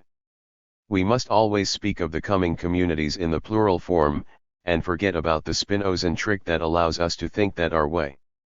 182 182 183 of sewing everyone up into the same bundle somehow avoids the problem of suffocation. It is on this basis that I would disagree with Agamben regarding who is likely to build the coming communities and, more importantly, who is already building them. I don't think it's those who are most wrapped up in consumer capitalism and the state form. Rather, I think that the coming communities are more likely to be found in those crucibles of human sociability and creativity out of which the radically new emerges, racialized and ethnicized identities, queer and youth subcultures, anarchists, feminists, hippies, indigenous peoples, back-to-the-landers, deviants of all kinds in all kinds of spaces. To the extent that these communities are the sources of energy upon which postmodern states and corporations rely for their very existence, it could be said, as the autonomists say, that they have created the state and capital. But this process of co-optation, as they also note, is often contested, sometimes subverted, and never totally successful. This struggle de-nests the coming communities from another direction, as those identities that are not acceptable to, or at least not yet entirely normalized within, the global system. At their most radical limit, they present that which cannot be represented, that which must not signify they are the disavowed, unconscious underside of globalizing capital, the real that, just as it must be repressed, must just as surely return. The disparities that allow the coming communities to act as crucibles for social change also mean that the simple dichotomy Agamben sets up between state and humanity is impossible to maintain. There need to be struggles not only between the state and humanity, but within humanity as well. To postulate any identity category as unmarked and undifferentiated is, as I noted with respect to the multitude and the proletariat, to assume a unity that not only must be striven for, but will never fully arrive. It appears possible only if one postulates of fundamental oppression, a substructure upon which all other oppressions are supposedly erected. As I pointed out in the previous chapter, however, this mode of analysis has become all but impossible to maintain. Pushing earlier critiques of the New Left to their logical and political limits, transnational feminists have convincingly argued that the great leveling and totalizing efforts of neoliberalism must be seen as just that: efforts, attempts, hegemonic constructs, fantasies imposed upon a eld of endless and various struggle. As Chandra Mohanty points out, 183 183 184 the interwoven processes of sexism, racism, misogyny, and heterosexism are an integral part of our social fabric, wherever in the world we happen to be. We need to be aware that these ideologies, in conjunction with the regressive politics of ethnic nationalism and capitalist consumerism, are differentially constitutive of all our lives in the early 20th century. While neoliberalism is globally present, and operates across all axes of domination and exploitation, we must keep in mind that it is manifested differently for different identities, at different times and places. A multidimensional analysis of oppression is therefore crucial to any effort to oppose, subvert, or offer alternatives to the neoliberal world order. A similar trajectory can be observed in debates within and around queer theory, which has been criticized for restricting its sphere to concerns that are merely cultural. Judith Butler has responded by specifying the links between heterosexuality and capitalism, and Rosemary Hennessy has argued for a materialist queer theory that gets past both modern essentialism and postmodern anti-essentialism. A recently published collection entitled Postcolonial, Queer, Theoretical Intersections also contains articles that link a critique of heterosexism with a revolutionary materialist analysis of capitalist globalization. This collection pushes the boundaries of the academic disciplines even further, by including writers who are critical of the heterosexist biases of postcolonial studies and the Western biases of academic queer theory. With these developments, queer theory is hardly restricting itself to cultural concerns, but is reaching towards a multidimensional analysis of global relations of power. An equally important point, also raised by Mohanty, is the necessity of solidarity across these many dividing lines. Noting the many concrete effects of global restructuring on women in various places and spaces, Mohanty argues for a more intimate, closer alliance between women's movements, feminist pedagogy, cross-cultural feminist theorizing, and these ongoing anti-capitalist movements. On a similar note, but pushing the envelope beyond especially feminist solidarity, Beverly Baines, a Canadian anti-racist feminist activist, suggests that the frame we need to build is an integrative feminist anti-racist and anti-oppression frame. The key move here is contained in the reference to anti-oppression, which expands the ELD of anti-racist feminism to include a stand against hierarchical orderings as such.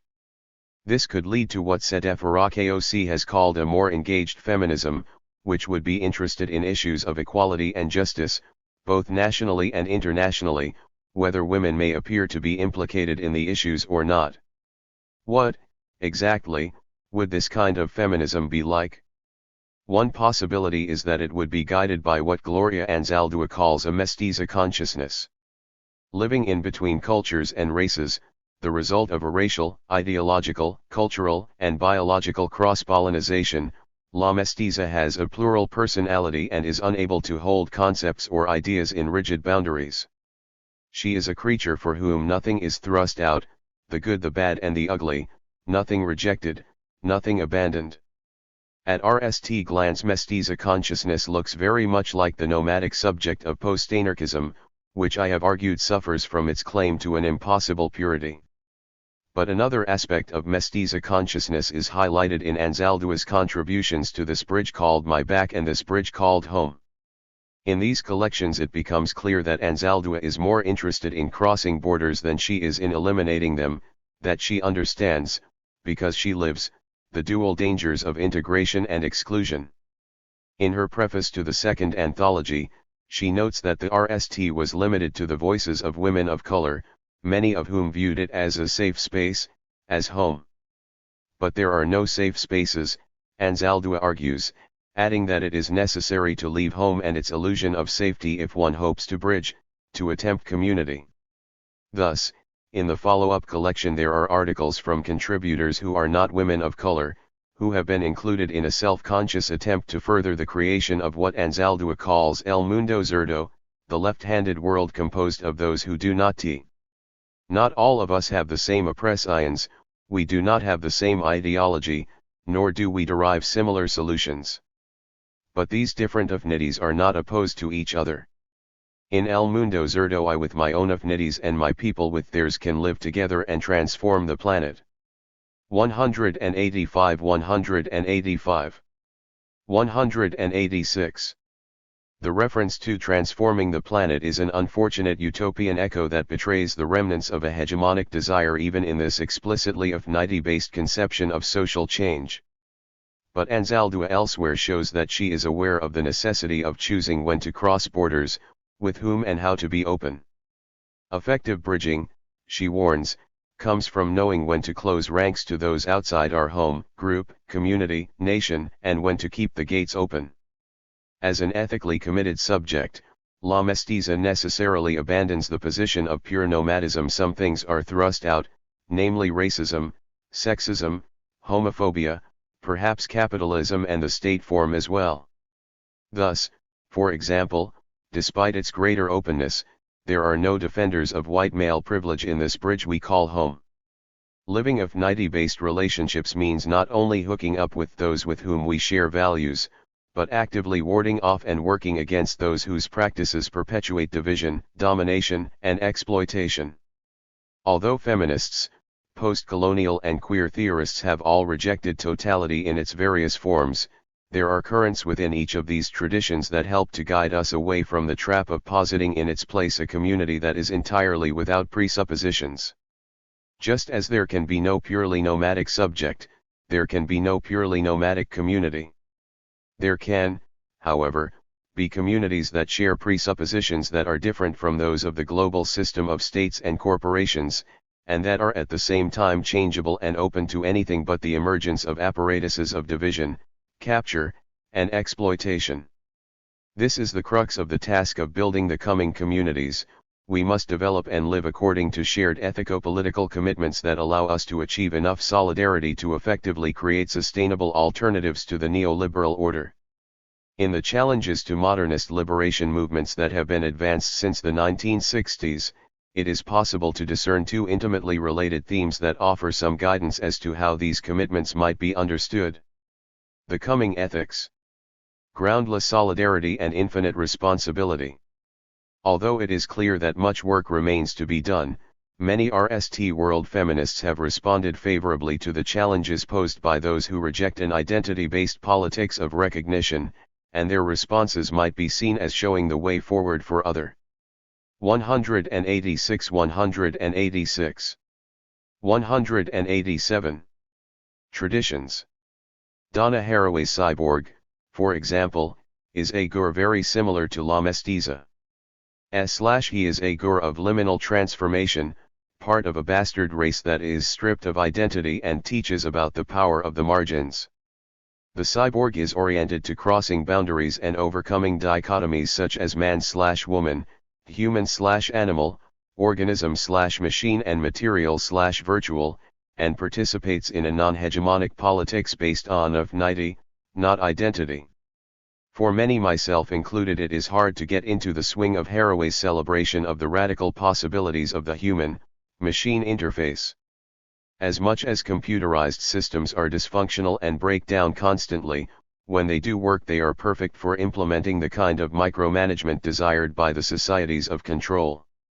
Given the fact that very few human subjects seem even momentarily to escape normalization, despite being at least as unpredictable as computerized machines, it is hard to imagine that cyborgs will fare any better. But then, as Haraway says, the cyborg is a myth, and an ironic one at that.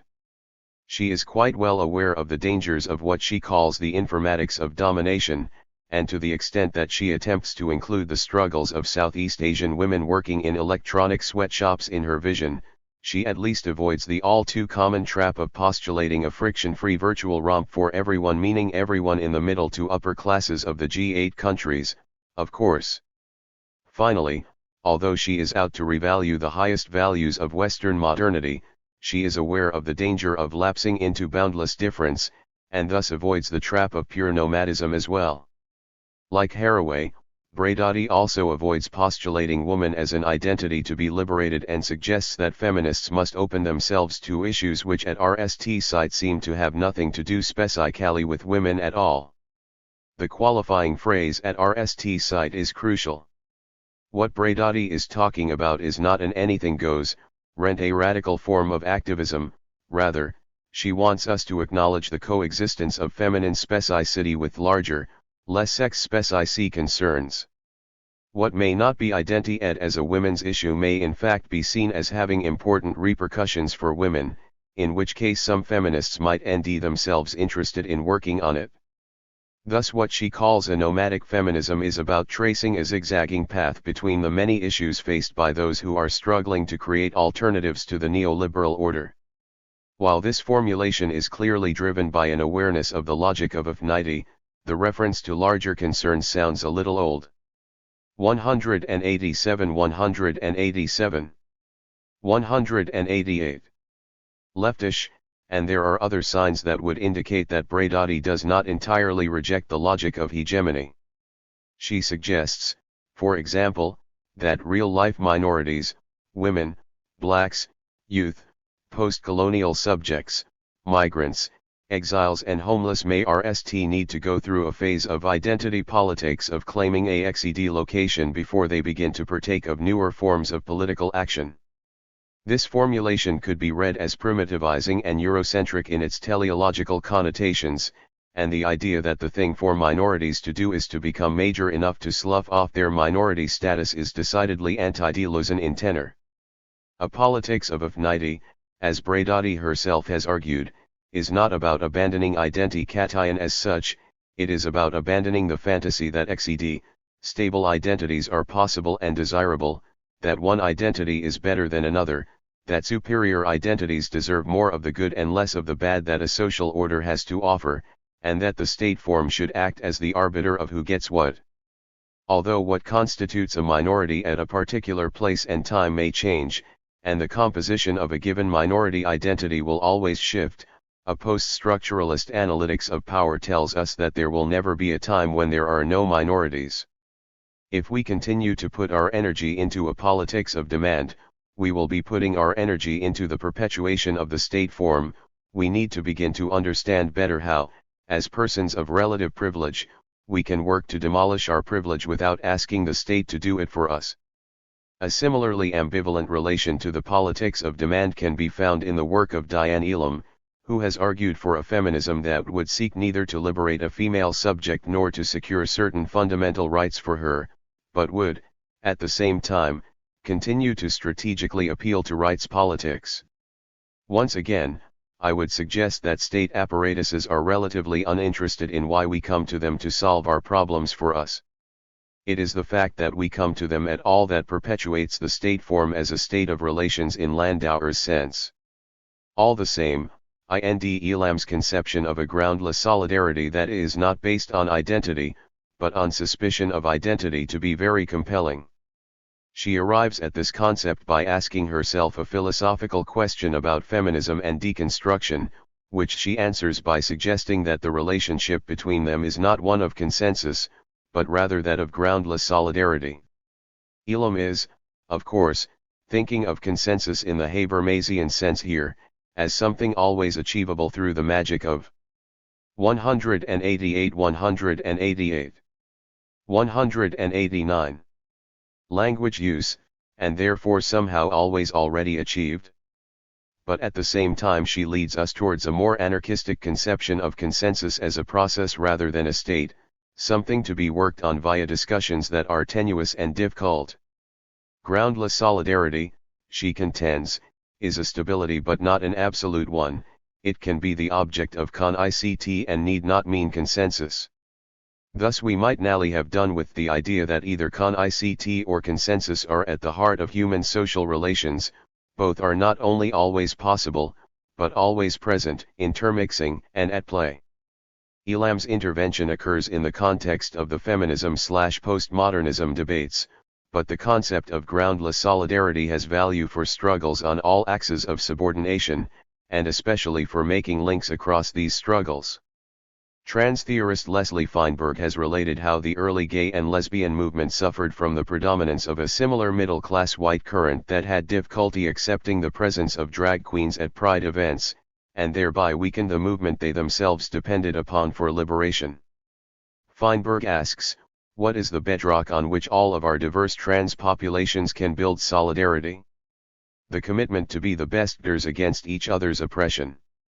The goal is not to strive to be one community, but to build many linked communities, not to ND leaders, but, as to recognize that everyone is a leader, that we are the ones we have been waiting for. One that this potential is not merely theoretical is shown by the intense activity that is going on in activist circles around the world, to ND ways to build concrete, practical links between disparate struggles, and to begin to engage in the extremely difficult task of dealing directly with the divisions that exist among us while resisting the temptation to pass this responsibility off to a state apparatus. The No One is Illegal campaign, operating out of Montreal, Quebec, is a loose coalition of activists who link neoliberal globalization to the displacement of people from the global south, who are compelled to leave their homes due to persecution, poverty, or oppression. They often do so only to be categorized as illegal aliens by the supposedly benevolent G8 countries where they seek refuge. They are denied the same rights as regular citizens, and therefore face limited opportunities and further degradation. NOII also opposes the Canadian Aboriginal Reserve System and state-based definitions of Aboriginal status, again linking the construction of these divisions to globalizing capital. NOII activists who are affiliated with a broader 189 190 campaign called Solidarity Across Borders are involved in awareness-raising activities and direct action casework, and are committed to recognizing that struggles for self-determination and for the free movement of people against colonial exploitation are led by the communities who GHT on the front lines. Although many of the people involved in NOII self-identify as anarchists, this identication is not central to their participation in Solidarity Without Borders, and usually goes unmarked. Their activities are carried out in a context of self-organized committees of persons directly affected by repressive anti-immigrant and anti-terrorist laws. That is, NOII is directly involved in numerous activities of solidarity, without attempting to organize anyone other than themselves. A similar outlook motivates the Indigenous Peoples Solidarity Movement and the Columbia Solidarity and Accompaniment Project, both based in Montreal, an anti-racist action, which has chapters throughout Canada and the United States. These cells use direct action tactics to do the hard work necessary to decrease racism, sexism, anti-gay bigotry, oppression of religious freedom, and the unfairness which is often suffered by the disabled, the youngest, the oldest and the poorest of people. At the 2004 Montreal Anarchist Book Fair, solidarity was a main theme, with a number of speakers from around the world urging attendees to join in struggles that may or may not be immediately identifiable as anarchist in nature. This is, of course, not something particular to Montreal, or to Canada. These examples are a snapshot of a global tendency. The model for this kind of solidarity work can be traced to the Zapatistas, who have been extremely effective in building worldwide support for their struggles against neoliberalism and the genocidal policies of the Mexican state. In an oft-cited interview in which his sexuality was brought into question, Subcommandant Insurgent Marcos, known to the popular imagination only as a vague, masked, Gur, gave voice to the Zapatistas' vision of a global groundless solidarity. Yes, Marcos is gay. Marcos is gay in San Francisco, black in South Africa, an Asian in Europe, a Chicano in San Isidro, an anarchist in Spain, a Palestinian in Israel, a Mayan Indian in the streets of San Cristobal, a Jew in Germany, a Gypsy in Poland, a Mohawk in Quebec, a Pasist in Bosnia, a single woman on the metro at 10 p.m., a peasant without land, a gang member in the slums, an unemployed worker, an unhappy student and, of course, a Zapatista in the 190. 191. Mountains. Marcos is all the exploited, marginalized, oppressed minorities resisting and saying enough. He is every minority who is now beginning to speak and every majority that must shut up and listen. He makes the good consciences of those in power uncomfortable. This is Marcos.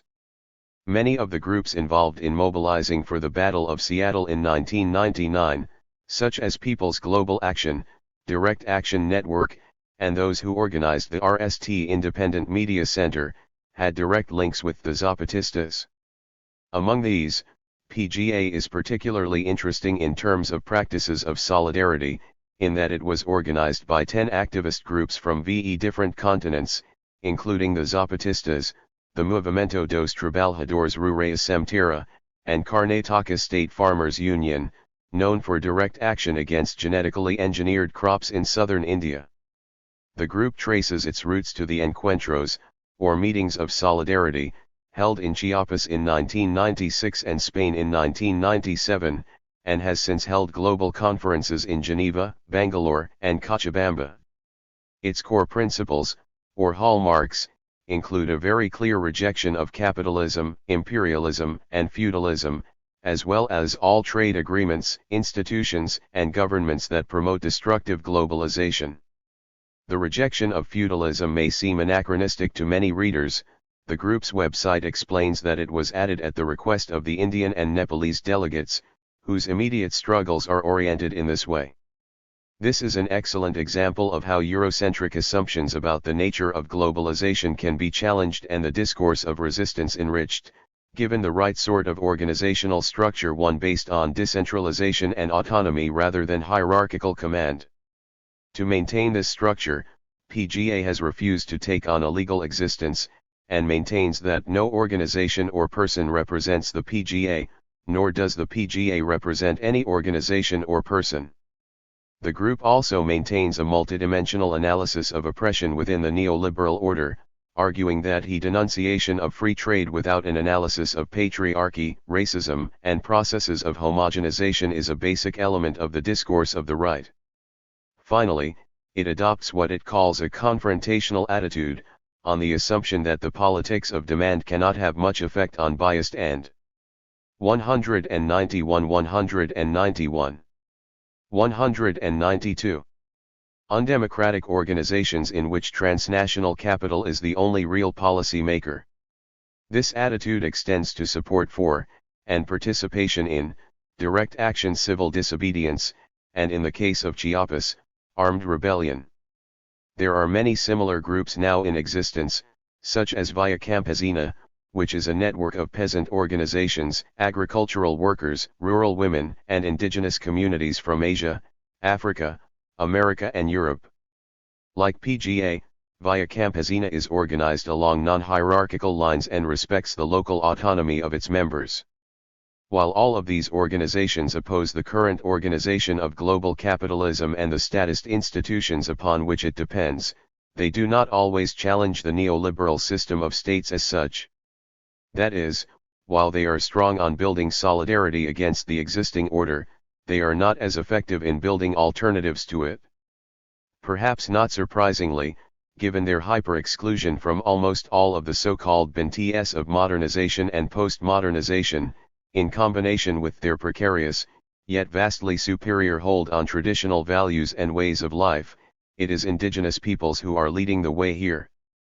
Shunning the options of assimilation and integration within a white settler context, the indigenous peoples of mainland Australia have brought into being an Aboriginal provisional government that intends to achieve a total break with the Australian state. In choosing this path, the APG clearly abandons a politics of demand in favor of direct action. The APG anticipates small areas of land initially being given back to Aboriginal communities after specific campaigns over long periods of time. Political unication of those successful groups would form the developing Aboriginal nation territory. The strategy would be to rally all Aboriginal people around a particular community which is seeking to reclaim certain areas of land. Control would eventually be conceded by the white authorities as being reversed in the Aboriginal communities. This of course would take great people resources, financial support, and grim determination. The latter is entirely in our hands. Breaking with the Australian state, however, does not necessarily mean breaking with the state form as such. The APG uses a model in which it would become a nation exercising total jurisdiction over its communities to the exclusion of all others.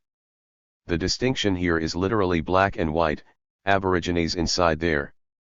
192 192 193 Nation-state container are juxtaposed with all others, without any hint of linkages that might exist on either side of the Aboriginal/non-Aboriginal divide. Thus, although they reject the politics of demand and take up direct action, in seeking sovereignty on the European model, this movement remains within the sphere of the hegemony of hegemony. But a closer look at the nature of the internal relations advocated by the APG shows that the logic of affinity is also at work here. Well aware of the dangers of the liberal capitalist societies of control, the APG papers acknowledge that there would be no point in transferring white power to an Aboriginal provisional government which simply imposed the same policies from above. Rather, they envisage a form of federation which gives maximum political control to local communities and minimizes the delegation of functionality and representation to the national level. Perhaps the most interesting aspect of this example is the assumption that there are not, nor should there be, enforced commonalities across Aboriginal communities at the level of social, political, and economic structures. The APG papers assume that some communities will tend towards relatively traditional systems, while others will opt for a mixture of black and white law, and still others will choose a system which is simply appropriate to their lifestyle in any given situation.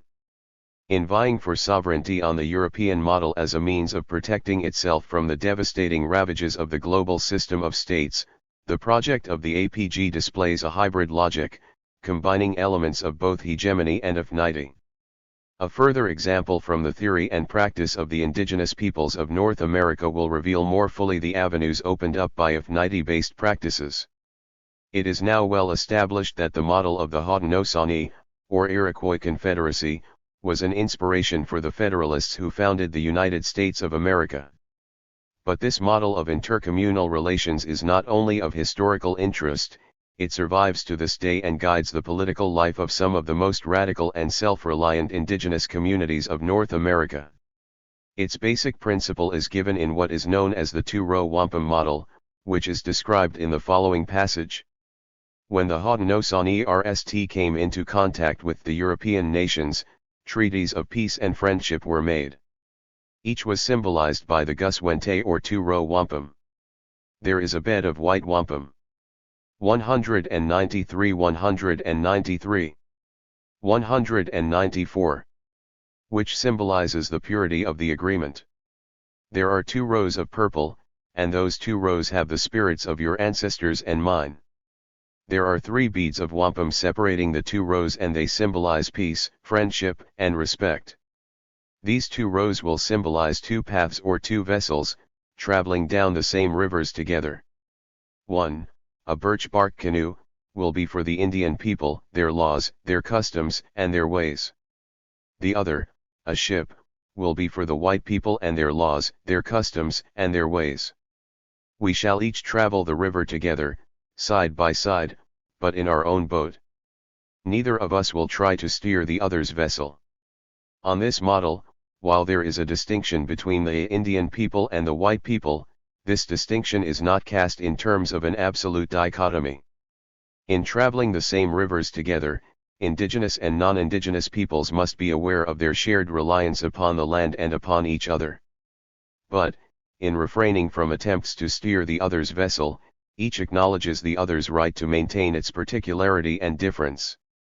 Recent texts in the field of Native American political theory have used this model as the basis for a critique of the integration of indigenous peoples within the neoliberal system of nation-states. As in Western political theory, these critiques focus on issues of race, class, gender, and rational bureaucratic domination of human beings and the land. Unlike most of their Western counterparts, however, Native American political theorists also link these relations of subordination to the concept of sovereignty that serves as the horizon of the system of states itself. To place their critique in its proper context, it must be noted that the term sovereignty has many disparate meanings in discussions of indigenous self-determination.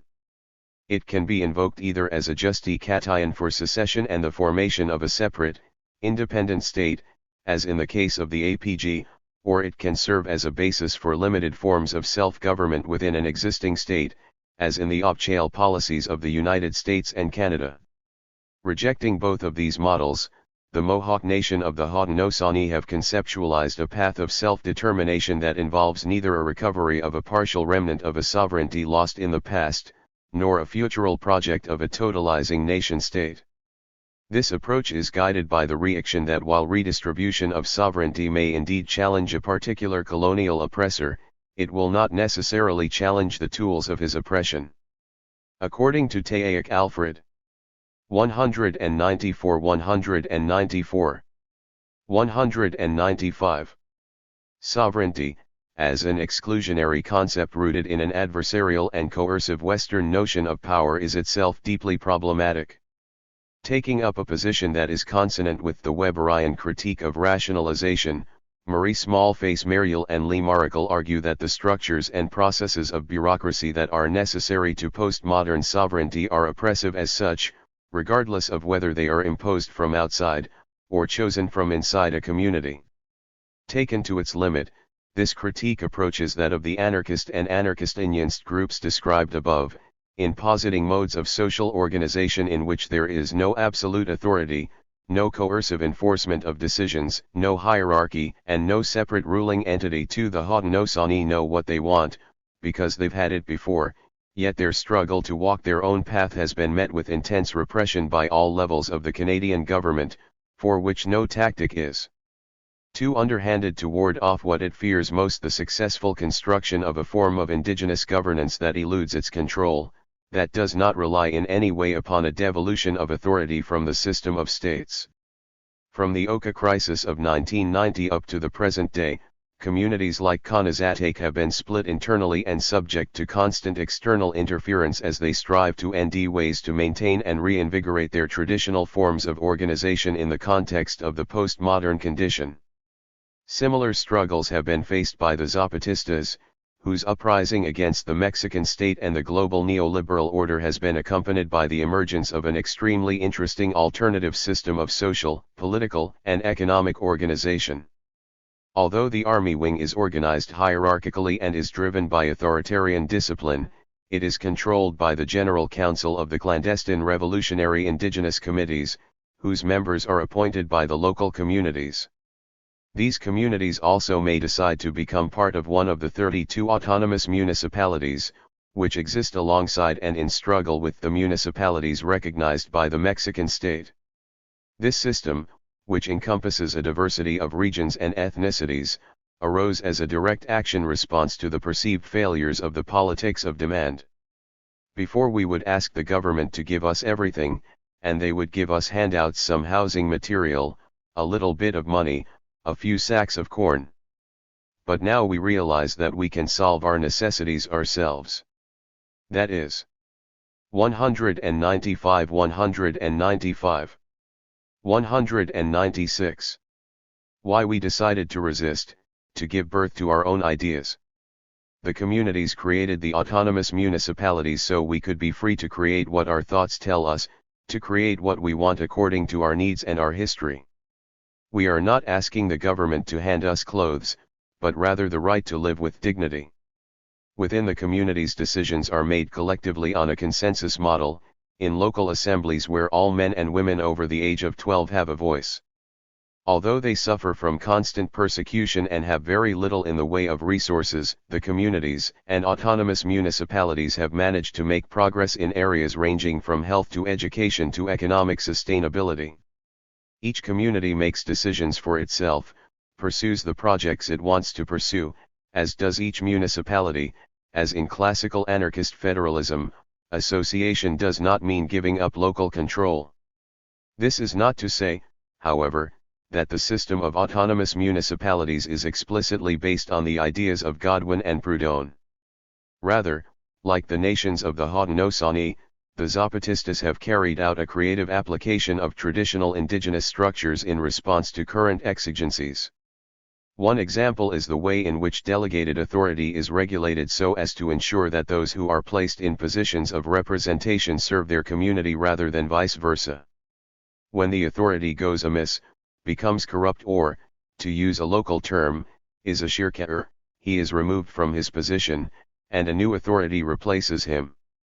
This system of recall is similar to that of the Mohawk Nation of the Iroquois Confederacy, except that in these communities it is the women who select and may depose the men who will take up positions of leadership. In the indigenous communities which gave birth to the Zapatista movement, it would appear that women were not so empowered.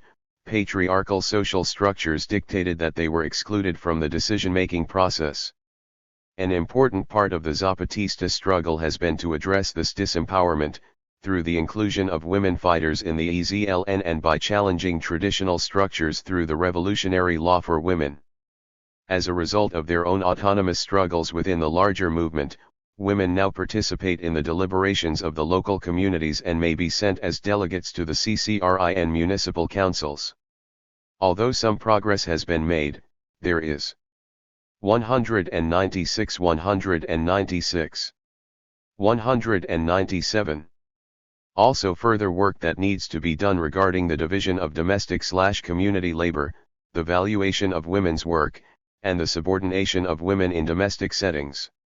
Just as in the system of states, undoing patriarchy is a long and arduous task, what the Zapatista experiments show is that this kind of work can be done without a politics of recognition, that is, without an abstract political process through which women are given rights by men as a favor or gift, under the coercive tutelage of a state apparatus. The problems of white middle-class movements. The struggles for autonomy being carried out by indigenous peoples around the world show that the coming communities are in fact beginning to arrive, that there is more to this notion than mere high theory.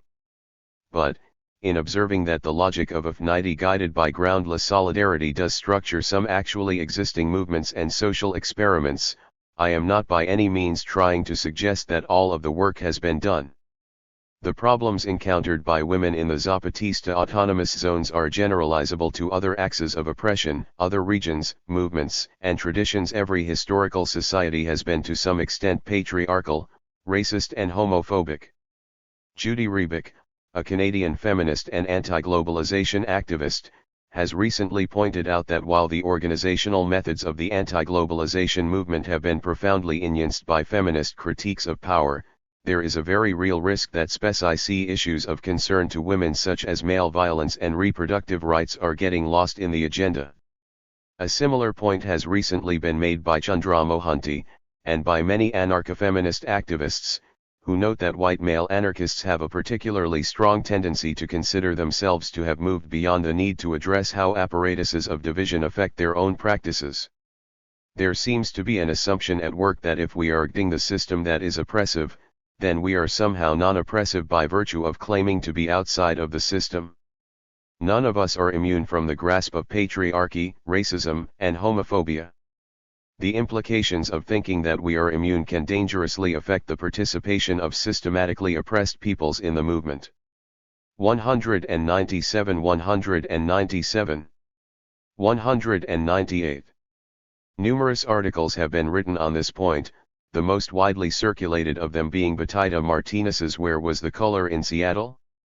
Looking for reasons why the Great Battle was so white. In the vast acreage of published analysis about the splendid victory over the World Trade Organization in 1999, Martinez wrote, "It is almost impossible to end anyone wondering why the 42,000 demonstrators were overwhelmingly Anglo. How can that be, when the WTO's main victims around the world are people of color?" In one of the interviews conducted for the Affinity Project, Africa 3, a black activist working in the Baltimore area, related his experience with people who still have a lot of conditioning they need to challenge, and so maybe they make presumptions, maybe they have fears that are irrational. The examples he cites include a young woman at a Philadelphia squad who was surprised and confused to discover that he was an anarchist, just like her, and an IMC article that identified him as the lone African American rider at a critical mass demo. "I didn't notice," Africa says, "but it seemed important to them." While acknowledging the suspicion that is encountered by white activists working in black neighborhoods, he is also frustrated by the assumption that he is the one to call upon if there is any work to be done in or with people of color. The only thing that seems viable for white activists, he suggests, is building trust by being a part of the community, making yourself available. Clarita, for a Mexican organizer involved in helping to create collectives that give women the means for sustainable economic well-being, expressed similar frustrations. As a participant in an alternative education project set up by white U.S. activists, she was horrified to see that what was supposed to be an anti-authoritarian project turned into what felt to her like another invasion. A small group of people basically controlled all the resources, everything that was going on in the camp. It was paternalistic, hierarchical, authoritarian, racist, and sexist, a total disaster. These activists echo voices that have been raised against racism and sexism in North American activist circles since at least the days of the U.S. abolition debates. Also, as the articles in the anthology Gay Men and the History of the Political Left attest, progressive social movements have also had trouble dealing with their gay, lesbian, bisexual and transgendered comrades. In an excellent paper on the work of French revolutionary activist and Daniel Guérin, who came out in 1965 after many years of suffering. 198 198 199. From his schizophrenic existence as a gay anarchist communist, David Berry comments on how things have changed, and how they remain the same. Doubtless re-ex the endemic if nowadays more carefully hidden homophobia of the left and the labor movement, and also the persistent reluctance on the part of many historians of the left and of labor, even today, and perhaps particularly in France, to attach importance to forms of social inequality and oppression linked to gender and sexuality. Although it has not been the subject of as much discussion as racism and sexism, and precisely because of this lack, it is clear that homophobia is still a problem within contemporary radical social movements. Paul Mattis, a bisexual activist in Peterborough, Ontario, observes that there is a lot of anti-queer sentiment in the town at large, and con-RMS that he has encountered some passive homophobia among activists as well. However, he has found that he is generally willing and able to help people unlearn the bad habits of straight society, and notes that the local activist community includes many openly GLBT individuals and is generally incredibly supportive on queer issues. I don't think I would have been able to take such a strong stand on queer issues, or even come out myself, Mattis says, if I hadn't been surrounded by queer people, most of whom are not closeted. Finally, it should be pointed out that problems of division exist not only between those at the top of the hierarchies of privilege and everyone else. They are also apparent between structurally disadvantaged communities themselves.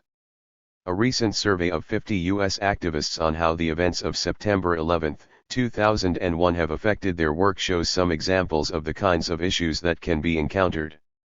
September 11 has actually made it pretty clear that our organization is not involved in the same communities as the white queer communities, and made it clear who we want to be working with.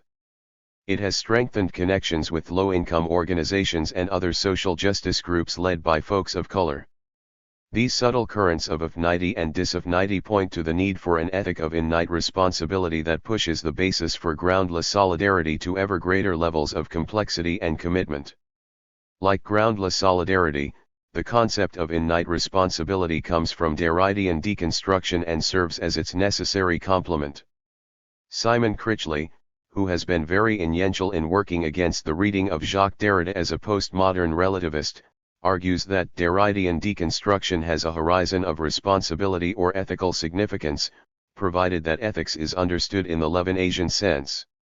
In this Levinasian sense, ethics takes on a meaning similar to that given in the ethics/morality distinction discussed in Chapter 5, in that it does not seek to impose any universal normative procedures or codes. Rather, the face of the other whom I cannot evade, comprehend, or kill calls forth an innate responsibility to justice, to justify myself. Derridean/Levinasian ethics, then, relies upon the claim that the deep structure of subjective experience is always already engaged in a relation of responsibility or, better, responsivity to the other. Taking a similar line, but in an explicitly feminist register, Ava Zyrek has recently argued that the politics of radical democracy cannot be based only on the hegemonic consolidation of dispersed struggles against manifold forms of oppression, rather, it has to be articulated in the gap between the ethos of becoming and the ethos of alterity, between the futural temporality of political praxis and the anarchic diachrony of obligation. To put it in less jargon-laden terms, this means that as individuals, as groups, we can never allow ourselves to think that we are done, that we have identity at all of the sites, structures, and processes of oppression out there and, most crucially, in here, inside our own individual and group identities. Innate responsibility means always being ready to hear another other, a subject who by definition does not exist, indeed must not exist if current relations of power are to be maintained. To respond means at least to have heard something, though one can never hear entirely correctly or completely, and thus represents a crucial step on the way to avoiding the unconscious perpetuation of systems of division. Once again, this is a question that is not merely academic. As Lorenzo Combo Irvin has argued, movements for social change in this 21st century will make a decisive mistake if they ignore the specificity of struggles that are not directly oriented to state domination and capitalist exploitation. They will create a middle-class white rights movement which will not elevate the masses of the world's peoples. In the aftermath of the mass protest convergence of the late 1990s, and in response to day-to-day problems encountered in more locally based work, activists of all persuasions have been ramping up their efforts to address the ways in which structured inequalities and exclusions divide anti-globalization and other struggles. In a proposal for a Zapatista-style encuentro, a coalition of IMC activists highlighted the issues that are at stake: how to build open, inclusive, decentralized structures of accountability, decision-making, and action locally, regionally, nationally, and globally. How to bridge gaps in gender, color, culture, age, access, language, and otherness for capacity building and empowerment. Clearly, this is going to require much more than simply including those who are excluded by the invisible hierarchies inherent even in the most anti-authoritarian organizing styles. As Chris Krass has argued, the idea that we just need to get more people of color to join our groups is an example of how white privilege operates. It carries the idea that we have the answers and how it just needs to be delivered to people of color, as opposed to, people of color have been organizing for a long time and we have a lot to learn, so maybe we could find a way to form alliances, relationships, and coalitions to work with folks of color and be prepared to learn as well as share. Getting beyond a practice that looks all too much like state-based liberal multiculturalism will require white/male activists giving up control of movements, events, and projects, listening rather than talking, linking up with existing organizations rather than duplicating, colonizing, or depleting them because they do not seem to be guided by familiar models or led by familiar people. It will mean remembering that despite what may be a very real commitment to anti-oppression struggles, those of us who are privileged benefit from our positions in oppressive structures, primarily through not having to worry about the effects they have upon our own theory and practice. Innate responsibility means being aware of this privilege and refusing/diffusing it to the greatest extent possible. More than anything, though, it means being willing to hear that you have not quite made it just yet, that you still have something more to learn. While liberal theorists and politicians pretend that all is well except for a few minor difficulties that can be overcome by making a new law, creating an NGO, or adjusting a bureaucratic function here and there, increasing numbers of people all over the world are converging on the notion that the new global order needs to be 201 2. Fought on all levels, in all localities, through multiple, disparate yet interlocking struggles.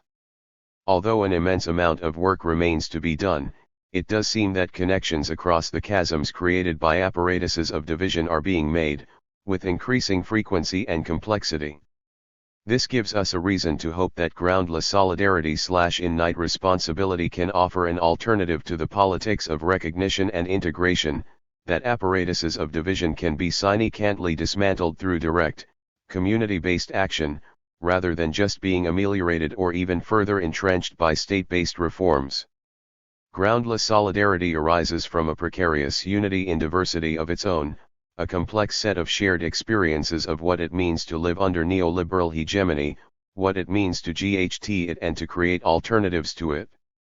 It provides a basis for linking the coming communities, for creating relationships that do not divide us into disparate, defenseless subjects begging to be integrated by the dominant order. 221/8/ 13 hours 47 minutes and 50 seconds 1/8/ 13 hours 47 minutes and 50 seconds. 7. Conclusion. Utopian socialism again and again. I am totally grateful to the sons of bitches who provoked this whole thing. Because now the citizens will never be the compliant lot that they were before. I tell you, I'm 74 years old, and I've seen a lot of wars, and from each one I've come out better and stronger. Without crisis, you just wallow along in the happiness of a fool. We need to use crises to give a new birth to ourselves. 1. Signs of failure/signs of hope. The logic of hegemony has been exhausted. Marxist revolutions have failed to achieve a transparent society and liberal reform has gone neoliberal, that is, it has become reactionary rather than progressive in tone. Even direct action to impede or ameliorate the advance of the existing order is limited in its efficacy, as dead power eventually ows around any obstacle put in its path. If it were impossible to escape the logic of hegemony, this would certainly be a recipe for despair. But as I have tried to show, there are other ways of achieving social change. Post-structuralist theory teaches us that one of the basic problems of contemporary politics is figuring out how to get more people in more places to overcome not only their desire to dominate others, but their own desire to be dominated as well. The notion of singularity as an example suggests that the best way to do this is to create sustainable alternatives to the existing order, to show concretely that the way things are now is not the only way they can be. As is so often the case, those on the margins are showing the way that those at the centers must somehow learn to follow. Assambleistas in Argentina, LPM activists in South Africa, Zapatista villagers in Chiapas, Mohawk warriors within/against North America, squatters in London. All of these groups and movements are exploring the possibilities of non-statist, non-capitalist, egalitarian modes of 203, 204. Social organization. They are working to reverse the colonization of everyday life by taking control over and responsibility for the conduct of their own affairs. Nothing is more important today than building, linking and defending autonomous communities of this sort. They offer the only hope of even partially escaping the disasters being brought upon all of us by the ongoing intensification of the worst effects of capitalism, the state form, racism, heterosexism, and the domination of nature. In this book I hope to have shown that much of this kind of activity is already going on. What signs are there, though, to indicate that it might accelerate? Will there continue to be gaps and margins in the neoliberal order, or will the societies of control be able to approximate more closely their goal of a perfect and total order? Without falling into the early 20th century Marxist trap of relying upon historical necessity rather than action, it is still possible to argue that the logic of capital itself can be an ally. For example, if we pull our heads out of the mass media for even a moment, it becomes obvious that the globalized world of friction-free consumption covers only a very small portion of the planet, including a few dozen megacities and the transportation networks that connect them. Friction-free production, of course, exists nowhere, but the global division of labor and mass media self-censorship allow those living out the neoliberal fantasy to pretend that it does. We do not have to experience the assassination of labor leaders, the destruction of young women's bodies, the poisoning of entire cities and countries, that allow us to enjoy a throwaway life. But even this vision is too much under the sway of neoliberal ideology, for there is no large urban center within any First-World enclave that does not contain areas of great deprivation.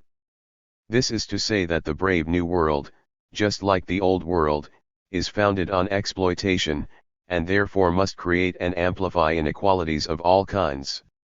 A capitalist system simply cannot be a totalized system, since there would be no one and nothing to exploit, no potential for profit. Globalization is in this sense a huge sham, akin to the signboards on the way to town and the pictures of gourmet meals in Terry Gilliam's LM Brazil. For every island of apparent perfection that neoliberalism creates, there will arise more gaps, lacks and margins, more places that are not sufficiently profitable to locate production, too impoverished to provide markets for consumption, nor sufficiently beautiful to function as sites for the homes of media stars and the neoliberal elites. 204-2. Not only the logic of capital, but also the basic principles of engineering work against the fantasy of a totally integrated world. As any computer user knows, the more complex a system becomes, the more difficult it is to maintain, the more often and catastrophically it fails.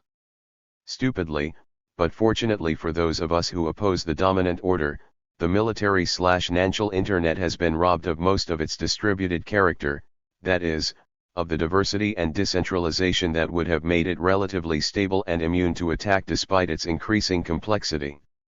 Of course, what goes for the internet goes for all of the systems that make up the societies of control. So even as the neoliberal order advances, the weaker and more full of holes it becomes. There is no single global village, rather, countless borders within and between the territories claimed by the system of states emerge and subside in response to complex relations of power. It is in these gaps, on these margins, that spaces are available for experimentation, abandoned buildings, low-rent districts, rural areas with no obvious tourist potential, ghost towns and geographically inaccessible regions. These experiments may be carried out illegally, as in the Chiapas autonomous zones, squatted social centers and occupied factories, or they can clothe themselves in the attire of normality, as in co-ops and intentional communities. Each way of doing things has its own dangers. Violent state repression, increasingly carried out with the help of corporate security RMS, is commonly used to destroy experiments that can be seen as defying the rule of law, so that squatting, for example, paradoxically means being constantly on the run. On the other hand, those experiments that are less frightening to the existing order and have some legal basis for their existence must constantly battle with co-optation, which is generally the result of too much success. These are just two rather simple observations, but they point to a need for much more work to be done on theorizing the possibilities and pitfalls of constructing alternatives to the neoliberal order. This can only be a practical theory and a theoretical practice, one that avoids both the quiescence brought on by excessive abstraction and the frustrations inherent in setting out to do something without paying adequate attention to what others are doing now and have done before. It requires the participation of activists who are aware of past and current debates within and across radical social movements, and of theorists who are willing to say more than the people will. Work out what is to be done. This is perhaps not as tall an order as it might seem, since activists are always already doing theory and theorists are always already political subjects. The challenge lies in increasing our awareness and acceptance of this mutual implication, in ending more ways to explore more fully the tensions it creates and the possibilities it opens up. It is in this spirit that I offer, by way of a conclusion, a few observations on the challenges and opportunities faced by those who set out to achieve sustainable social change through affinity-based strategies and tactics. Along the way I will also address some common concerns about the viability of non-hegemonic social, political and economic forms. The RST point I want to make regards what it means to be a minority in the Deleuzian sense. All too often it would seem that those of us who want to live differently feel a compelling need to register this difference within mainstream consciousness, so that even though we might achieve a fair degree of community and autonomy in a particular geographical space, such as a city neighborhood or rural area, we end ourselves constantly orienting to the task of converting others. This is the hoped-for power of the example, which I would never deny, but it is also one of the traps of a hegemonic orientation that sees only two possibilities, being the ones on top, or one of many at the bottom. Thinking outside of the logic of integration, being a minority does not appear as a reason to attempt a hegemonic reversal of one's relationship to the majority. Rather, it motivates the construction of spaces that are more fully minoritarian. Once again, the example of the Zapatista autonomous zones is interesting in that it represents a successful attempt to achieve a critical mass in a circumscribed geographical space, in a way that is particular to that space, to the subjects, structures, processes and histories that make it what it is. It is unlikely, for example, that sites for experimentation could be secured by armed rebellion in the global north, due to the much greater forces of violent repression under the command of these states and the long-standing docility of most of the population. At the same time, though, the Zapatista example is not entirely incommunicable. Certain elements of this struggle can be creatively appropriated elsewhere. The institutions of liberal democratic nation-states, for example, can be used in ways that avoid the channeling of all political activity into the right/recognition stream. As the participatory democracy experiments being conducted in Brazil show, it is possible to take advantage of systems that insist upon majority rule by tapping into 206, 206, 207, or creating a critical mass in a limited space. Porto Alegre is one of the major cities that are governed by the Socialist Partido dos Trabalhadores, and has become famous for initiating a participatory budget program based upon neighborhood meetings that set priorities for capital expenditure on items such as sanitation, street paving, and parks. Central to this approach is the commitment to giving priority to the poorest inhabitants rather than the richest.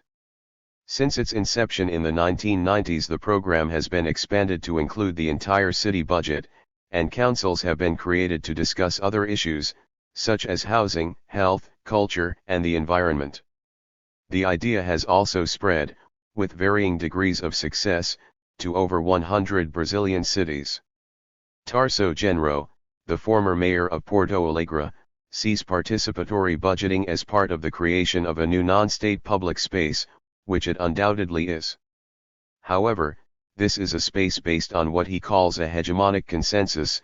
In typical Gramscian terms, it is in fact part of a new state with two spheres, one composed of managers and the other of citizens' organizations. A similar model is behind the experiment inaugurated in the state of Kerala, India in 1996. Here the opportunity for increased local control was created, paradoxically, by a nationwide devolution of power under India's ninth five-year plan. The national government required all states to delegate certain of their functions to lower levels of government, but did not specify the way in which this had to be done. The socialist government in Kerala opted for a total inversion of the usual planning process and set out to create a bottom-up system based on democratic participation at the village and neighborhood levels.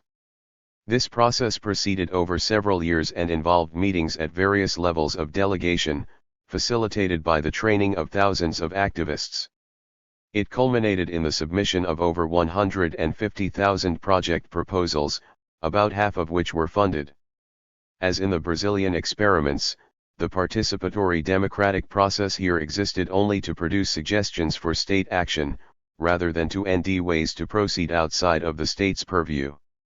Thus, in both of these cases, the degree of departure from hegemonic practices is small. But, since the work of defining priorities particular to various levels of interaction is what would have to be done in a truly non-statist federalism, these experiments do provide important guideposts as to what can be accomplished within and against liberal democratic institutions. 207 207 208. The same kind of openings exist, and have been exploited, in some G8 countries. The Free Town of Christiania, in Copenhagen, is a long-running intentional community that has managed to survive since 1971 despite repeated police raids and hostility from various governments, developers, and the more conservative of Danish citizens. The community began as an occupation of a disused military barracks, and grew into a base for Denmark's free hash movement. It is run with a minimal set of laws: no hard drugs, no weapons, no violence, and no trading within buildings or residential areas, and decisions are made on a consensus basis at open meetings. Unlike many much shorter-lived squats, Freetown has its own immigration policy and has become a top attraction for tourists. In addition to the cafes and bars frequented by these visitors, the community has its own meeting hall, bathhouse, factories, smithies, postal service, and radio station, and sponsors a free Christmas dinner as well as international conferences. Christiania is much more of a non-statist, non-corporate alternative than Porto Alegre or Kerala, while at the same time avoiding the greatest pitfall of intentional communities' isolation through careful attention to its relation to the outside. It is an excellent example of what can be achieved through the construction of sustainable minoritarian enclaves within and against the dominant order, even when one of the driving forces of the community is subject to intense state repression. Obviously, liberal institutions cannot be exploited where they do not exist in any meaningful way, as is the case in much of the global south and for many communities in countries of the global north. Private property, however, is alive and well all over the world, and is also vulnerable to careful subversion. Expropriation, as Kropotkin denetted, involves communities taking back resources that are held by individuals, states, or corporations. This can be done by way of a violent revolution, of course, but the path of structural renewal suggests something different: pooling resources to build protective shells within which we might conduct our experiments with minimal interference and across which we might make links of solidarity. These spaces can be at least as autonomous as those inhabited by corporations, which have been managing to win rather a lot of freedom for themselves lately. The logic is the same as that of using the liberal political system, majoritarian systems can be used to construct semi-permanent autonomous spaces where a critical mass of minoritarian subjects can congregate. 208, 208, 209. These are, of course, impure and risky strategies, but I would argue that everything is impure and risky, including doing nothing, so, the presence of impurity and risk are not in themselves reasons to dismiss any particular strategy. It is also hard to say exactly what the risks might be, given that so few experiments in non-hegemonic social change have ever been carried out. Intentional communities and back-to-the-land movements perhaps come closest to this model, but they have not always been as engaged as they could be with broader struggles. 2. From the point of view of the logic of affinity, communities that can delink without creating major effects of domination and exploitation should be welcome to do so. I raise this point because this is precisely the desire expressed by many of those who have suffered the most from Eurocolonial oppression, through currents such as U.S. black nationalism and traditional indigenous self-determination. Rejecting the logic of recognition and integration means accepting the need some communities have to heal themselves, rather than berating them for their illiberal or statist inclinations. As Lorenzo Combo Irvin has argued, anarchists cannot take a rigid position against all forms of black nationalism, even if there are ideological differences about the way some of them are formed and operate. To take this line is to perpetuate white privilege rather than to challenge it. It also must be remembered, as Ashanti Alston points out, that nationalism and statism are different because nationalism can be anti-state. This distinction, of course, is also made by Native American political theory, and highlights the danger of critiquing red and black nationalisms without sufficient attention to the historical and theoretical specificity of their interventions. At the same time, we cannot forget that global effects arise out of, and depend upon, micro-practices of power. It would thus be analytically unsubtle and politically unwise simply to privilege the local over the global, as though all local practices will necessarily minimize domination. Rather, it is important to bring into view practices of domination and resistance within the category of the local itself. It is also important to note that purely local strategies of resistance, that is, those that are unaware of, or insufficiently attentive to, their location within global strategies of domination, may be impotent. Resistance and the construction of alternatives must be networked, but then the question becomes, how are we to proceed so as to minimize the potential for linked local practices of resistance to become global practices of domination? Again, adherence to a purity principle could be fatal. Accepting the deep interconnectedness of the local and the global, the mainstream and the alternative, may allow us to create more spaces that are sustainable and at least significantly different from the great sameness that threatens to overwhelm us, rather than leaving us to wait for the perfect order that may arrive, someday. The coming communities need not be, indeed cannot be, either entirely linked or delinked, rather, they will establish their own links in the process of building decentralized networks of alternatives. The most pressing challenge faced by radical theoretical practice today, I would argue, is to understand better what the autonomists call exodus. There does need to be a leave-taking. There are many ways in which many of us are already taking lines of aid from the neoliberal order. But those who leave must have somewhere to go, as Deleuze and Guattari are careful to point out, no line of aid can be continued forever.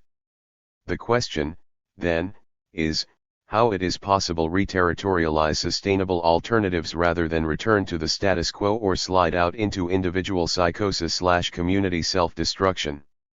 Lines of aid passing through sustainable places can be discerned in the dissemination of non-branded tactics such as RTS, FNB, IMC, social center, and so on.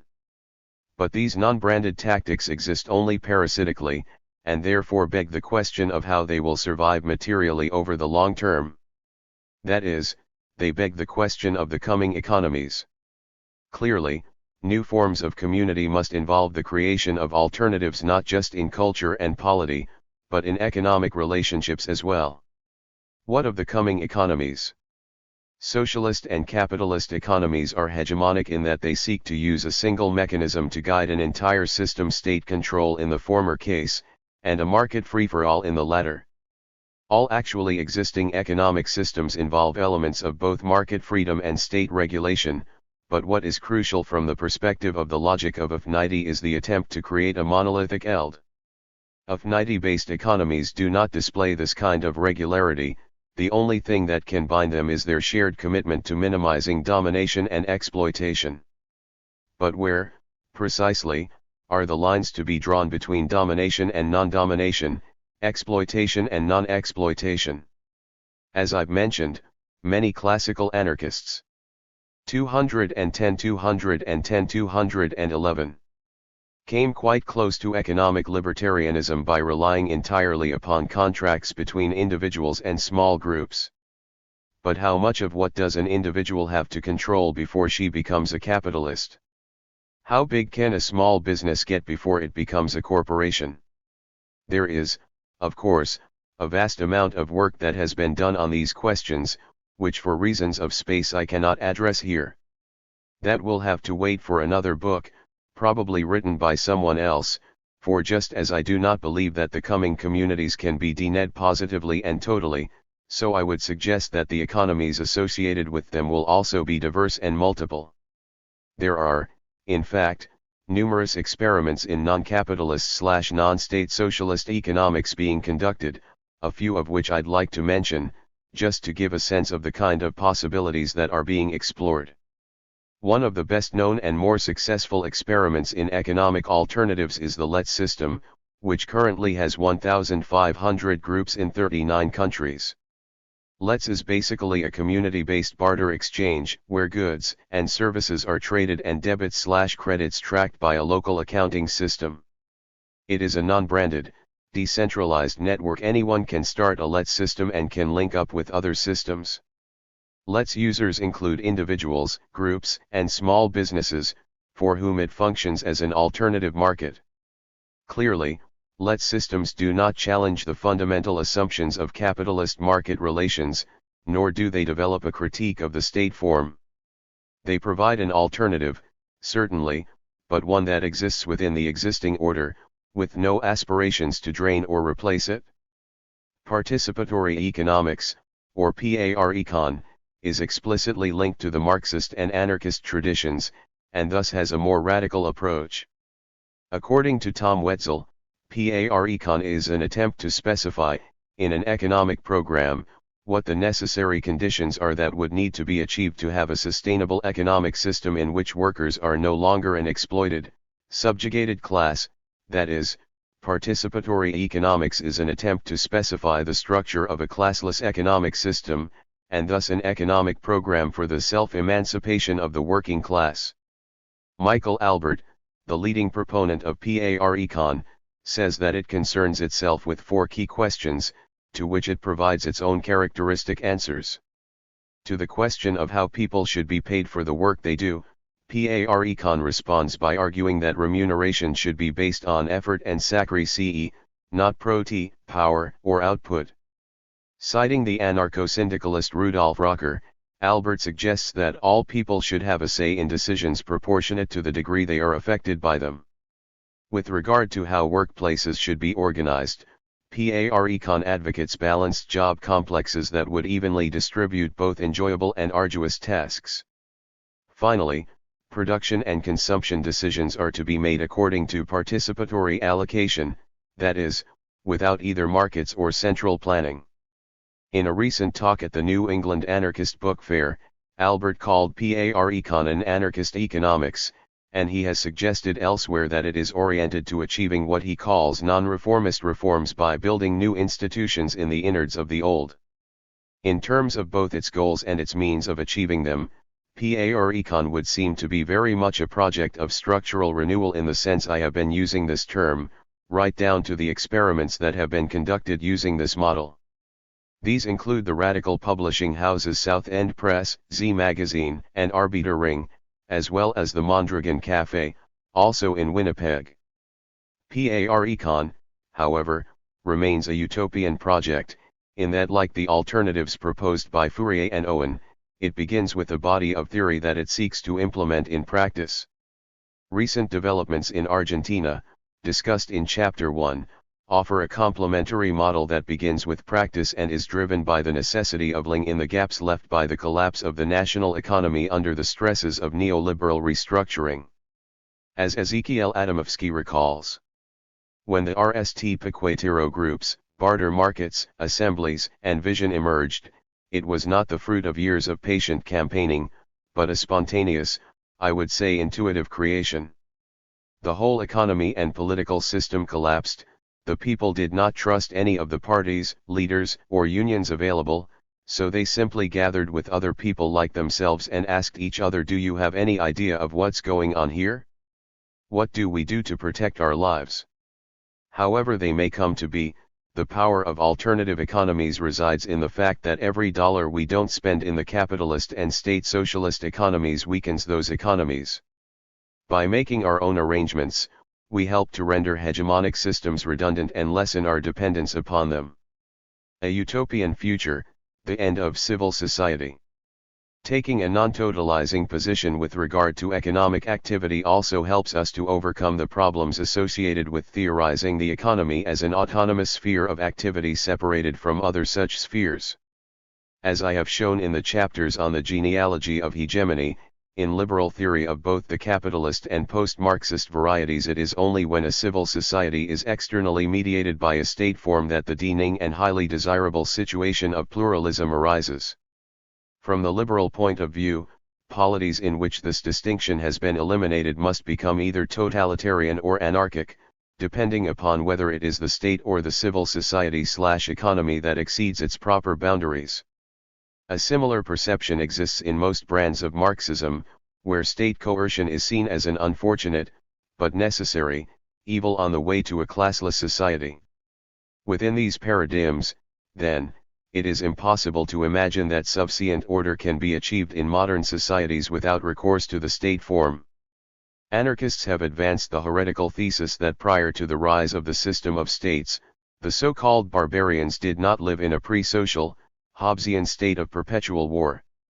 Rather, as Kropotkin argued, village associations formed the basis of complex and mostly peaceful societies all over the world, and laid the foundations of what would come to be known as modern civilization. From this point of view, it is both possible and desirable for human beings to live without state intervention, if sufficiently strong non-state and non-corporate modes of organization exist to take on the tasks assigned to them in the other paradigms. This is to say that civil society, as we currently know it, is not only superuse, but dangerous, as it presumes and reinforces both the state and corporate forms through the theory of autonomous spheres of activity. 3. Giving up on civil society, of course, means giving up on the people, and this is a sore point for many whose conceptions of social change are guided by a hegemonic logic. This sentiment is revealed in the following passage from a recent book on radical democracy by Anna Marie Smith. The commitment to the promotion of democratic pluralism must entail the social obligation to construct the conditions in which self-determination for everyone and especially for the traditionally disempowered becomes possible. In the United States, for example, progress towards this goal could only be made after radical changes to the political system and massive redistributions in income, employment, access to education, and access to health care took place. Here we can see what should by now be familiar as a hybrid logic of reformist revolution. Incremental change to state-based institutions is expected to add up, via additive irradiation effects, to an overall reconstitution of the target society. The insistence that everything must be changed at once for everyone arises from a powerful ideal of social justice. No one should be left behind as some of us march toward a better life. After a few hundred years of experience, however, it is starting to become obvious that what used to be called the masses have, in the G8 countries at least, imploded into what Jean Baudrillard calls the mass. Their strength is actual, in the present, and sufficient unto itself. It consists in their silence, in their capacity to absorb and neutralize, already superior to any power acting upon them. If Baudrillard is correct, and I think he is, no amount of irradiation can rid the social body of its cancerous tumors. The energy will simply be absorbed by the mass. Baudrillard, of course, is widely criticized for the political nihilism to which his understanding of the silent majority leads him. But an acceptance of the limited prospects for revolutionizing the masses or reforming the mass in the G8 countries need not necessarily lead to this kind of conclusion. Baudrillard had to demand that we forget Foucault, because Foucault is among those who give us the resources to understand that Baudrillard's fatalism is the result of his inability to overcome the logic of hegemony. Revolution and reform have failed to produce the goods, it is true, and neither the masses nor the mass have any political potential. However, what it seems cannot ever be done for anyone at all using hegemonic methods can perhaps be done by some of us, here and now.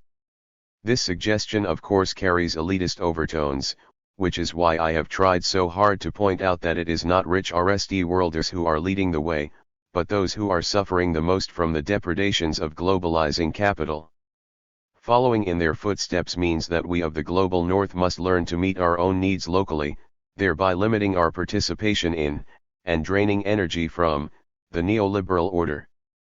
To the extent that we succeed in doing this, we undermine our privilege and stand in solidarity with those who do not share it. Also, by providing alternatives for those who can and will join the exodus from the neoliberal order, we open ourselves to sharing what we have built.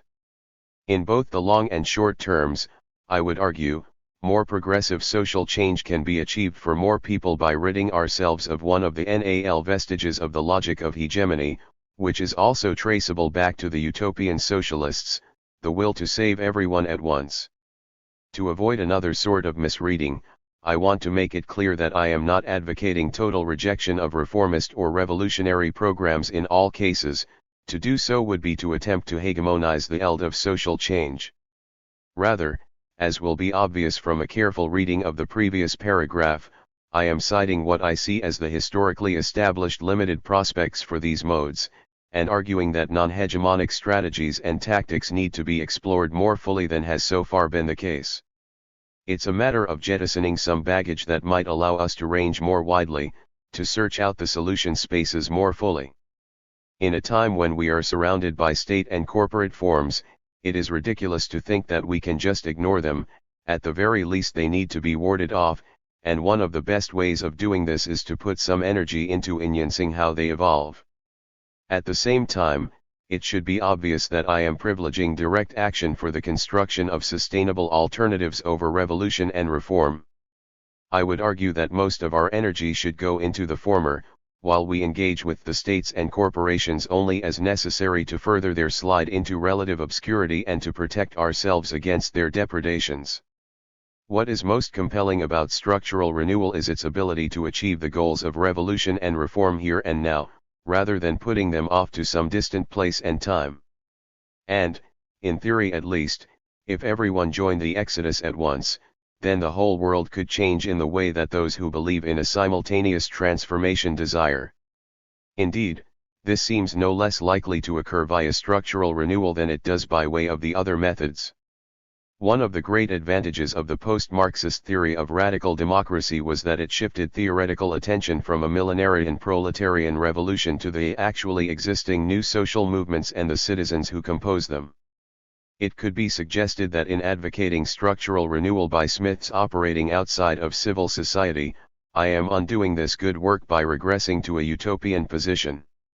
I hope that by providing a detailed genealogy of the theory 215 216 and practice of structural renewal I have laid some of these concerns to rest. Like the statist new social movements before them, these non-statist experiments are actually existing, part of a historical trend, and need to be taken much more seriously in discussions of radical social change. One benefit of doing this is that we can begin to distinguish between what Deleuze and Guattari call radical forms of rhizomatic organization. Rhizomatic systems are a-centered, night networks of automata in which communication runs from any neighbor to any other, such that the local operations are coordinated and the NAL, global result synchronized without a central agency.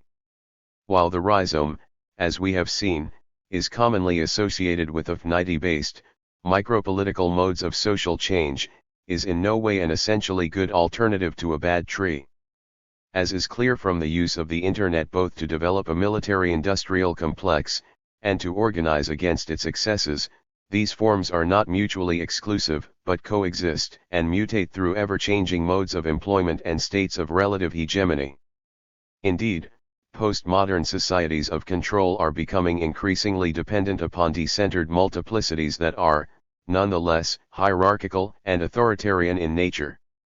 It is crucial to mark the distinction Deleuze and Guattari make between these radical rhizomatic forms that have sine-cant arborescent effects, and those radical rhizomatic systems that are anti-hierarchical and preserve local autonomy to the greatest possible extent. Without keeping this distinction in mind, it would indeed be utopian to believe, as many theorists and activists seem to, that decentralization means autonomy.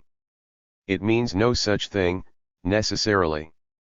Rather, decentralization just as easily, and much more likely under current conditions, means a shift from modern discipline to postmodern control. With the advent and rapid growth of radical rhizomatic forms, maintaining this differentiation will become an ever more pressing task, an analog to the problem of positive feedback in leftist strategies to use the state form as a disciplinary political tool. I would also suggest that structural renewal based on the logic of affinity is less utopian than either reform or revolution in its orientation to the realization of desired forms here and now. It is about building spaces, places, or topias in the most literal sense of the term. It is also eminently practical in noting that these spaces can be found in the dystopias and utopias that are being created alongside, and at a greater rate than, the neoliberal utopia of free-owing capital. In its agonistic and cooperative engagements with other theoretical tendencies and social movements, anarchism has been shedding its modernist dependence upon a utopian ideal and amplifying its commitment to making use of modes of organization that are already in existence. As Colin Ward notes, quoting Paul Goodman, a free society cannot be the substitution of a new order for the old order, it is the extension of spheres of free action until they make up most of social life. With the corporations working to undermine the states, and both the states and corporations increasingly dependent upon a complex, rickety system of computerized control, there are now more gaps than ever to be exploited, more dis and utopias within which autonomous experiments might be conducted. Now, more than ever, it would seem that we are faced with a choice between anarchy and anarchism.